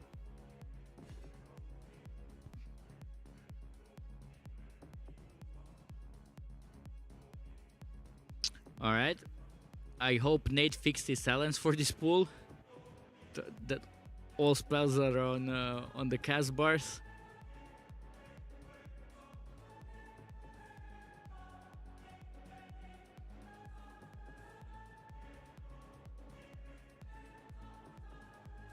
Oh, and there we go. We have our special guest here.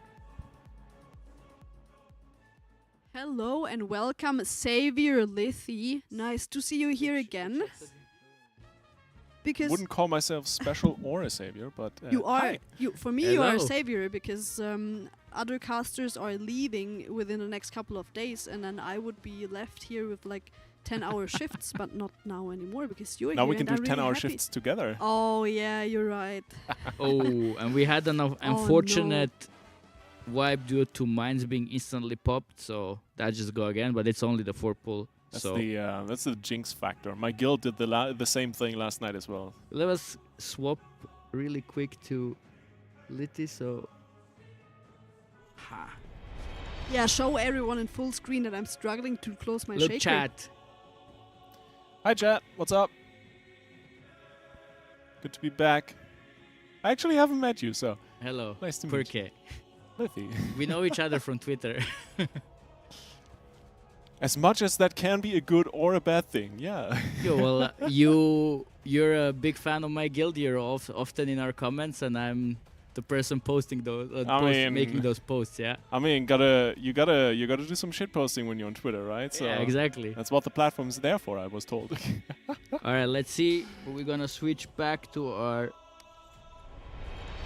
in-game camera because we're gonna have a pull coming in very fast.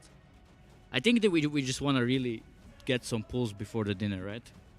Yeah, I think we're more on the train of, like I said, we do a pull and then we talk about a lot of stuff for a long time. So we're not like farming pulls. We are more like exploring, I would say. Exploring what's happening, exploring timings, exploring our weak auras, because even though there's all the information out there for from Liquid and Echo, we still need to make it work for ourselves. Just because you made a weak aura and you think it's gonna work, it doesn't mean it's gonna work exactly the way you want it or need it, right? You gotta learn the timings, you gotta see how Exactly. everyone reacts to things. Like everyone needs to get the mechanics and Yeah. play the mechanics, and of course you gotta get just to like the randomness of the mine spawns as well, and all that kind of stuff. Maybe we even need other things than Echo and Liquid needed, because let's just say we are struggling with dodging the mines because we are just too focused on other things, so we don't see them. Maybe our players are working a little different and we need the bonus weak aura that Liquid and Echo didn't need, right? Yeah. So We're gonna see a pull. We have a pull count going on, and A little bit of let's- Mugsy action. I mean, I'm a big fan of this boss. Really? General, I mean, I love this raid. All the Same. fights are I'm a big fan of this amazing. trade. Like, I think it's one of the coolest tiers ever. Heck yeah. I'm not a fan of Mistweavers being so strong because they just keep sniping all my healing, but we'll get through it. That's gonna be fine. I mean, they needed some fun as well. They've been kind of forgotten for. Nah, man. Mistweavers can stay on the down low. That's completely fine with me. I think it's actually funny enough that when it comes to healing output, Mistweavers are not even the strongest healers. Disc Priests and even Resto Druids are higher output healers, but yet you're stacking Mistweavers just because they do insane damage on top as well, right? I mean, Disc Priest on top, everything as it should be. All right, we can see that we have done the first combo very efficient. Everybody's alive, and now we are looking to swap the sides very soon. And I we like did the- that. I like the mythic change that you only really transition once everyone switches sides, so it leaves you with a lot more room to just position and run around. Yeah, and play. yeah, well, Wait, that's did we what we just just do saw, that? right? It was just one player who. Wait, we started on the blue side, and then everyone except one player swapped to the red side to drop the mechanics here, and Exactly. the last player from the blue side just stepped over 10 to seconds trigger this. ago Exactly. to trigger the Yeah. phase. We see the phase swapping whenever the boss has like some AoE mechanic. It's just a bit of confusing because you're playing in this room, but you're actually not playing the mechanics from this room at the pool. Yeah. But we also see that like this second set of abilities was really good. Now you just need to hide behind something, otherwise you get frozen or just straight up die. But we do have a CR right now. Two players are dead, unfortunately. Raim and Crystal went down here. Oh, Crystal that was just some Ooh. spinning. Okay, so we did hit the arc. You can see it was going for the arc there. We did hit it, so it is attackable. I wonder if we missed on the I wonder if we missed on the second. So we'll see now because there's one with the shield now, but this is also looking like our best pull unless we pop extra mines here, which we hopefully won't. Just don't pop them by accident now. Soak the red circles that are spawning. Oh, there Good. was a demon hunter charging in the that one is a lot last of second. pops there, but we are still somehow alive. I don't know how though, but we are somehow still Two more going. soaks down there. Soak it. This is the Yeah. immunity one. Should be. Yeah, we see It the immunes go is. out. Good. Very good. Very good. I mean, chat, this is looking promising. This is gonna be our best pull so far. Only the 5th pull. And we are killing the volunteer rocketeer ad. Those names are so complicated. Names are super funny Yeah. though in this raid so far. Okay, so now I think we have an enrage. Yes. Oof. All right. Still a new best. Still new best. Solid. But they also got surprised, I guess, because this is also our best progress right now, right? So they just forgot that they needed to switch. They were a bit slow. Yeah. But yeah, on the topic, you said you love this tier. Tell me more.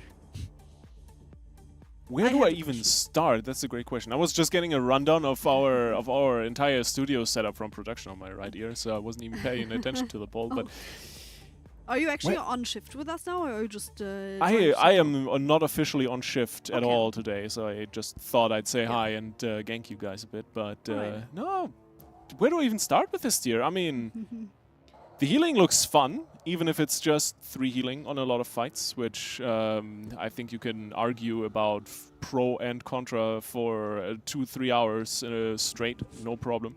We might actually do that at some point. But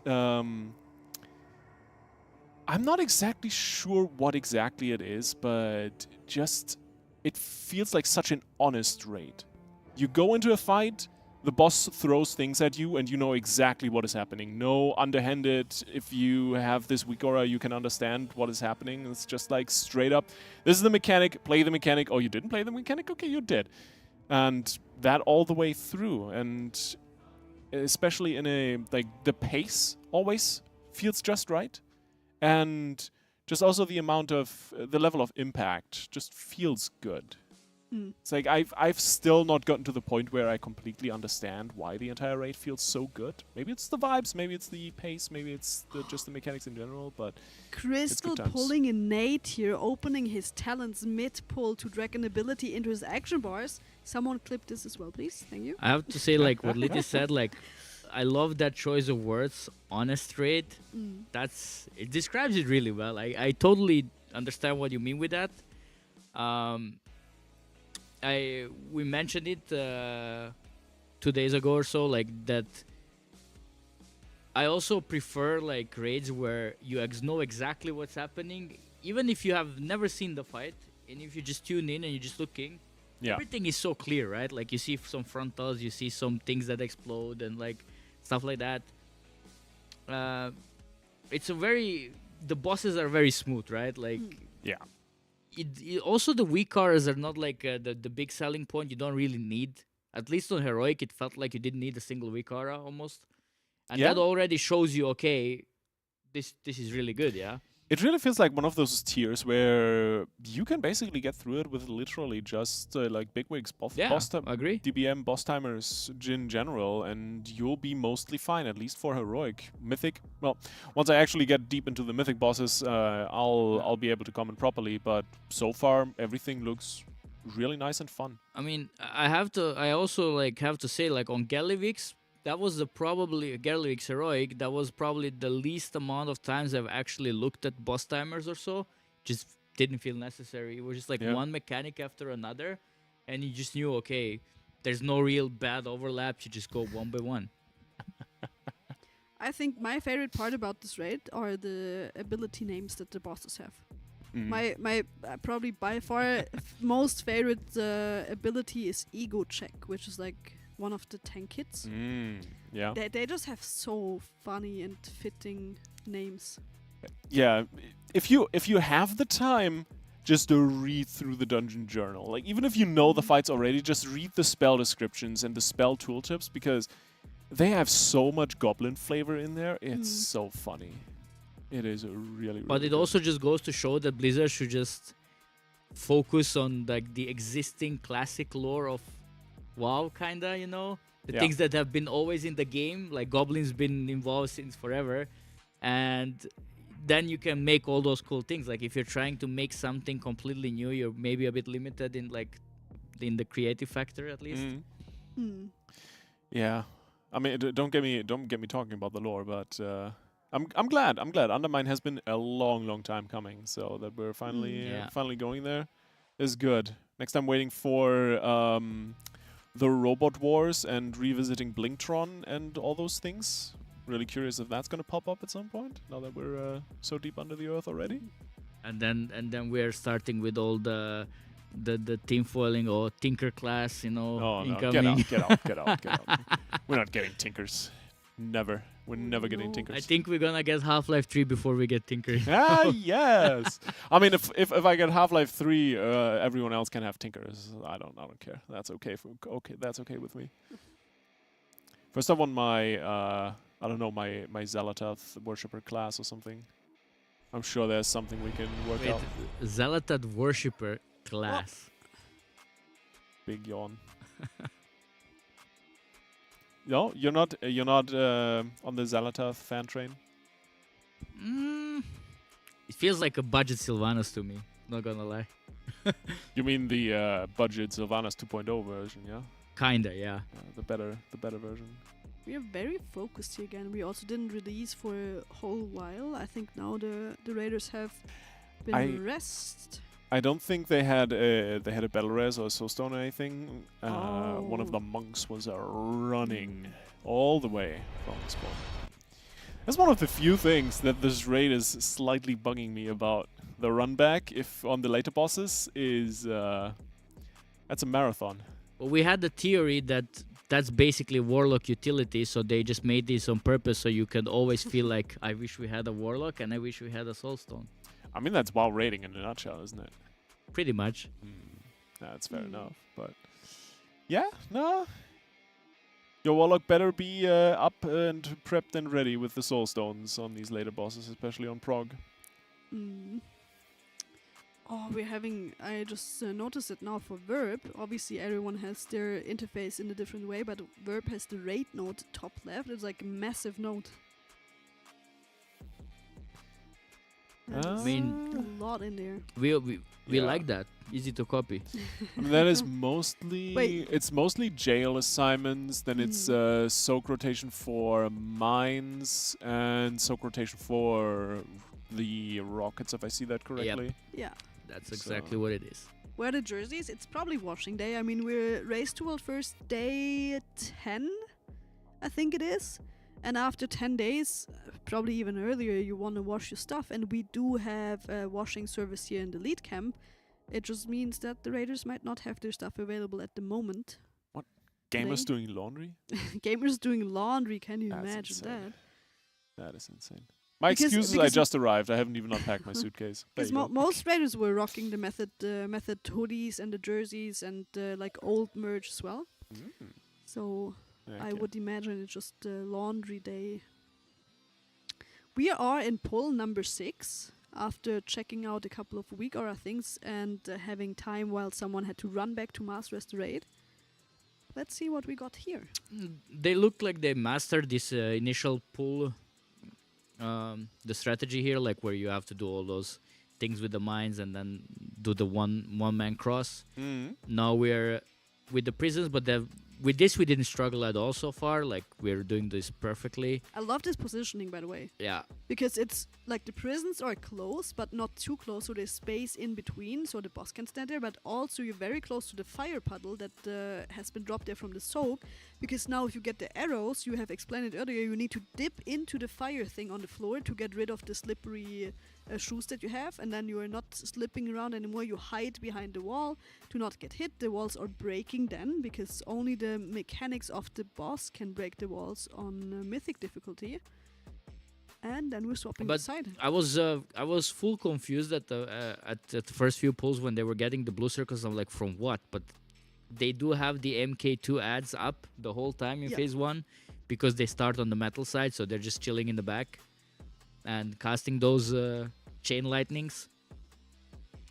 But yeah, we see we are now on the second MK2 ad. This one still has the shield, and we are spawning the mines on. Very important to not overpop the mines here. See, we're going one by one. Need to heal that up always before we do. Now we pop 2 sets. Not sure if that's intentional, but so far so good.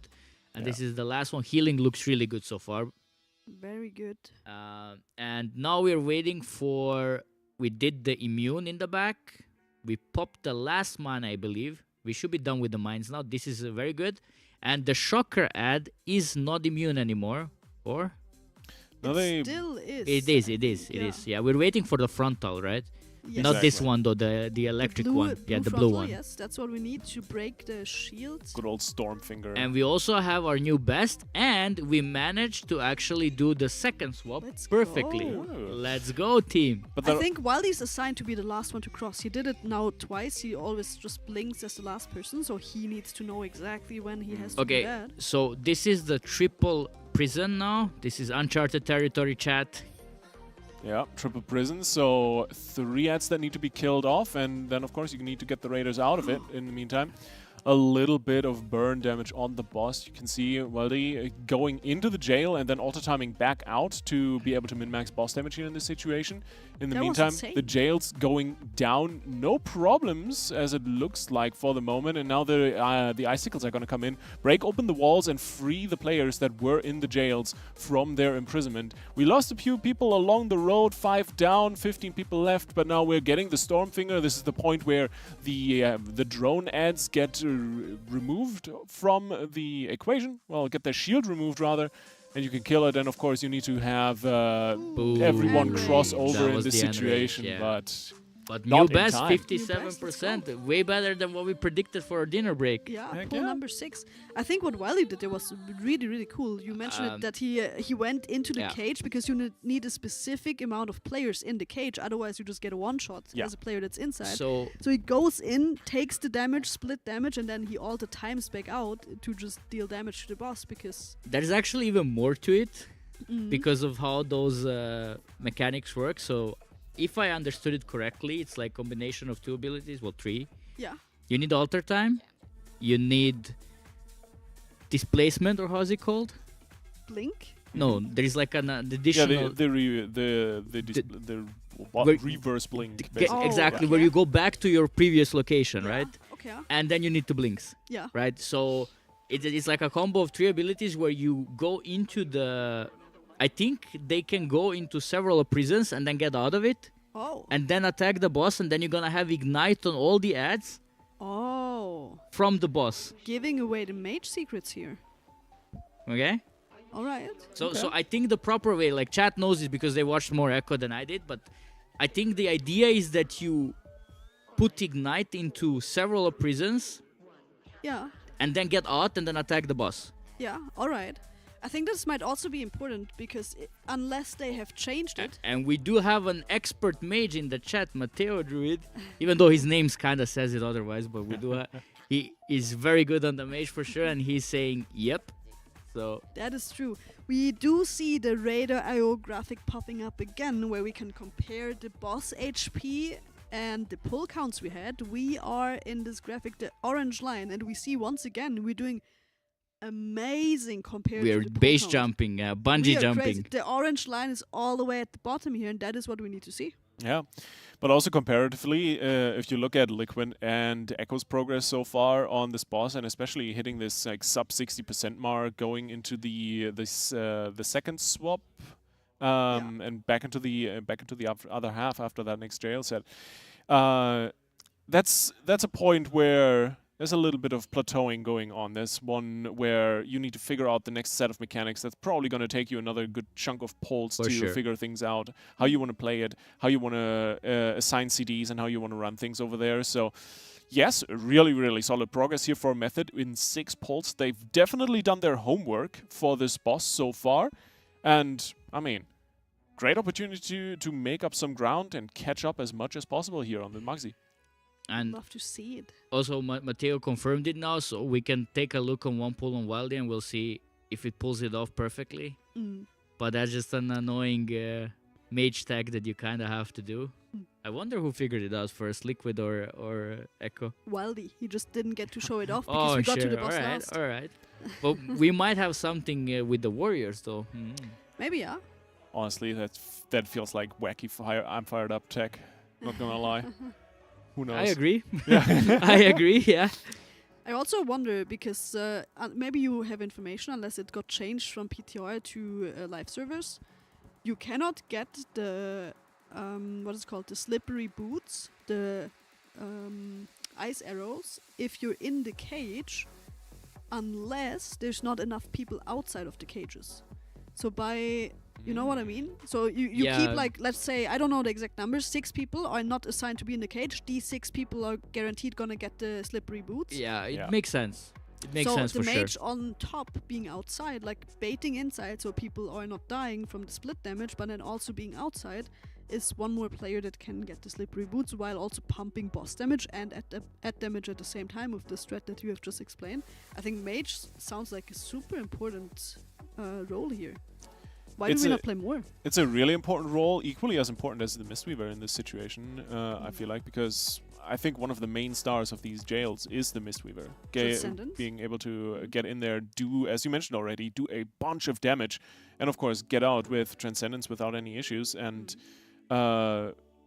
leaving you with the few DPS that you kind of want to have inside there to help out, that don't necessarily can get out by themselves, but you get enough, let's say, RNG manipulation with the icicles due to the fact that you have the mages bounce in and out of and the Mistweavers out of the jails to just really make sure you always have the right people, get the icicles, be able to break the jails at the right time and exactly when you need them. So a really, really cool strat and workaround to make sure that this RNG factor of mechanics plays out in your favor. It's really fun. Really Look nice at mechanic. Quap. And Quap is just practicing. Hitting the dummies. A rat. Oh no. What a gamer. I Quap love is Quap. a gamer and Quap does not give up. He's sadly on specs that haven't seen any play so far. DK, DPS and Red Paladin. So he's just out there practicing. Maybe there's a chance that Red Paladin is being brought for the last boss. Maybe that's why he's pracking it. And we have another pool. It took a while now. They were probably just doing some fine-tunings, and we are back at it. Heck yeah, we're starting out in the metal side, and of course, once every single player swaps over, it's going to be a phase transition, and that is not going to happen for quite a while, as we're going to play the rocket in that golden half, at least for now, and ultimately it's going to be the mages who are the last ones to follow up now. The mines spawning in, those are going to be detonated one by one. And you can see the detonation itself does a bunch of damage. As far as I'm aware, the heal absorb is also still a thing in Mythic, so the healers get to have a field day. You can see Dispriest and Mistweaver both pumping 4 million HPS. They are living a life, and I love that for them. Yeah, considering they're not really pressing any special buttons, it's not like they have like some ultra broken spell like Rewind when it first came out, you know? They're just like pressing 1 to 3 and just good old Flame Shaper. You press living flame, everything they're just explodes. Dealing damage actually. They're not even pressing healing exactly. buttons, They're playing a DPS essentially right now, but they're doing HPS. Yeah. To be fair, I gotta say, the Twilight Equilibrium Oracle ramp is an interesting rotation of buttons. I've seen that Perke has messaged me about it a couple of days ago that most priests are not even playing Twilight Equilibrium, or at least Echo and Liquid haven't been playing it. I think Crystal and Skana have been playing it on most of the bosses. But interesting choice. I think the takeaway from playing it or not playing it was without playing Twilight Equilibrium, you have like way like stronger burst healing because you're just spamming penance. While when you're playing Twilight Equilibrium, it's a little less bursty, but also just like prolonged healing. Exactly. But it forces you to stand still and cast your smites, which is Exactly. like maybe a downside on some bosses, like for example Lock and Stock, where there's a lot going on and a lot of movement. Because if you stand there casting your smite and you have to interrupt it, it's bad. Yeah. While having 4 penances is like freedom. You can just walk wherever you want while casting it. So the big difference, I mean, you probably know this, Robin, since you play a lot of Priest as well, right? Because if you run with Twilight Equilibrium, you also you run the additional 6 seconds of Mind Blast damage boost. Schism? Yeah. Is it? I think, Was it called Schism on the talent tree? I think so. When you press Mind Blast, you get the Schism debuff. Yeah, on exactly. top, Exactly. The Schism duration increase. Well, when you don't run Twilight Equilibrium, you go down a little bit further to the left side of the tree. You grab the haste for powered shield cast and the improved crit. I think it was crit chance or crit healing talent on the far left side, and that gives you just a little bit more oomph on your shields and some of the defensive spells. And yeah, This is it, chat. This is it. This is the pull. You think so? Yeah. I mean, This is looking way too good. We're actually close Watch, to our current now best. let's watch some Okay. mage action. Altar time is out. We Altar, saw him go there. blink. One Attack, cage, displace, second cage. altar Oh time my out. God, Wow. look at There we this. go. Some mage action. Okay. While he Filthy needed only gaming. 2 polls to perfect this. And now he's Let's doing big go. damn. Now Now he's we- doing just big damn, having the time of his life. Now we just need him to do that in all 3 jails somehow. I don't know how, but somehow. Maybe Well, get gripped it is into only third- the 6th Oh, pull. I know let's- how. I have the solution for that. Live. I'm gonna say it after this pull because I think we're looking at the new best here if we Ah. don't die. We got a Belleraz out. One of the Mistweavers, I think, is back on his feet. Stormfinger is coming through, so the ants are attackable. You can see the big icon there, stunned for 15 seconds. Shield gone and done and dusted. Of course, the boss is reaching high energy. Lots of damage going out here. The healers really need to pump the numbers up here as the next set of drone ads is going to spawn in. You can't attack these, sadly, because they have that shield. That immunity shield is going to prevent any damage from going through, and the next set of mines coming through. A little bit of soaking going on. The healers need to pump. You can see the HPS shoot up. Even the Druid, the 5th healer in the roster, finally showing his head on the meters, and everyone is dead because mine damage is really, really tricky to deal with, and especially at this point in the fight. It's new proc point for Method, really, really solid, 5% off the personal best, and another point where you really need to kind of nail down your healing CDs to be able to live through those mine Did explosions. we just pop multiple? Did you see Chat, I we're think so. smurfing right now. Oh, heck yeah. We are smurfing right now, chat, yeah? Like this is really good. Like, if you have a start like this, now hopefully that gives him a bit of a confidence boost now, because this is starting to look, I mean, we're 12% off 40% mark, which is basically the intermission. Yeah.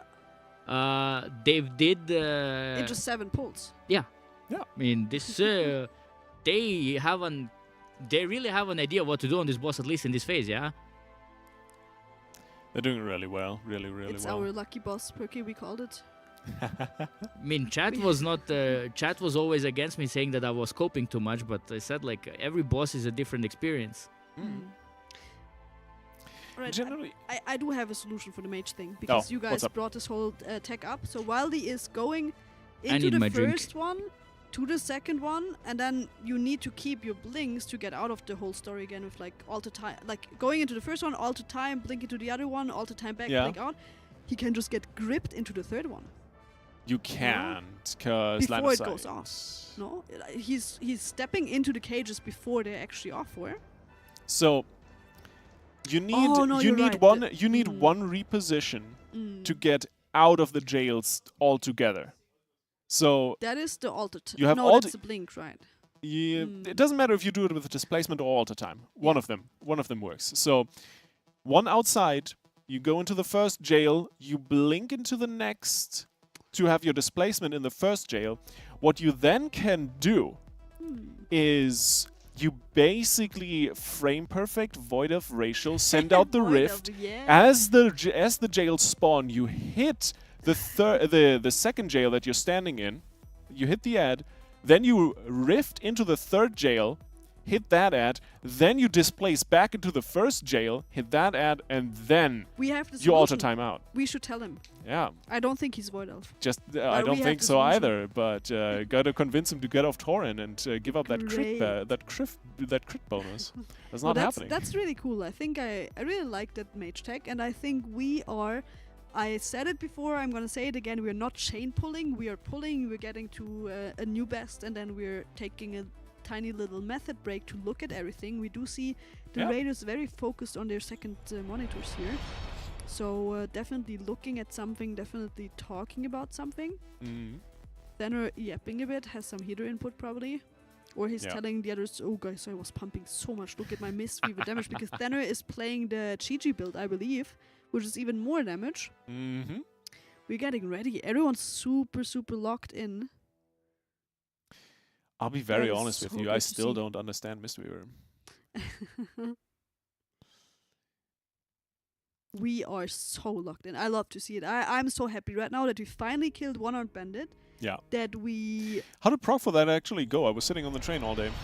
How did it go? Yeah, how did we took Bandit proc go? way too many pulls. I think I don't remember the exact number, but it was 180 something. 102. Or 187 on Sprocketmonger Oh, and sorry. 102 on Oh, there we go. Bandit. One-armed Yeah. bandit. Thank you so much, production, for that. It is... Where do we see it?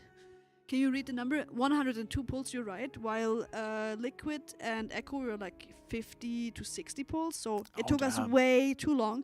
But the interesting thing is, we killed it in such a clean pull. It is crazy. We didn't use a single combat res. Nothing looked scary. Everything was like smooth as if we have killed the boss 20 times already. It's like Sounds like average method way, honestly. yeah, the same happened on Lock and Stock. We took way too long. We took like, I don't know, 80 pulls more than the other guilds, but the pull that we had to kill the boss was like the cleanest you've ever seen.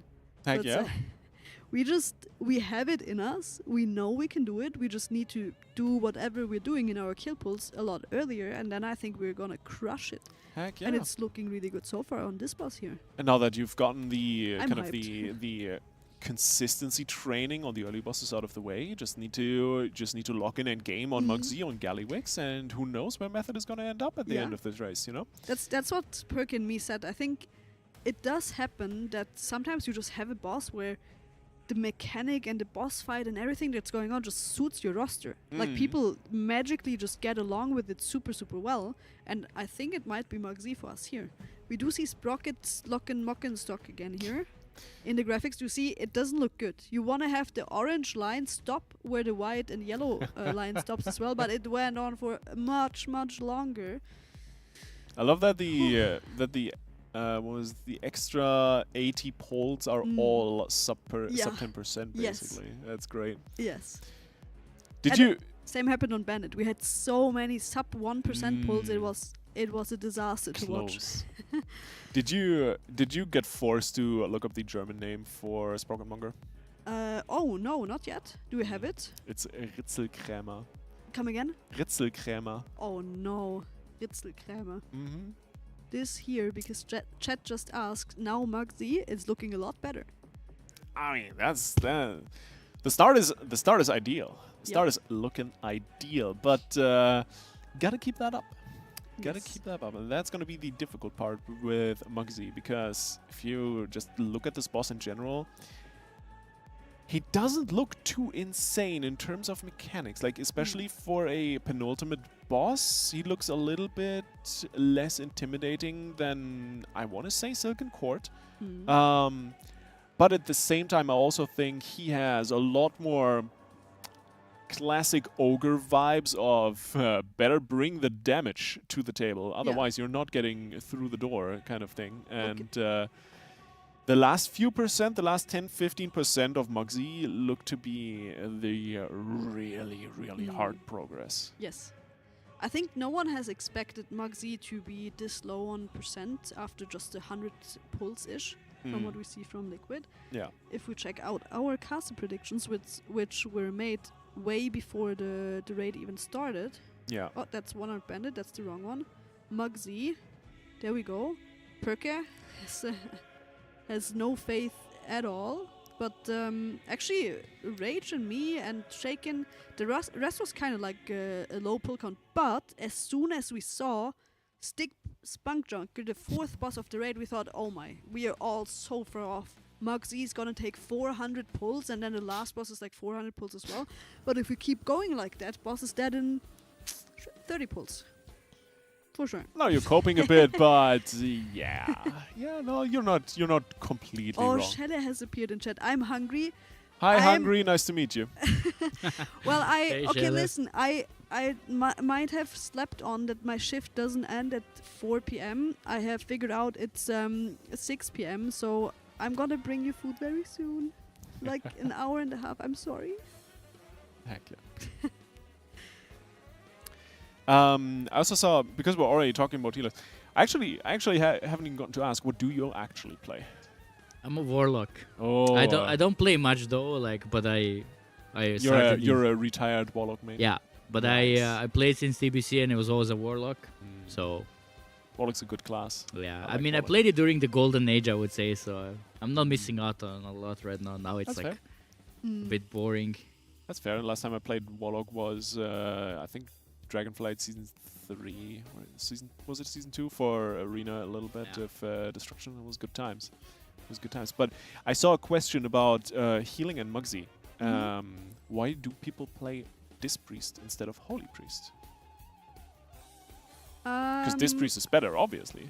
I mean, Disc Priest does a lot more damage. I think that's for sure one point, especially Yeah. when you're playing with 5 healers, and the last phase is just a damage check kind of thing. Yeah. But also, I think Holy Priest is good and He's really doesn't do bad at all. But also, Holy Priest is more like a consistent healer. You don't have very strong cooldowns, and I think Disc Priest just has assigned ramps on abilities that are requiring a really strong cooldown that the Holy Priest just wouldn't be able to cover. Yeah, So it's like exactly. damage and the way the healing works, so like the healing cooldowns or not cooldowns for holy work is just what we need here. I agree. One additional factor though is that pain sup is massive this tier.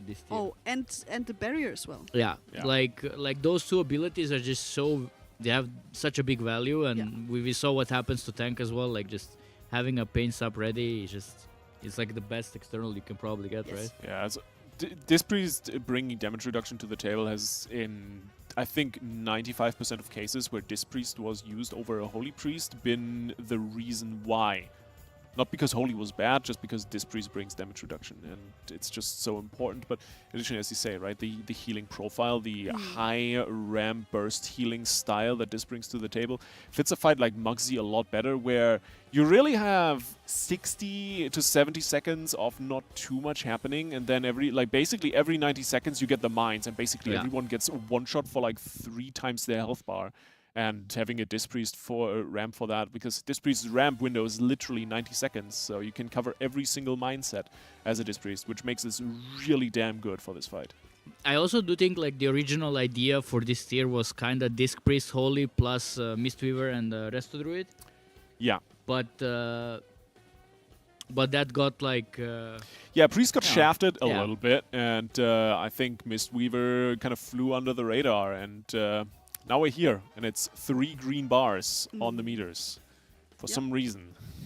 Why is Shelley not raiding? And Austin, you little clowny clown, Reuben has not given him food yet.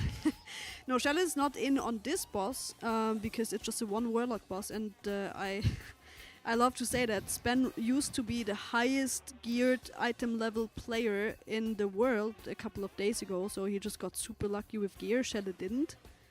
And on this level, you're just assuming that whoever gets better gear and specifically like more important items like trinkets is gonna play. So we saw Shelley in for the 1-1 bandit, and he did really good. And now it's spend time on 1 warlock again. Heck yeah. He gets to do some keys, maybe find some more gear, and maybe he can get in for Gallywigs.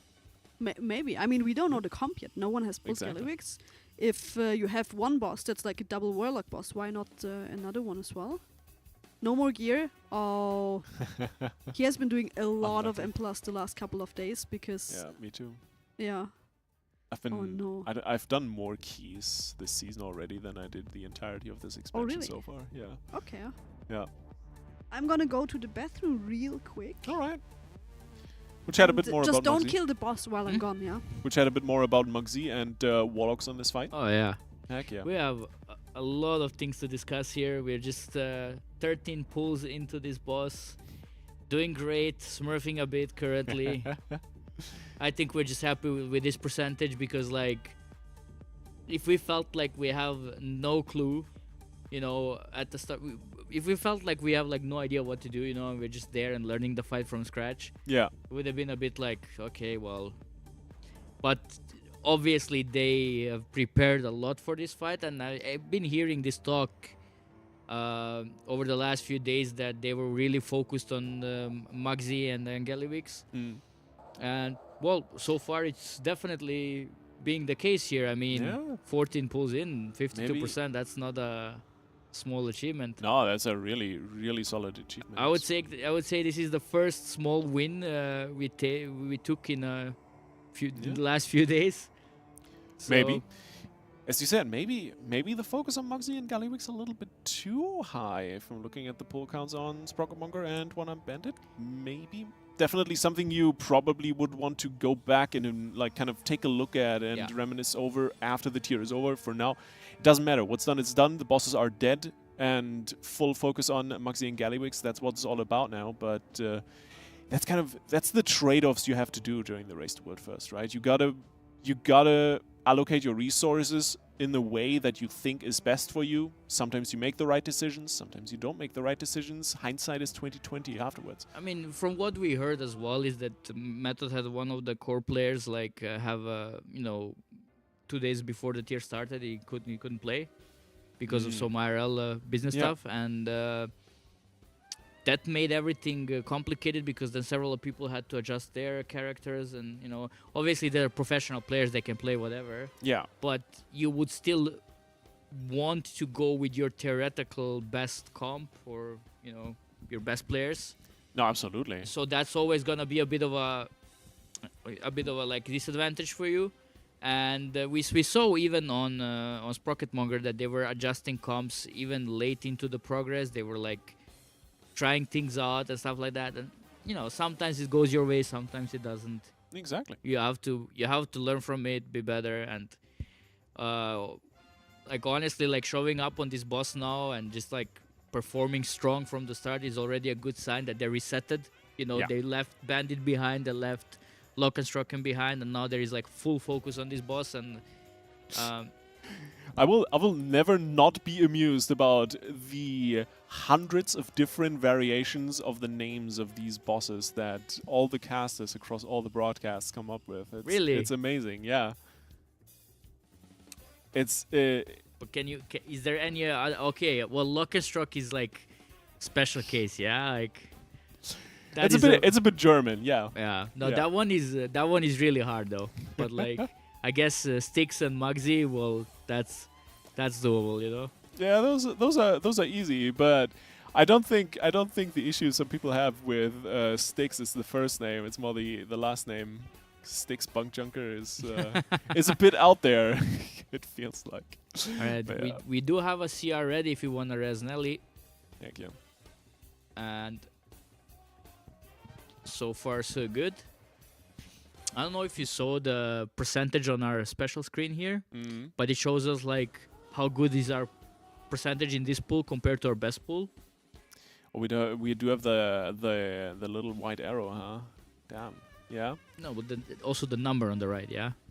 So it says that we're like 1% behind of our best pool. Oh, the orange and white bar on the right really side. cool. Oh, extra tech. Okay, yeah, okay. Because you could see on like damage checks, like on Bandit and on Styx, for example, you could see how good you are in that pool already. Oh, that's cool. I like that. Might need that for my guild. I already saw my my guild lead hanging out in chat and roasting me ever so slightly. All right, we are at 68%. Heck yeah. Everything is looking good for now. We do have one dead, sadly, but that's not gonna matter now because obviously this is not the kill pool, unless you never know. I mean, maybe the boss just decides to go for lunch, just pieces out and says, "Hey, have fun with Gallywix for." I wonder what would happen if Muggsy just dies. Yeah, like I wonder what would happen if the boss just bugs out in the most awkward way. Yeah, how do you rewind it? What do you do in that case? I mean, obviously, if it bugs out on like super low percent, you take the W, you kill the boss, right? I think the most famous example of that would be Anduin, right? Anduin during Sepulchre for Liquid, famously the stars in the last phase. Oh yeah. Literally not doing any damage. Yeah. One of the main mechanics of that phase they didn't have to play, and ultimately ended up being, okay, we'll fix this once progress is done. For now, you guys are past it, doesn't matter now. It's take the dub and go home, basically, right? For something like this, for Muggsy, it's always a tough decision, right? Yeah. Because on one hand, it's a decision the guild has to make, and on the other hand, it's a decision that ultimately falls back to Blizzard, where they have to say, okay, the boss was so buggy, we cannot give you this kill. We're going to reset the instance for you. We're going to respawn the boss for you and kind of negate you having killed the boss. And if it is such an egregious kind of bug that is necessary, I think it's more than justified. And I also don't think it feels good to have such a massive wall progress boss, the penultimate boss, just fall over due to a bug. Yeah, It's just of course. none of the World First Raiders want that. They want to win fair and square, not because they got lucky with a bug. Chad, we were just 2% off the best pool. So again, it was the same spot. We would have probably beaten the best pool if we didn't have 2 deaths. But it is basically the same spot now that we are progressing. So once we are past that, we are gonna get really close to that 40% mark. Yeah, exactly. And what's so tough about this spot is just it's so much damage happening all at once and multiple mechanics in a row, kind of this mechanic vomit that you have to play cleanly, and basically kind of one of those moments where everyone needs to know exactly what they need to do and be in the right spot at the right amount at the right time. All those extra pulls on other bosses we do to mechanics are coming in handy now, I would say. Heck yeah. They're warmed up, they're locked in. I mean, it's also momentum, right? You just come off the back of killing a fairly tough progress boss, one-arm bandit. I honestly want to say almost turned out to be generally a little bit faster than I would have expected. I thought this one-arm bandit would be the wall that Sprocket Monger was ultimately. In fact, it would have been, but the problem with Bandit was that it was tuned for the last reset and not for this one. Yeah. So I think Blizzard just didn't anticipate Lock and Stroke to be that hard. Yeah. I thought they thought it was gonna be like 60 pulls boss at max, and then you would ended up being on Bandit for few days, and you would probably need the best pull of your life to kill it. Probably the kind of boss with the tuning for week 1 is like, if you kill this at for like Monday night for NA, Tuesday night for EU, then you're having a really, really good week for this tier. Yeah. I think you're pretty on point there with the tuning being on that level. That's the thing, right? Like, so once it went into the second reset, the whole numbers game kind of went out the window. Yeah. It was just like survive, yeah? And you kill the boss. Yeah. So, but a really cool fight. A really, my really favorite fun fight. in a long, long time. Yeah? I wished it was a 200 pulls boss, but sadly. I mean, are you actively raiding still, or you just Yeah, fully I retired? am. Okay. Well, maybe it's gonna be a 200 pull boss for you. You know. No, I don't want that. I wanted it on stream, yeah, not in my guild. Right. That's not a good deal here. Hey, hello. More pulls for the race guild, less pulls for we you. want more Okay, content okay. on the world I first see. race, not for us normies, yeah. Well, I am super curious how this tier is going to play out for the casual guilds. I mean, if you look at Styx, the hardest 4th boss since Gorefiend by far. I am very excited to see, because like my guild does 2 days, just chill 6 hours a week, farm some bosses. I'm curious how the tier is going to go. I think they kind of set the tone last night. I think they did tell us to not worry, because they nerfed Styx twice. Welcome back. They nerfed Styx twice in 1.5 hour. Oh yeah. And I think that was their way of telling you, okay guys, calm down. We got you, yeah. Yeah. Bandit is probably gonna get 0 nerfs, because Bandit is gonna become very easy next week with the sparks and extra buff and more tier. Yeah. Yeah. So and in a way, Lock and Struck will also become easier, but I'm pretty sure that boss is getting hotfixed any day now. It's just like the this last point of the fight, the last 20% is just way too hard. So what they're gonna do is they're gonna give it the same sticks treatment, I think. If you just pop a ball, it's not gonna matter. Well, you know, you're not gonna wipe. You're gonna take some damage, but you're not gonna wipe probably. So, you know, maybe it's like, maybe I'm like wishful thinking right now, but like, I do feel that normie guilds are gonna profit from hard world first race, because then Blizzard is forced to react faster with the nerfs on the bosses to not keep everybody stacked. And they're very generous when they nerf something. You would think that they just nerf it by quite a bit, but they usually are very generous with the nerfs.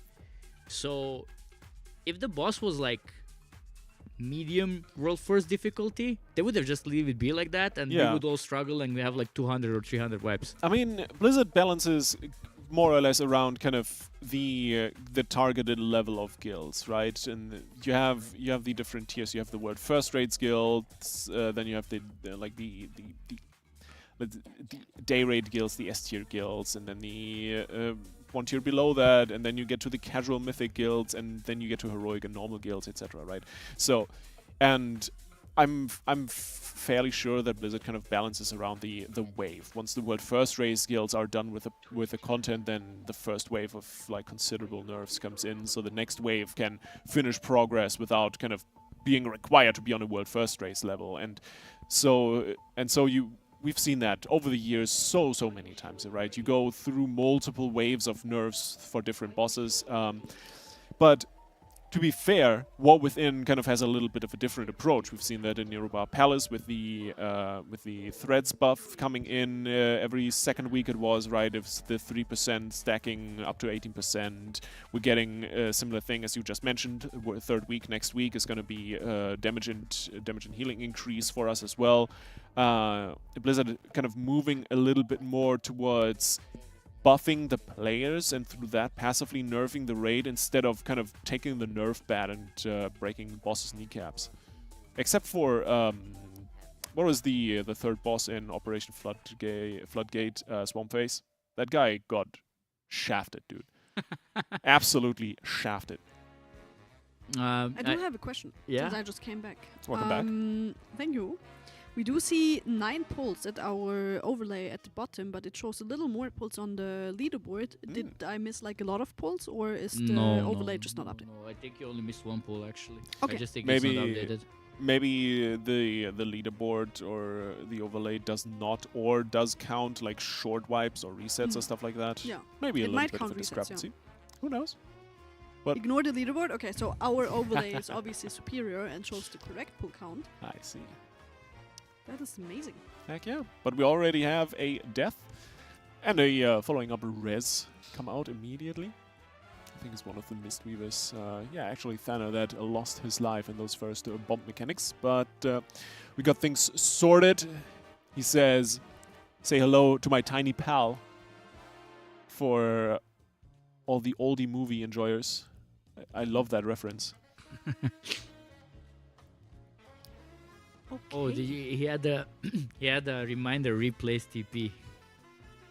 Oh, that's why I really think that we're stacking Mistweavers also because of the Transcendence. I mean, they do a lot of damage as well, but yeah, we'll see. Maybe there's Transcendence tech towards the end as well.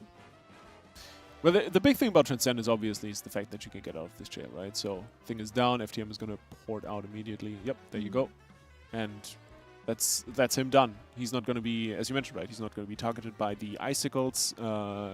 He's just out and can start DPSing the boss again. We do sadly have Crystal go down, so the healing will become a lot harder now. Suddenly the Disc Priest actually does numbers. Feels good, man. Yeah, we have a couple of deaths here, so this pool is not it. We're still going. We want to see stuff. Oh, we're not not everyone. going. We're not We going, don't I want to think. see stuff. Does it require you all alive members to switch sides, or does it need all members? I think all alive. All alive, yeah. I was That about would, to say. it would be very, very That would brutal. be So hard. punishing, yeah. Well, you wanted more pulls, so. Yeah, well, It's surprising to me also. We see that I believe Liquid has started pulling, or were they always at 16%? No, I don't think they start pulling. It's too They early. didn't No? start pulling. No, They no, should, it's yeah, too early. they Yeah. should be sleeping. They are, I think, likely starting within the next 30 minutes or an hour. If they That's have usually power. the time. If they have power, there has been some issues with their power the last couple of We days. also see that Echo has basically made no improvements the whole day so far. I mean, I think they made 2% improvement from their previous best, but that's like the limit right now, it seems. But that's kind of the thing, right? If you get to a point where you're so deep into a fight that you start to realize, okay, towards the tail end of the boss fight, what we're doing is actually not working out completely anymore. So you gotta revisit your entire approach. You gotta shift some CDs in the early phases. Maybe you gotta shift your Bloodlust. Maybe you gotta pop DPS CDs somewhere else. Maybe you gotta use less damage on ads and pump more into the boss, etc., etc., right? And suddenly you find yourself in a scenario where you're 85 pulls deep, the best pull is 20%, and you wipe on 40-50% the entire day because you need to reprogress the entire boss with your new cooldown setup and the new assignments, really. Yeah. And all that to be able to, at the end of the day or even the next day, come back to that 20% marker and push past it because you now have figured out the boss. Echo apparently has made quite good progress, though. It doesn't reflect in the best pull percentage because, you know, we haven't had a lot of improvement when it comes to that, but apparently they have managed to shift their Bloodlust from early Bloodlust to hold it, because you really want to have Bloodlust when the boss pushes into the last phase, equal to One-Armed Bandit that we had before, where you need Bloodlust at the end to manage to meet the damage check that's happening there. Yeah. Which is good. It's just, like you said, when we look at the boss percentage, not a lot of progress, but when you look at how the boss fight progresses for them, a lot of progress. It's good that they adjusted the things and that they found some new openings, but the percentage is still the same. So Exactly. until that starts going down, you didn't make improvement. Chat, you can gaslight as much as you want. That's just how it goes, yeah. Yeah, but it's exactly like what I was just talking about, right? You gotta shift your cooldowns, you gotta reprogress the fight a bit, and yeah, shifting Bloodlust into last phase is a massive deal, especially on a boss like this, right? Because Mugsy is not on a timer until you get into that last phase. Once he transitions, suddenly you have the Enrage looming, and that's where the race starts, and that's generally the point then where you want every possible resource you have available. Second pots, third pots, whatever point you're in the fight, right? Bloodlust, etc., etc. Yeah, I agree, and for sure, like once they find that good pull now, and when they have like everything that they sorted out, they're probably gonna make a new best, yeah. But you still have to find the consistency to get there. I mean, we have seen that on One-Armed Bandit for us. We've finding the consistency is also not the whole solution, because we were super consistent in getting to the 0.5% wipes, but that doesn't mean that the boss is down, right? So I think there might be a long way to go still, and I really wonder how many more pulls we're gonna need. I'm in general just interested how killable the boss is right now, yeah, because the difficulty at the very end will be astronomical, yeah, damage taken and everything. Do you know when the we talked about this one super hard overlap? Is it past what Echo and Liquid have done, or was it before that? Pretty sure that's where they're wiping right now. Okay. Yeah. Interesting to see how they overcome that. We do have another pull timer going on for pull number 11 on Mogzi. Can we put the new best on the board for ourselves? 52% so far, the marker to beat. Easily, he says. All right. That's the cope we need. Full on cope. Oh my goodness. I love this. The Windrush totem is like exactly hitting every single marker there. Oh, got replaced now. Dodge the bomb, soak the ones that we have already exploded. It happens to us surprisingly often that we instantly lose somebody on pull, though. And there we go. Faithy down this time. We do have a combat rest now. Yeah, I mean, it's just those initial mines that spawn and somebody accidentally pops them. You just die, yeah. Yeah, that's something you gotta shut out as fast as you possibly can. But it is something that is gonna happen. Can't avoid that, really. And now with Bloodlust run out and the boss 14% lower than when we first pulled him. That's looking pretty decent. We're going into the first intermission first. We actually do have, because you haven't seen everything yet, Lithy, and I think that's really freaking cool that we have it. Over there, it's at 0.1% right now on the second screen. Oh, you did? Oh, did you look at exactly that? Because it showed a different number, as you said. That's why I was, did you just guess from the nameplate? But I'm sorry if you already knew. No? Then it's basically a kill now, right? I mean... I'm not saying anything. I mean, what could possibly go wrong? You know what I just there noticed? Is no way they win. We are still on the 3rd place in the leaderboards, but we're obviously doing insane progress for just having 11 pulls now. Our viewer count went up by like 2,000 viewers-ish. Since we appeared on the leaderboards with super low pull count and really good boss percentage. We are smurfing this boss.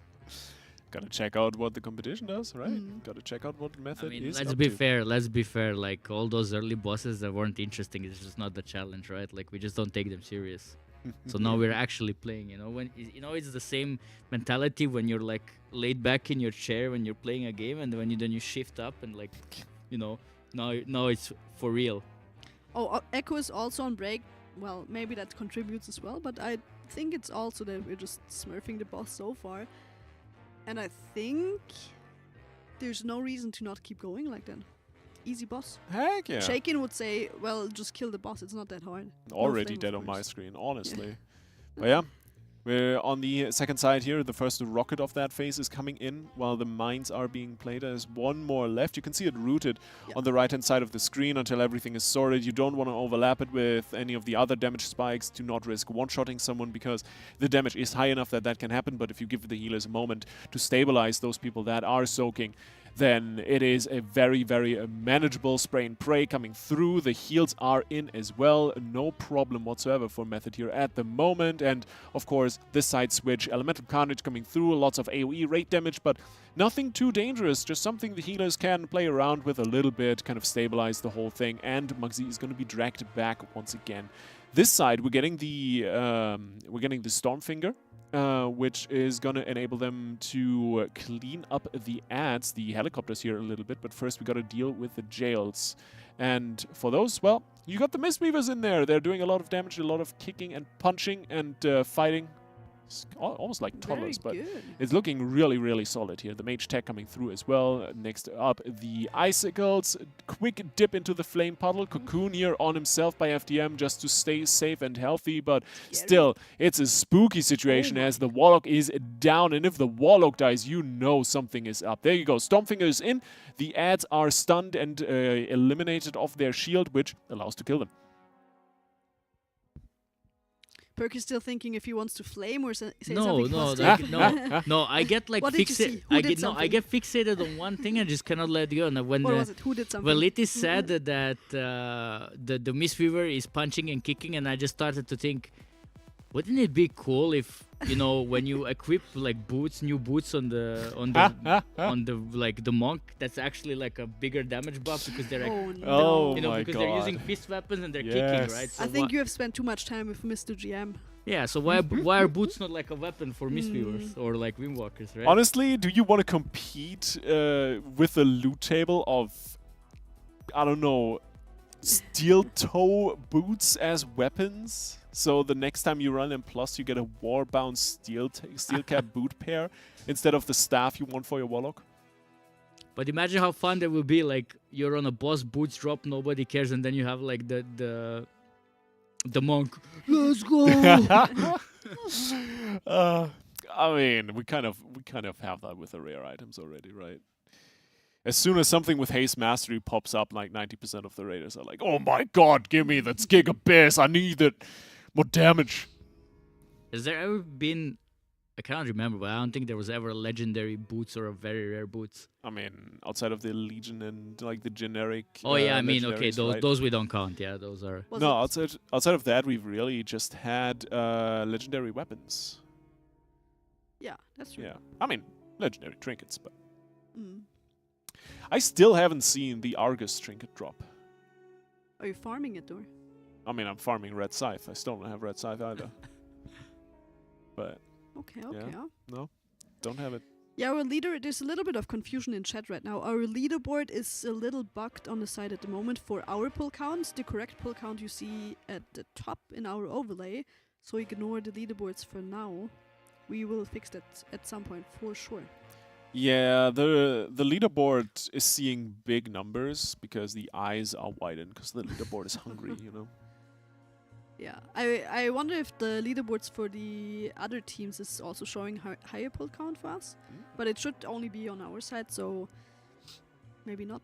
We will never know, but we will know if we are getting a new best pull in this pull here. I think I'm constantly looking at these mechanics. There's like a lot of visuals, and I really like these visuals. When we see the line, there's like the first part of like the big hit that's happening after. It's actually a tank mechanic as well as a mechanic of the targeted player. The tank has to soak it, and I think depending on how much the tank is mitigating, the damage is on the targeted player. So if you don't like whoever's being targeted, you just don't mitigate anything, they take more damage. I've noticed. Then afterwards they get a huge circle around them, and that does a shit ton of damage, like a one huge hit. It's easy to die there. And then right after you get the spray and pray, which is another targeted ability on one player that's dealing so much damage. So you're going back to back from one big spot healing ability to another, or even an external ability. Maybe that's also why you want to have 5 healers, just to have more externals here, because you cannot afford to lose one player after another just from being targeted by one single ability. Did FTM just use a cocoon on himself again here, or did it just look like it? Here's my favorite game, is looking for the cooldowns on the healers UI. So Cocoon is top left. Yeah, looks like he used it at least on someone. Also, really good tool. I think it's 90 seconds cooldown now.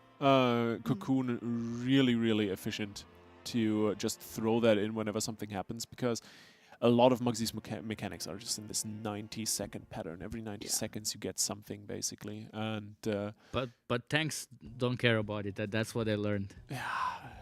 I mean, I don't tank, so I can't comment. But so far, it really just looks like tanks are playing their own minigame. It's just like, you get punched, run around the room for like 5 minutes. I actually feel like this little spot that we just saw is so dangerous, because you have mines spawning. You don't want to soak all of them at the same time.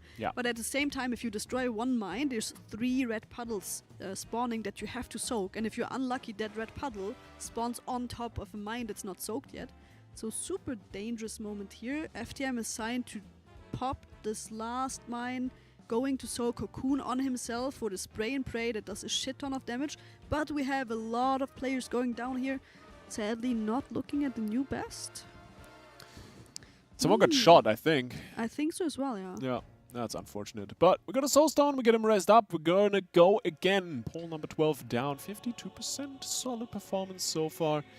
But yeah, 5 filling is interesting. Then we go from a predominantly 3-heal tier to a 5-heal penultimate boss. And honestly, I wouldn't be surprised if Gallywix might be 5-heal as well. Just looking at what we've seen from that guy on normal and heroic, there is a lot going on and a lot of healing, but we shall see about it. The thing about the 5 healing is I feel like it is mostly required because it's a lot of kind of not necessarily spread damage, just very targeted high burst, and a lot of times where your healers are actually busy playing mechanics or line of sighted in a jail, for example. And especially considering most of the Mistweavers are mostly sitting inside the jails when they are up. Yeah. And it's like basically you leave the job of the healing to the Disc Priest and the Druid while they are busy, right? And we've seen like the icicles afterwards, you gotta send a warlock in, and even if you as a warlock run into a fire puddle because you have to, and you die from ticking damage, you know that's nasty damage. I mean, this tier, we all know that like the world first guilds generally don't like to add healers; they like to drop healers. So if there is any way to do 3 heal, they will go for it. But now on this boss, I do feel like okay. They feel a bit better about adding a healer just because it does so much damage as well. So just adding another Mistweaver is gonna, you're gonna still have a lot of damage from it, and especially like in those short burst scenarios when you're fighting a goon in the prison. Yeah, Mistweaver gonna do a lot there. So in general, that's why I think that they don't care much and just wanna. I mean, the Echo tried 6 even at some point. Yeah. So, but then they said, okay, 6 is kind of too much. Yeah. We need to find the damage, and it's still questionable if 5 is gonna be the play towards the end. I mean, if we look at it so far, right, the Druid really isn't doing that much. There isn't too much Druid healing going on until very specific points in the fight, and I feel like those points is in theory something you can work out with 4 healers and just really solid healer coordination and healer setups and cooldown assignments. In theory, of course, they have done the math. If their math says, no, we need 5 healers here, then they need 5 healers, obviously. But you can definitely tell that the Resto Druid isn't really starting to pump until the later stages, like second mindset and onwards. There is also going to be an interesting choice regarding the Ventus rune on this fight. Because you don't want to use it because, you know, you expect to kill the boss, go Galivix, use Ventus rune there. Yeah. But if you end up wiping low percentage and you just think you're not pushing it otherwise, you might be forced to use it, and the moment you do that, then you start to question your ability to kill Galivix unless you think Mugsy is harder than Galivix. You always have the option like to like step by step. Step by first, step, split it up, yeah. Maybe a few characters Ventus, maybe the characters you don't necessarily expect to be in on Galliwix. Those can definitely Ventus early. And quite honestly, the way this tier is shaping out currently, I personally don't think Mugsy is gonna die before tomorrow evening. If not even Sunday. Oh, that would be very interesting, I guess. And ultimately, I think this tier is going to come down to either like a late night Monday kill for Liquid, late night Tuesday kill for Echo on Galliwix, or Method, obviously, on Tuesday. But I personally really think Galliwix is going to go into third reset. Galliwix dies on Thursday or Friday. So we have a Thursday bit of or a Friday? Yeah. Oof. Yeah. All right. Definitely like interesting prediction. I do think that Blizzard themselves kind of want to prevent this from happening because of all the stuff that you get on reset. So NA would gain an astronomical advantage if they get to that reset. Yeah.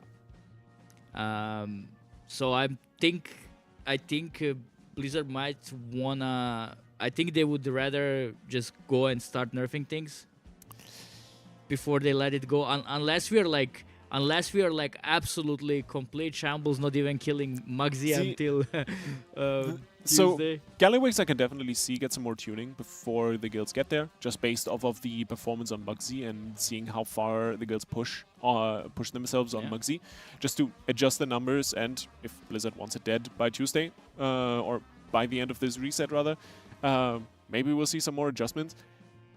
We're not going to see Mugsy nerfs as long as this boss is killable the way it is currently. Once if we get to the point where the guilds are kind of like really pushing the very limits and are still like not seeing the boss in kill range, even with like the god pulse more or less, then I can see Blizzard come in with another nerf pad, maybe like take 5% health off, like the usual they do with these bosses, the right? classic nerfs. The classic tuning levels. But all in all, I don't know. I've not watched enough Mugsy polls to be able to say if this boss is killable or not.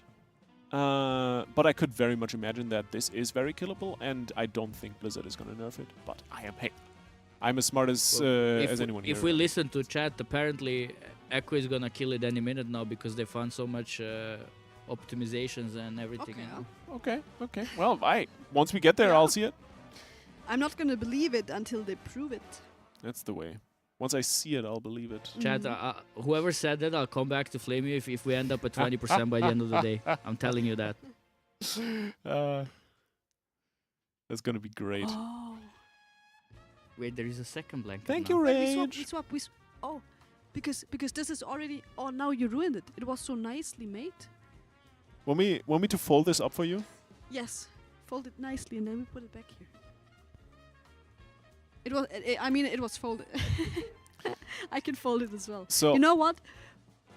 No, you can take that one. I'll do the folding on this one. It's so Chat, I nice. have no idea what's happening. I have no idea either, but I'm Rage here is for it. stealing things again. Remember last race she was stealing Kit Kats. Mhm. But chat, we got a bit You want this distracted by folded the or not? blankets, but we are actually Yes. in a really good We're in pool a here. really good pool right now. We have a CR. We're at 56%. This is looking really good. I don't want to jinx it though. Oh, you You just just jinx it. did, Nah, but that's nah, nah, fine. nah, We nah, can nah, still nah, make nah, it. nah. We'll get this.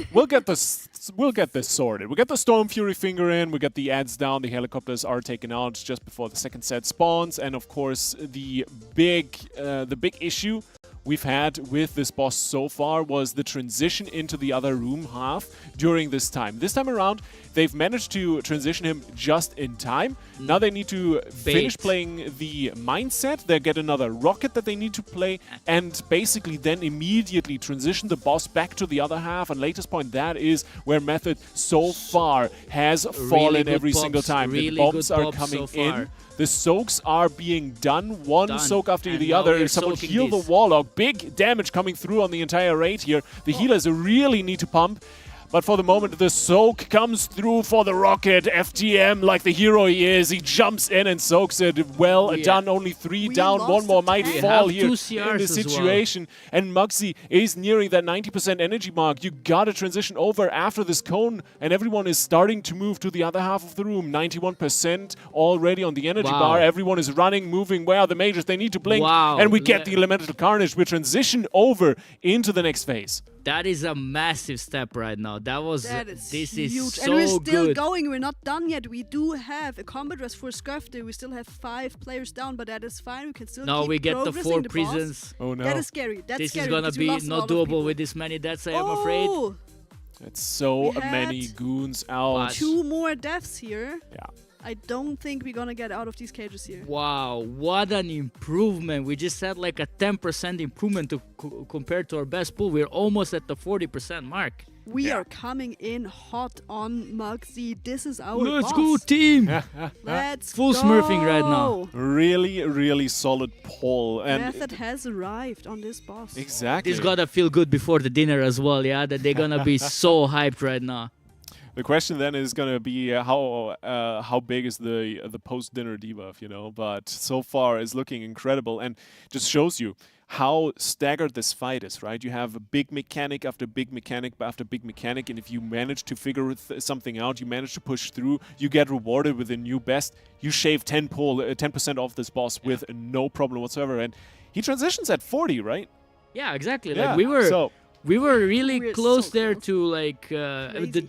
the thing is like all the mechanics that we did were That's the really fight. smooth. They were really good, and we just hit that one point that we didn't see before, and we almost made Yeah. it. Like there was like you could have seen there was a soak with a barrier or just touching it, and then like some players panic running into it. Like, but that was new, you know, uncharted territory for everybody, and we almost made it. If we had a few more people survive there, we could have maybe even gotten out of the cages, and that would have been a 40% push. Exactly, exactly.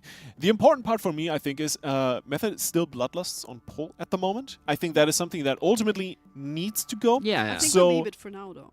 To Yeah, get to you the definitely end. leave Yeah, it for yeah. now, just to get the repetition in and figure out how to actually play this. Look at this bungee bar. jump. Yeah, it's Look looking at this bungee great. jump, I love It chat. that. literally is fun. But ultimately, what this is going to mean is you're a bit slower on the push, because now we're at 42%. We're basically at the intermission, and we just got into the 4th jails, right? Even with players dead. That means with everyone alive, if you have a really good pull, Bloodlust on pull, you could actually skip those 3rd jails and just go straight into the intermission. But once you move Bloodlust, you will 100% need to play this jail set, and you need to clean this up. You need to be For aware sure. and completely ready on how to play this and how to figure this out. So kind of the rocket soak that went kind of south and they barely pulled through into those 4 jails. That is something they will need to clean up. That is the big focus now, I think, for the rest of the day. And once they have that figured out, I think we'll start to see a shift of the Bloodlust away from pull into the intermission. Or maybe even later after that, maybe they look at the rest of the fight after that intermission, after that 40% marker. But first, we'll go back into another poll. Let's see if they can get a new PB on the follow-up. Crystal really happy. Yeah, Crystal looked very, very satisfied. I mean, they should be. Now, obviously, we mentioned this several times already, chat. Like, Liquid and Echo did do the homework here. Like, they did try things out. They did show, okay, this is how you get to that 20%, like, that they have right now. So, it is obviously easier for us to catch up, but you also have to, like, make use of it, right? Because you could also just, you could see the video, but... Yeah. Maybe you cannot just play that clean. Maybe it takes you 50 pulls to get there, right? Which is not the case for us right now. We are really, really good at doing what needs to be done, and just hope this after dinner, this flow keeps going on. And also something that I just noticed when you look at the little soaks for after the mine detonations, that is also something they can clean up massively, because currently it's more of a anyone that can make sure that these are soaked, please go soak. And so you have multiple people soaking the same puddle and things like that, right? And that is a lot of damage that, in theory, you're leaving on the floor because you're playing the fight safe. But that's where you get an extra 0.5% out of the boss HP, an extra 2% even over the course of the fight, because you play more risk, you play with more assigned people for exactly these soaks and more kind of... static rolls for these jobs, and that's where the boss HP starts to melt. That's where the optimization is going to come through towards the later stages, once you've really cleaned up the fight to the point that you need this sort of min-maxing. I like what the Lord just wrote. Yeah, you can watch a video how to play like Erling Haaland. Doesn't mean you can play like him. I mean, 100% agree, yeah? Yeah. Who's Haaland? Haaland, the football player. I'm joking. I was shocked that you don't know. It's Shell's favorite player. He's like watching. Do I have to mention again that you didn't know who Jon Hazikostas is? Oh, but that's different. It's not different. How can you not know who You didn't have to do me like this again. Wait, weren't you you already told that story once. Weren't you at Gamescom? No. No. Okay. BlizzCon. Never mind. Okay. Never mind. It was at the BlizzCon. No, I'm thinking about Gamescom. No, I wasn't at the Gamescom. But BlizzCon 2026 announced. I'm going. Holy moly. I'm going also. Are you actually? Are you being invited again? I don't know, maybe. I wish we could go, but we will have to see, because it is... I'm just a Honolulu guy. Who would invite me to BlizzCon? I would. You seem fun. Oh, you know what? Since we're all kind of like German, you're like half German-ish. Austria, Germany, kind of sure. Okay, go on. You guys know Deutschland sucht den Superstar? Yeah. Oh, it's like for people that don't know, it's like the show where you're going to sing and then you're like the superstar when you're winning the show. And we in Germany have like one very famous guy. He's called Menderes. That was like really awful when he came there, but he came there every single year for like 10 years or something. Like, no joke, he did that. And I feel like Essa in our YouTube chat is the same. Comes here every single tier saying my guild already killed all the bosses. What are you guys even doing? we already did 8 out of 8. Where are we? You know that going into a reality show was always a backup plan for me. Oh really? Yeah, I said like I'm gonna try like school, then I'm gonna try working, and if nothing works out, I'm gonna go into a reality show. I did actually apply to Love Is Blind Germany. For the next season, not this one. Maybe you told them the story about your Ben and Jerry's thing, and then they said, "Now, okay, this guy, nope, okay, not qualified for our show here." I'm missing out. What's the Ben and Jerry story? We can tell you later. Okay. But I back to I this see poll what's here. up. Not No, looking we too don't hot. need to go back to this Oh, poll. that's This poll for is done. devs. It's We five keep going. people dead already. It's It's Jover. But they It's so went Jover. really far into this pool, considering they had lots of deaths from the start. Yeah. That's true. Still getting to... Oh, we missed one of the soaks. We are living it. Not though, the rate like frames this. Bouncing down, bouncing up. Wait, does that mean you can live not soaking all of these red puddles there? Unless we got it last second and You it just didn't look like it. get a massive ticking dot Yeah, on the entire race. But we did live it, right? You can heal through it for a bit, yeah, but then you die. I mean, if you have a disc priest pumping 3.24 million HPS, then you can live some things, but not forever. Yeah. Importing weak auras, closing weak auras. We have some weak aura stuff going on here. I think we might see like maybe 1 or 2 more pulls, if even any, into a dinner break. Let's have a look-see, because it looks like we might already go for the dinner break. Are you also done for today? I am done for today. This time for real. So now you can go bring Shelle some food finally. Yeah. Poor Shell is starving. He hasn't shown up a single time in chat the whole race so far. And now he shows up and all he does is asking for his food. I cannot believe He's this. probably like sad at home, and when you see him, he's like, "I thought you loved me." when I, every single day when I come home and I bring food from here, he says, "Foodie." Okay. Is this all I am to you? But it sounds like we're going on a dinner break, but I think the Raiders are still staying at their We seats. do see a break Oh, we timer. do see There is a break now. timer in game, and it is official now. Chat 30 minutes break. All So right. Heck yeah. Well, I think it's a dinner break for us as well. Perky and me are gonna leave the couch. It's gonna be someone else, I think Shaken and someone hopping in for you guys to take over here. Lithy, thank you so much for joining us, Thanks even for though it having was me. not your shift. We're gonna see more of you the next couple of days because you were here for I'll be here for a till little the while now. bitter end. Same. We might Or have those until 10-hour someone kicks shifts me out. today. Heck every yeah, let's day. go. And before we are leaving, or actually we are leaving, but before we are back for you here with the new caster team, we are gonna go into a quick ad break if production is listening. They're kind of busy right now, so maybe we just... production is just you know. hyped that we're doing good.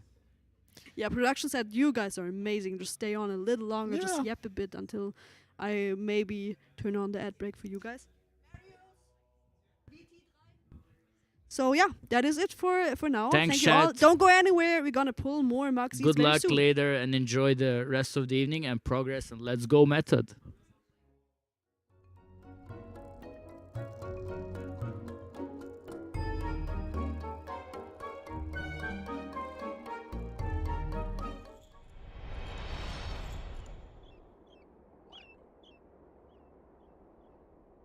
Waggle.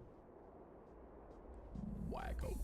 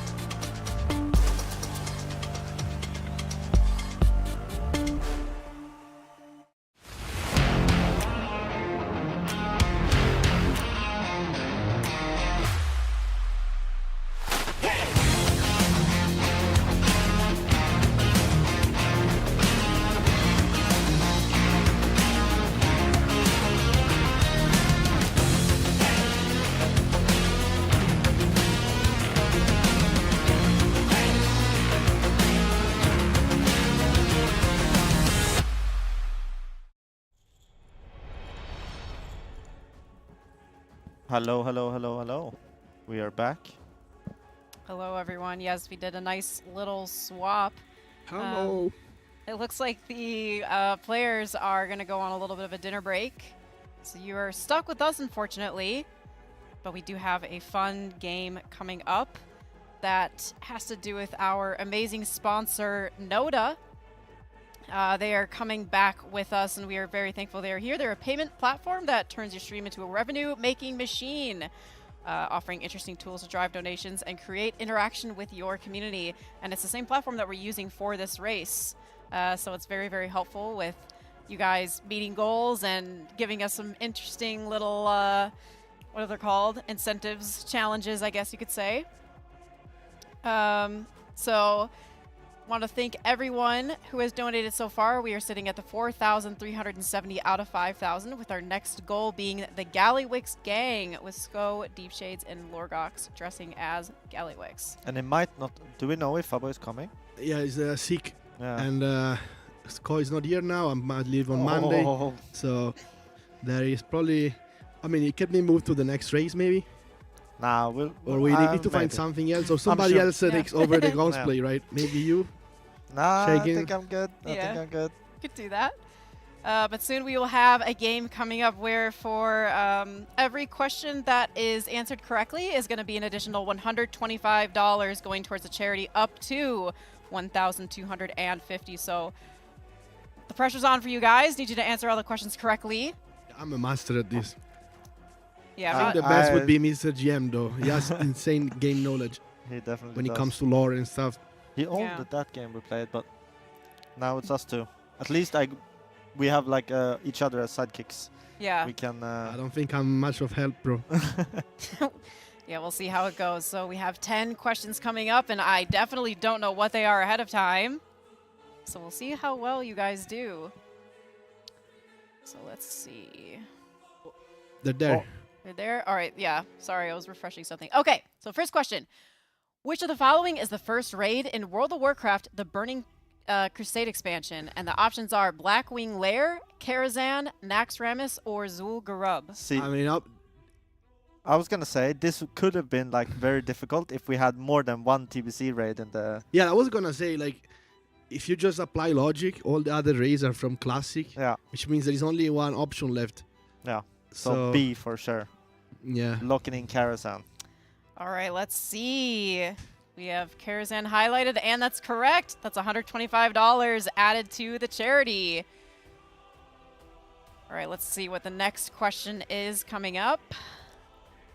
Which race can become a Death Knight in World of Warcraft? And the options are Night Elves, Draenei, humans, or all of the above. That is easy. Everything, right? Yeah, I think they changed it to everything, or? Yeah. Was it always like I that? think it was always Or everything. might have been, yeah. Before it was like Warrior was everything, and then I think like Kultiran Yeah, can't be definitely Warrior or everything now. Yeah, all of the above. D for sure.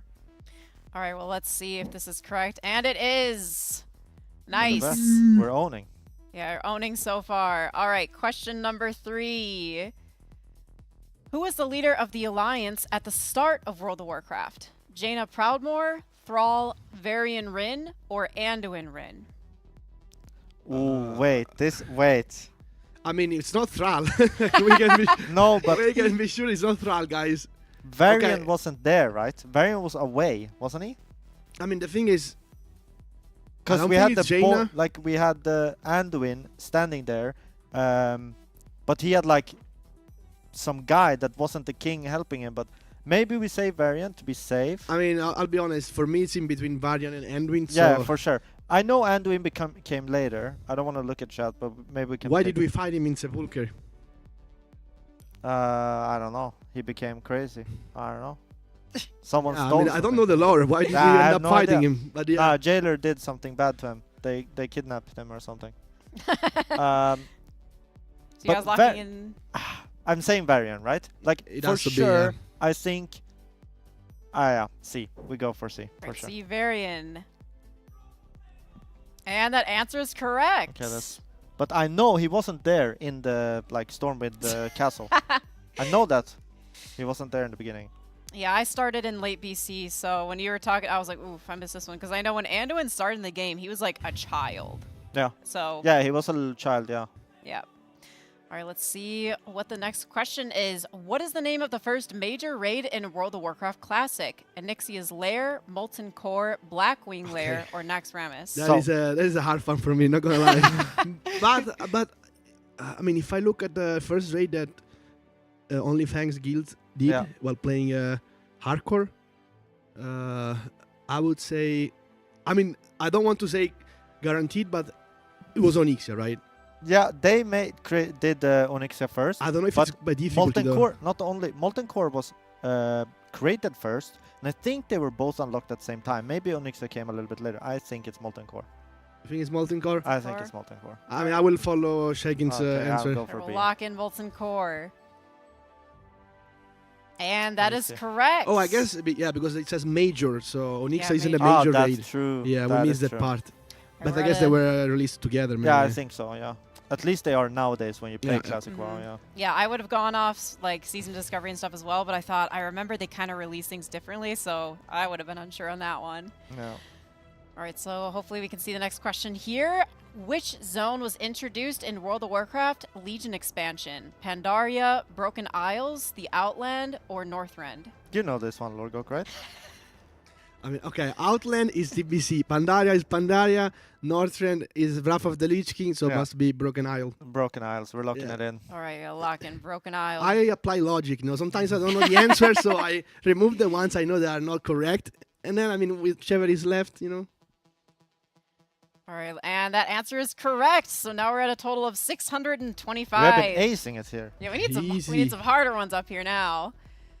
All right, let's see what the next question is. What is the name of the leader of the Burning Legion? Kael Jaden, Archimond, Sargeras, or Illidan Stormrage? Do you know? I mean, okay, it can be Archimond. It cannot be Archimond. I know this one. I know again, I go by using logic. Okay, it's not Archimond. I mean, we've never faced Sargeras, so it can't be him. I guess. Okay. Cannot be him. I don't know. I mean, Illidan was the last boss of TBC, but then they released Sunwell, which was like the actual end boss, I guess, of the expansion. I don't know. I mean, if it was for me, I would vote D, but okay. maybe I kind of know this one. I am not a lore guy in general, but I know Archimond and Kil'jaeden. They were like part of the, I don't know if they were three brothers with Velen, but they became like lieutenants for the Burning Legion, basically. And the leader of the Burning Legion is Sargeras. He was like a titan that killed a world, and in doing that, he was like, "Oh, we need to purge the whole." He says he's realm. not the Lord Master, by the way, guys. Yeah, he told us the whole story. It is true, he told us the whole story. Yeah. All right, we'll lock in Sargeras. Well, thanks for getting us the answer correct. And that one is correct. Yeah, so it's like Kil'jaeden, Velen, and Archimond were these three like powerful Draenei's that were offered a power deal with Sargeras. Velen was the only one that said, no, this feels off, and then they became his two like sidekicks.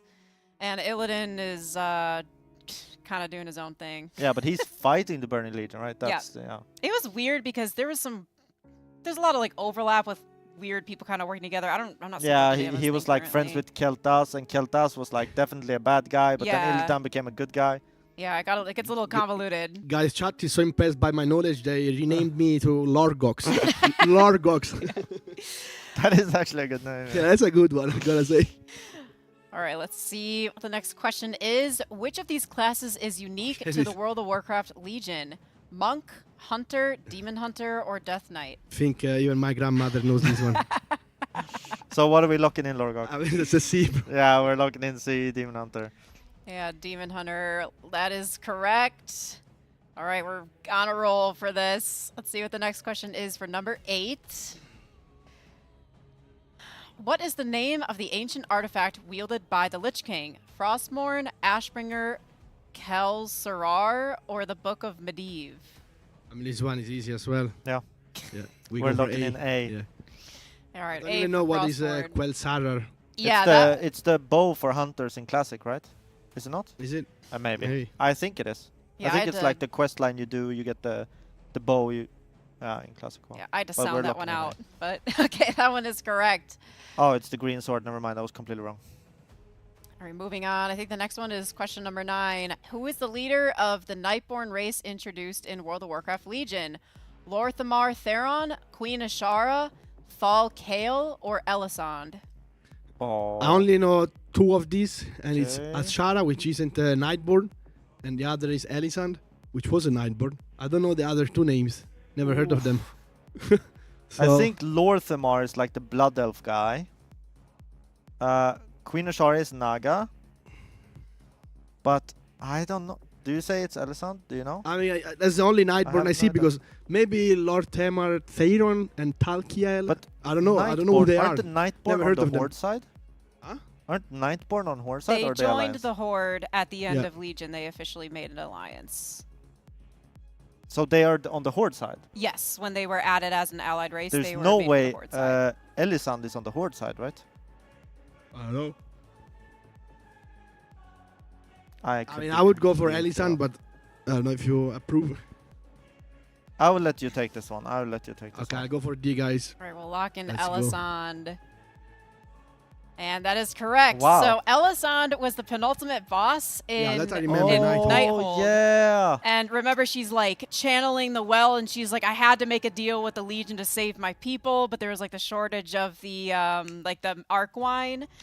So she was the leader that we killed, and then they were taken over and they joined with the Horde. So That was a great boss Good fight. one from Lorgox. Dodging those Yeah. rings and stuff. Yeah, it's great.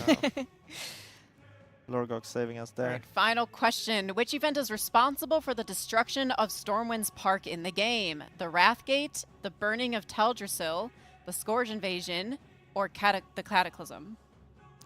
It has to be Cat, alright. Could it be anything I else? think. Could it be like Wrathgate is Wait, on isn't the the north? park north right? where the mage hall is, or the mage trainer? No, the park is like more up. More up. It's Yeah. currently where, not Anduin, sorry, Varian Rin's grave is Yeah. now. Okay, but you can't enter that, right? Okay. Yeah, you can now, but they rebuilt like the whole Oh, city, okay. right? Yeah, I mean So that must be but Cataclysm. Yeah. It has to be burning of Teldrassil. That's a tree Yeah, it's burning. not, yeah. Then Scourge invasion. I don't know, and then Wrathgate is on north. Yeah, end, I would so say D as well. D Cataclysm. Right, Yeah. D Cataclysm. And that is correct. So we got the full total of 1,125 for Movember. And thank you so much, NODA, for facilitating this and being our donation platform. We really, really appreciate this. And yeah, there was a big hint where even if you weren't Alliance and you didn't really look at the map, it was at the end of the cinematic where he lands on the gate and roars, and then it's like the big thing on the screen. So there's a big hint there for that one. But luckily, we were both here. I knew something Lorgox didn't, and Yeah, Lorgox knew something true. I didn't, so we locked it in for the charity, and we're Mhm. hyped about that. Yeah, so big thank you for those of you that came into here part way.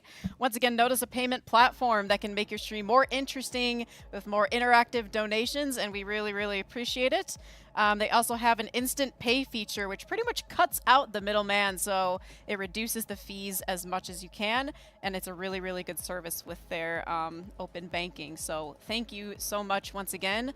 Lots of money added onto Movember, charity that we are going with this this race. So And that now, was a fun because game. we won so much money answering so many right questions, Lorgok has time to become the Green Goblin guy. You know? That is Nah, true. we need to wait for the Gallywix. others. Nah, full Gallywix, I see it already. You're the size I'm of 3 scared. people almost, so I feel like it counts.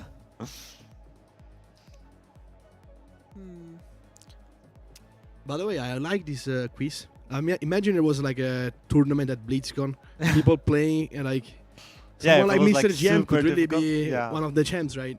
Yeah, People for study the lore and stuff. Maybe with a prize pool would be crazy. Yeah. Even fun to watch, to be honest. And yes, they are still in dinner, so in the meantime, we could maybe play a game, potentially some daily quest. Do you want to go over there? I was gonna say or I haven't played daily quest, so should unless that's what you played it yesterday? Oh wait, yes I did. Sorry, I'm forgetting where I am from a different So- timeline. Chromie time, whatever. What is like super funny yesterday? You got like a really good answer, Yeah. and then chat started picking that answer. I know! And you called it out on stream. And then so you lose I- percentages, right? yeah, like and they got higher and higher percentage because people kept picking the same. And you called it out on stream. I did. So obviously, I then had to go on and pick the exact same of every single thing you did. And then I wrote in the Twitch chat and I'm like, oh shit, Darkmake, I have a really good game going right now. Look at me. I posted in talent chat. But he didn't see it, unfortunately. But yeah. I was being funny. I can make my way over there though, so we can pull one up just while we wait for the players to finish up their dinner. Yeah. So Yeah, play another 10 game minutes together. left. Yeah. All right, all right. Oh, you need a microphone. Yeah. We will not be joining you over there, Krista. I'm sorry, but we will help you from this side. All right, Lorgax's hands are crazy warm. So which one do we prefer? There's the Wow Doku, Wowdle, quote, and image. What is that? Should we let the chat decide maybe? If you click the pip button when you have it up. Which one? F11 first on the thing and then pip. Sorry, you have to yell over here. Yeah, okay, sorry. Okay. You know what? We'll go with Wow Doku. All right. Feeling Wow Doku. Okay. So Oh, just that's for me, MOP. Let's go. for anyone tuning in, I will explain how this goes. So as we see with the grid here, with this one, for example, there's flies during the encounter and mop raid boss. So we need to think of one. And it's the opposite of Family Feud, where you want to try and pick the answer that's the most commonly picked. But here, we want to pick the answer that fits this criteria, but is the least picked. So, yeah, so what do you guys think for flies during an encounter, but is also a mop raid boss? Yeah, I have some. I'm thinking about G-Kun, the bird in Throne of Thunder, but maybe that's common. Yeah, I would say... What was the name of the second boss in Art of Fear that phases and goes across the platform by flying? You remember? Yeah, I know which bug you talk about. He like crossed like Yeah, this and then the he goes flies, like, flies but over, I yeah. don't remember. That's a good one, though. I think people wouldn't guess it. Do you know this one, Krista? Yeah, the first one that comes to mind would be G-Kun. But Mop is where I took my biggest break, so it's... Yeah, but Lorgok said in Heart of Fear. The second boss of Art of Fear, the one that phases and Oh, then the goes dragon? no, goes across the platform and he flies. They're all and then you have to bugs. run towards him. Yeah, I'm bad at names because Yeah, I'm also bad at this names, is where I guys. took the break. We Chat- could go with G-Kun otherwise, maybe. Tell us the second boss of Art of Fear and don't cheat and use ours. 'Cause that's a hard one, you know. Oh, there's another one too, that bug raid. I know one of them, I think where you destroy the legs, it temporarily flies up, if that counts. I don't remember the name Which of that one raid? either. In the bug raid, the one in Heart. Oh, Art of Fear, yes. Yeah, one of them I know, I think the ones you like destroy the legs and he'll fly Yeah, up. that's no, he doesn't fly. That boss is always Oh. moving. They regenerate the legs when you kill them. Wait, yeah, I It's remember. Garalon or There's one that something. flies across the platform. Yeah, too. the second boss might be Tayak. Somebody's saying T-A. Tayak. Okay, I'll trust that that's Yeah, the just go with. Tayak. Look at the picture. You can just TA? type TA. If you write TA, I think it will show. Oh yeah. Sorry, I'm old. I don't know how to use computers. Or is it? It's not. No, it's not. There is none it's not called there. like that. But it's the little. Just type TA. Or just write Art of Fear. Just write Art of Fear and. Nah, it doesn't. No, it does. doesn't work. Or? No, I think it it doesn't does. work. Oh no. Oh my gosh. TA and then the thing. What about this one? This one is easy. Do they fly? Do they fly? Yeah, I wonder. Blade Lord Tayak. Yes, it was. Okay, I remember. Okay, Blade, Blade Lord. Blade. Yes, Okay, that's I'll the take name. Blade Lord. There Yes, we go. Yeah, we there take is. that Oh, there one. was an apostrophe. That's why I threw me Yeah, off. let's Okay. go. We'll go with this Okay, one. that's a bug, guys. They have to fix the game. It literally flies over the full platform and it goes over. I mean, you remember, yeah? Yeah, I know which. I don't know if that's the name though. It could be another. It classic is. guy. It is. Okay. Maybe they baited us and it's no, it is. All right. I kind of All right. remember. I think it was a good guess for the record. Yeah, they have to fix it. Report the. Yeah, bug, for thank sure. you. This is 0.0, and we just won, so we can take 100 from our score for sure. Yeah. Wheels axis. Yeah, we can go to the next one. So mop and also still wields axes. Yeah, what do you guys think? I mean, easiest is garage, but everyone picks garage, right? What else do we have that wields axes? Do we have anything in Siege of Orgrimmar except garage? Yeah, I quit for Siege of Orgrimmar. Okay, then Yeah. Throne of Thunder. Turn of Thunder, I don't think there is anybody wielding axes. Nothing, not even first boss. I don't remember what he does. First boss was some lightning monster. No, it wasn't. Oh yeah, lightning guy. Huh. Council of Elders, somebody's saying, but do they have axes? I don't think so. They're all casters, I think. I don't know. There's no way it's only Garrosh, right? There has to be more options. Anything in Mogoshan Vaults? Last boss there? There are 2 of them. Yes, they do have axes, I think. One of them? Yes, for sure. Don't they do the ability that like cleaves one side of the ground? Okay, yeah, but maybe it's like Is a it an axe? pole Maybe it's a arm. mace or Yeah. pole arm, yeah, I don't know.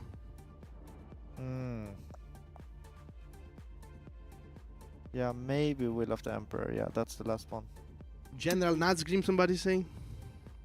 Nazgrim.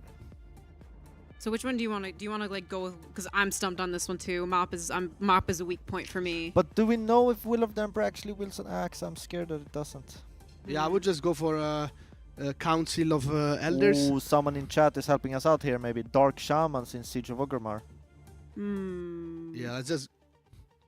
I don't have a think lot of Dark much time Shamans left, is a no. good one. Yeah, I Was can't that remember. actually called? Oh, the Corcoran Dark Shaman. Yes. Yeah. All right, let's see. Oh. Oh no. Oh no. All right. I was gonna cheat and look at Dark Shamans, but I will not. Well, we can at least try. Okay, that's fine. We're still in this Yeah, race, we're guys. still in the game. We're still in the game. It's still a We're race, still guys. in the race. Wield swords. I know. I'm gonna just pick easy ones at this point. Okay, yeah, pick easy one. Spirit Kings of Mogoshan Vaults, I think. Spirit Kings? That has axes though. Oh. Yeah. But let's YOLO it, huh? We're already off. Yeah, let's let's YOLO YOLO it. Will of the Emperor, somebody's saying. I don't think they have. Let's go with what you said. Spirit Kings, let's Spirit go. Kings. Spirit They're gonna Kings have the are worst score of me. all times, I think. Oh my gosh! Oops.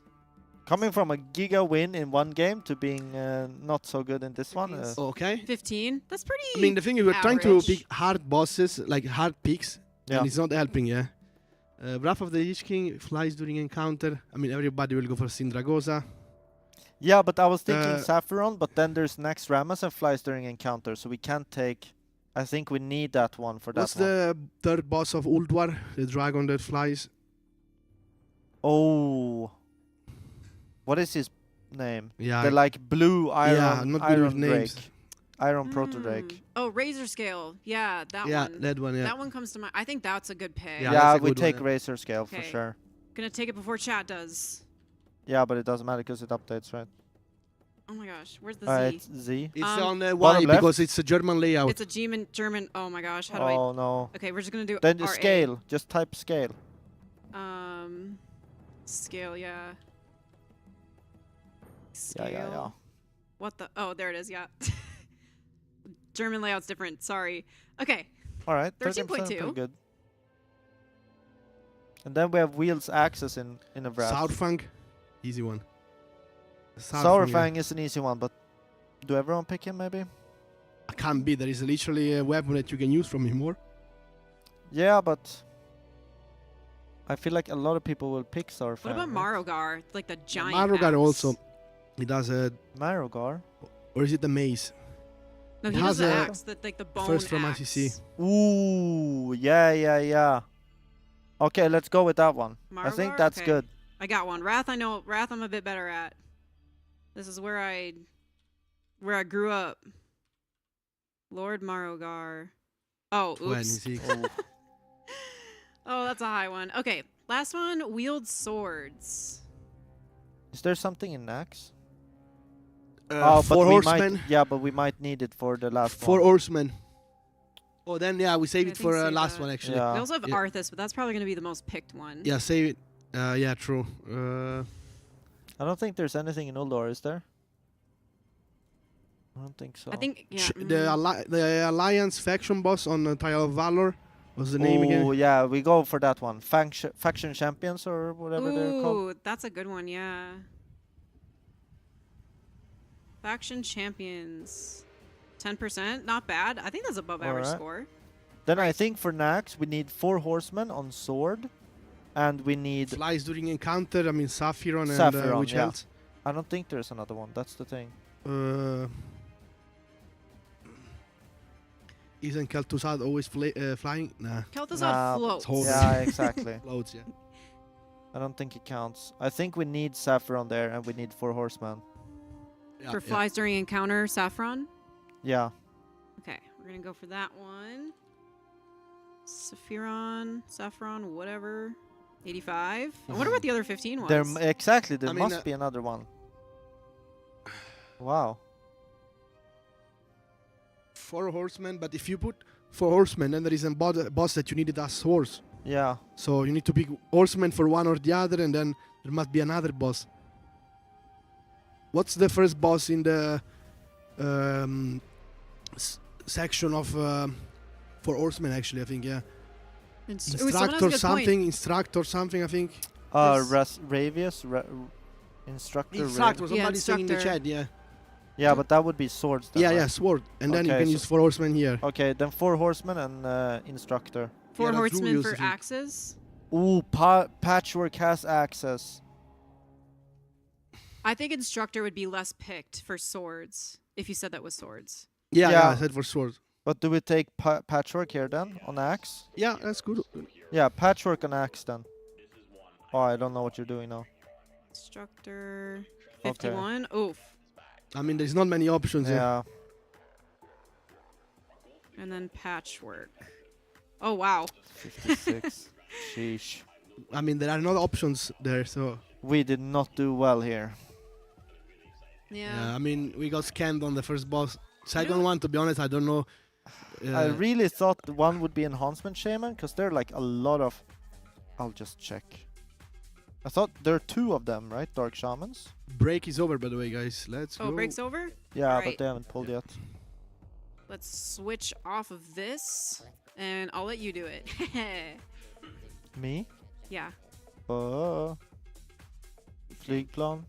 Fateless. Here we are. Pregnance doing Delves. delve. Very nice. So apparently, Liquid started, or is starting, and they're still ahead. So they've been playing really well on these last 2 bosses.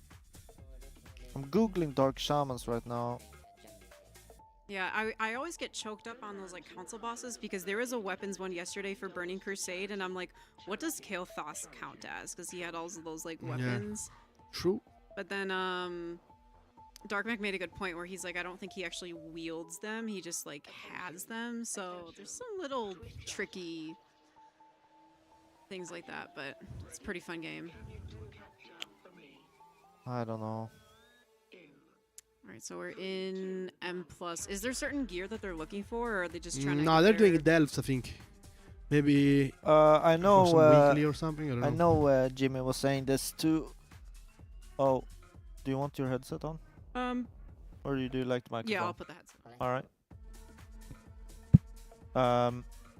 I know Jimmy was saying to Kana that he needed something from him when it came to delves. I don't remember what it was. Or if he just talked about him needing to do it. I don't really remember. But you can get like a lot of loot, and one of them can be a heroic one if you have a treasure map or something. Oh, then I should do some maybe. Yeah, the extra gear might help them out though, because we've seen on the past few bosses, unfortunately, where they are taking a good amount of pulls, like more than the other 2 guilds. So gear is something that will definitely help. I know we saw, I think it was at least Liquid, they kind of went, or no, Echo went into some extra splits as well before Muggsy. So currently we see Liquid at 102 pulls and Echo at 91, and they're at 16 and 20%. The last part of the fight is the hardest, so this is another one of those where the like best pulls are going to taper a bit. So they can probably see that, you know, they might just kind of want more gear here since that fight is a bit a proper wall, but it makes sense because it's a penultimate. Yeah, and I saw also on we watched a little bit in the caster room the pulls. They had on the 42% pull, they got the like prisons that I think you really want to avoid, and this is with Lust in P1, so we still have like quite a lot of optimization to do damage wise in P1, because basically on Mythic, Mugsy, the prisons just increase the amount of prisons you get every cast. So if you were to get that 4-1 before you go into P2, then you're gonna get 5 when you are in P2, and that's just not playable. So even though we're very low percent, we have some optimizations to do, but it's still good to see, 14 pulls, 42%. Mm-hmm. Yeah, I remember like early on when we saw Liquid and Echo getting those deep pulls. I mean, we kind of see this. People assume like, oh, this boss is so easy, but the end of that fight is no joke. Yeah, I don't think the top guilds assumed that it was easy, but the fans, they just see the Yeah. percentages of the boss. There have been many bosses where you get to like 30% quick, but then you have to reprogress the whole fight to just get through that part. And, the last phase is, in this case, by far the hardest. So Yeah. Basically, the overlap that happens in Heroic happens in Mythic as well, but obviously it's like fully juiced up, so we'll see if they get there tonight. Would be good. Would be fun to see. A little bit of intermission and last phase play. Kind of like on a similar-ish note, I remember for Jailer, it's like because you were raiding during that time. Yeah. You have to make all these optimizations, and then you run into Jailer and realize when he's kind of supposed to die, the it's shield 40% generates. or something. Do you have to go back and re-optimize a bunch of like earlier stuff because of that? I mean, if the damage you do in the first phases impacts the whole fight, which I think in this boss does, right? Or does it phase at 40%? It always phases 40. Yeah, okay. Then, I mean, probably not as much here. But yeah, I mean, there is definitely some leeway, but you need to push before the prisons. I mean, the thing is also one thing, yeah. First, you need to push before the peasants to not get 5 of them in the last phase, but also now we're getting to the 42% with Bloodlust early on, which you're going to move later on, and then you have to reprogress and try to get the DPS check done to get less prisons without Bloodlust, which will obviously imply like lots of pulls wasted, and yeah. Exactly. And just in general, the boss does like a lot of damage to few single target players. So you will just have people dropping off a little bit here and there. And when we're going for a kill, obviously it has to be very, very clean in P1. And when we're moving cooldowns and lust and everything to P2 to be able to manage that, we will have a scarier P1 for sure, yeah. But we're almost getting into it here. Yeah, it's good to see. I was worried that we were going to see a lot of like potential M+ or delves, but I'm happy to see they're right back into it. Got their IRL well-fed buff. And let's see if they can get further. So Method's best pull is at the 42.3%, and like you said, it pushes at 40%. I'd really like to see the start of that because the big thing that starts to happen, which is also another difficulties, is both sides of the room essentially activate at once, or both sides of the boss rather. Because for the first part of the fight, one of them is doing their thing and they get tired, and the other one's like, I got this. But at the last part, last 40%, there's way more mechanics happening at once, so it gets a lot harder. Yeah, for sure. And there's also like a weird mythic mechanic. It might not seem like it would do a lot, but when you get to the last phase, there's like lightning that is crossing the whole room, and it's like spinning around very slowly. So you basically only get to play in half the room. And because we're putting a lot of stuff on the edges, the play area is fairly restricted, but yeah, towards the end, a lot of the room is clamped up with stuff, right? Yeah. Yeah. So I guess baits that you do throughout the fight are gonna influence the amount of space you have at the end. Yeah. Usually we have seen that they put the big red soak together. They place one here on the edge, they place one here on the other edge, and then they place one smack bang in the middle. Yeah. Because, like I said, the mythic mechanic in last phase, there's like a lightning thing spinning around, so you can't really play the middle area anyway. Hopefully we get a pull very soon. I'm trying to see. We can see a little bit of the assignments over there. So do you know roughly what it is they are kind of just putting in their note? So I can see like names, but I think it's prioritization for which soak you're doing in P1. The jails, I think. Yeah, exactly. The prison jails, yeah. And then immunities at some point, right?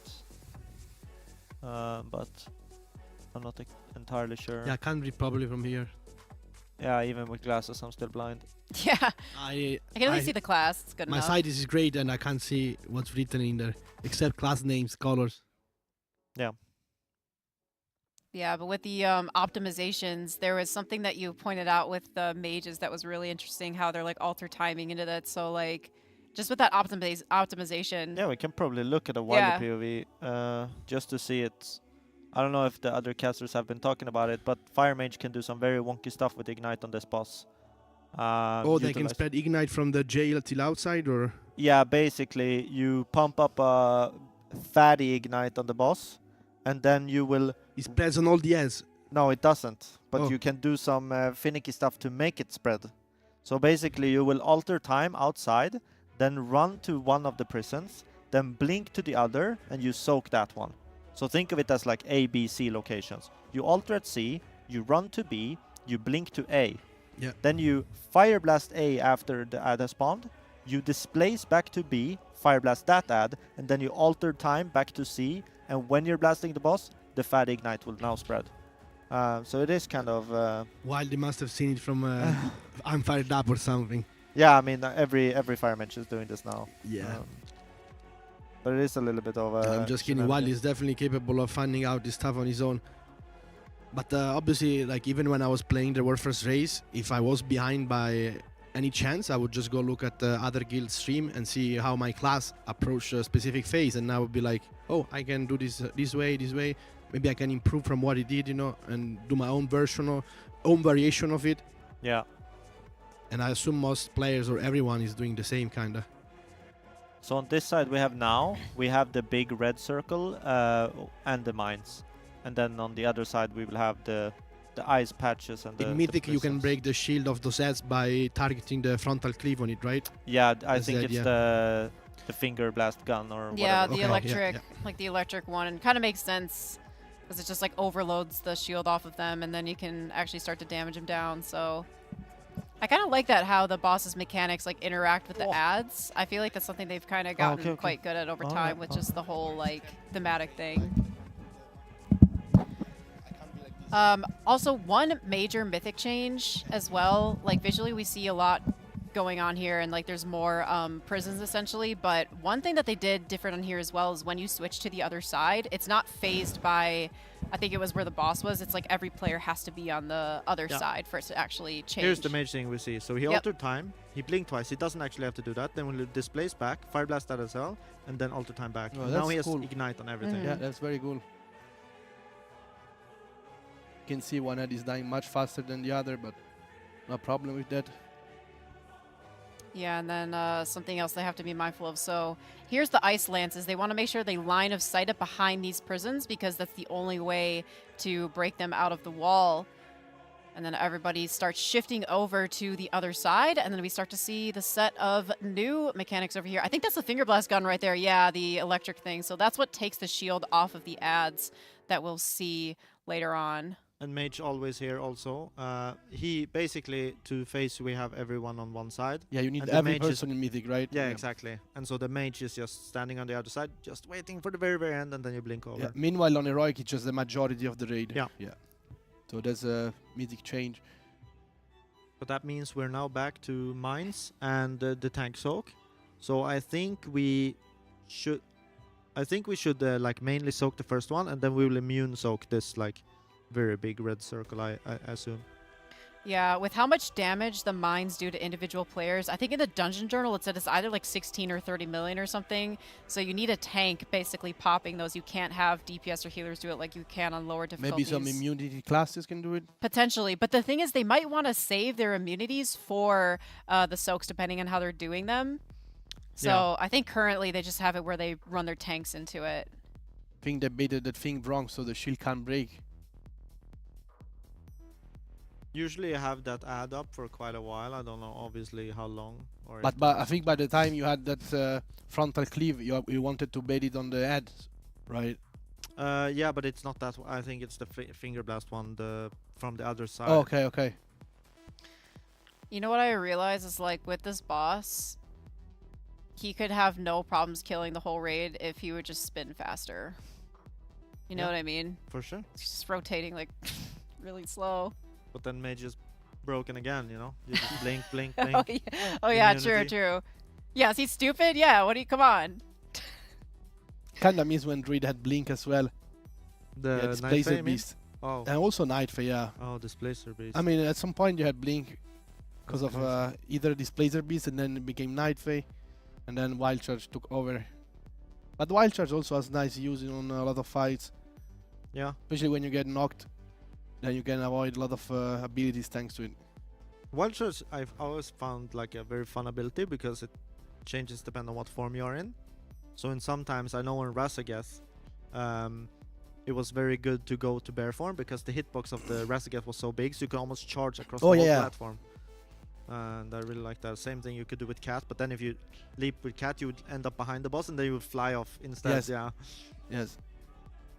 Yeah, we've seen that happen a couple times. Meanwhile, me as a holy paladin, I needed like rescues, grips, gate, and then we're already stretched thin, and I have to like blow an immunity just to stay on the platform. DK like, had the man. easiest life. DK was just pressing one button. But before they nerfed the knockback, I mean, you played it pre-nerf, right? No. I was kind of late, yeah. Okay, I mean, before the nerf, it was crazy. You Yeah. had to do like 5 or 6 of those phases, and on the last one, you had to literally use all movement speed abilities plus gateway, or you wouldn't make it. Yeah.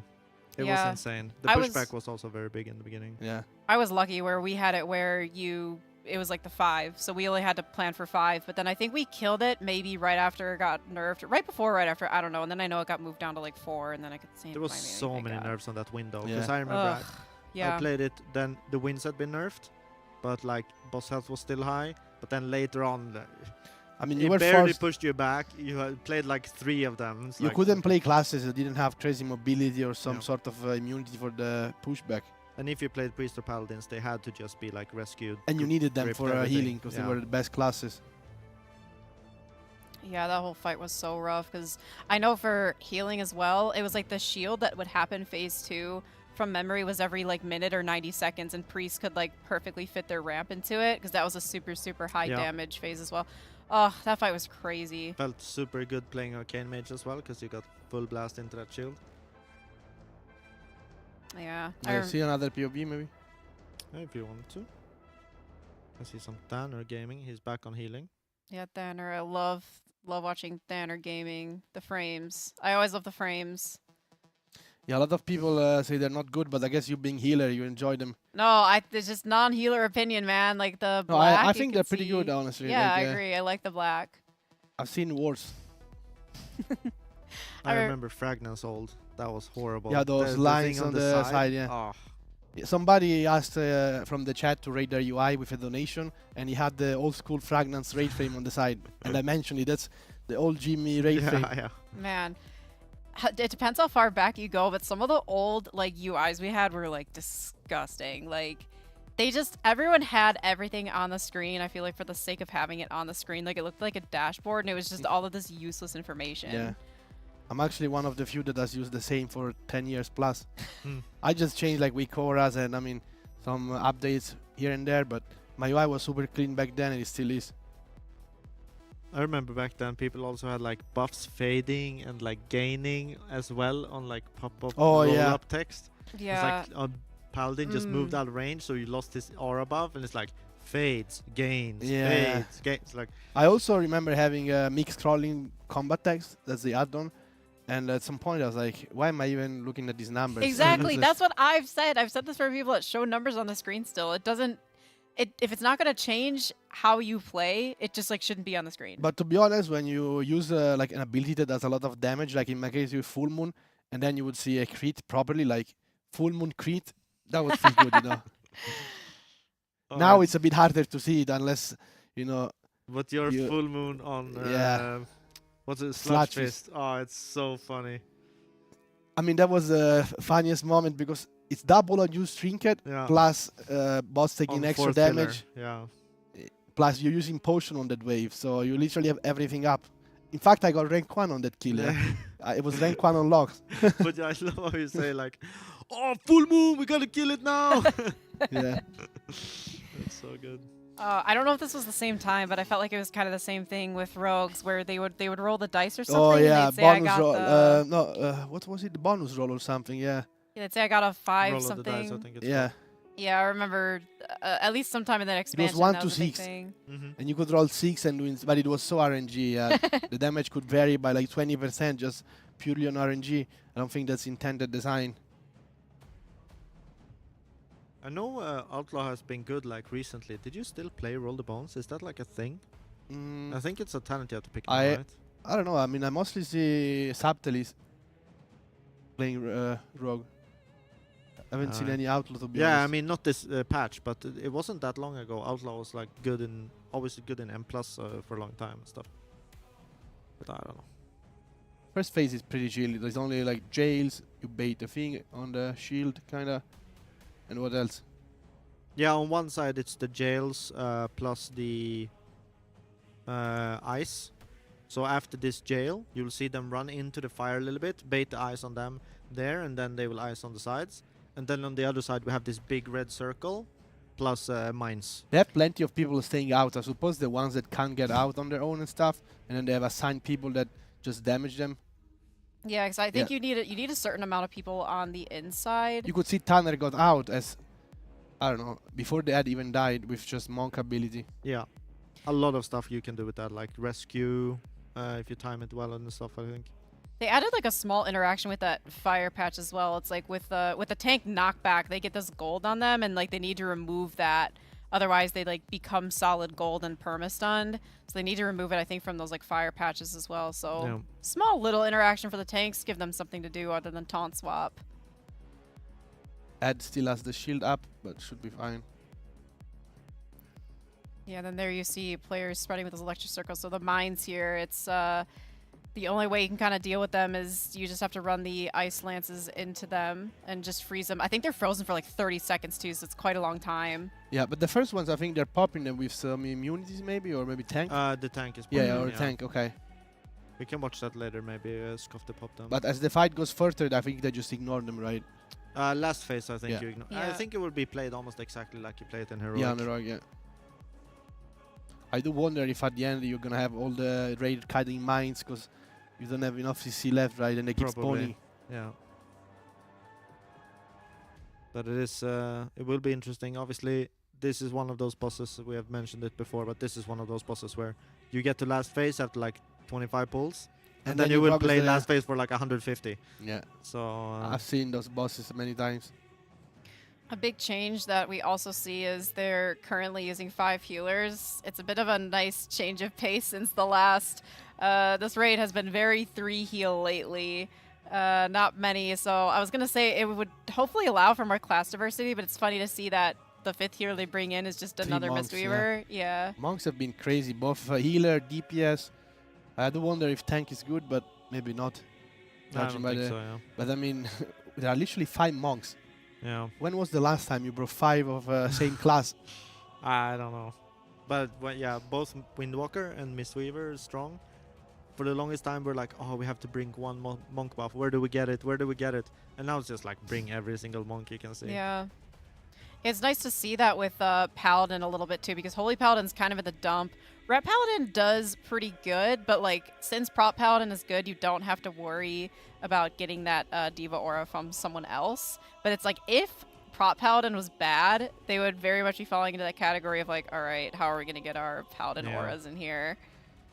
Usually how, I mean, Druid feels a little bit like that. Obviously, Resto Druid is pretty good this tier. Yeah. But it still feels a little bit like, okay, where do we decide? We have that one Druid in our raid. Where do we get our buff? Yeah, like I got some decent gear this week, and I was playing Mythic Reclear, and I'm like 9th on damage and stuff. Like, what? So under tune balance. But it is what it is. Yesterday you were raiding, right? Yeah. And you were watching football? And you were screaming at football, but I thought you were flaming your raiders. No, I was playing, yeah. Was my team playing, so. Yeah. Decent pool. We got to the second part, but yeah, we're almost a new best. You can see maybe the they tried Jace. to squeeze out a new best just for the memes, but yeah, I feel like the squeezing out the new bets for the memes is more like enjoyable from a caster point of view. Yeah. Like players don't really care about it. I feel like, right? Yeah. When I was playing, I would never think, oh, let's just squeeze out 0.5% to get ahead and stuff. Oh, we got a new best. Oh, we did? By 0.03. As we speak. I feel like I would be one of those people though. I'm like, no, we need that further percent. Like, I feel like I'm one of those people that would waste an extra 30 seconds just to do it, but I know who I am. But Yeah. one thing we saw there that was very nice, if we wouldn't have wiped, which unfortunate we did beat the timer for the prisons. Like, we just saw it there at the end, but obviously we're like 4 alive. Aren't we using Bloodlust though? Yeah, we are. Yeah. Yeah. But still, it's still before, progress. yeah, exactly. Before we had Bloodlust and we didn't beat the timer. Now we would have beaten it, but we wiped to other stuff. You can see surprisingly Echo's eye level is like 1 ahead of everyone. Yeah. I mean, I don't think it's gonna have much of an impact, but definitely there is like a 0.5% difference on a boss because of end rage and stuff. It could help, obviously. And that obviously is because not only did Echo probably get a little bit lucky in the loot on reclears, but they killed 1 extra mythic boss than the other guilds last week. That is true. That is a good So they point. got double vault on more players and so on. So Oh, I didn't even think about it. I was thinking that in terms of like, oh yeah, they got like 4 pieces of loot, but I didn't even consider the vault for those players that were in for the right amount of bosses. Yeah. But that's why when we were doing splits and there were players yelling, Rage and Mr. GM, they were like, oh, I think they got insane loot. They're gonna, and I was like, that's just one raid where people are happy they see a rare item. You can assume like it doesn't mean much in the bigger picture, and after everybody has done their splits and sent upgrades, you can see if you actually had great RNG with loot. And now we can see Echo.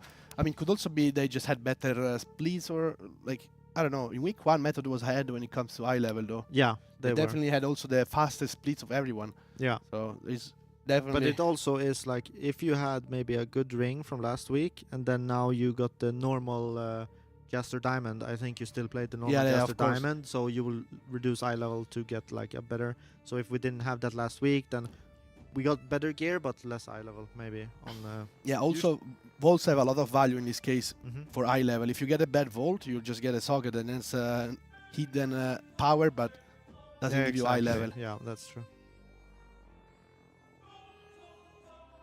Also, when you're playing Warfare's Race, reaching this point, you're just gonna upgrade even heroic pieces to Mythic if they're the best. Like upgrade, you don't care that in the long term, obviously you're gonna waste those crests.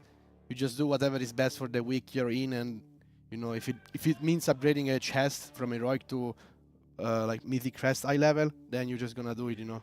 That's actually like a really good point that a lot of people like following these guilds notice. Like they'll see someone from these guilds like check their armory and notice, oh, they upgraded this, it must mean it's like best. But it's exactly like you said, they're upgrading for a 1 to 2 week race. Yeah, exactly. Other people should upgrade for like a few weeks or a few months, depending on. Even my case, I didn't even craft anything yet because I know my progression will last a long time, and the best I can wait is to get a weapon with 2 sparks, you know, and I don't have to get any weapon from the raid. I don't have to use my crest to upgrade something I get, and it's by far the best option. Yeah, my power will be a bit weaker on the start, but in the bigger picture, you know, knowing that the progress goes for like 4, 5, 6 weeks, then it's definitely best to wait to get strong for the harder bosses.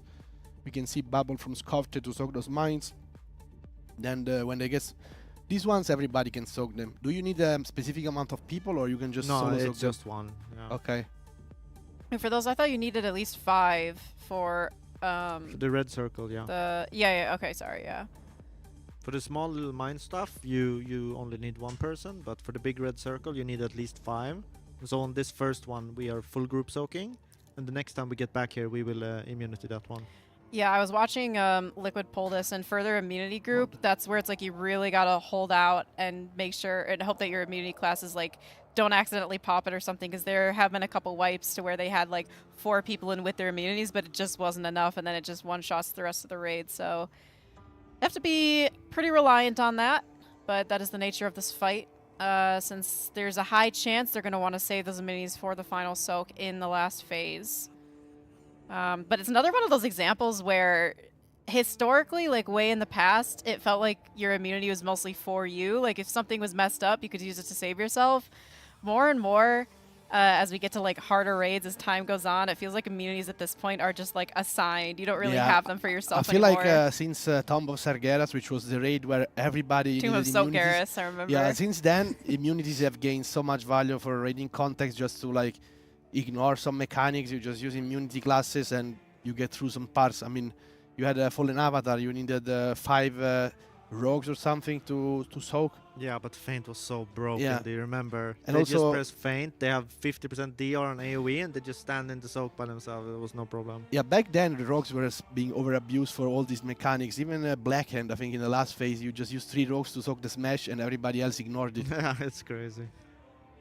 But after Tomb of Stork eras, feint got heavily nerfed. I mean, for a good reason, bringing 5 on every boss in a 20-man raid. I honestly think that was the turning point for when we saw soaks kind of change forever, where if they want to force a group soak, they're like, has to be X amount of people in it. I genuinely... I think that was the turning point, where they don't want to have immunities being so important and basically force you to use them. Back then in Pandaria, Boomkin also had immunities. You could just get them with symbiosis, so it felt great. Yeah. That is true. Symbiosis was super weird. It was nice though. Very, I very don't know why they didn't bring it back. I really enjoyed it. Because you could just change ability based on the fight. Yeah. I don't know. I really enjoyed the ability. I don't know. I remember you could have like dispersion, ice Anti-magic block. shell, Yeah. warlock shield, cloak of shadow. That was insane. It would But be a here bit we broken see, nowadays.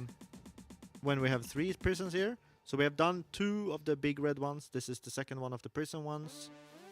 And you don't want to get the 4th, so you want to make sure to get in the Exactly. last phase before getting the 4th. We can see Thunder going down, but we have a combat dress. He might be inside the prison though, so he's kind of stuck, I believe. Yeah, he probably has to wait for a little bit. Yeah. It's placing those yellow paddles on the edges. Yeah, you want to make sure you don't run that into gold, because any other player stepping into that, it'll just kind of damage them over time and slow them as well. So it's a bit deadly, but that's why they kind of want to keep it at the edge of the arena there. And here we had the problem. One of the ads got out of the prison, and then It's kind of unfortunate if you die inside the prison and you're like 2 or 3 people. I mean, can't really rest the person Yeah. and you're just stuck in LOS. And it I was think that's what probably- happened with Tanner. if you want to change PoE, you Oh can no, do I'm whatever just you looking. want. I'm just looking. All right.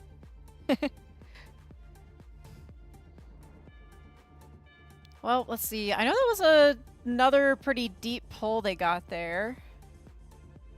Yeah, we were around the 50% mark, I think. Yeah, so it's looking a little more consistent, but the real fight does start at 40%. I want to see if there's the... Did you guys think Liquid would still be ahead by the time they woke up? I didn't. Thought Echo would surpass them, but I think they're struggling a bit. Yeah, I haven't seen specifically Echo pulls, but I know even for Liquid, like, they had that one pull at 16.7, and you are just...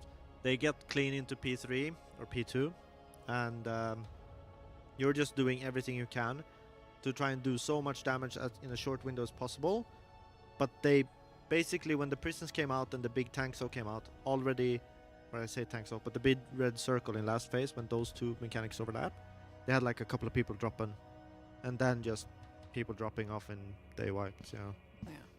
All right, I was just looking for this, so I just wanted to see the poll comparison. So right now they're actually doing quite well looking good for by sure. comparison, but we are at the point where we kind of can like copy the strat, so to speak, a little bit. So a little bit of an advantage there.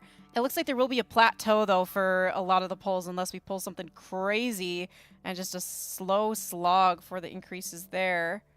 Basically everything under 40, when you see the 32 or whatever, we had 32 and 31% from both of the guilds.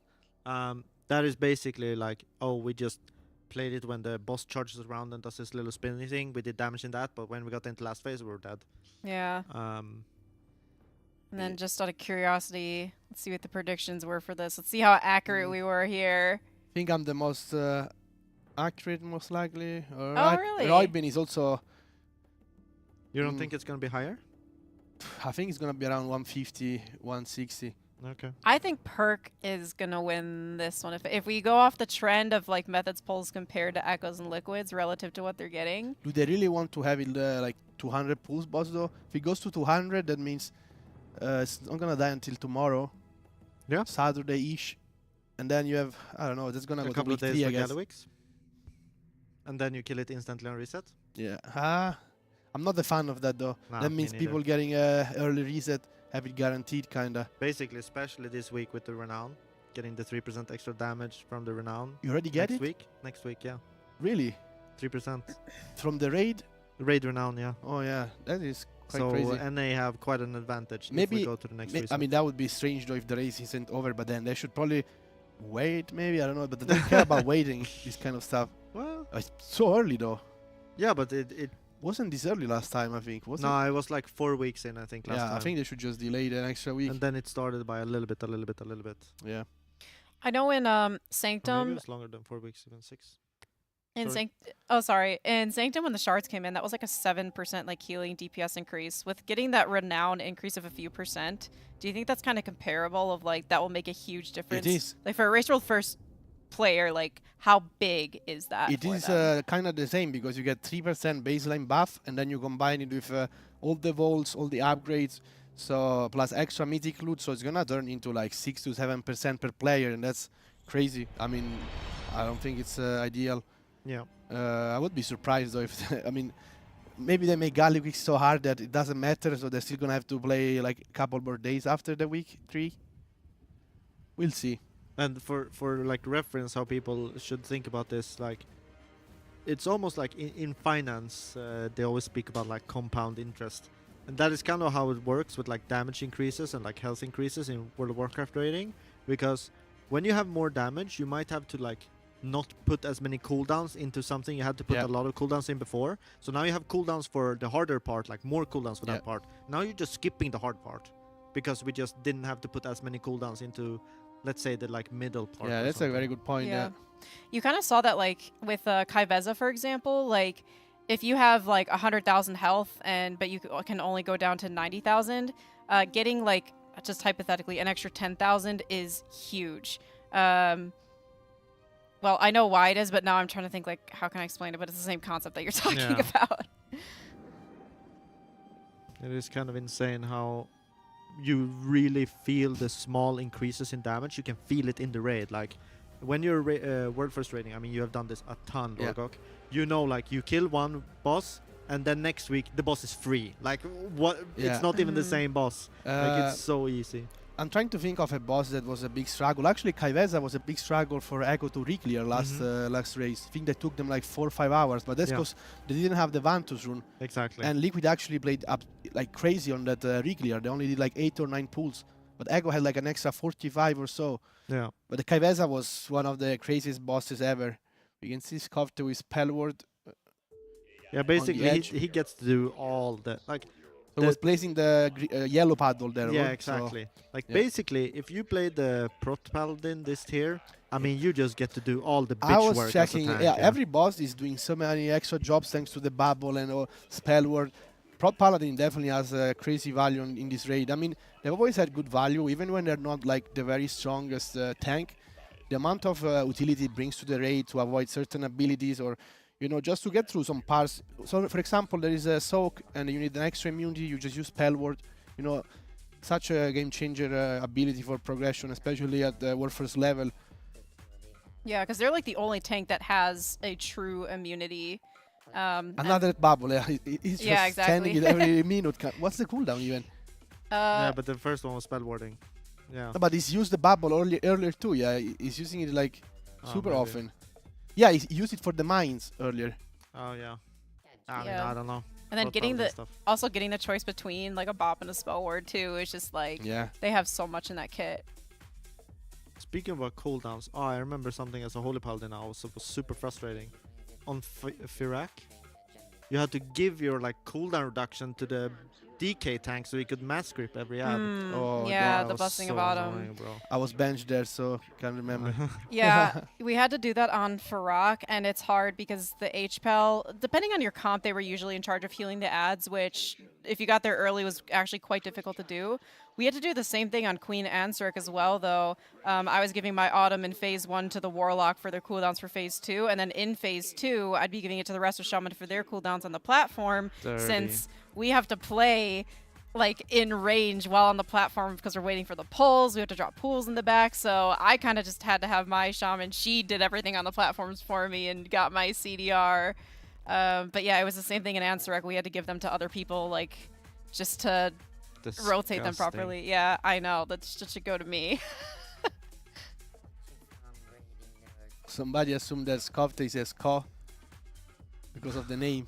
That's funny. Yeah, I'm it's surprised not even more close. people said it though. Yeah, but it's not even Yeah, I close. know. I wonder how you would say it, because he's German. I'm assuming he says skefte, Skofte, or something like that. I don't know. Yeah, that's more in your guys' ballpark. Because when there's any sort of dots or accents over letters, Yeah, I'm lost. You know, I had in my original druid, I had this O with the line. I don't know how to say it in English, like the Yeah. Danish O. Yeah, it's or Norwegian, and people often would just message me in whisper something in Norwegian or Danish, and I'll be like, bro, I just put this O for the swag points, you know? not because I'm from there. That is so true. But and I mean, so many people actually were messaging me in some Scandinavian language because of it. Someone in chat saying Mugsy has a hotfix. Oh, I mean, I'm not surprised that they wait Liquid to wake up to make it fair. I was expecting a small nerf, although I haven't seen Yeah. the last phase very well. Like I mostly researched phase 2 and phase 1. But I could see they were meant to soak the debuff while being in the jails, and yeah, that's It a is rough very point. hard. Yeah, it's it a rough is point. very, very hard. But basically, the letter in his name that has the 2 dots, that is the Swedish one of this one that you said with the style points. You had Lord. Oh yeah, Buck. it's That the is one the from same Malmö. letter. The one from Malmö. Yeah, exactly. Yeah. But it's the same letter. Oh really? Yeah. But the Swedish way. Fair. Yeah, the Swedish way has the 2 dots. The Danish and Norwegian way has the line through. And also this thing in the middle, you see he says Å, the Lord Osten guy. Yeah. That in the middle, Danish and Norwegians, they do it that way. We do it with an A, but with 2 dots above it. So in Sweden, we do 2 dots above stuff. Yeah. That's what we like. In the meantime, I just pulled up, so posted a few minutes ago by Wowhead. Saying around 10:45 a.m. Pacific, hotfixes were pushed live, nerfing Mugsy. Okay. Moxie, which is a stacking debuff or buff, sort of, no longer stacks during intermission. So what that is he grows resolute over time, increasing damage done by 1% for every 5 seconds stacking. Yep. So with the intermission starting at 40%, it will do less damage overall. Yeah. Yeah. So he was basically accumulating like 9% more damage. Maybe so you don't need 5 healers anymore. Who knows? Yeah, that's actually what they're noting in here, saying it'll ease the healing requirement for the last phase. But I do wonder though, if you're still gonna go for 4 healers. I mean, it could be an option. You know, if they wanna do the skip, they need enough damage to get through that part. You know, before it happens. So you definitely need the extra damage. But I think first you wanna get to a point where you're like, oh, I need extra damage, and then you might plan around cutting off a healer. So you just press the button. What does that button do? I was looking for the L frame because I was really like that's The what I was small looking for. Oh, GP small, yeah. You mean this- Potentially. Wasn't sure. Oh, see, You I mean thought it this would have been one? opposite. Yeah, no, this is the correct one. Yeah, so this one is the small one, and the big one then we're in camera. see. Yeah. Oi, oi, oi. We're on pool 17, guys. Was it only that nerf though? I'm assuming. Looks like it. Yeah, I wouldn't. I don't think she would skip anything. Maybe.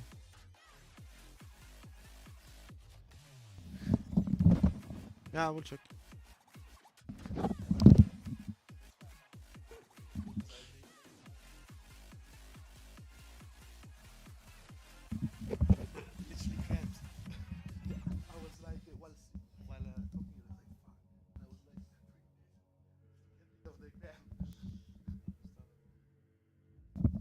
We're going for a pool number 18 with the nerf, which is still not relevant to us because we never got to that part of the fight. That is true. So we start with some mines first, which will be soaked by the tank. He's gonna soak one like raw without any immunity from what I've seen on previous pools, and then he does the others with bubble. Then obviously the rest of the raid needs to help the soaking the small parts of the mines. How do you wanna call those? Yeah, I don't know what you call like. Yeah, like the mines that are having the The- soak mechanic yeah. look. You know, I don't know. first jail. Oh, no, that's the first Puddle, big debuff. maybe? Yeah, Soaking first puddle? puddle. I don't know. Yeah, so it's kind of funny how we stand on this side, but we have the range players. You see mages, top right corner. They are actually deciding to trigger the boss phase. And so now when they went over to this side, everyone else is just staying in place, but our mage just triggered that boss phase. And so now we're actually swapping mechanics, but the raid hasn't moved for a millimeter. Yeah. That's cool. You can cheese it a bit. Yeah, it's just damage optimization, Yeah, right? Like yeah. we don't need to move on more characters than. We can see a nice weak aura that shows on which jail to go on the top right. Wait, that was actually really good, yeah. Yeah. Because I saw on some of the other guilds, they had some struggle for a little bit just having an assigned weak aura with markers and so on.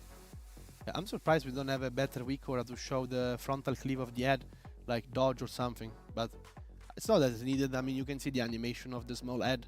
Yeah.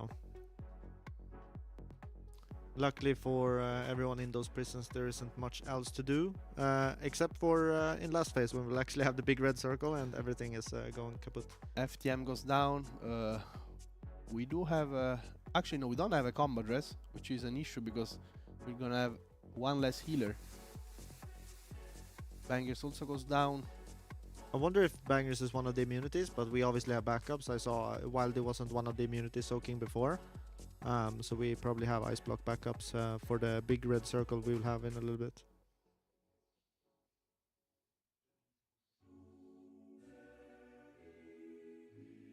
Another healer down, still no rest. Yeah, this is not gonna be manageable without healers, especially when the big debuff happens.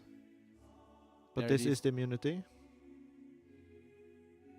Maybe they lack an external for the person that has it. Nah, he had ice block. Yeah.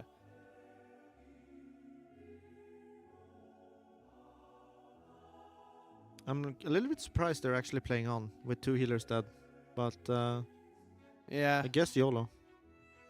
I mean, maybe they just want to get some practice here, the hard way. FTM is playing Mistweaver Monk. Nate goes down too. It's over. It's nice to be progressing the boss that the other guilds are on too, though. That is true. It is like, despite being a bit behind, you know, it's more exciting knowing that you're on the same boss. Yeah. And there is a chance you can catch up if you play really well. But Yeah, they're still trying. For the people that don't know, there was a little while there where Method was still on Sprocketmonger while One Arm Bandit had died. So Yeah. both Echo and Liquid were on Mugsy while Method were still progressing on Sprocketmonger. So it's good to see that we're at least on the same boss now.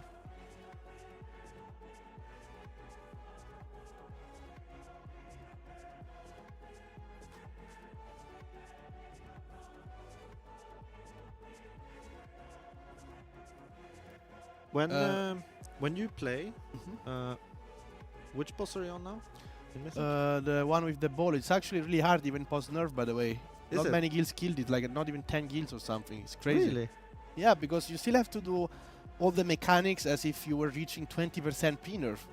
Yeah, but and you still literally need 20% pre-nerf was... Yeah, but you need everybody to do the ball like properly, like, you know, and it still requires some pulls, you know, like even for good guilds, you know, it's not gonna take less than like 60 pulls or 50 to have everybody do the mechanic properly. Yeah, yeah, I unless you understand get it on people that do it perfectly and it's like a lucky pull out of nowhere, but it's super punishing. Like a mistake causes insta wipe. But do you you could also try to 4-heal it, and if you accidentally roll over one bomb... Nah, it's too deadly. I feel like maybe the first wave when you have a lot of things happen, but as the fight goes on, you know, it's too hard, to be honest. If you... Do you 4-heal it? I don't know, actually.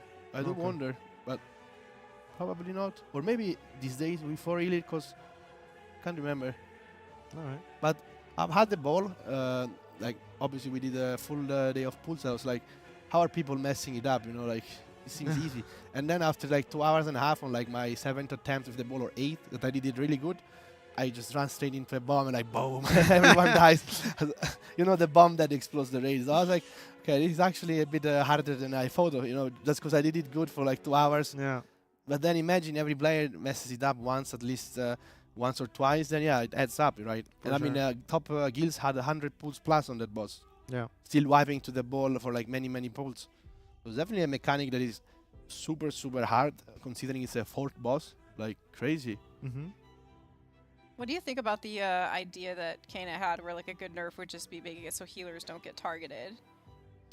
But I don't think it's very good because the issue is that you really need damage for those bombs that have they don't move until they're sub 80%. So the DPS has if you get it on like Boomkins or Shadow Priest that blast those, then it's a bigger issue because they don't move and you can't bring them to melee and then eventually explode. That makes sense because we did see some polls where like just one DPS was down and it felt like they couldn't kill them as soon as they wanted to, and it made it harder for the rolling rubbish drivers. Yeah, it's definitely a very overtuned boss. I don't know. I don't think those nerfs are enough, especially as the 5th boss didn't even get nerfed, right? 5th boss did not get nerfed. Yeah, yet, like no. they're crazy, guys. The tuning this tier, I was like, it's gonna be easier compared to the last one. You know, I even told my guild master, I was like, yeah, you know, it's progression. The thing is, 2 weeks before I compete, I will be totally dead. I will be like, and I said, in 4 or 5 weeks, I will not be able to perform properly. So, but it's fine. You know, I don't think they repeat another queen, you know, another princess. But I was wrong. I think this one might be even longer tier. Yeah, this is insane. Yeah. I mean, it's starting. Depends on how long it takes now for Mugsy. We saw the small nerf on Mugsy. Obviously, that means the players will in the other guilds will be able to get a little bit further. But I mean, it could be very, very hard. I mean, to be honest, I'm quite happy that One Arm Bandit is not really, really hard because already with Junk Bunker, or I can't remember the names, guys. Yeah. And the 5th boss, I will say 4th and 5th boss, those are very, very hard. And I mean, I really don't see many guilds being able to kill the 5th boss outside of like the top 10 without nerfs. And top 10 it plays like every day for many hours, you know. But don't you think like next week, extra craft, extra catalyst, right? Yeah, but the 5th boss, you could see that it's getting to that part with the orbs. Yeah. You still have to get through it, you know, and then soak the mines when the orbs are happening and there is the magnet pulling you in. Yeah, but if you get 3% more damage next week, plus some gear, don't you think you can skip that? The last Maybe, overlap? yeah. Maybe, I will see. But I think we're gonna need more nerfs. Yeah, I think it'll change like depending on the level, but I think for a guild like mine, unless more nerfs came in, because like our players, even with equal gear, still naturally aren't going to do as much damage as like these kind of players. True. Just like the skill difference, as amazing as they are. So I think we might still have to deal with like those scary overlaps, and I'm inclined to believe that it's going to be another one of those, all right, we're sitting on this boss until they nerf it type of thing. It's also these top guilds, it's not just that they have a higher eye level now, it's that they almost have all rare items, which you're likely not getting for like a month or two. The average player has maybe 2 rings per guild, you know. Yeah, how many Eye of Kazans does your guild have? Because we Yeah. have every single one. We basically. literally have only 2 of the special rings. That ring is insane, or the best in slot weapon, which is massive, you know, it's like 50k extra DPS on a single player just having that weapon. And, you know, all the top guilds, I assume, have those rare items. And although maybe it's a bit lower eye level, but reality is those rare items give you like insane amounts. So yeah, we'll see. I mean, we announced the nerf earlier. Krista read it on her phone. It's not big, but it's pretty good for the last phase. It reduces the damage that it does. We can see Echo pulling ahead. I think they made use of the nerf. Exactly. Yeah. It's interesting time for it to come through, by the way, because like typically they'll want to go to bed at like 11 or 12, and so there's another like 3.5, 4.5 hours in the night. So seeing something like that, depending on how low they get it, it may be one of those decisions they run into where it's like, do we want to pull late into the night or not? Knowing Echo, they don't do it. They will just go sleep when they think it's because the best. I still go back to Sepulchre, and there were some late nights during that tier. Was it there? It was like there was a I think combination only on Jailer, I think, once or something. and then there was like, I remember sleep was being talked about a lot, 'cause it was also still getting up quite early too. I mean, the main issue is that the tier went on for like 3 weeks, plus the prep Yeah. prior was quite rough as well. Yeah. So the fatigue started adding up at some point. We still had Heroic Week back on Jailer, right? So there was still the Heroic Week beforehand as well, with Yeah. all the splits. Yes. And then we had the raid for 3 weeks. Yeah, and then back then also the character prep was quite heavy. You also had to do like all the Covenant stuff, like you have to do PvP. Now you don't have to do PvP anymore. Yeah. So you would have to do like arenas to 2.1k. There was so much more stuff to do, but you had 4 or 5, 6 characters at most back then. Now you Yeah. have 20. Yeah, basically prep now is like getting a lot of characters and doing a lot of split running.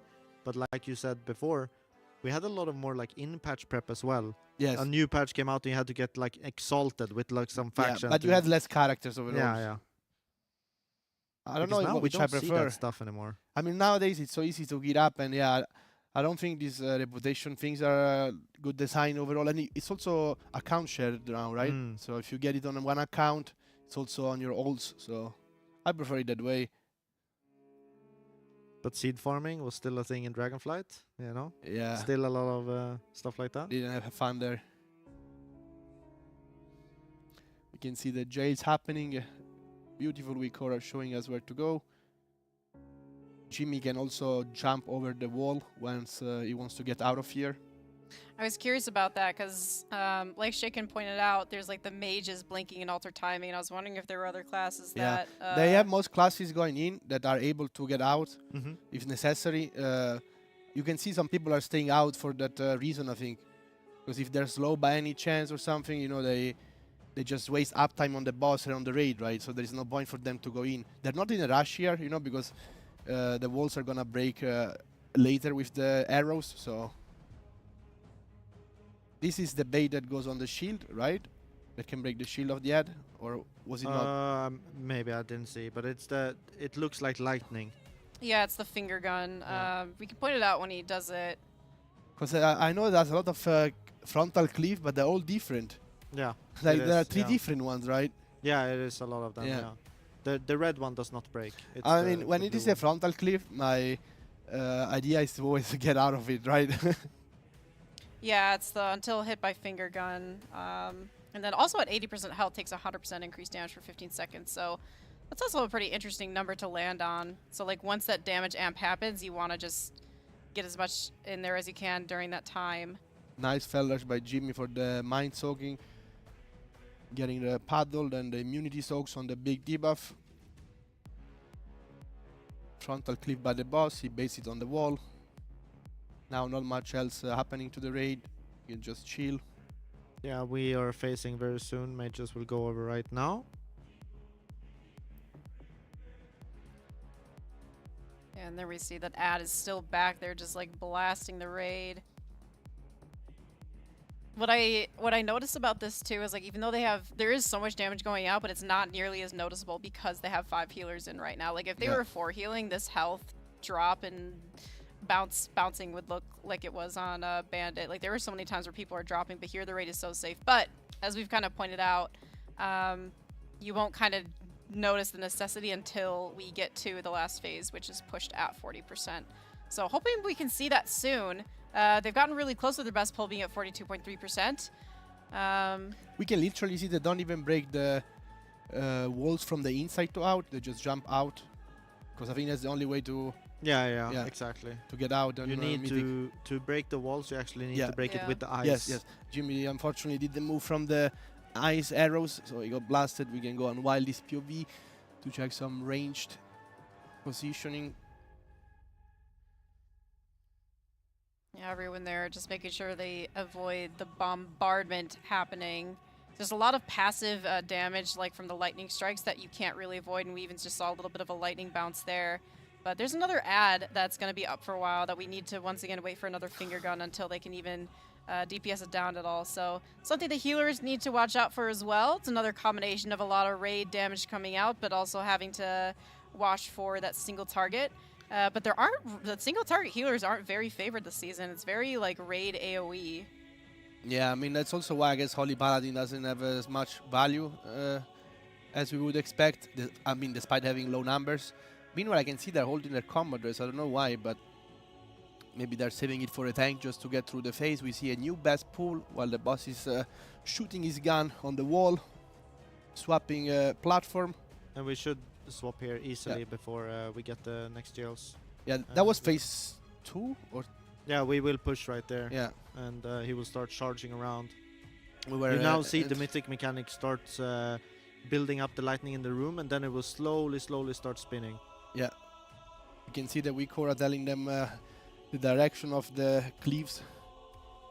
That would have been a clockwise one. Then I guess next is counterclockwise. Yeah. Yeah, dodging those cones there is actually like pretty hard. I know the mechanic itself moves pretty slow, but you can kind of get some bad RNG on those circles. Like, see, we're watching one of those players move around. They have like a bunch of circles at once. So once we get to that point, we're kind of going to see the whole raid sort of move together to bait them as close as they can. Because if someone kind of cheats and moves ahead or is a little bit behind, you don't have many places to dodge. So everyone's got to stay calm and grouped up once we get there. So hopefully next time we can see more people doing that. And let's see, we landed on a new best of 39.12. Yeah, we are doing good progress today. I mean, it's all about the last part of the fight, to be fair, but I think we got through the first waves, or first two phases, first phase, sorry, because the second phase is super short, but yeah, quite fast, much faster than the other guilds, but that's what helps having the tactic revealed, and, you know, definitely something that helps you cut some time on making a new strategy. Yeah, hopefully they keep up this pace and we see some last phase as well. Maybe some sub 20%, that would be crazy, but with the nerf. Yeah, with the nerf, because the damage stacking amp. It mostly is a healer thing though, because then I think I came back when you guys were talking about the possibility of dropping healer. So we'll have to see what they want to do with that. Because I'm also not sure what the DPS check looks like here. I'm more healer brain oriented, but... So DPS check in last phase is kind of tight, I think. I mean, it was even kind of tight on heroic. Oh, right, it was very tight, yeah. So I feel like this is just like a little bit of a heroic plus version, where the overlap will be insane. Obviously now the nerf came in so that the overlap will do 10% less damage, more or less. So yeah, that is why we see also Echo doing like a good pull almost instantly afterwards. It would benefit Method if that nerf was delayed until we reached there a couple of times. Yeah. But yeah, but I was saying it yesterday. I think having a boss that is impossible to kill and then giving a room for other guilds to get chopped just because the others get stuck on an impossible mechanic or phase, that's not really a fair way for you to get chopped, right? We want to do it a legit way by performing good, and you know, you still have the advantage of cutting some pulls by being behind and having the strategy being showed. So yeah, like I said, we see some quick progress here to reach the second phase. If they keep it up, maybe I can definitely see getting to the third phase, because you know the phase 2 is pretty short, right? It's just the 3 charges. Yeah, 3 charges. Yeah, so it's super short. But we see a lot of people watching their second monitor now. I mean, we see Wild is here, even on Spen, everyone's watching the second monitor. So we clearly reached like a new point, and now they're planning for those last parts, exactly, right? Like going through everything that now needs to be gone through. Usually, there's no point in like overloading every single player with like useless information that we will learn and need in like a couple of hours. So we just take it in like strides. Oh, now we reached this point. Now we talk about the next point. Yeah, I mean, it makes sense. Like, even at a lower level, if anyone's like rating Mythic and they're, you know, like lower level cutting edge, it's like sometimes it's better to just link a fraction of like just watch phase 1 for tonight. Because I know, funny enough, I remember even myself when I had to pull up the Queen Ansirk video and I pull up the Dratnos video and it's an hour long. And he talks fast and like every point is useful, but it's like, don't watch the whole video. We're just going to watch phase 1. Stop it at 12 minutes. That's all we need to know for tonight. Or just do a TLDR. Yeah. But that's the thing, is like it has all these, you see how much goes into it, because it's like, oh, it's these little assignments. Here's exactly how this mechanic interacts with movement. Here's how we assigned this and why. But here, you know, that's probably increased like tenfold. So I was always the kind of person that they explain something for like 1 hour and then I was just chilling at the end of the explanation. I'm like, guys, can I have a TLDR? The thing is, I wouldn't be the only person to ask I wouldn't be the only person that wasn't listening, but I was the only one that could own it and say, yeah, I didn't listen, so I want TLDR if possible. Just in short, what I need to do is something change for me. But there were more people that actually, you know, are not for sure really. That always happens, but it is like the most frustrating thing being like a raid leader. You have just gone through everything, and one of your like good, like best player, veteran guys. It's like, yeah, actually, I didn't listen to a single word you said. So can we have something else? It is rough when you're playing like 10 hours, 10 days in a row for like 15, 16 hours, and then, you know, as soon as there is some downtime, like your brain shuts down, you know, because you're not really focused on playing, and, you know, brain literally shuts down super quick. That's the thing. When I was playing and then we would go straight into splits, like 2 weeks into progress, I could literally fall asleep within 10 minutes. But then when you're doing Mythic, you know, when you're pulling the boss, I can go kind of forever, you know. I will defend it a little bit because, like, when someone's giving an explanation, let's just say they're talking for 10 minutes, it's like what the whole boss does. If there was a way you could, like, filter out when they're only talking about something that you have to pay attention to, like, you don't need to know that the tank is going to get knocked back and they have a heavy dot on them. Or how the healers are going to handle, like, this specific ability, you know. That's why I say, can I have TLDR or did something change for me? Like, and then, I mean, obviously it's not ideal, but I always struggled with listening for a long time. Both then, because you have played like Race to World First for a long time. Then obviously you were never raid leading and so on. But have you ever raid led like a normal guild a long time ago or something? No, I only did raid lead my viewer raids. Okay. You? Yeah, I've raid led / like done strats for like a couple guilds over my career. So. Oh yeah, you're doing that now, right? Yeah, I help with like the planning stuff this tier. Yeah, so that is frustrating because like then I know when I'm going like into the weeds, finding every little thing I can, and like what I like to do is make an actual literal bullet list so that it's like you can't claim you didn't hear something, but even that doesn't do anything. Yeah, exactly. Yeah, but that's the thing. Like your job, especially in like lower tier guilds, a lot of people are like, they're not dad gamers per se, but you know they come from work or they study or something, and they play for a couple of hours. And during that hour, they're not going to sit and watch a YouTube video. That's not happening. They're like, yeah, I'm just going to YOLO it. So then you try to be the guy that puts in a lot of effort and you do the TLDR. Like, you do the bullet list. It's like, okay, we're only going to focus on this. Like this, completely useless. Just play it like you would play any other mechanic. This is what we need to focus on. And then people are still not listening, bro. We're going for a pool. So, good sign. Yeah. We always see this after they have a new best, like you said. They talk about what happened, and then they're like, now, since we're at this point, this is going to happen. This is the assignments, reminder of what they want to do. So, although the first part of the phase is a lot easier, it's still good to get that consistency, because the more consistency you have, the more you can get into the